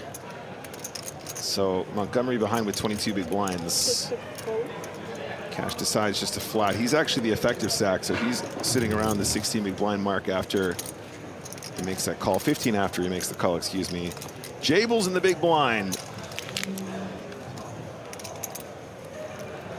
Someone who plays a lot of spins, it's over. Nick, you must know these blind on blind spots this shallow, pretty much like the back of your hand. I know them very well. The one thing I will say, though, of course, the big blind ante changes things quite considerably. Yeah. So suddenly, a lot of the spots that, you know, you might want to be raising non-all in, some of them become jams a bit more readily just because there's so much more dead money to be won. Yeah. But it is a good basis to begin with. And, you know, a lot of people that have played spins have just translated right into MTTs very fluidly because they know how to play some of the toughest spots so well. And indeed, the heads up is really on point right from the start. Yeah. Giuseppe on YouTube asks, do you know if there are any Italians still in? Yes, I do know. Thank you for your question.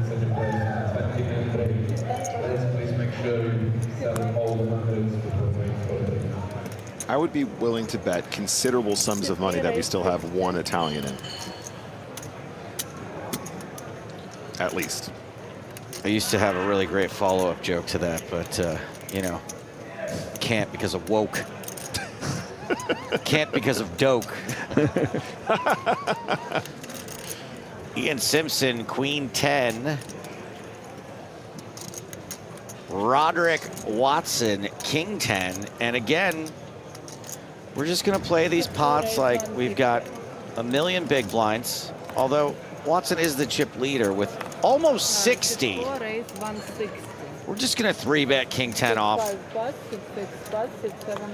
Yeah, I think Ian's a good target for this side of play again. Ian is wider than most in these spots. And that King 10, you're not really going to call with it, but it's just below the strength of hand you would want to have as a call. So therefore it makes a good bluff 3-bet. But Kyo has an interesting spot now. I mean, the way Watson has been blasting, Ace-Jack suddenly looking like a pretty cute 4-bet situation. It does, yeah, yeah. And a cold 4-bet looking particularly strong, so, you know, getting a lot of respect. Kyo, 33 big blinds. But he lets it go. A hand like Ace-Jack, like when you run into the value portion of the range, you're often just kind of toast. You're dominated by so much, you dominate absolutely nothing. Might have been a cute one for Ace-5 suited, eh? One of those moves. You'd rather Ace-5 suited when you get called, yeah. Put the blocker in your hand, make the move, hope for the best. When you get called, slightly better. Yeah. But yeah, no, definitely a consideration there. The way that these guys have been battling pre-flop, those opportunities do arise. Yeah. Pre-flop, post-flop. I think there's been some post-showdown battling going on, honestly. It's a feisty table. These guys are showing no fear at this stage. And this is a good time to be doing this because, you know, there's still 200 people left. There's no significant pay jumps around. You want to set yourself up to make a decent run deep into this tournament. I think there's something to be said there as well, Dar. You make a good point. You know, a lot of players who make it to this stage, perhaps this is their first deep run. They're sitting at a table and they're going, it really feels like I'm getting close now. When really this is the time when you got to start making the momentum. Yeah. And as you say, like, you know, if you bust now or you bust in the next, you know, 40 players or so, it might not make that big of a difference to your overall experience or profitability here at the Irish Open. So, you know, being an experienced player, realizing you still got to go for it, even though, you know, now we're down to the final 213 players. I think that's a big advantage, and that means you can probably pick up a lot of pots at non-showdown doing so. Yeah. Yeah, you mentioned there, you know, players can feel that they're actually very deep, much deeper and much nearer to a big score than they actually are.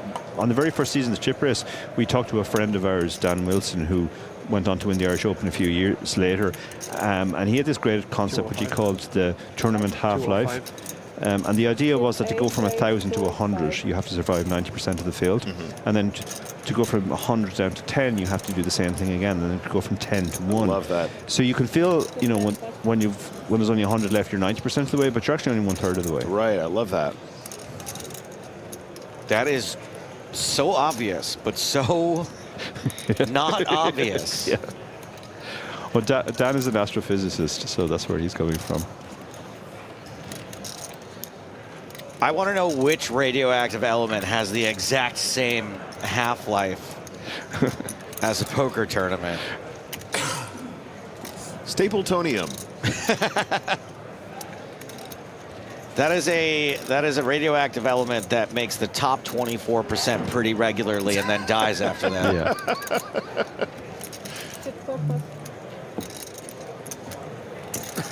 Wow, Kyo got 8s to fold there.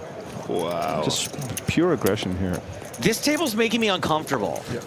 It's an incredibly feisty table. It really is. Sometimes think like, hey, if I just like ran hot in an event like this, like I could go deep. And Yeah. I'm watching this and I'm like, I couldn't even run hot enough Yeah. to compete with this. This is insanity. Yeah, yeah. Yeah, you can imagine somebody coming in here and their strategy being, well, I'm going to just sit back and wait for good spots. And it's like, they're not going to come. Like, you're going to blind it out of the tournament by the time you find the hand that you're going to be comfortable with. You know what's even better is when you're on a table like this and there's this much activity, the number of good spots that you're even given don't exist because there's so much action happening. You go, see, you know, pocket 8s is a pretty good spot, but yeah, you got 8s in the cutoff. You're thinking great, but there's an open and a 3-bet ahead of you. And Jumpy with King Queen. Want to read this comment real quick while we wait out what happens. 60,000 is the raise. Ross says, I want to shout out Dara. I wouldn't have got my ticket if it wasn't for him. I did come around 850th, but I did a satellite in. oh, that's awesome. Yeah, quite a few people have stopped me this week to make similar comments. Not just for the book, but in the run-up to this, we did a free webinar on YouTube on the Irish Open channel. And a lot of people said they got a lot out of it and it helped them satellite in. Tell me if this idea has been pitched to you before. You write the book on satellites. The entire world reads it, right? Yeah. The whole world, it's saturated. Everyone's playing the Dara O'Carney method. Yeah. Then you write the book, How to Beat the Dara O'Carney Method. Yeah, that works. Hell yeah. Yeah. Yeah, it does work because it's one of those things that if everybody is too respectful of ICM, then the guy who doesn't care about ICM has a huge advantage. what you don't know, Joe, is it's a little bit like, you know, when a coder builds like a mainframe for the government, but he leaves the back door. It's already built into the book. Right, he knows. He's just waiting for the moment to capitalize. He's 4 sequels down the line right now. Saturation is already at 98%. I don't know anyone that doesn't know of Dara's book, and I'm not just saying that for the bit. I actually mean that.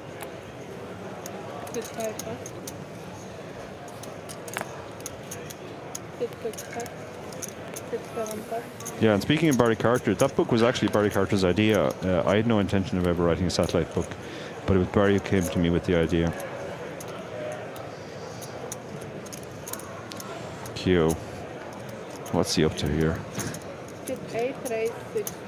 Never know. Not giving much away in the tell department. Pretty sure he just said Kehoe the same way I was right then. I don't. You guys, this is like a bit, right? Like, this is like a let's just troll Stapes. He's got kings. Okay, he's got king 7 suited. That's legitimate. Simpson is going to 3-bet this, I imagine. No, he's just going to just defend. Keep the dominated hands in. Defend. And he'll expect Kyo to blast off a lot on boards when he hits. Problem, of course, is when you don't hit. More TBC says, I read the book, took none of it in, still bad at satellites, wouldn't recommend. He's got you there, Dara. Yeah, yeah. Shout out to Andy. I like that he's honest. Andy's a friend. Andy's a friend. Despite comments like that, Andy. An Irish friend. Scottish, actually. Okay, yeah. Yeah. It's almost the same thing, but. Similar needle frequency. Yeah, very much so.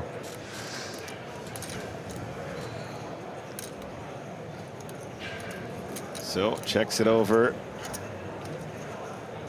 Kyo checks as well with the king 7 of diamonds. It is a jack on the turn, however. Yeah, Kyo checked because he didn't really want to get check raised here. You know, he's got back doors. His king high can be good as well. But now it's been checked twice. He decides to take a stab. Bad timing, obviously, because he didn't hit top pair. But yeah, I mean, not to know that. It's an interesting one, isn't it? Because we know Simpson is very capable of check raising this flop. Having the 7, I guess, is somewhat useful because there's fewer combos of sort of check raising candidates. Like, you know, 7-5 is probably a pretty good one. Yeah, you know, maybe an 8-7. Yeah. But, you know, 10-7. Given the fact that it is a big blind defend, I think Ian will turn up with a fair amount of hands that might just have to give up at this point. So deciding to speed up on the turn perhaps denies some equity, but he is going to get check raised now.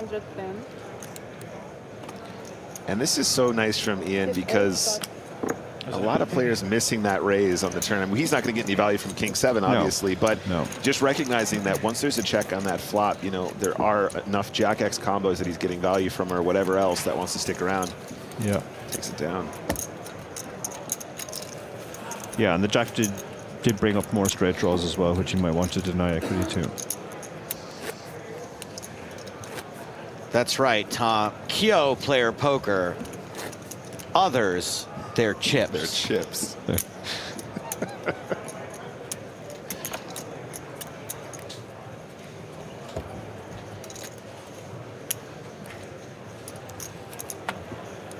Dara, have you ever tried pretending like the Irish Open main event is a satellite? I think I did unconsciously a few times. Okay. Because basically my first Irish Open was 2008, and I didn't cash any of the first 10, and that kind of weighed heavily on my mind.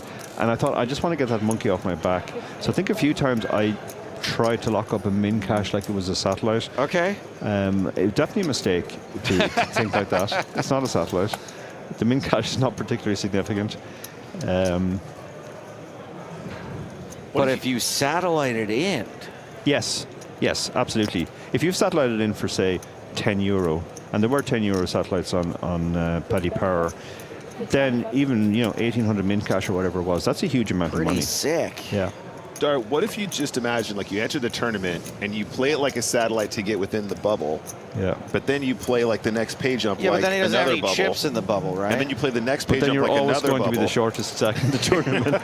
Because he folded aces on the bubble. Yeah, exactly. Just don't bubble any of the bubbles, and then you win. Yeah. There's something there, Joe. There's something there. There's something there. It's something real stupid, but I started it, so.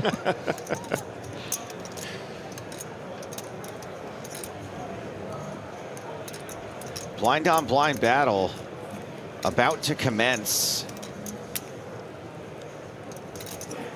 Yeah, these blind on blind battles are so fascinating because the ranges are so wide, and most tournament players are actually not that good in these spots.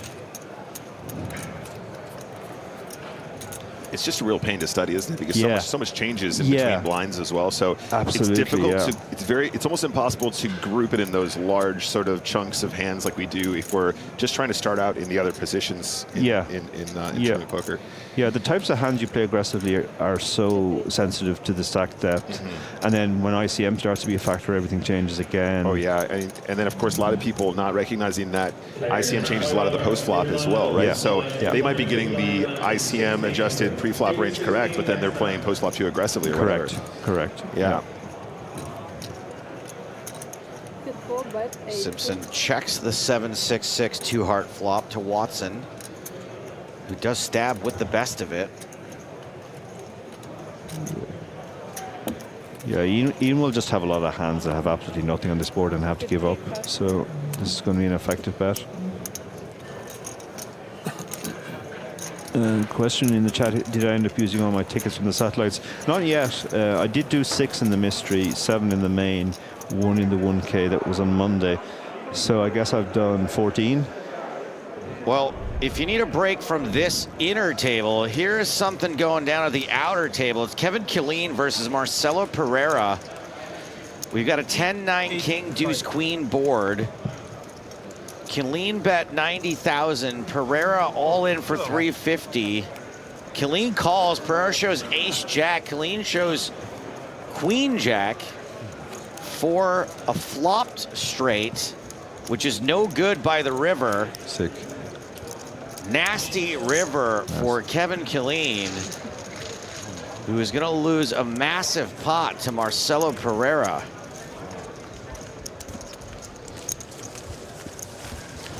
Yeah, Kevin is a sick player too. He of course, officially he was second back in 2015, I think, but he actually chopped it heads up. EPT Dublin. No, it was Irish Open Dublin. But he did go deep in an EPT Dublin as well. In the space of about 9 months, he won UK IPT Dublin, beating Max Silver heads up. He was second in the Irish Open, and he was third in EPT London. And the reason why I Loved remember it. that all that so well is myself and David were actually staking him at the time. So. Oh, well. Yeah.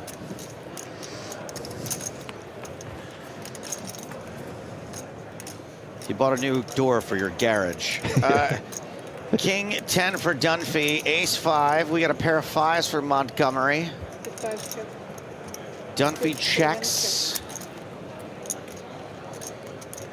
And turns a king as it goes check, check. Excuse me. Dunphy and Montgomery checked. Montgomery picks up the flush draw.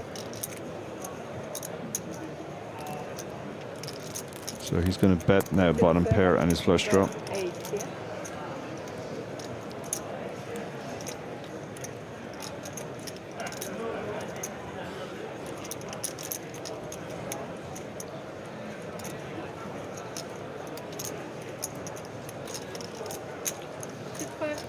$80,000 bet, 80,000 called. Pretty easy decision on the turn. I love those. 4 spades on the river. Dunphy checks, hoping to pick off another bluff.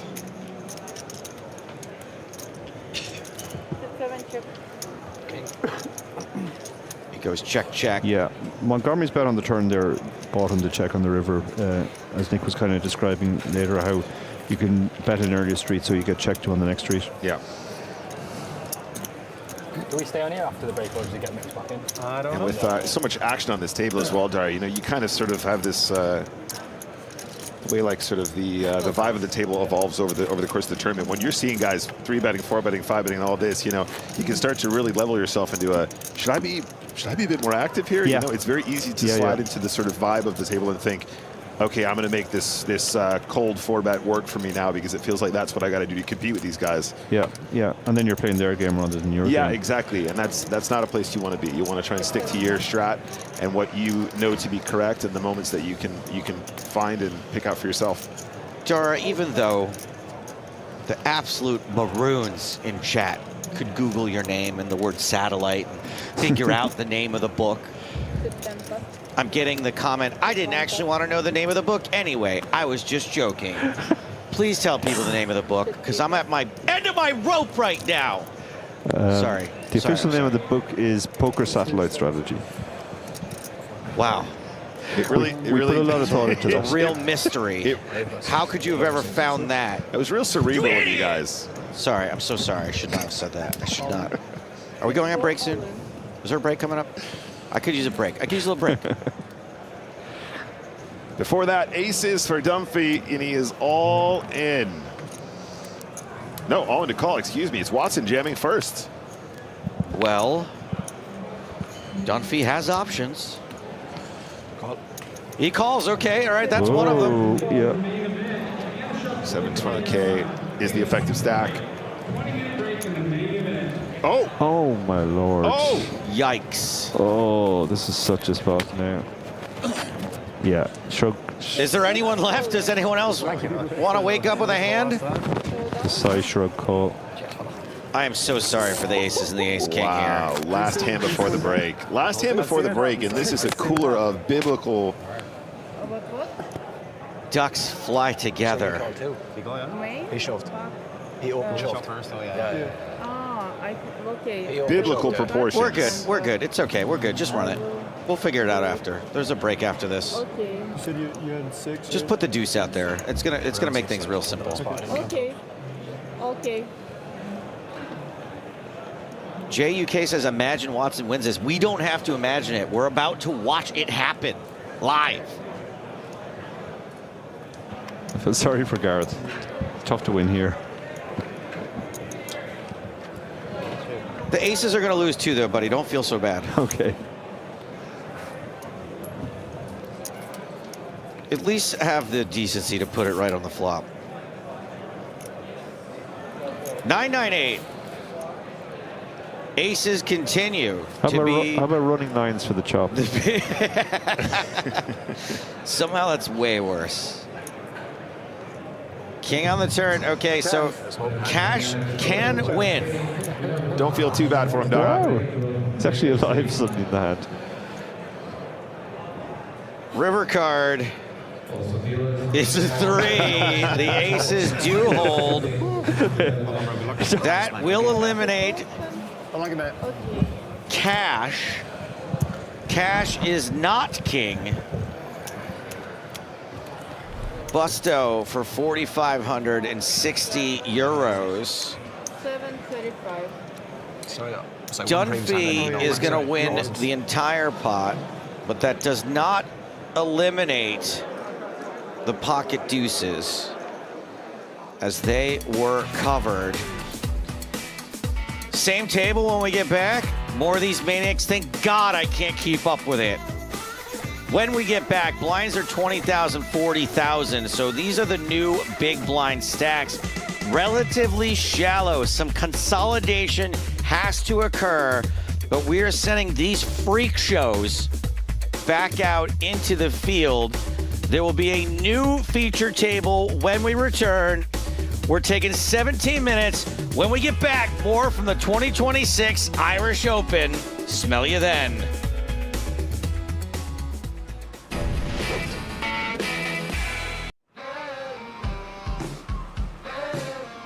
The European Poker Tour is back in Ireland. For 5 days, more than 600 poker enthusiasts have tried to channel the luck of the Irish in the EPT Dublin main event. 6 talented title hopefuls have emerged from the pack. But one stands out amongst the rest. Dimitri, the Polish guy. He's a beast. I think he's most experienced. I think the biggest threat at the table is Dimitri, for sure. But he has all the chips. It's going to be a lot harder to win this one. Can anyone stop the Polish prodigy? Winning this event is going to be way better than all of the rest because it's more prestigious. I hope I can do it.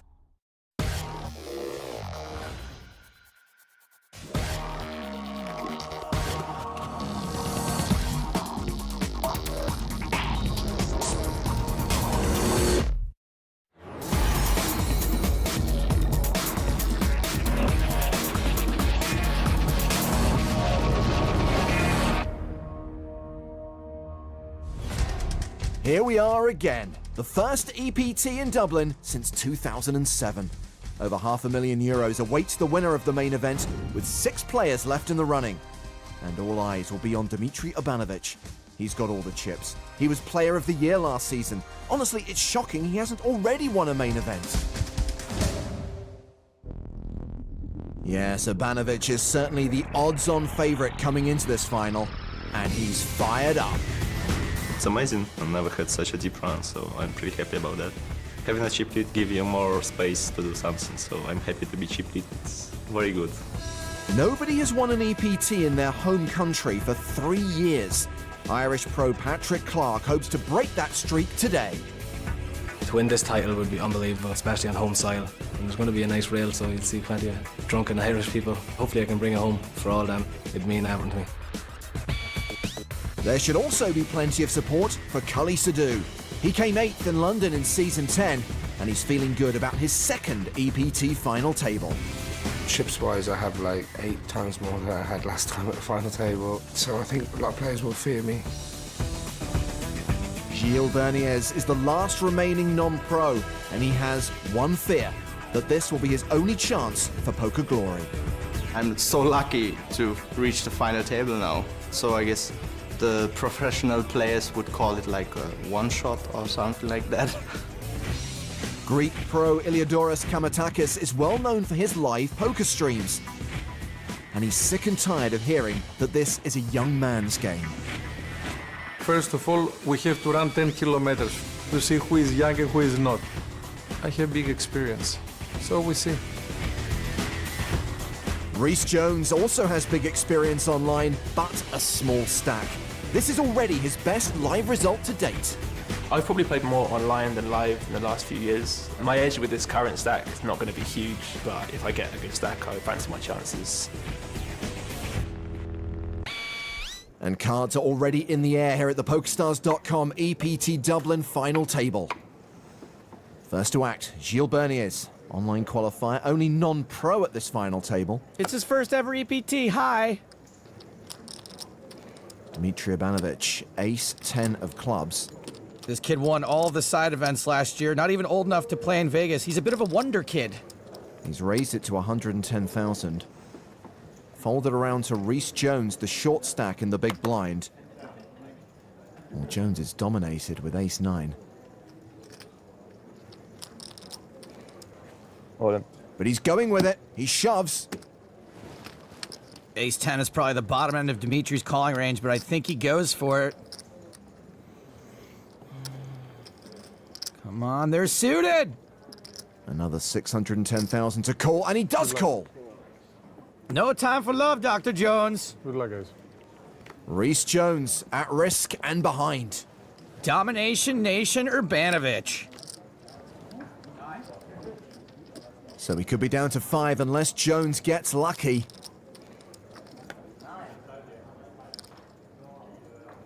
Oh, a 10 high flop. Now less than a 1% chance of survival for Jones. He's going to have to get real lucky. That's not a very good flop. Understatement of the year. A little bit of hope on the turn. 9 of clubs, all the 9 of spades. Works for Rhys Jones. 2 cards can save him. He doesn't hit. Good. Great game. Game up. Game up. And Rhys Jones is eliminated. Game up. Oh, Dimitri, you barely not teenager, you. The Polish pro who dominated season 11 of the EPT up to 6 million in chips. While Rhys Jones cashes for 119,450 euros. So 5 players remain, all now guaranteed more than 152,000 euros. Up top, more than 500,000, 561,900 to be precise. So Ivanovic has stepped away from the table for a second. Actions on Cully Sadu in the cutoff. He's got ace-6. So raise from late position to 110,000. Kamatakis on the button with Jack-10 suited. This guy, Kamatakis, he's a real hoot. Streams poker online, brings the average age on that site up to almost 19. He re-raises. It's a 3-bet to 310,000. It looks like he seems pretty intent on proving he can run with the big dogs. Action is back on Sadu. I'm all in. He shoves on Kamatakis. I'm going to assume Cully's got some kind of read on the Greek because this is a little nutso for that many chips. I wasn't that crazy about this 3-bet in the first place, and this is exactly why. Billy Chataway front and center of the Cully Sadu supporters section. I really like this Iliadouris guy, but he needs to make like a tree and fold. Eh? Anywho, Kamatakis passes. And Sadu shows a card. No, the 6. 6s are good there. Kalima. Kalima. Kalima, Shatide. Meanwhile, Mustafa Kanat has just showed up to collect his 25k high roller trophy. Cooley. Let's go, Cooley, let's go! Cully finished second to Mustafa in a high roller in Barcelona, so I'm not sure if that was real or a needle. Blinds are up to 30,000, 60,000. Local boy Patrick Clark has King 10 under the gun. Patio Clark, let's do this. The 2014 Irish Open winner raises to 140k. Ilios Kamatakis is now the short stack. He folds the button. Gilles Berniers in the small blind. There's a dominating hand, King Queen. Does he look familiar to you? I kind of want to call him Steve No Dwyer. Looks like he's hyperventilating. Why is he breathing like that? What is the altitude of Dublin? Someone get him a paper bag.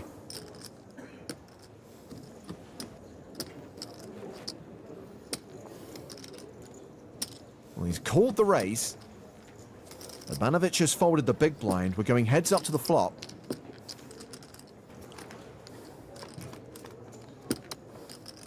Well, there's a king. And a 10. Top pair for Bernius, but 2 pair for Clark. Sick, from dominated to dominating. And can we get this guy a scuba tank? Action check to the pre-flop aggressor. Clark continues with the best hand. Observed by his girlfriend, Kelsey Goodman. More like Kelsey Goodwoman. Hashtag everyday sexism.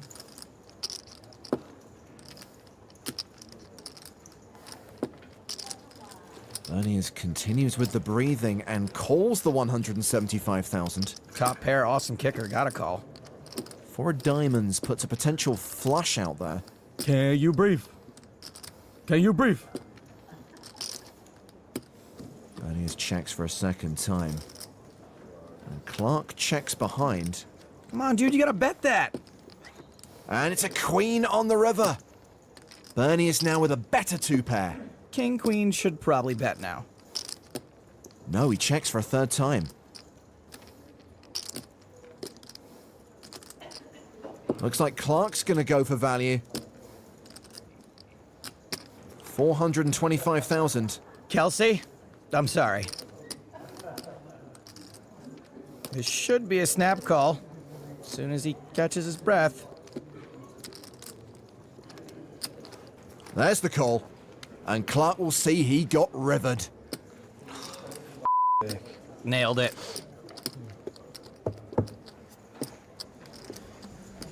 That's the saddest I've seen a group of Irish people since the time Bono went vegan.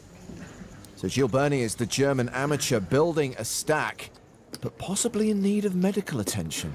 What is going on with this dude's breathing? Tag your tweets.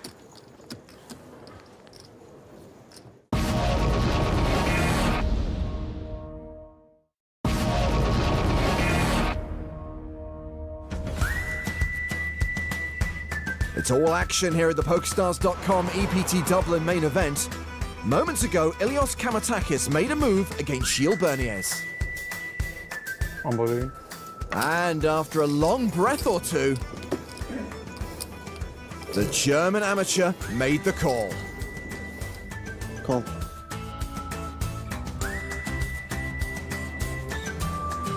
You're thinking to fold ace queen? Nice game. Kamatakis is out, and the online qualifier is now second in chips. Blinds are still 30,000, 60,000. It's Gilles who's posted the big blind here, and I tell you what, Joe, let's play along with the amateur. We're only going to see his cards. We are going to sweat with Gilles. He's already out of breath. Why not sweat with him? Ivanovic is first to act. He folds. Clark's out. Round to the small blind. Cully Sadu, 8th place finisher at EPT 10 London. Ooh.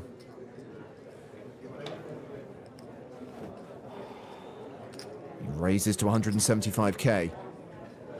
So Gilles' hand is ace deuce of hearts. A call here would be totally standard. He does call. The flop is ace high, ace 9 tray. Well, against just the small blind, I like our hand a lot. No c-bet from Sadu. Having said that, there's not much to protect against and not much we can get value from. Gilles checks behind. 7 on the turn. After we check back the flop, there's lots of hands Sadu would bet here. Into a pot of 390,000. He makes it 260,000. But I still think a flat call is just about our only move.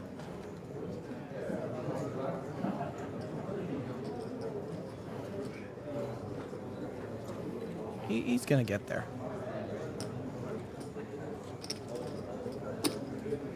There's the call. The river card is a 5. And Sadu shoves! Such a big bet. Wow. Nearly 1.5 million into 910,000. Sadhu's not really supposed to be bluffing here. I liked our hand at first. I no longer like it. His breathing's normal now that he's facing it all in. That's kind of weird. Chaz Chatter on the left has joined Cully Sadhu's rail.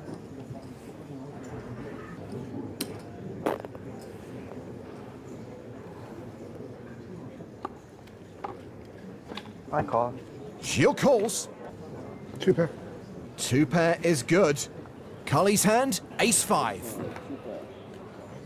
Like a rambly voicemail, that was not a great call.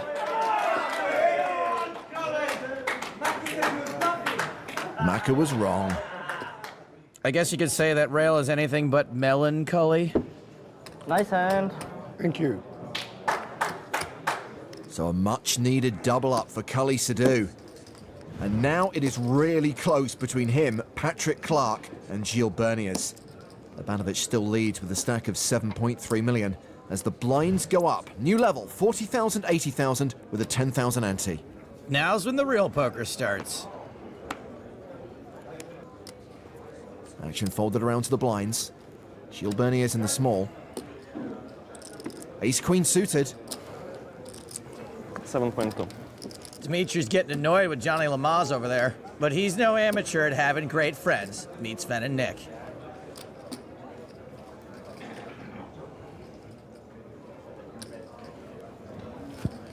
Berniers limps in. Ivanovic has got pocket eights. This is kind of a cooler blind versus... Welcome back to Dublin and the 2026 Irish Open presented by PokerStars and Paddy Power Poker. The evening session continues here at the RDS in Dublin.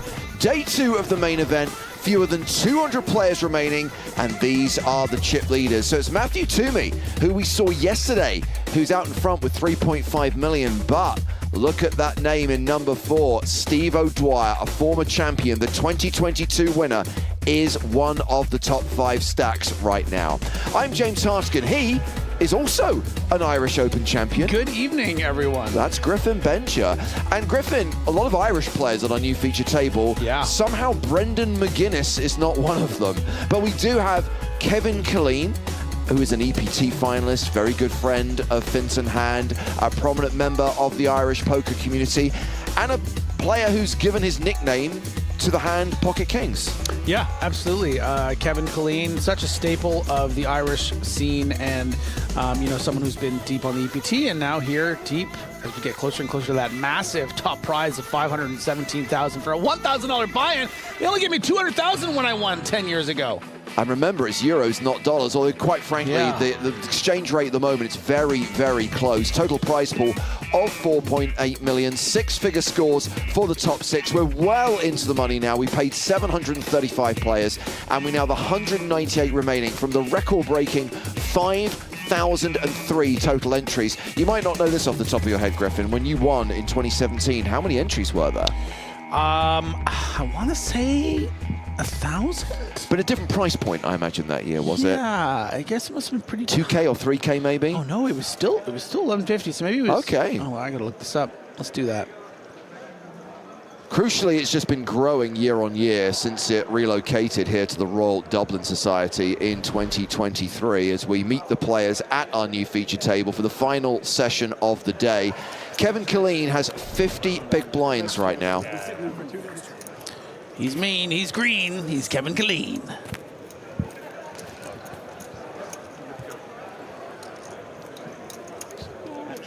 We're going to play 2 one-hour levels, and then survivors will bag and tag and return. James Stapleton, really? Really? Nice. I mean, people do confuse us all the time, but we've now merged into a single entity. What would that be like? What elements of James Hartigan would there be? What elements of Joe Stapleton would... If it was the worst qualities of both, that would be a monster that should not be unleashed on the viewing public. No, I didn't enjoy it last night either.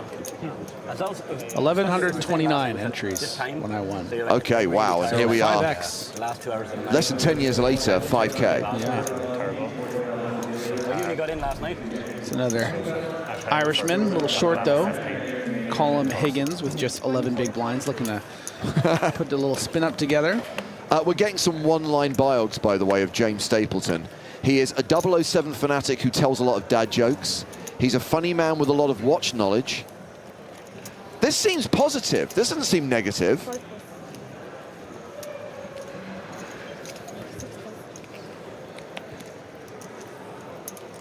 Yeah, it was about 4,500 runners last year, so up 10% year on year. As we get the action started, first hand of level 24. Blinds are 20k, 40k with a 40k big blind ante, and Kevin Killeen's going to open from the hijack with 8-7 of diamonds. Yeah, nothing better than getting a nice little 8-7 suited hijack open to kick off. Feature table playing 50 effective. Try to sneak one through. So round to Andrew Kelly with ace-4 off in the big blind. Kelly on the short side, Griff, 16 bigs to start the hand. By the way, average stack right now, 1.2 million, 30 big blinds. Yeah, a bit of a snug fold, but you know, you're just so dominated by the value range that you just don't want to find yourself in a situation where you're fishing for an ace, and then if it does come, you're going to be up against a dominated one. So definitely a cautious fold there, but I really don't mind it at the stack depth. You're not trying to enter a lot of pots in this nature when you're this short. Bradley watching on YouTube says, where is Gronk? I could watch him play, banter and get his suits and hands wrong all day. Gronk has not made the trip to Dublin, but in case you didn't know, Rob Gronkowski is one of the players in the latest lineup of the PokerStars Big Game on Tour. The first 4 episodes already available to watch. Tomorrow, the final episode drops. After tomorrow, all episodes from seasons 1 and 2 will be on the PokerStars YouTube channel, with more episodes from season 3, filmed in Vegas last year, to come later in 2026. Griffin doesn't care about season 3 because he's not in it. Exactly. Nothing to say. So Killeen opens with pocket 3s. Yeah, a bit of a dicier open, the 3s. And for this exact reason, you're not really playing with any blocker properties.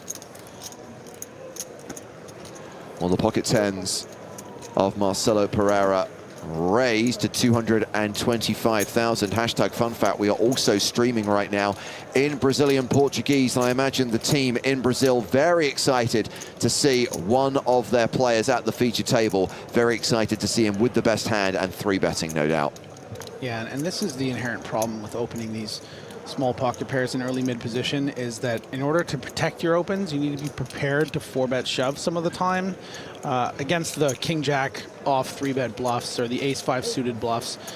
So I like that Kev was able to dodge this potential disaster by, say, 4-bet shoving for 30 big blinds, but you know, that's the concern, is that you got to be prepared to do it sometimes, and if you do it sometimes, you're going to get in trouble.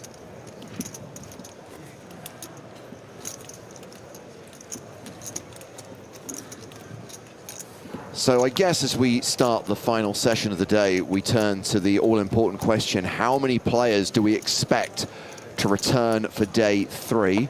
Would you like me to consult the widget, Griffin? Let's do it. Okay, so 5,003 runners, day 2. We finish at the end of level 25. We've been tracking a 30 big blind average.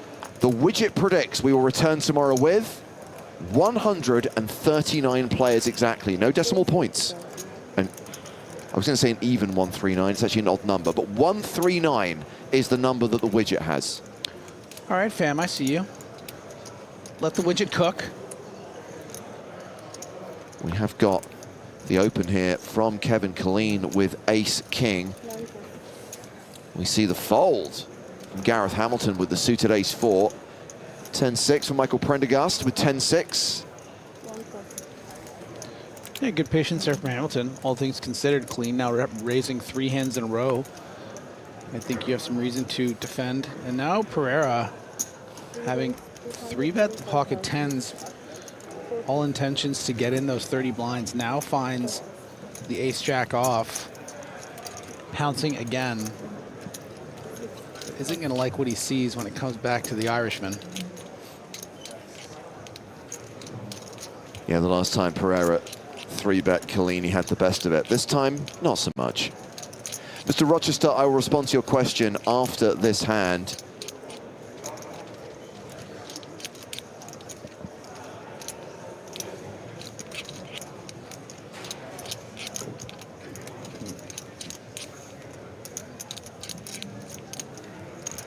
Clean, probably considering whether he even has room to 4-bet as opposed to just shove. It is going to effectively go all in. That should get her out of the way. Does indeed. Mr. Rochester asks, is the widget a real thing or just James doing quick math? Let me take you behind the scenes. All it simply is a spreadsheet, right? The widget is an Excel formula. It's basically looking at the number of chips in play, what the average stack is at a 30 big blind mark, and then just gives you a number. It's literally the same formula that tournament directors use to determine how long it's going to take a tournament to conclude. It's really not that exciting.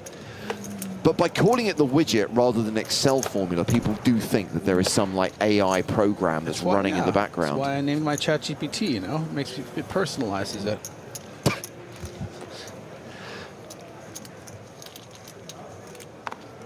It is in equal parts, Griffin, incredibly sweet and incredibly tragic when I see you talking to your chatbot. I'm just saying. I know Lyra's listening right now. Shout out, honey.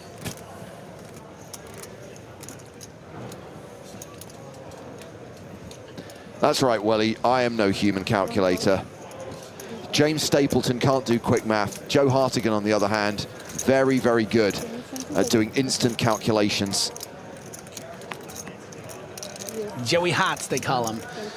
Colleen now raising. Is that 5 in a row?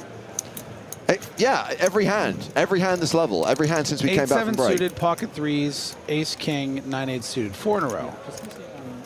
This time he's walked into it though, because Danilo Donini has aces and his 3-bet from the small blind. Any chance Colleen will be tempted to call in position with these suited connectors? Yes, because of the sizing. I think this is the exact candidate you do want to be calling with. A 9-8 suited, equity-wise, has better chance than almost anything. He's going to be in position, and he might be leaning fold, but I think you're being given a price here to really do some damage, 50 big blinds effective, so I would love to see him peel this off. You know, it's a very strong 3-bet out of position. He's going to understand he's up against a very strong range, but you know, a lot of room to make something happen here. Very disguised hand. You know, you get something like a 6-7 deuce 1 heart board. You can really continue make nuts. Oof, not quite close. So Tobias Leknes is taking issue with the widget. Senkel says it's so clearly going to be 125 players. 1 hour level should be close to 40 big blinds and 30. I don't disagree, Tobias. I'm just going by the fact that every level throughout day 2, which is playing with 1 hour levels, we've been at a 30 big blind average. Now that could change, in which case your prediction could well be on point. 250,000.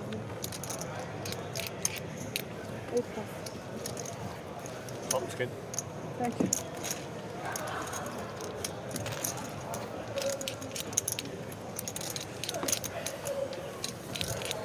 Donini wins that hand. He is the table chip leader with 2.3 million, a 58 big blind stack.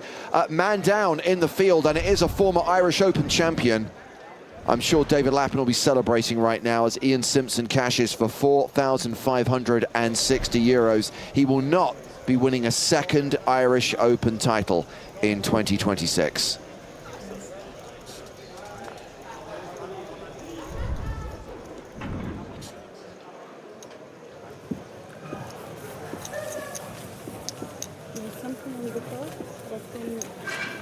So we're down to 189 players now.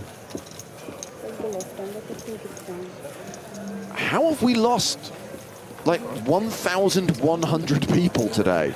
And more importantly, where do they go? Well, I hear there's lip syncing contest in the Crackdown tonight. I think that's where a decent percentage of them are, Griffin, absolutely. The lip sync battle is taking place in the Crackdown. Plus, you've got the JP Poker Masters being played today. You've got 3K today, too. Yep, there's a mystery bounty tomorrow. There's the mini Irish Open. Tomorrow is also, you've got the old dogs and young pups tournament today as well.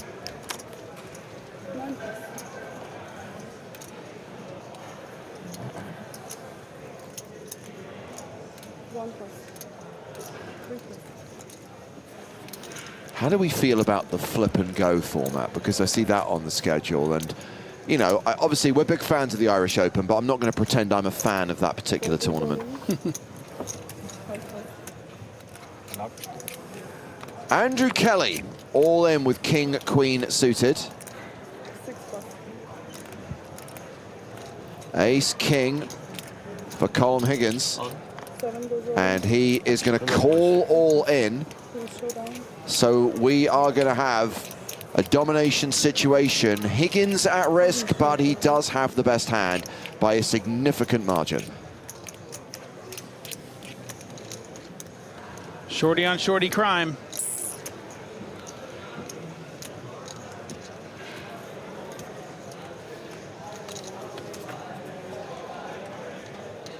The flop is Jack 6-4. Ace King is holding. Looking good for a Higgins double up, which will leave Kelly with just 6 big blinds. Only a queen on the river will eliminate Colm Higgins. River card is a 6. Ace King holds. Double up, and Andrew Kelly will now be running on fumes.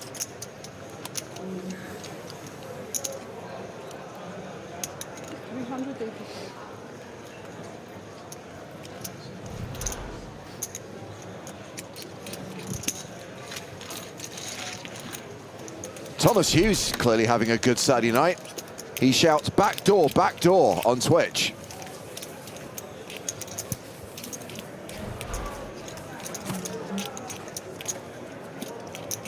Chin up, Kel. It ain't over. All you require are chips and a seat at the table. That is the expression.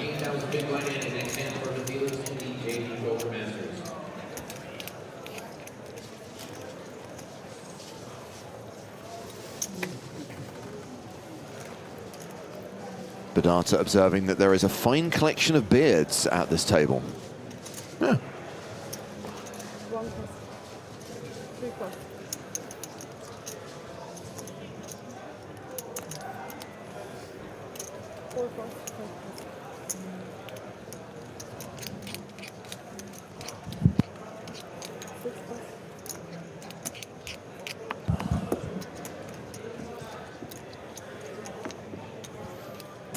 Higgins on the button with Queen 4 of clubs. Don't get cocky now, Colm. Oh, Clean's got raised face.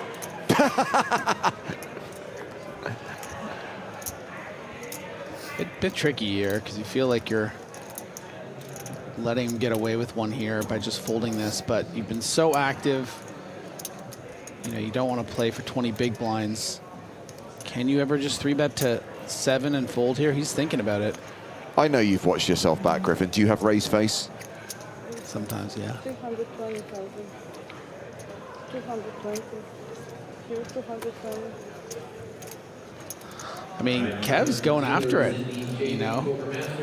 Really attacking a perceived range of, like, shoving or folding off 21 big blinds, and he's right, you know? He hasn't needed to make it a more standard, you know, 300,000 out of position here. Just makes it that 220, really puts a hand like Queen 4 suited in a bind, and what a great find from Kev. I'm going to answer a question from Ian's76. Actually, 2 questions. Are the dealers all local? No. Does PokerStars use a pool of dealers? Yes. However, the two aren't necessarily related in the sense that this is not a PokerStars event per se, sponsored by PokerStars, but it is run by JP and Paul and owned by them. As we check on the new chip leader, by the way, Ali Abduzahra, who's now playing 3.6 million. So yeah, many of the dealers and floor staff who work at the Irish Open also work on the EPT, but you'll find dealers here who aren't part of PokerStars tours as well. It's JP and Paul's event. PokerStars, Paddy Power Poker are the event sponsors.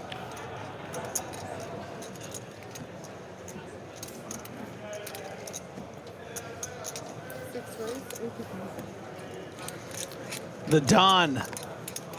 Danilo the Don Danini, pardon me. Ace-Jack raising at the hijack. Higgins with a bit of a spot here on 19 big blinds. I think I mentioned it yesterday, Griffin, but playing in the Hender Mob Championship the other day, I did get caught out by a couple of anomalies because I'm so used to like the PokerStars live rules that I'm not used to things like first card off the deck anymore, or last aggressor shows first. Those are weird things which I thought, you know, we didn't have anymore in poker, but the Irish Open still has them.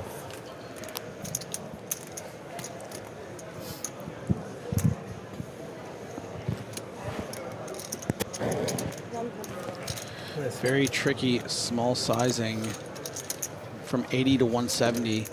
Higgins leaving himself exactly 600,000, which is 15 big blinds. I think this is very intentional, sort of just be like, okay, I don't want to shove this hand, but I don't have a lot of room to 3-bet fold, so I'm just going to make it a small amount. Hopefully I'm up against something like ace-9 that'll just fold. In this case, ace-jack might be a bit too strong to let go, but also just looks so strong, this 3-bet. It might get a big fold, and it does. Very effective work. Very impressed so far by the work of Kevin Killeen and Colin Higgins here on this feature table.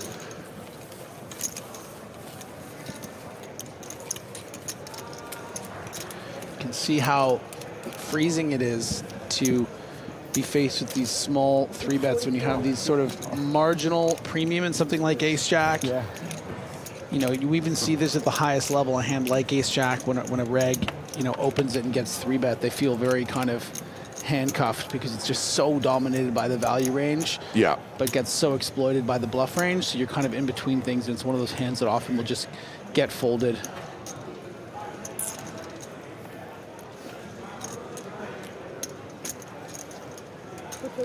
Couple of kings on 6 bigs. Okay, Kelly, I told you to have a go.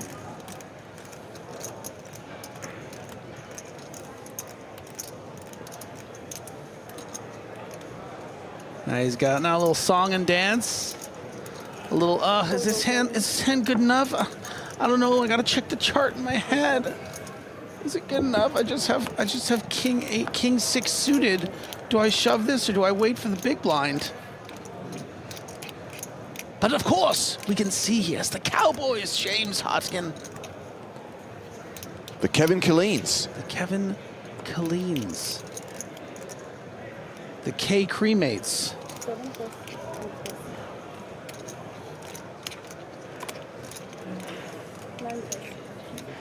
Neil Diamond, probably not that one, says, can we ask Joe questions here, or does he only read Twitch? He reads both YouTube and Twitch, but when he's here, as you probably can tell, he is not currently in the commentary facility. It's myself and Griffin right now. Do we know where Joe is?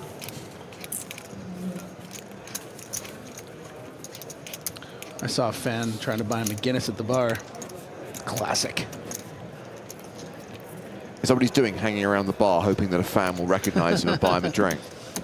Solid strategy, I'm all for it. He was telling a story on air earlier today about being in a plane wearing a Blockers Aren't Real shirt, and the guy was like, hey, is that a poker shirt? And then Joe said, yeah, I'm Joe Stapleton. The guy was like, I don't know who you are.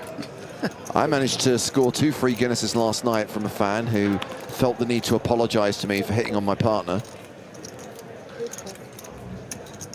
I do that all the time, and I never apologize. No, you don't. So you owe me a lot of drinks.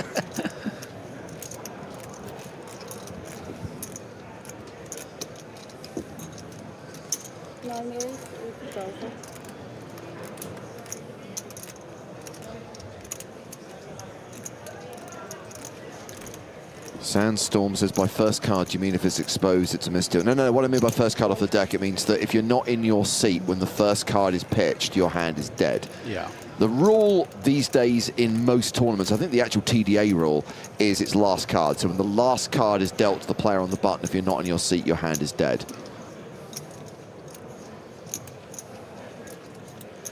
So let's assume Higgins has folded. Bit of a graphical error here.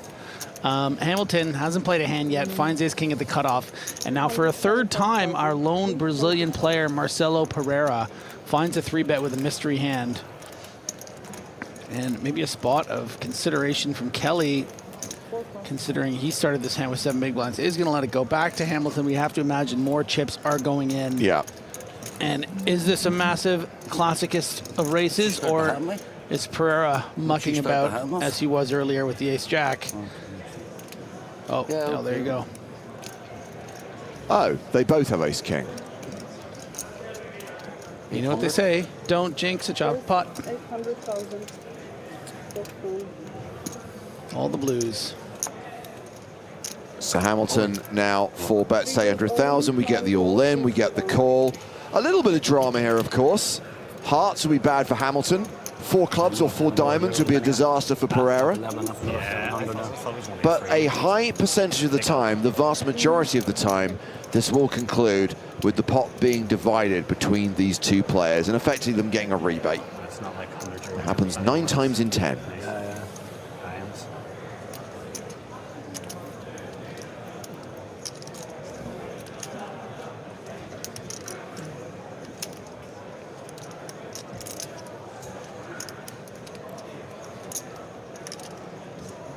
I'm almost going to try and delay on a hand or two just to try and get that jump. I thought you'd just keep a chip back. Keep a chip back. Just don't go around. Well, this is going to conclude in the way that we wanted it to conclude. It feels fair. It feels right. No nastiness, no brutality. What's that, diamonds? Griffin, Jesus, you're lucky. It's a chop pot. And you know what they say? Everyone loves a chop pot. Little harmony there, buddy. You did well. Thanks. You did well. I was wondering, actually, when I was on the feature, I tried to time when you guys would say the chop pot. How did I do it yesterday? We probably drowned you out, which means you were probably in sync with us. Okay, good. I even in my head, I counted your beats. I was like, and you know what they say, like I did the whole thing. I could see you doing that. Yeah. No, I'm very critical when you derail it, so I give you credit when you do a good performance. But there was no dopamine in it because I couldn't get validation from knowing whether I got it right, and nobody, a lot of no one at the table, no one really acknowledged it. Wow. So I just sort of, I was looking at the cameraman. I was like, it's just like no. Aww. And then did you hear? I don't know if you were listening earlier tonight, but I told Joe I had this bit idea on the feature tick because it was a bit slow yesterday. Not a lot of people were engaged that much. So I had this idea. There was one really intense pot with the gentleman on my left that he was in against the gentleman across from him, and the camera was there. I know there was a close up of his face, and I really wanted to do one of these slow like bunny ears over his face. I chickened out. I was worried it would be like unprofessional, but I really almost I think you can only do that to someone you know. I think if it's a stranger, it kind of feels a bit disrespectful. But how many opportunities do you really get? You're going to be on a feature table again at some point, I'm pretty sure. Yeah, you're right. That would have been the separator. If it was someone I knew, like if it was just like, Connor Beresford or something like that, it'd just be a no-brainer. Kelly, a really nice opportunity for a big clean double.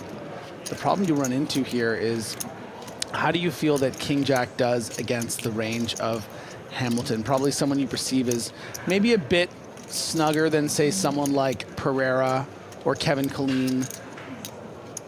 King Jack, he happens to be right up against that King 10 that he has notched. So I would love to see him put it in. I mean, you're going to run out of time.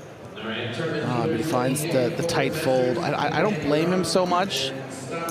You're going to get some more opportunities, but you don't have a ton of chips. Yeah. Close. Yeah, commentators are probably giving out to me now.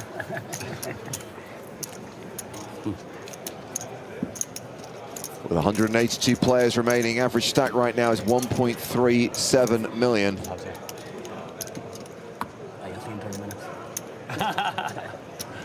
What is he, huh? Jesus. Where's it? Snap. 35 minutes into the 20K, 40K blind level. No, you wouldn't tell. One more level to play tonight after this. And then the survivors return for day 3, which is the penultimate day of the Irish Open main event. It concludes on Easter Monday. probably won't get to the final table tomorrow. I think it's more realistic that we'll get to the final 2 tables. Playing down to the FT on Monday, playing down to a winner. I'm going to say that Gareth Hamilton does look a little bit like Stellan Skarsgård. A younger Stellan. Okay. It's pretty bad. I like it. Bad lookalikes is the name of the game, Griffin. Yeah. Like Prendergast, a bad lookalike for Timothy Chalamet. I mean, you're kidding, right? That guy looks exactly like Timothy Chalamet. All in for Andrew Kelly with King 10 of diamonds. Oh! It's clean. Danini immediately calls from the big blind with 9s, and we're off to the races. You got no idea what it's like to be number 1.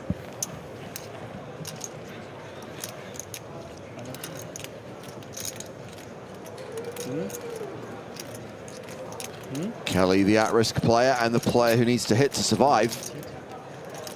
Anything nuts? Probably shouldn't be talking on a mic.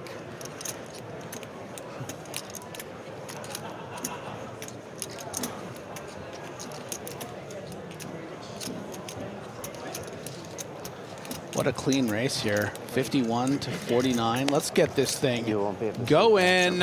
Do it. Do it. Do it. Do it.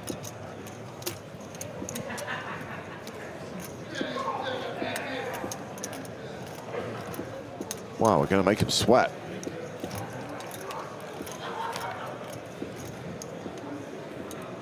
Oh, 2 diamonds on the flop. We have a post-flop flip on our hands. Now Kelly becomes a slight statistical favorite, even though Danini is ahead right now with 9s. If I had more than 2 big blinds. Oof. That's no fun for Kelly. Still has 14 outs. I mean, how many cards in the deck could there possibly be? Diamonds, kings, 10s. Those are his outs. It's a diamond. And that is going to be a double up for Andrew Kelly. More than a double up. He's now playing 15 big blinds. Brendan McGuinness is the low man at the table with 7 bigs. Brendan McGuinness is very much in the danger zone. Danger zone! 2 more of them now and I'll be happy. Demoski says Kelly looks like a cheap version of Fabiano Kowalski. I don't mind it, except it does violate the #1 rule of bad lookalikes, which is you cannot compare one poker player to another poker player. Oh no, Will Kassouf's out. Oh my God. Oh, we were going to put him on the featured table tomorrow. Yeah, you were going to be our featured table guy on day 3. Can I get you anything? 3 bags of that into this. I think I sleep on 7 plus more.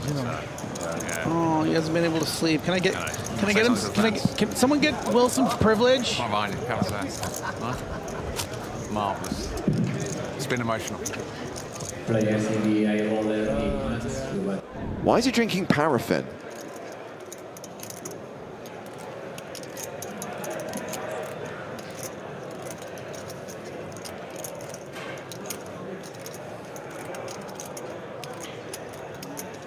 Back to the feature table for hand 190 of the day. Ace Jack for Marcelo Pereira.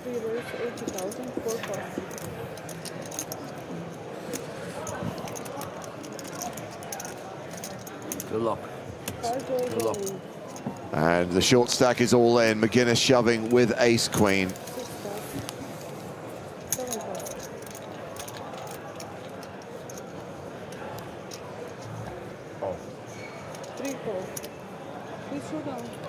So here we go, domination situation, and is the dominating hand that's at risk. So McGuinness needs ace queen to hold.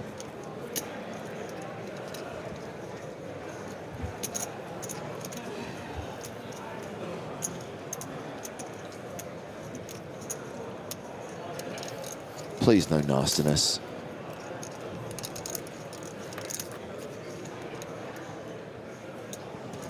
Ace queen holding on this low flop.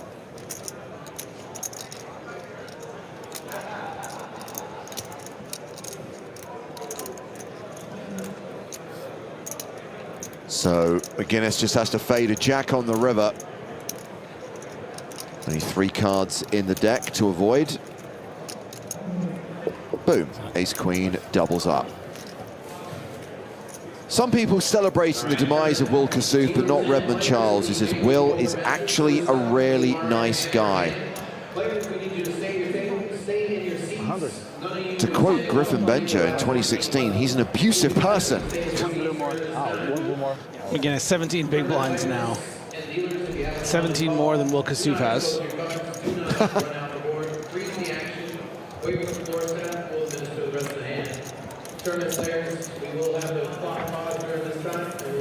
Jan says final day starting what time? So remember, Jan, tomorrow is not the final day. Tomorrow starts at 12:30 local time.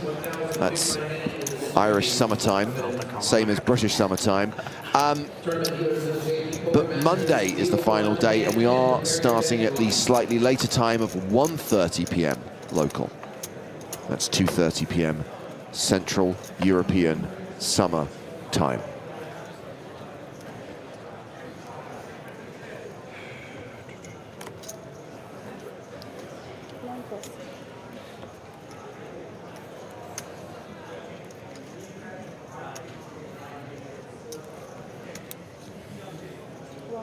I don't know who this person is, but they're becoming really, really tiresome. What are they doing? What are they saying? Well, I don't want to give them the attention, Griffin, so suffice to say they have been muted. They can return tomorrow, when maybe they'll have sobered up. Pereira raising with King 10 of diamonds.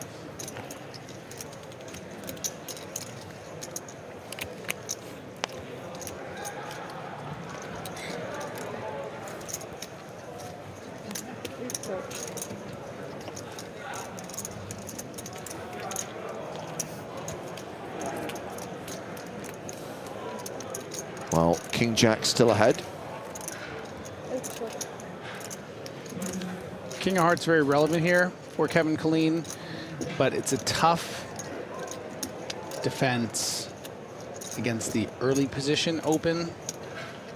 Going to be really tough to maneuver down the streets.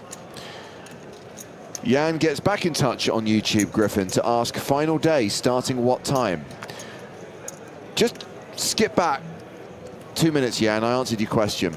And by the way, if you don't know what time that is in your own time zone, there's this wonderful thing called the internet.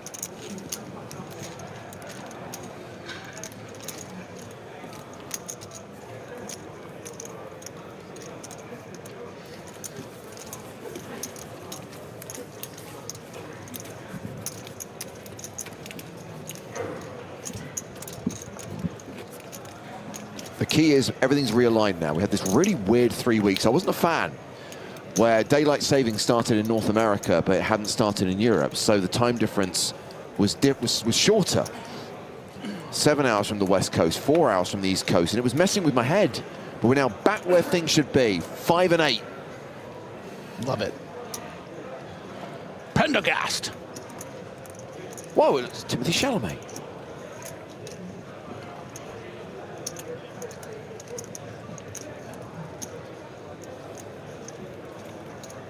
Is that two-time Oscar nominee, Timothy Chalamet? The guy who talked himself out of the Academy Award? You think he would have won without the... I don't know. But when do they vote? They can vote all the way up to it? Oh, Pretty yeah. much. It's Oh, man. You silly boy. Yeah, he said he didn't do himself any favors. No. It's also word of mouth thing. Once the snowball effect starts and people are like, oh, he said these controversial comments, and everyone then starts turning against him. Because no one wants to vote for a loser, so yeah. One bullet. Yeah. That's all I want to play. Tournament dealers in the JP Masters. Prepare your deck, please. I was like, I'm going to play the JP. It's like, just go out of the game, just go for it. Like, down for the main, like, yeah, I don't play. I still haven't seen Marty Supreme, by the way. Joe put me off. I was going to watch it, and he was like, the guy's just utterly unlikable.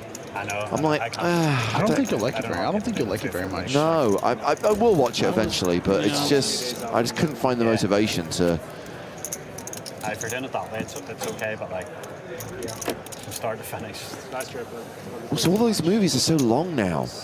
really terrible. Corbett here. I know you were a big fan of Sinners, Griffin, because you recommended it to me, and I was like, I think it's fine.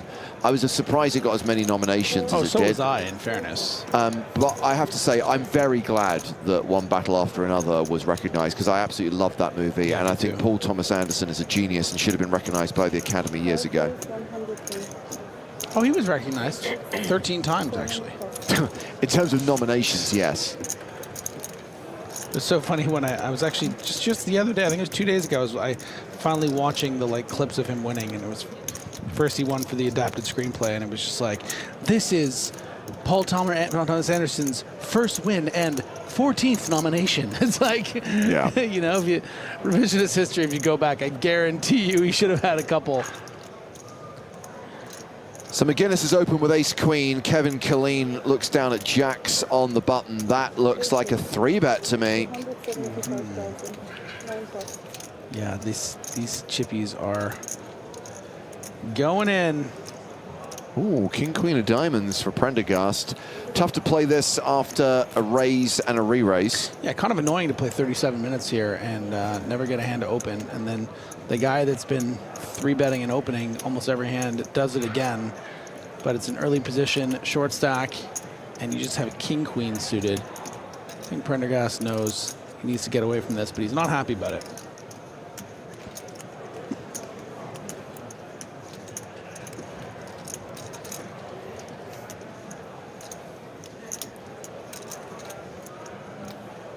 Tell you what, if Prendergast did shove, McGuinness would fold, and Killeen would not be loving life.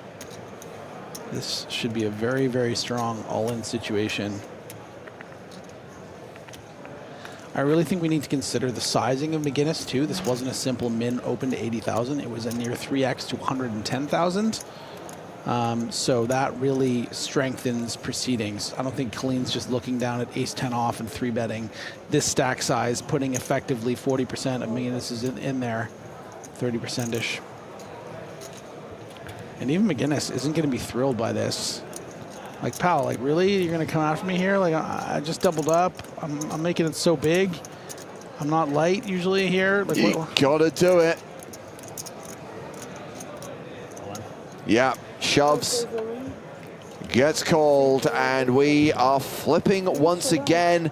It's the nature of tournament poker. These guys are just sitting there for hour after hour, day after day, chewing the fat until it's time to flip. Yeah, let's flip some coins.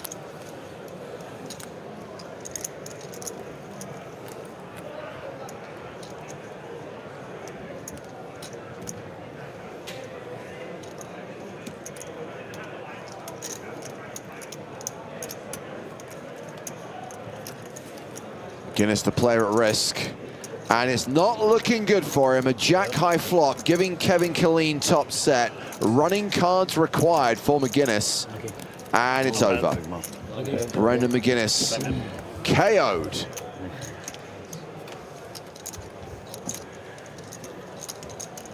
Good luck. Okay, well, thank you, thank you. Good luck. Thanks.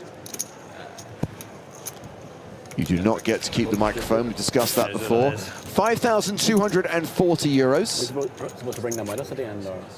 Next money jump is when we get to 143 players.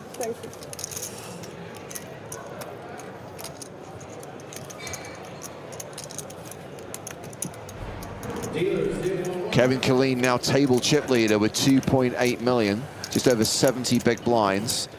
Andrew Kelly, the shortest stack at this table with 15 big blinds. Blinds up in 20 minutes. Great start for Kevin Killeen. Near 3 million chips.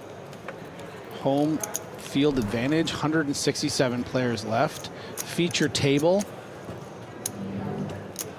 Feels like he has a good sense of his table. Very active, very controlled.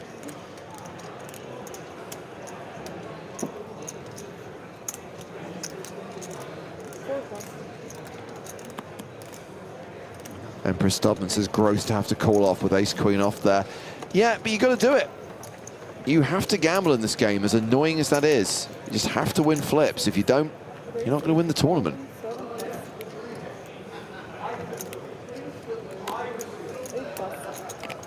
Donini, 9-6 of diamonds, has made it 80K.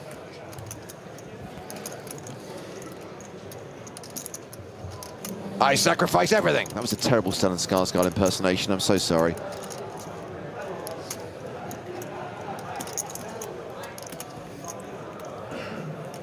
Folds the Jack-10 suited.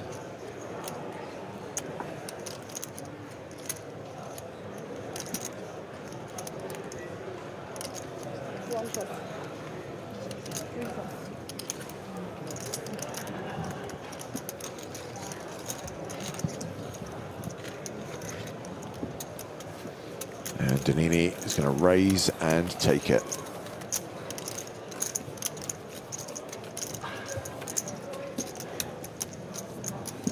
Let's take a look around the room, shall we, Griffin? 167 players remaining, and they include a former Irish Open champion, Wei Ji Zheng, won the title here in Dublin in 2019.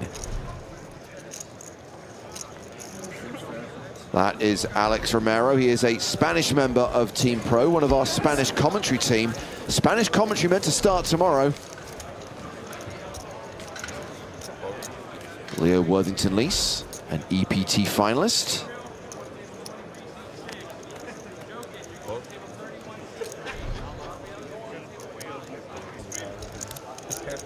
Jamie Flynn. Plenty of Irish players still in the field. And a couple of EPT champions. Ian Hamilton, who won EPT London in 2022. And an EPT champion from Monte Carlo 2013, who also happens to be a former Irish Open champion, who also happens to be the current chip leader with 4.6 million, Stephen O'Dwyer. The bulldozer. This is not good news for the remaining 164 other players.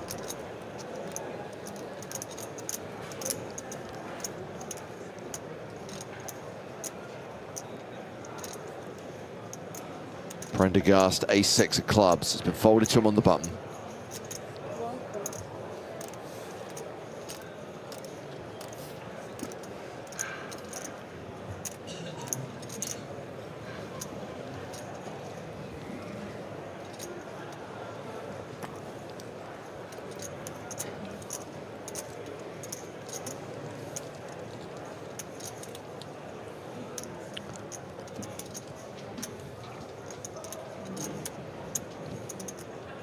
Other AirPod asks, when did Straggly get knocked out?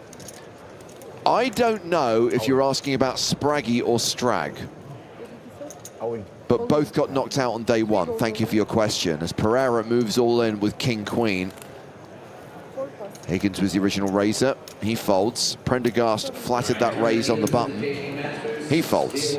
Very nice find here. Getting two better hands to fold.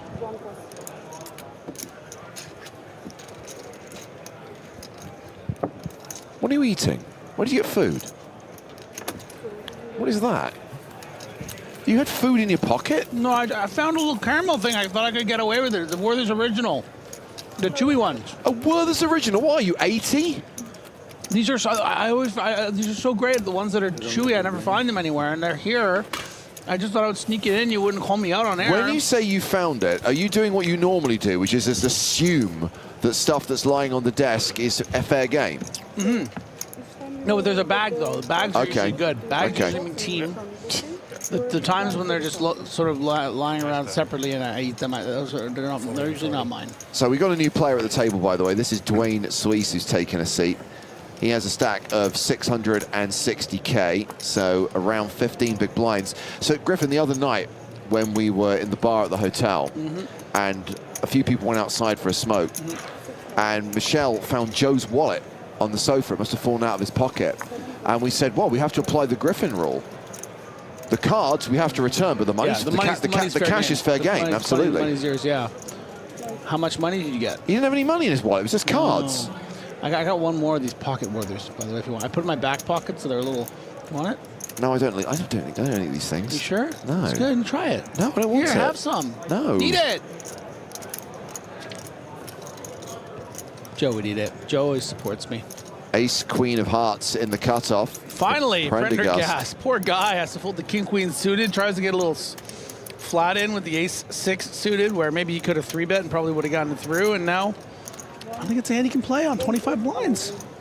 Tom, the widget's prediction was 139, which, assuming a 30 big blind average, Senkel thinks you might be close to a 40 big blind average, so thinks it's going to be closer to 125. I think there's a good spread, by the way, 125 to 139. Pereira once again finding a hand to 3-bet. I mean, we've seen a lot of pre-flop action from Pereira, really living up to his Brazilian, you know, name. But in fairness, every time it's been pretty justified between the ace-jack, the ace-king, that nice king-queen suited, the king-queen off shove. Here now, I would imagine only has one kind of hand that he will 3-bet call off here, and that's in the form of pocket jacks. Otherwise, I would expect this to be a 3-bet fold from something like a king-jack. I can tell you what, though, Prendergast not going anywhere at this 25 big blind depth. Cut off to button. We're going to need to be shoving ace-queen suited pretty much always. I'm not trying to be obtuse, Jonas, but I'm trying to understand your question. Jonas, watching on YouTube. Oh, hold on a second. I'll come back to it because we have got an all-in here. It's been met by a fold. I always wonder, are they balancing the amount of chips between the tables? I don't know what you mean. Are you saying that, oh, hang on, is that basically saying that they're somehow making sure that there's like different size stacks at different tables? Yeah, they don't do that? No, of course they don't. Seat draw is random. So yeah, you could have a situation where, I mean, it's unlikely, but where the top 8 stacks are all at the same table and the shortest 8 stacks are all at the same table. It's all done randomly. That's the game, man. That's the game we know and love. I've been on some tables where I was the chip leader with 30 big blinds with 60 people left, and there were other tables that had a couple guys with 100 big blinds. It's just how it goes.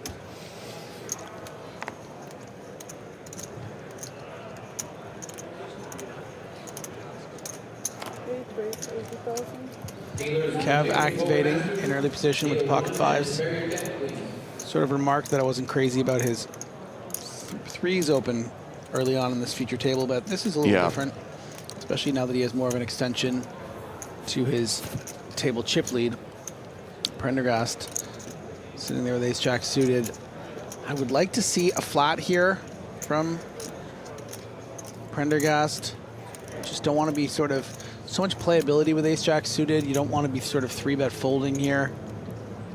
And it looks as though he is going to be getting raising chips, maybe just expecting to get some credit from Colleen, given that he hasn't been 3-betting much at all. Yeah. And would you look at that? Poor Kelly. At least he's not wearing it.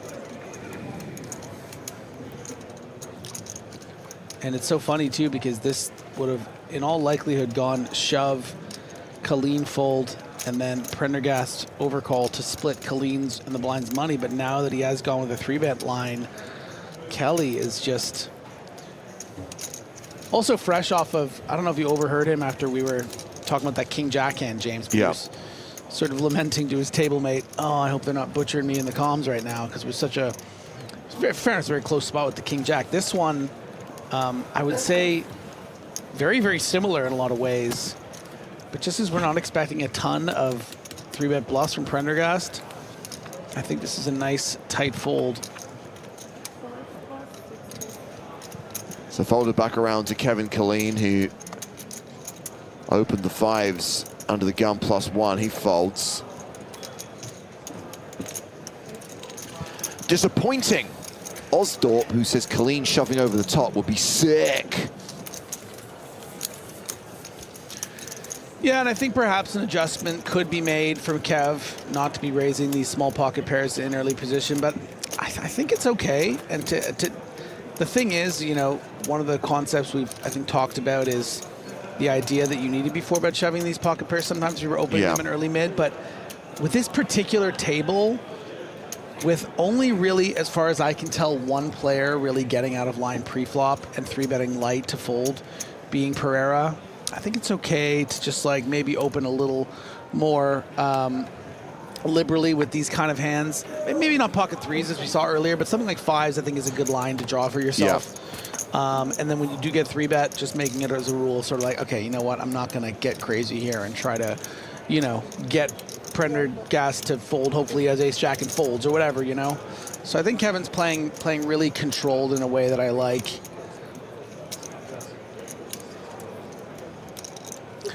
Here you go, Kelly. A little reward off your 12 blinds. Can really go either way here. I think shove a little more standard. Try to get a call from a lighter hand like an ace-9 in the big or an ace-10 in the small, something like this.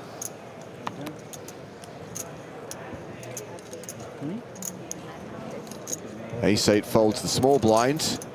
What does Higgins have in the big blind? Oh, he's got king-jack if he's asking. Ah.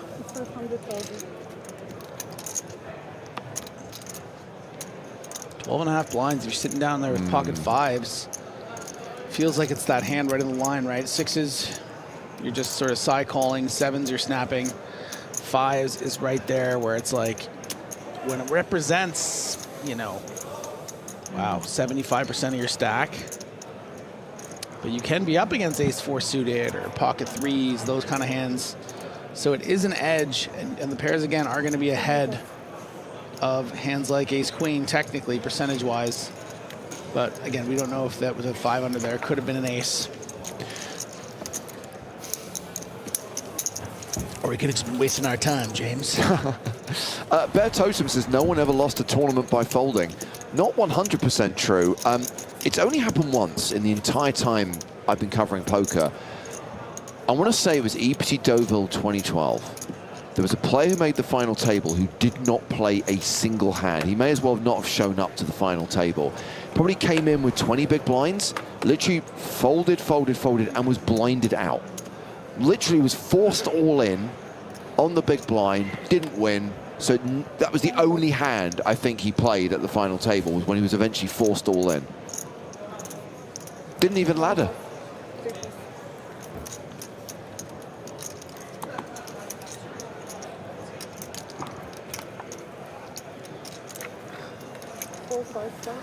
That's exactly what happened to me in the World Series Poker main event final table. Played 70 bloody hands, played one.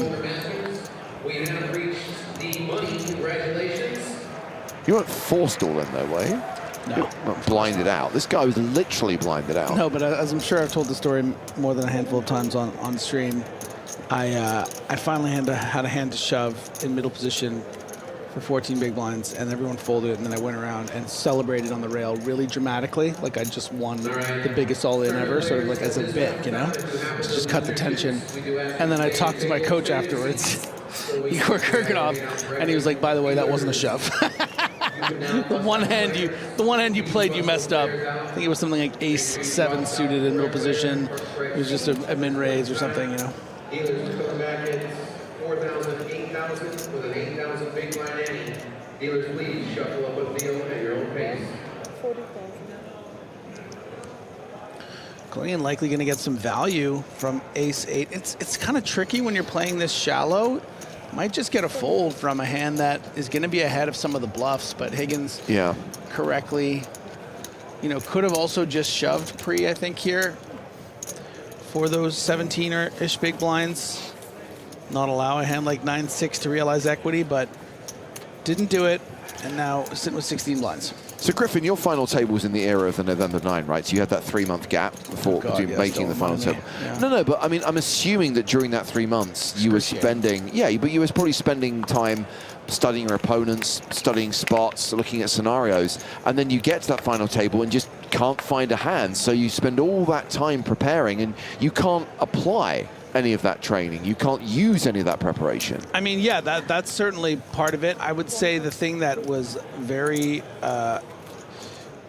difficult to deal with was just like everyone telling you that this is a once-a-lifetime opportunity and you have to do everything you can possibly think of to give yourself the best opportunity. So you start doing things like, you know, you're like going to float tanks and trying to meditate with people and then you also don't want to deviate too much from the thing that made you in the first place. So it's a very challenging experience. He's getting your head right so because 3 months of that, like, yeah. it's just, give me a break.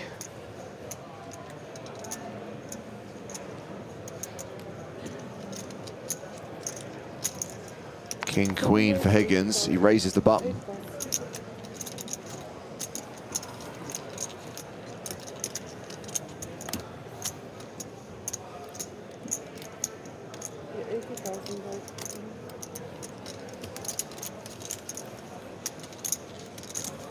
I've been told that we should refer to this gentleman as Hammy. That's how Gareth Hamilton is known to his friends. The Hammer Hamilton.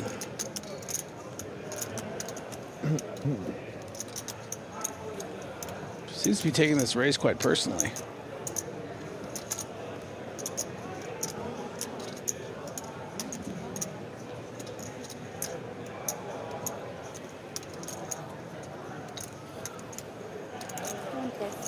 Realizes that there's not a lot you can do with 10-6. Don't do that again, energy.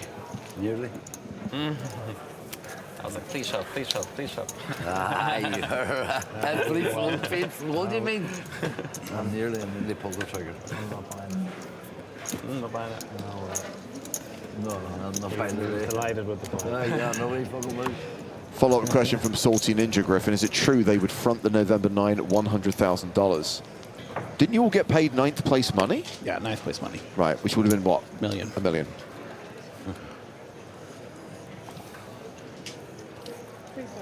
Let's just add enough for a flight by November 9, huh?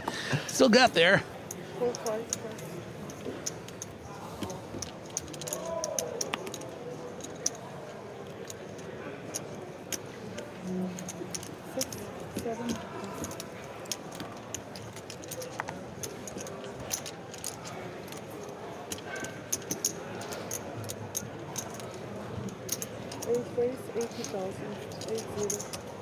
Kevin Killeen raises the button, 80K.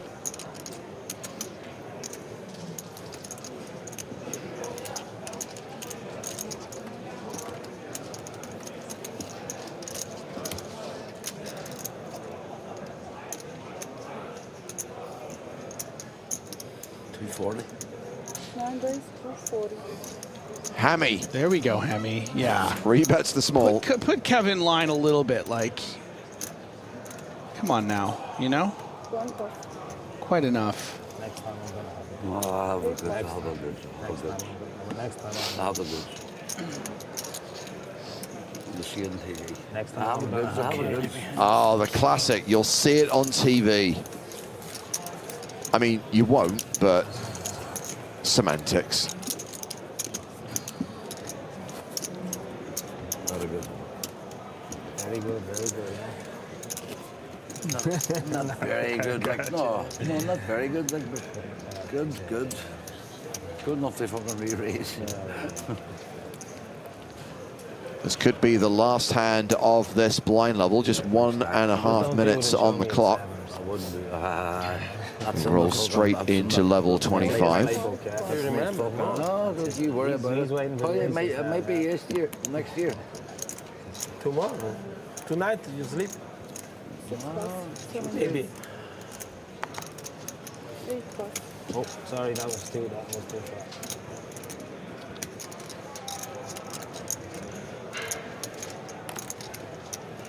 far. Hammy on the button.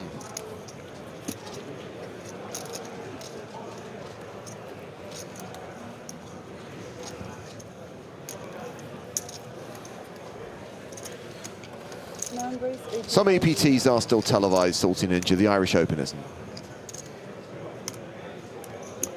As we see, Hamilton open to 80K. Prendergast 10-4 off in the small.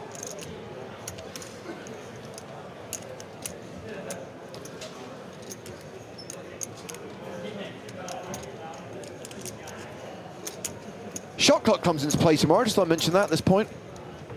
Yeah, Roger, Roger. We got a 10-4. 10-4, Roger that. Roger that, 10-4.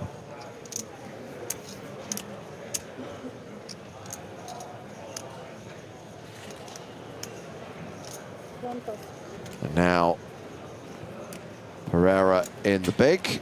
That's a call. Let's have a flop.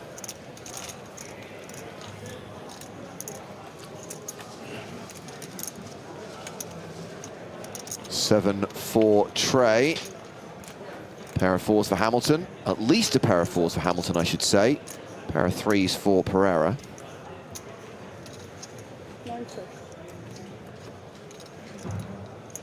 Oh! Pereira improves to trips after it goes check, check on the flop.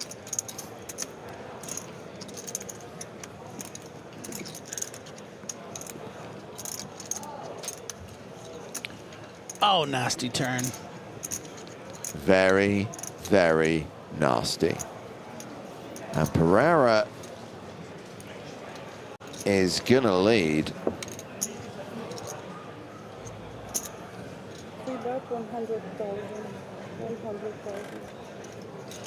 220k in the pot. There's a bet of 100k.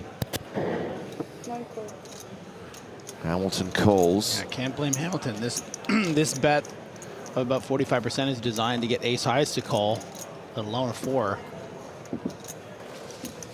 Well, I hope for Hamilton's sake he's got pocket fours.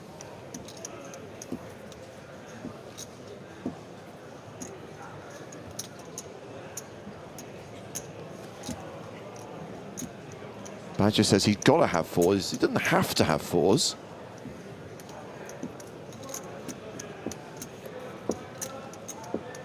Could be ace-4. Well, we'll know very quickly if it's pocket fours, because he'll call this all in. So Pereira's hoping, you know, that a hand like ace-king might have played this hand this way. I think it's going to be, I think it's a bit greedy in fairness. Griffin, I'm going to go out on a limb. It's not pocket fours. It's 680,000.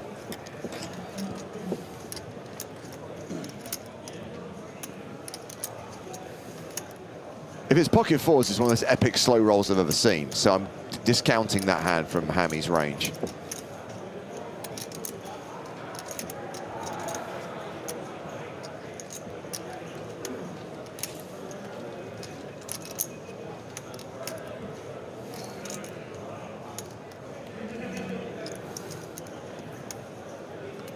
Very tough spot here for Hamilton.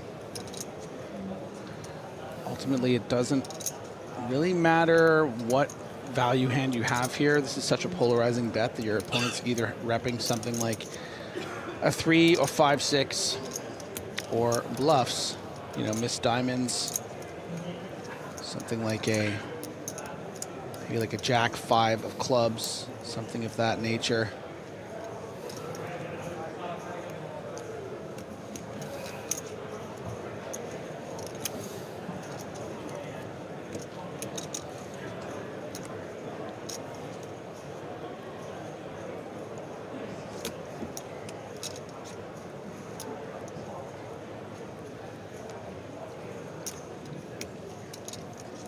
King 4 of hearts, 7-4 of hearts.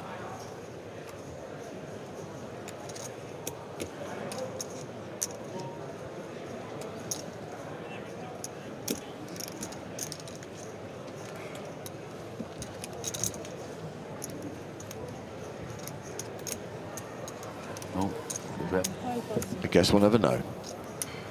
Hammy folds. Pereira picks up the pot. As we roll into the new blind level, 25k, 50k with a 50k big blind ante. It's the final level of the day. Joe Stapleton returns to the broadcast. My babies, hello. Hello. He wasn't Of course, if you want to know when our next EPT broadcast is, very soon, start of May, 8 days of live coverage from EPT Monte Carlo. Sunday, May 3rd to Sunday, May 10th. on the PokerStars YouTube channel. That means we're not just covering the main event, we are also bringing you 4 days of high roller coverage. I was going to say, I can't help but notice that's longer than the normal main event coverage. Correct. Some fun stuff planned for Monte Carlo. The streams are going to look a bit different to what you're used to. I can say no more at this stage, but make sure you're with us Sunday to Sunday, May 3rd to May 10th on YouTube for live coverage of EPT Monte Carlo. But first, the Irish Open. I was going to say, Joe, you and Griff are going to drive this home, but he literally just disappeared and is now stuffing his face with pizza. It's Griffin's world. We're all just living in it. Slice.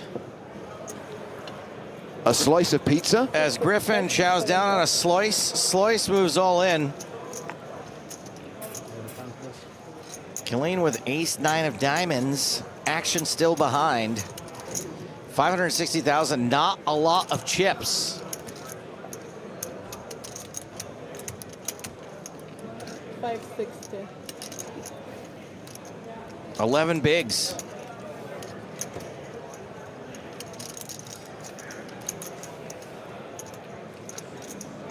See Kevin Killeen still intimidating, even when facing it all in.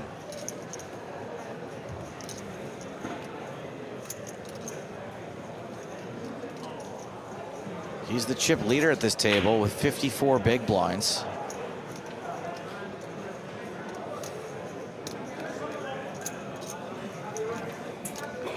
Seems primarily focused on Slois and not necessarily that there are still players to act behind. He's really thinking about this one. I mean, this is kind of a spot. Ace-9 suited, not really going to be quite good enough to make this call, but perhaps recognizing that Sluice is definitely capable of having worse on 11 big blinds. Yeah. There it is. What we were all expecting. I mean, the main problem is the 4 players behind. You just can't really call here with ace-9 suited, but I think it does speak to how dialed in Kevin Killeen is that he even considered making that call.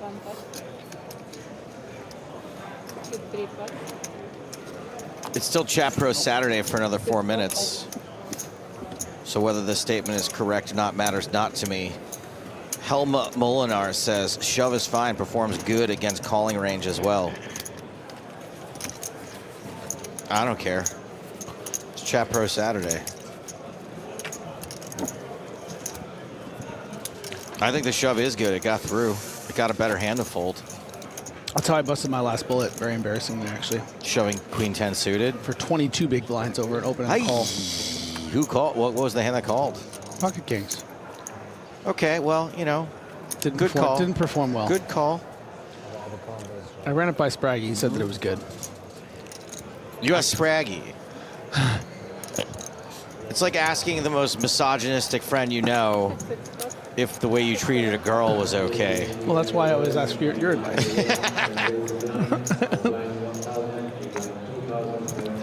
It's good to get advice from people in the manosphere like you to really balance out your range, you know? It's just like a person you should never be getting advice from. You're No, like, I got who the will give me the answer that I want to hear? Spraggy.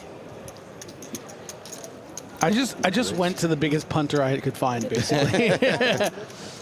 It's either that or Spraggy just doesn't want to be in a conversation with you. And he's like, yeah, seems fine. He dragged me into the conversation. Oh, did yesterday. he? Yeah, I wanted to come hang out with you guys, cool kids. And then he's like, oh, you're just going to walk by then, eh? Suddenly I'm putting my water down, I'm ordering a drink. You know, didn't get to hang out with you guys. That's what happens if you want to talk about poker. You sit at the table with no girls. Yeah, it's okay. I'm going to make it up to... Not that girls don't like poker, by the way. It's just that typically... Bet, call, raise, some of us would rather Uno. talk about other stuff. I consider myself one of the girls.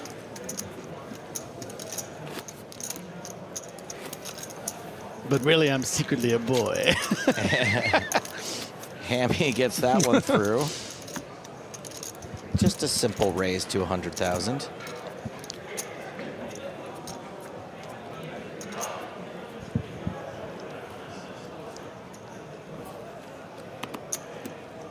7 pot. How do you say there? Final 152 players in the Irish Open. What I am worried about is the 135 to 129 to 122, whatever we end with today. Getting from that down to a final table tomorrow is going to be work. Yeah.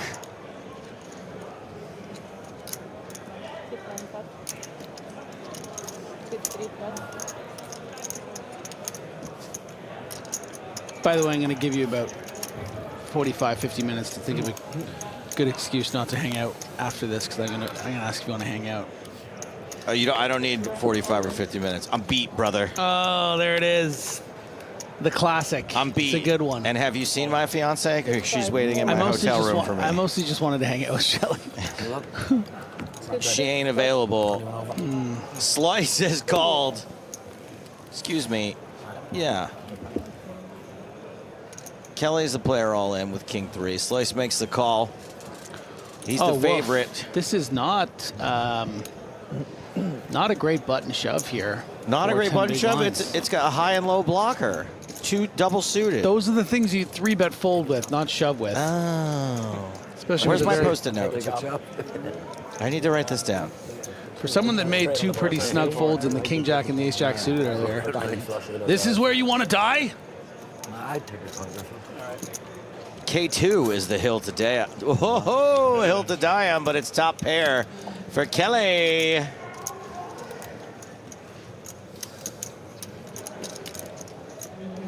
Oh, it's 2 pair on the turn.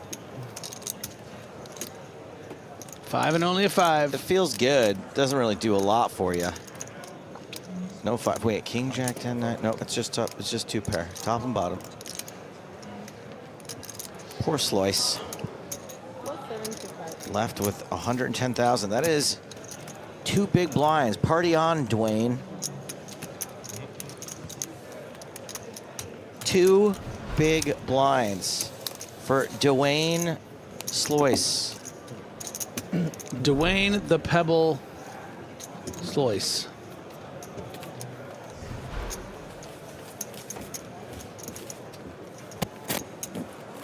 That was the Rock joke. I don't know if you got that. I did not get it. Like Dwayne the Rock Johnson, Yeah. Dwayne the Pebble.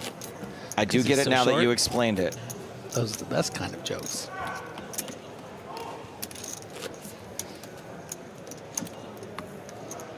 All right, Keepo Stalesia, you banned. Enjoy it. Enjoy a little spank from Uncle Daddy.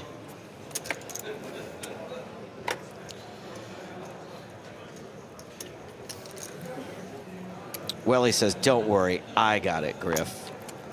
You know what, Welly? Nobody likes to kiss ass. You're also banned. Anybody else? Anybody else want a good night slap on the ass? Don't look at me like that, Griffin. No, I'm looking at you like what? First, I didn't want to see an entire pizza thrown out. I'm the bad guy. Then I make an incredible. You have Dwayne such the a Rock great Johnson. way of looking at the world that you're just like, yes, I got up in the middle of the level pizzas being to thrown eat a out. slice of pizza because I didn't want to waste food. I grew up middle class. Okay, we don't just go throwing away pizzas. You grew up swimming in David Bowie's underwear. That ain't middle class. Oh no, Kelly is here to finish the job. Kelly opened cutoff, Slice shoved King Jack. It's domination situation in favor of Kelly's roast beef. And he is about to cover Slice with all the mustard. Take a chop again. I read a bus and a chip. Okay. 6-5-5. Not a good start at all.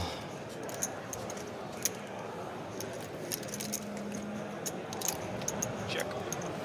Queen on the turn. 1 time.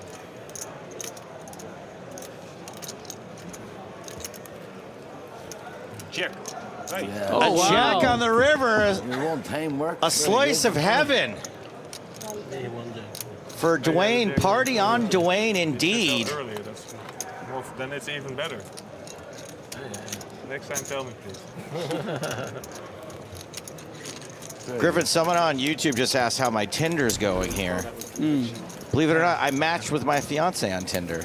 Oh, fantastic. Yeah, well, then you had to laugh about it. Well, it was 6 months after we started dating, unfortunately. Yeah. It was awkward. There's something bonding in that, though. I like that. Well, that's the Pina Colada song is what that's about. If you like Pina Coladas, getting caught in the rain, it's a personals ad, and he ends up matching with his wife. His wife answers it, and they meet up. Cute. Okay. Not really. It's horrific. Oh, yeah, now it's gross, yeah.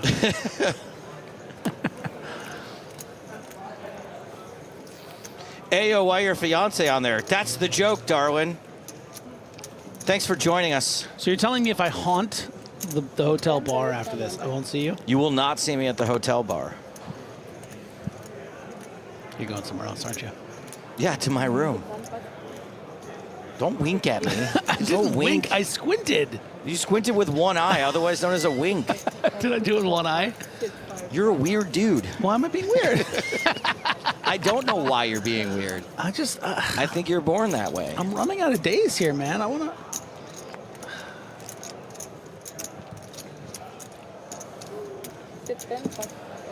I'm trying to figure out if there's a hand that looks like moons, so I can say the moon's over my hammy for Hamilton.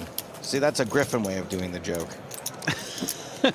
I'm finally rubbing off on you. Do queens look like a moon?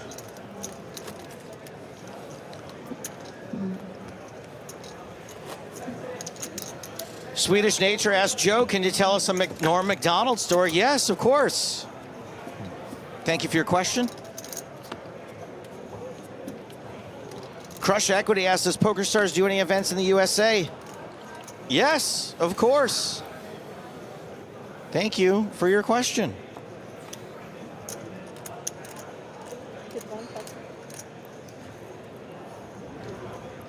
Raise.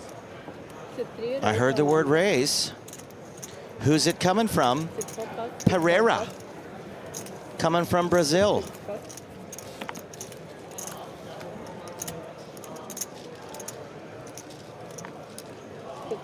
Higgins forced to ditch the Ducks. Was someone about to throw away a whole batch of brownies also, Griffin? Is that why you're eating a brownie now? Is there a whole pan of brownies about to go to waste in the kitchen? No, don't. I don't... Do you want to have the brownie or not? No. I want to do my job and eat alone in my room like a disgusting slob. You won't be alone, apparently. I know, but I prefer to eat where the fewest people can see me. It's like a dog who, don't look me in the eye while I'm doing it. I'm just saying, if you get into a fight with your fiance, either one of you can come down, I'll be with the bar. I really have no preference. 10-5 tray, King Jack versus King Jack. I would like to remind everyone of the website that I own, kingjackoff.com. It's been a while since I've seen Janina. 75. Janina, of course, is Jack 9, for those of you who are unfamiliar with that hand. Pereira's best 75,000, otherwise known as a continuation bet. Hamilton a bit handcuffed. Handcuffed? Handcuffed plays. Are you jealous you didn't think of it? I thought of it and opted not to do it. That's the God's honest truth. I just put him on the hand, not technically, but I had a hand to defend King Jack. Do you know what I mean? I genuinely thought he had a big hand. Like.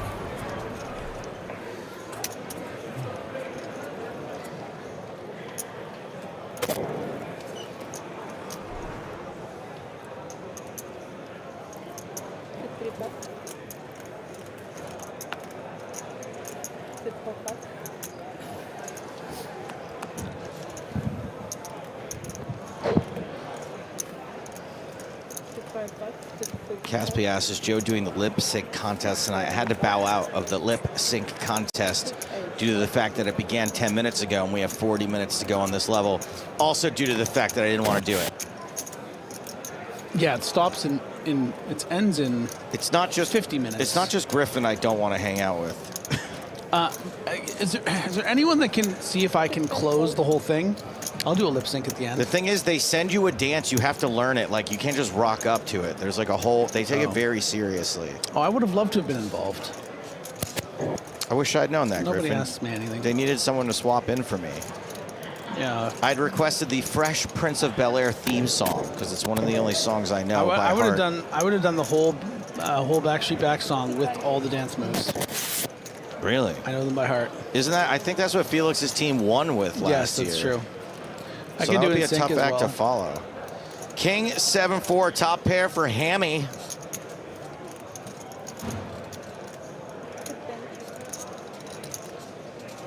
Oregon says, yeah, between bass fishing and golf, this is just edge of the seat stuff. I'll tell you what, buddy. Hit the links. You're banned. I don't need you. We have literally dozens of viewers. I got viewers to burn tonight.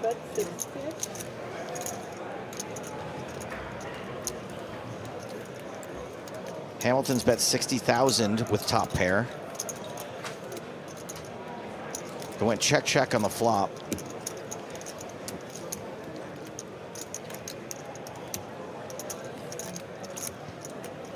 Prendergast, king ace high might be good, but tricky if it's not, as this, 3 wouldn't be live.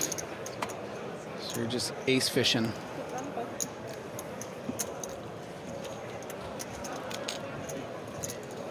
Pretty happy to take that down there, I think. This stage of the tournament, this stage of the day, Hamilton on 32 big blinds. Top pair's pretty good, blind on blind. I think you want a little bit of action, but You yeah, want gonna be more tough to action get than it. that? Yeah, yeah. You want a street of poker, right? You don't want streets? Griffin, I'm the most nervous poker player of all time. So any card that hits the river that could be beating me, I don't like it. Yeah. Tom reminding us that we're nearly on a money jump. Thanks, Tom. Excuse me. Griffin's brownie's giving me phlegm. Thank you, Tommy. Oh, I have a throat lozenge if you want. No, I'm good, thank you. 145 we're at. Yeah, money jump at 143. You don't want this Werther's original? Yeah, that'll help with the phlegm. It's basically congealed, sugar-fied phlegm. It just Sloyce all in, King Jack, killing with Ace Queen suited. He thought for a while with Ace 9. That was a thinker. This one is a dinker. He's putting this over the net.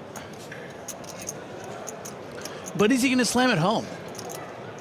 Unclear, but I know that whatever he does is probably correct. Looks like it's going to be just a call.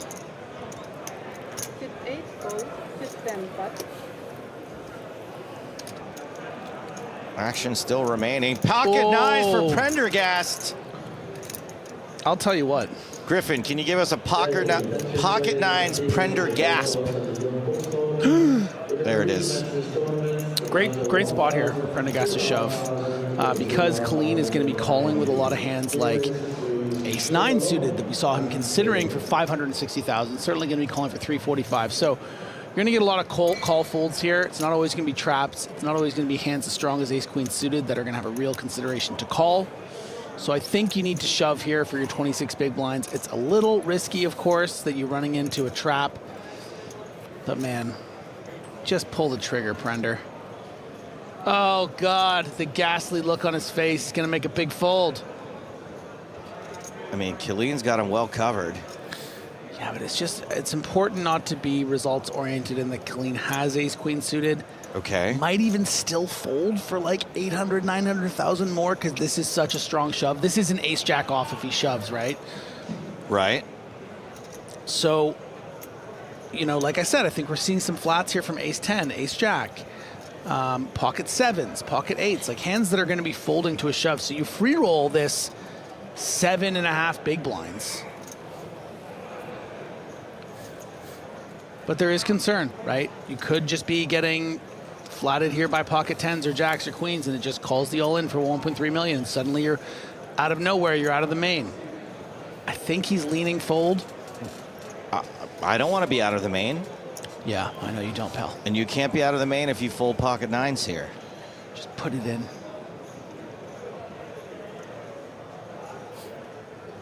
No. There they go. He says nay to the neeners. Hopefully not. Slois has got live cards. He's come back from worse than this. It doesn't feel that much different from a domination, though, when you look at the 64-35. Yeah. That was just 70-30, right? This is ain't a whole lot better.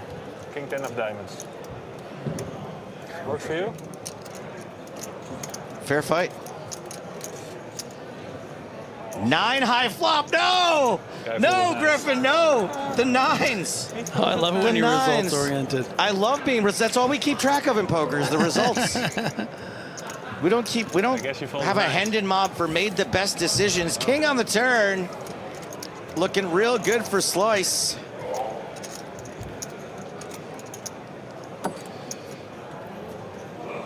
Oh, the nines. What could have been? Pocket fours? Nines. Nines? Oh, he told Two him. red ones? That's so insulting, too, when the guy goes, would you fold pocket fours? And he's like, nines? Just nines. Yeah,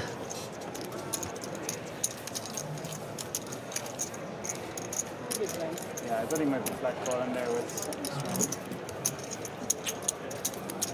I don't think the best hand has held up yet. All in free. Nice little turn of events here for this gentleman. Was down to just 2 big blinds. Now it's 16. Joe almost read him his last rites, but then he remembered. My own catchphrase. Yeah, the thing you created many years ago. All you need. That's right. Go ahead. Is a chip and a chair, and hell, he had 2 chips. Or at least 1 chair from what I can see. That's right. He had the requisite number of chips and chairs. Yeah, and now he is up to 815,000. Pretty impressive. And if he wins this event, it will give a resurgence to the phrase that I created. All it takes is a chip and a chair that I coined in the year 2017. And what that means is, chat, if you're unaware, is that as long as you're still in the tournament, you still have a chance to win. All it takes is a chip and a chair. Yeah, it's like if you know, it's like the equivalent of, if you spend too much time on Twitter and then every 5 years that there's all these clips of Van Helsing and you're like, was Van Helsing good? Everyone's talking about Van Helsing now again. I don't like to say movies are good or bad anymore, but I remember at the time being disappointed in Van Helsing. Hey, look who's got pocket fours. Pocket fours. And should have shoved pre with pocket fours. It's Andrew Kelly up against Prendergast, who has flopped pretty good here with 1 card. So, yeah, the mistake is in the flatting here. You have a lot of fold equity at 18 big blinds, a lot of raised folds from the button. You take your equity with the fours. You get so many folds. Prendergast could just have queen 10 off here, king 10 off, hands that are going to play as raised folds. Now you're just swimming without a paddle. Luckily, I think for Kelly, the turn is an ace because he can find more reasons to get away from it. I feel like a paddle would be a detriment while you're swimming. Swimming without, I guess what the expression would be is rowing up the creek without a paddle. Swimming without a paddle doesn't make sense. You're right. You don't want to, because you would probably not want to paddle while swimming. No, you wouldn't. Unless you could maybe jam it in the rocks and use it to stay stationary. Yeah. So maybe it would be good.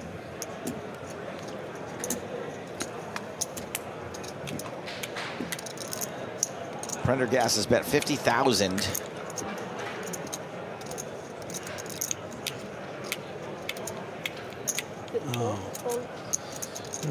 Oh no, Kelly. Oh no. Kelly has made the call, and it is not a 4 on the river. To be fair, Kelly was drawing to a full house. Oh no, Kelly.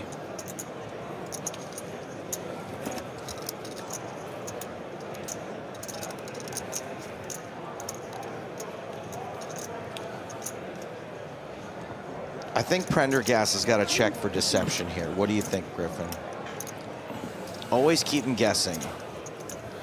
I do think yeah, it's important not to get too greedy here. You're looking for value from an ace. That's exactly what I was saying.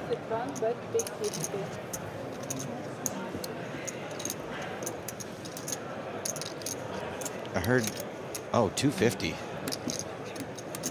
That might be on the too greedy side. It is a bit more than I would bet, but I don't think it's egregious. You want to be balanced a little bit. You want to be sort of like seen like you could be bluffing. I mean, Kelly's really mucked up this hand, I'll be honest. Pretty clear shove. Mucking would have been the best thing he could have done. No, the best thing would have been shoving. Pre, right? Oh, right. Well, after that, as played. Let's fold out that queen 10 of clubs that has so much equity against our hand.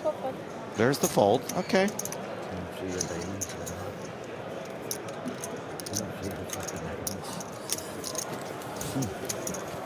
Prendergast chips up another 225,000. Look at how empty that room is now. We had more than 1,000 players start today. Just a key few left, including Dean Hutchinson, who finished 6th in the main event in 2023. WSOP main event, I should say, not the Irish Open main event. Jeff Kimber, who someone wrote here as old school pro. I'm going to say he's a classic. On to another classic, Carlo Citroni. Jeff and Carlo go all the way back to the Sky Poker days. Some of the first players to ever play on television. That guy had a look, didn't he? That was great. Jeff Kirsch is, this is quite the stat, 10th on Luxembourg's all-time money list. Wow, top 10. There's 12 players total on it. We've also got Narcissus Nedelcu. Goes by Narcissus 90 online, Year of Romania. And who's this running off? None other than Runar Runarsson. He is second on Iceland's all-time money list. Yeah, which is pretty cool. That's great. That's why he's cool as a cucumber. Yeah. You don't see that or no? Stop. Runar Runarsson. Everything's funner when you go Runar Runarsson. Joe, if you don't get into comedy, man, I'm gonna. One day. Just gonna strangle you. One day I'm gonna pick it up. Do it. So many people believe in you. All your children, all your babies. If you build it, that was something I learned. That's a Mandela effect. You hear about that? If you build it, they will come. Yeah, that's not the quote. If you build it, he will come. Is the line in the movie. I think eventually it is they will come. No, it's never. It's always he. Never? Yeah. Okay. It's another Mandela effect. No, I actually think the Mandela effect is just people refusing to admit that they're wrong. I mean, that's what it is. Yes, I Yeah. know, but still, it's like something gets. Because eventually the team does come.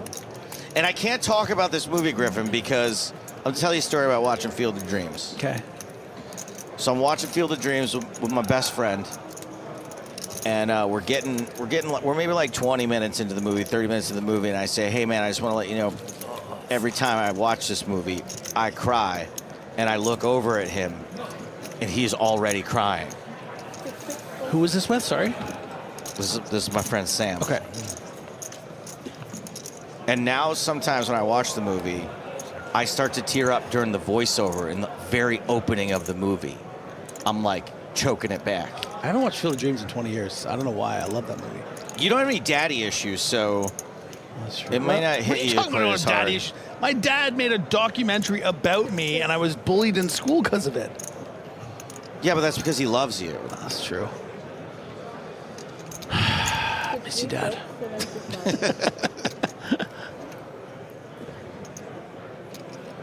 Pereira has bet 75,000 with a pair of deuces. 7-6, a possible hand for Danini. The Monopoly Man had a monocle, though, right? Come on. No, people are confusing him with Mr. Peanut, who has a monocle.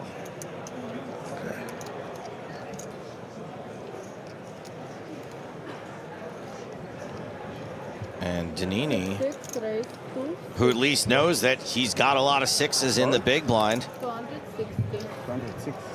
26. Ryax is asking, why are some players showing one card? It's not the players not showing it. There's clearly a broken card, at least one in the deck. Sometimes you can deduce what the culprit is. There's little microchips in the card, and they're quite fragile, believe it or not. So when people really bend the cards, they can break. They can break that little, and then it makes it hard for it to be read. I'm just saying, Joe, if you know, 10, 20, 30 years from now, whatever it is, if people start telling me that it was watch your privilege, I want you to remember it was check your privilege. It was always check.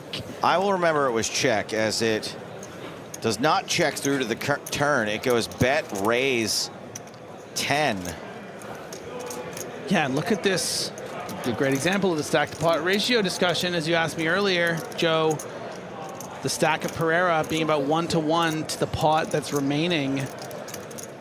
You know, this check raise from Danini representing a 6, now looking like he's perhaps waving the white flag.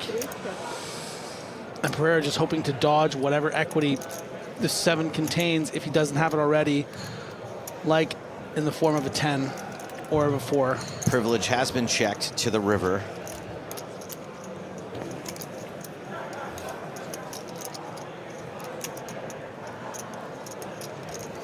Yeah, this hand is this huge swing spot for Pereira. The difference between having about an average stack and Danini, yeah, is going to give up. Looks like a queen 7 type hand.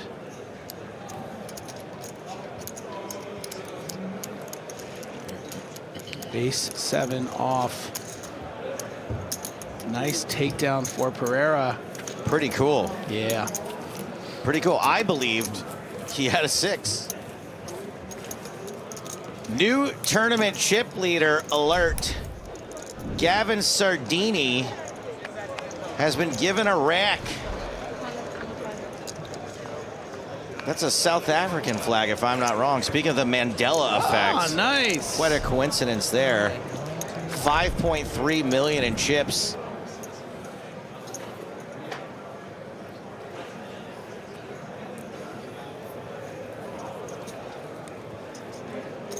That's okay, Ryox. You don't have to apologize for being from Brazil and speaking Portuguese.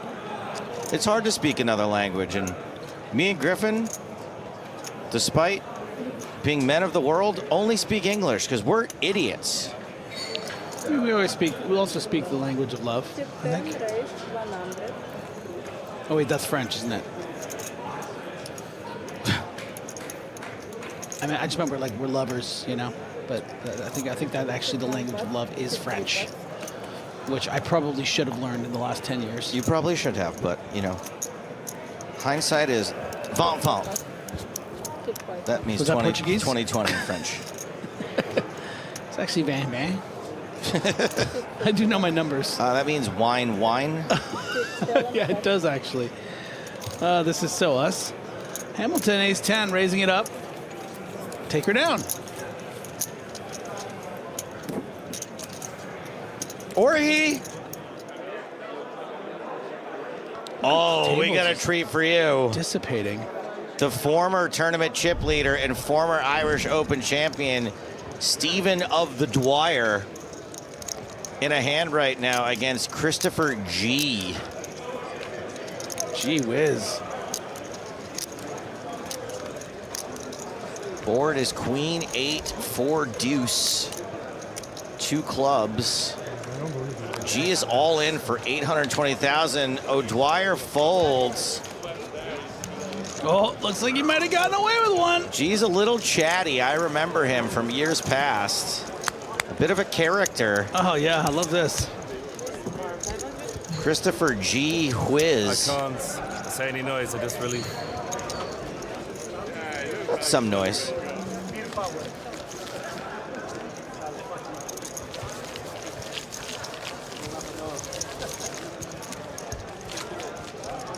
I'm going to read this one from Steve on YouTube. Joe, I couldn't buy into the main event as I spent all my money on pasta. It was worth every penny. Shit. Now I'm going to take credit for the delivery there because I really crushed that. Yeah, that was strong. Pereira with queen nine of diamonds. Killeen in the big blind. More. More. See, now I'm doing Star Wars references because I saw the Star Wars shirt. 350, 35. You know, I tailored the entire last hour of commentary thinking that the fiance was watching, and now she's sending me clips of Love on the Spectrum. Yeah. Phenomenal stuff. Just chef's kiss. Worth every penny. Yeah, you were really in the zone the last hour. As soon as she said she was watching, I got to admit, I was up in my game too. I know. That's how they get you. Yeah. That's how they launch 1,000 ships. Killeen's re-raise gets through as we tick on down to the final 20 minutes of the day. No, Guinness is not served warm over here. In fact, it's served at a very specific temperature.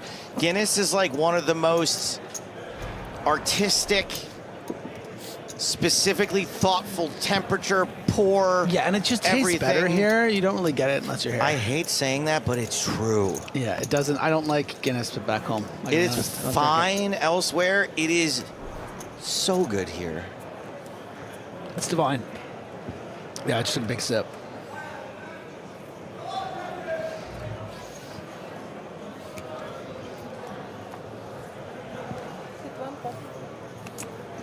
Sacramento looking to get one last ban before we close things out tonight. Joe, I couldn't afford the buy-in for the Open. I wish I was better at saving. And I gave that all of the gusto I could possibly muster. All of the gusto. Kelly's Open, King, Queen. Ace, Jack for Sloyce.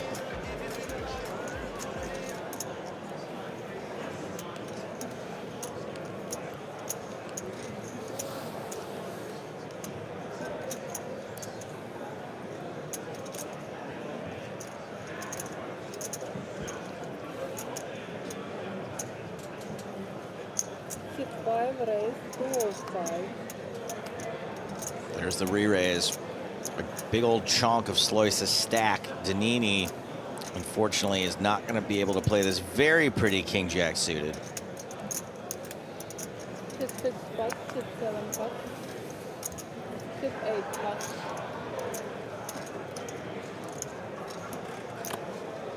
Nice one from Zelabagas here. It says Sacramento opening under the gun. I'll allow it. Back to Kelly.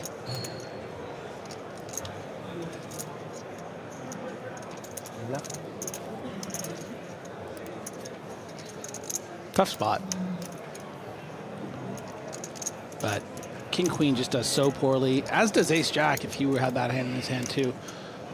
So poorly in this spot against the value range.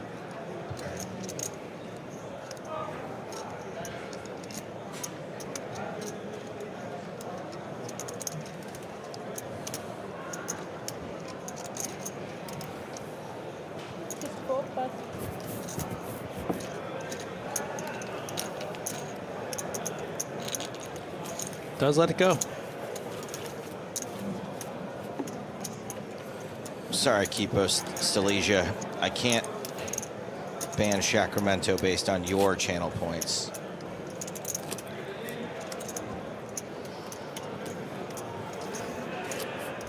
There was something I read earlier that I was like, oh, that's getting a ban, and I saw a Sacramento, and I was like, all right, I'm gonna let it fly. Yeah. He's kind of the one of the stream's mascots. He's all right. He's all right.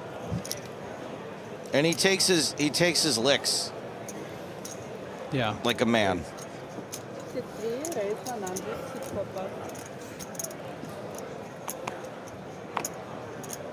Another ace jack, this time for Pereira. Oh, and pocket nines again.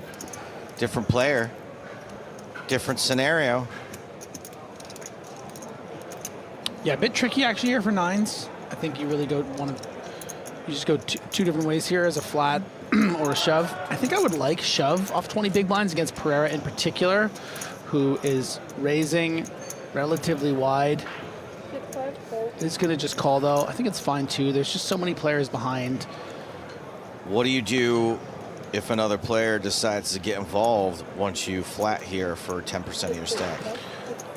I think you play it very, very cautiously because not a lot of players are going to be squeezing very wide here. This is a pretty strong open from Pereira, pretty strong flat off 20 big blinds from Sluice. So I just think it's like we're dealing with strong ranges and no one is finding ace-7 suited here and squeezing as a bluff, I don't think. So, I don't know. In my head, I thought shove may be better, but if you really think about it, 8-handed, under the gun open, nines at the hijack. Not even at the hijack. Can you fold nines? No, it's too strong. I think you can start folding sevens and really sort of as a tight fold pocket eights, but nines are just too strong. Here we go. Here we go indeed. It's ace high. Ace and a king on the flop. You're really happy you flatted with the nines. Easy getaway. Ace jack would have folded pre though. Probably. What that? What? Sorry, what? I said ace jack probably would have folded pre if you'd shoved, but you don't know that. You don't know that. No, you don't. Right. We know that. We see the cards. Sacramento sees the cards. What's Sacramento's deal? Have we met him in real life? All the hands that would have called you pre-flop, though, you're dead. Yes. Good point, though, Griffin. Wasn't that great. Griffin, can I tell you that you are probably the best at telling me that I'm slightly wrong without being totally embarrassing? Don't do that. I don't mean it. Parker Talbot would be like, actually, Stapes, that's moronic, and here's why. And then he'd be right. I don't think you're moronic at all. I actually think you have great understanding and instincts. You just choose not to apply it. That's exactly right. Mostly because you've been training under me all these years. Great job, Obi-Wan.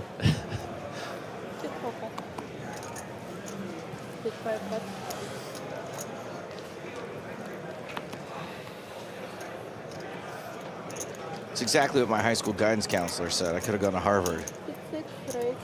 But then I wouldn't have ended up here with all you reprobates. There were two things I wanted to talk to you about tonight. I'm going to write them down because I just remembered them. So on our way out, I'm going to make you. Okay.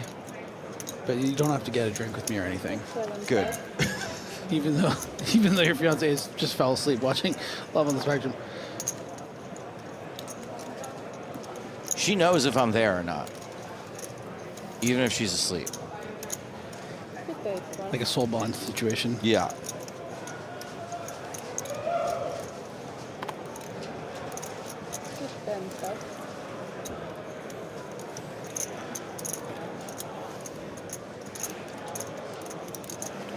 Danini opens king 10 of clubs.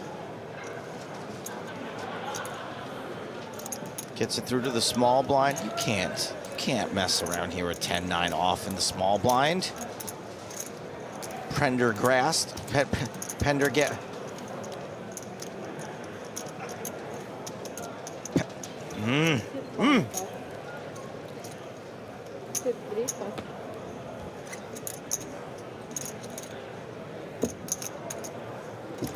Yes, double top, Donald. You may walk into the Royal Dublin Society and stroll about as long as you're of legal age. You can come rail the feature table, the final table.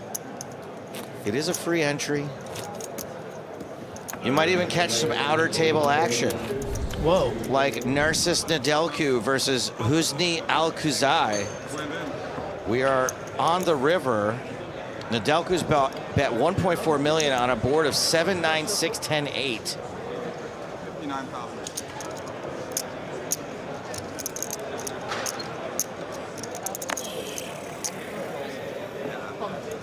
Ace king. Nedelcu. Excuse me, it's Al-Khuzai who folds. Gets shown queens, which I guess is kind of turning that hand to a bluff. And Al-Khuzai says he folded kings. Wow. Wow-wee-wah. Straight on board. Turns queens into a bluff and gets kings to fold, so folds them off a chop.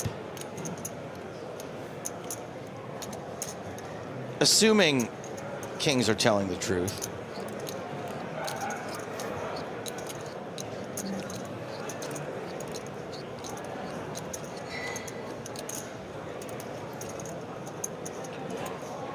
Prendergast, thinking about it, hasn't really found some light 3-bet spots, folded those pocket nines earlier, and is finally going to make a stand against Colleen's very high VPIP.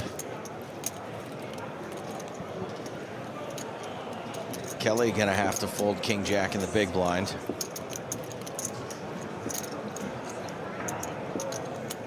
Yeah, it's a little awkward. It's okay. Take a moment.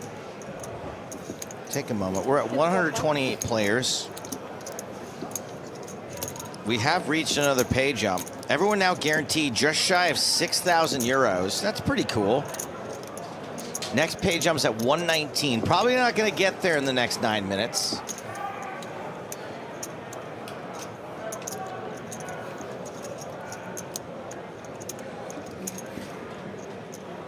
Killeen is suited. I mean, this this would be a pretty nice shove here from Colleen. I think there's a certain like meta of that pocket nines hand, or maybe that Prendergast would take a bit of a lighter spot. And you have a decent candidate to do it with. Like, if you're wrong, he snaps you with kings, you're 30%. A lot of the times, he's just gonna be 3-betting light with a hand like this, is prepared to fold something like a king jack, something like an ace 8, ace 9, ace 10 even is gonna 3-bet fold here. Just go for it, Kev. Come on, this is your moment, baby. It feels like Kevin Killeen will be nearly as aware of that as you are, Griffin. Yeah, I just love this as a 4-bet shove. Let's just do it, man. Come on, Kev. Eye of the tiger, baby. I know you got this in you. 1 second. Just do it. All right, they've drawn for hands for the end of the night. 4 more hands. Come on, Kev.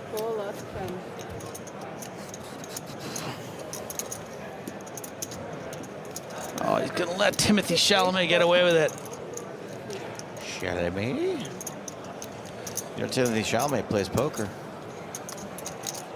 Yeah. Really? He's a poker player. Nice hand, Prendergast. 4 hands to go. This is crazy. This can't be true. Oscar Kowski on YouTube says, about 2 weeks ago, Kristen Foxen folded kings pre-flop in a Triton tournament? No. Yeah, on the final table. I don't. No. Yeah. Can't possibly have happened. Incorrectly. No, sorry. Never happened, and I've never heard about it. Oh, now fiance's back. Once there's a Kardashian reference to me. So is Kylie plays poker, she says. She must have a Google alert. Yeah. For when an A-lister gets mentioned. Now she's invested again.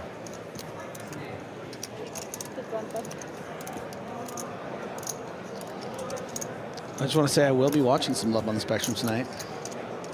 Decided I'm not. Is that what you call your own relationship? I decided I'm not. Is that what you call a FaceTime? Well, it's also a bit of betrayal. I've decided I'm not getting home until mid-April. I just don't want to wait. So that's kind of messed up. Where are you going after this?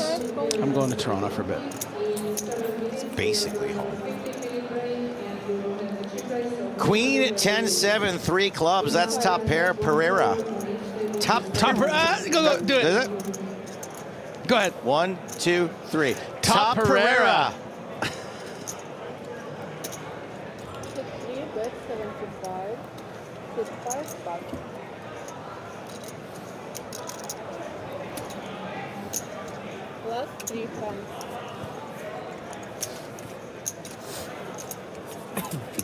That hand's over. I don't think that broken card is going to get fixed before we're done for the night, my babies. I apologize. How many hands did we decide we're doing? That was 1 of 4, I think. 1 of 4, 3 hands remaining.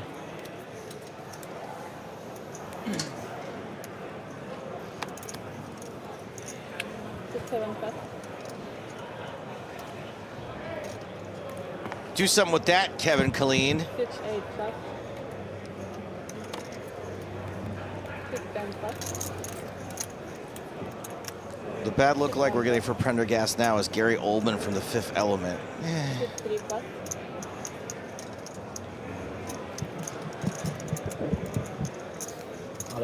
What did the Fifth Element? Kelly jams 9-8 of diamonds. Turn out to be. I think it was love. Yeah, Okay. love. 6, 5 plus. Everyone knows the Fifth Element is cadmium. 4-9. 4-9. What's that? It's just an element. Is it actually the Fifth I Element? don't know if it's number 5. Oh. Some nerd out there will tell us. Pocket threes for Danini. Yeah, 4, 9. Thinking about calling it off, taking what is almost assuredly at best a flip. Yeah. For Kelly's tournament life. Fold. 6, 6. And this flip is happening. This is a straight 50-50. I feel like with the suits, it might be one of those rare. Pair's actually losing. You don't see that very often. Like boron versus cadmium, one of these two things has a slight mathematical advantage.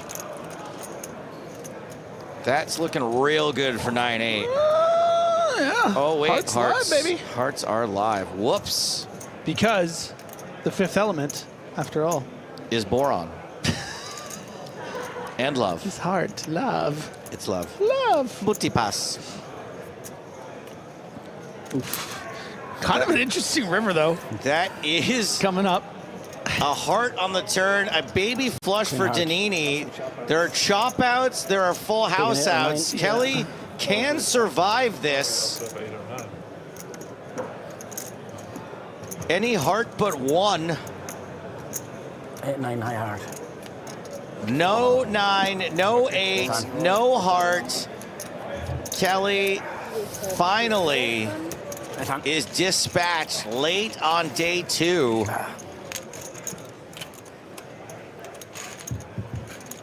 I would take my time here too. That's a heartbreaker. Yeah. Last 2 times. No big blind. Andrew Kelly takes home just shy of 6,000 euros and a story to tell the fam. Kelly's beef is roasted.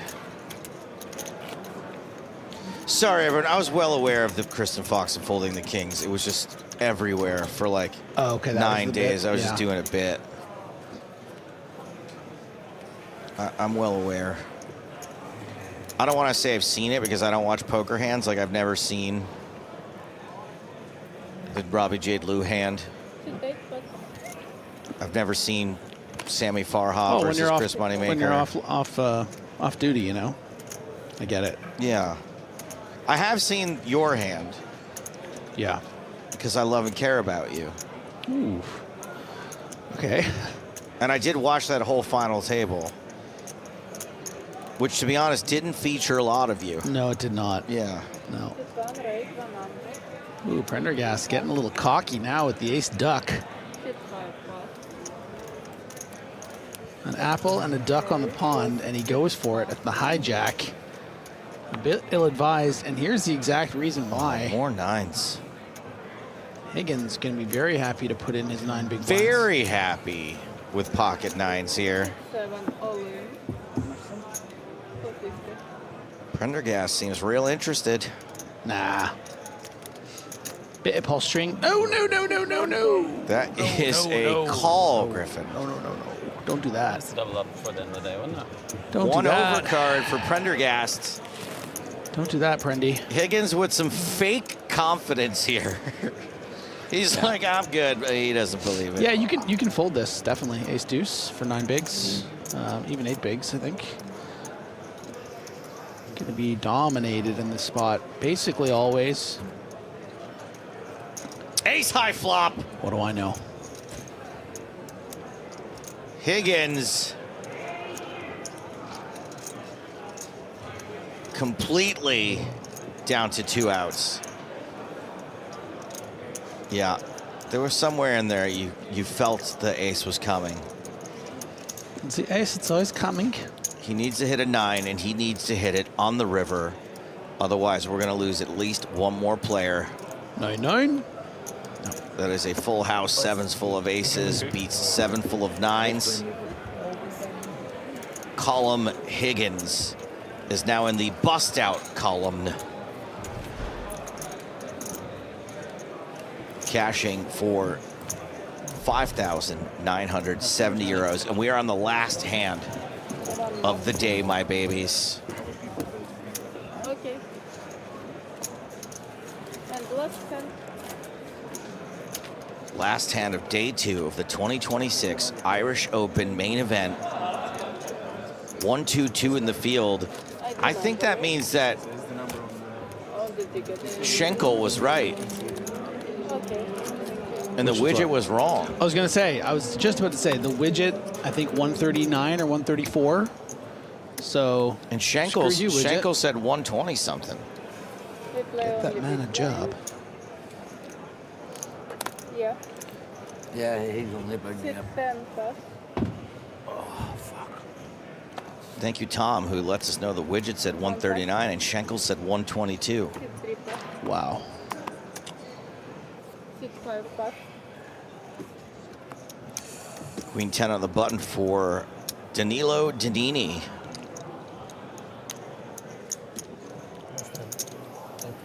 Sit 6 plus. 15.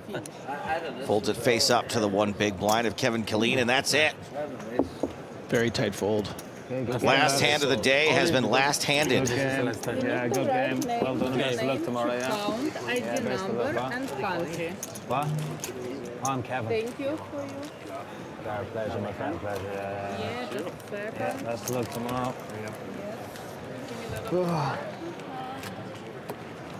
Name for name to count, ID number. You can check your ID number on your ticket. Let's see the chip counts of this feature table. They're going to be mixed all up tomorrow, but this is what they are bringing into day 3 at the new blind level of 30,000, 60,000. Killeen, the chip leader. Prendergast in second. Another Irishman in 5th. Dwayne Sloyce still hanging on. Had 2 big blinds. Has 12 now. Probably pretty happy to be living on borrowed time. We will hopefully reach these payouts tomorrow. We got to get from 122, maybe fewer players. Not sure what we're really ending the day with here, but we have at least 122 left. 10th, 9th, 8th place money, hopefully we will find tomorrow. And we will be playing the final on Monday with over 500,000 euros going to the winner, who will be crowned at some point on Monday. Tomorrow is Easter. I do want to remind everyone that Jesus was the original razor. Join us again at 12:30 local time. For now, that's it from day 2 of the Irish Open. This is Joe Stapleton saying, smell you later.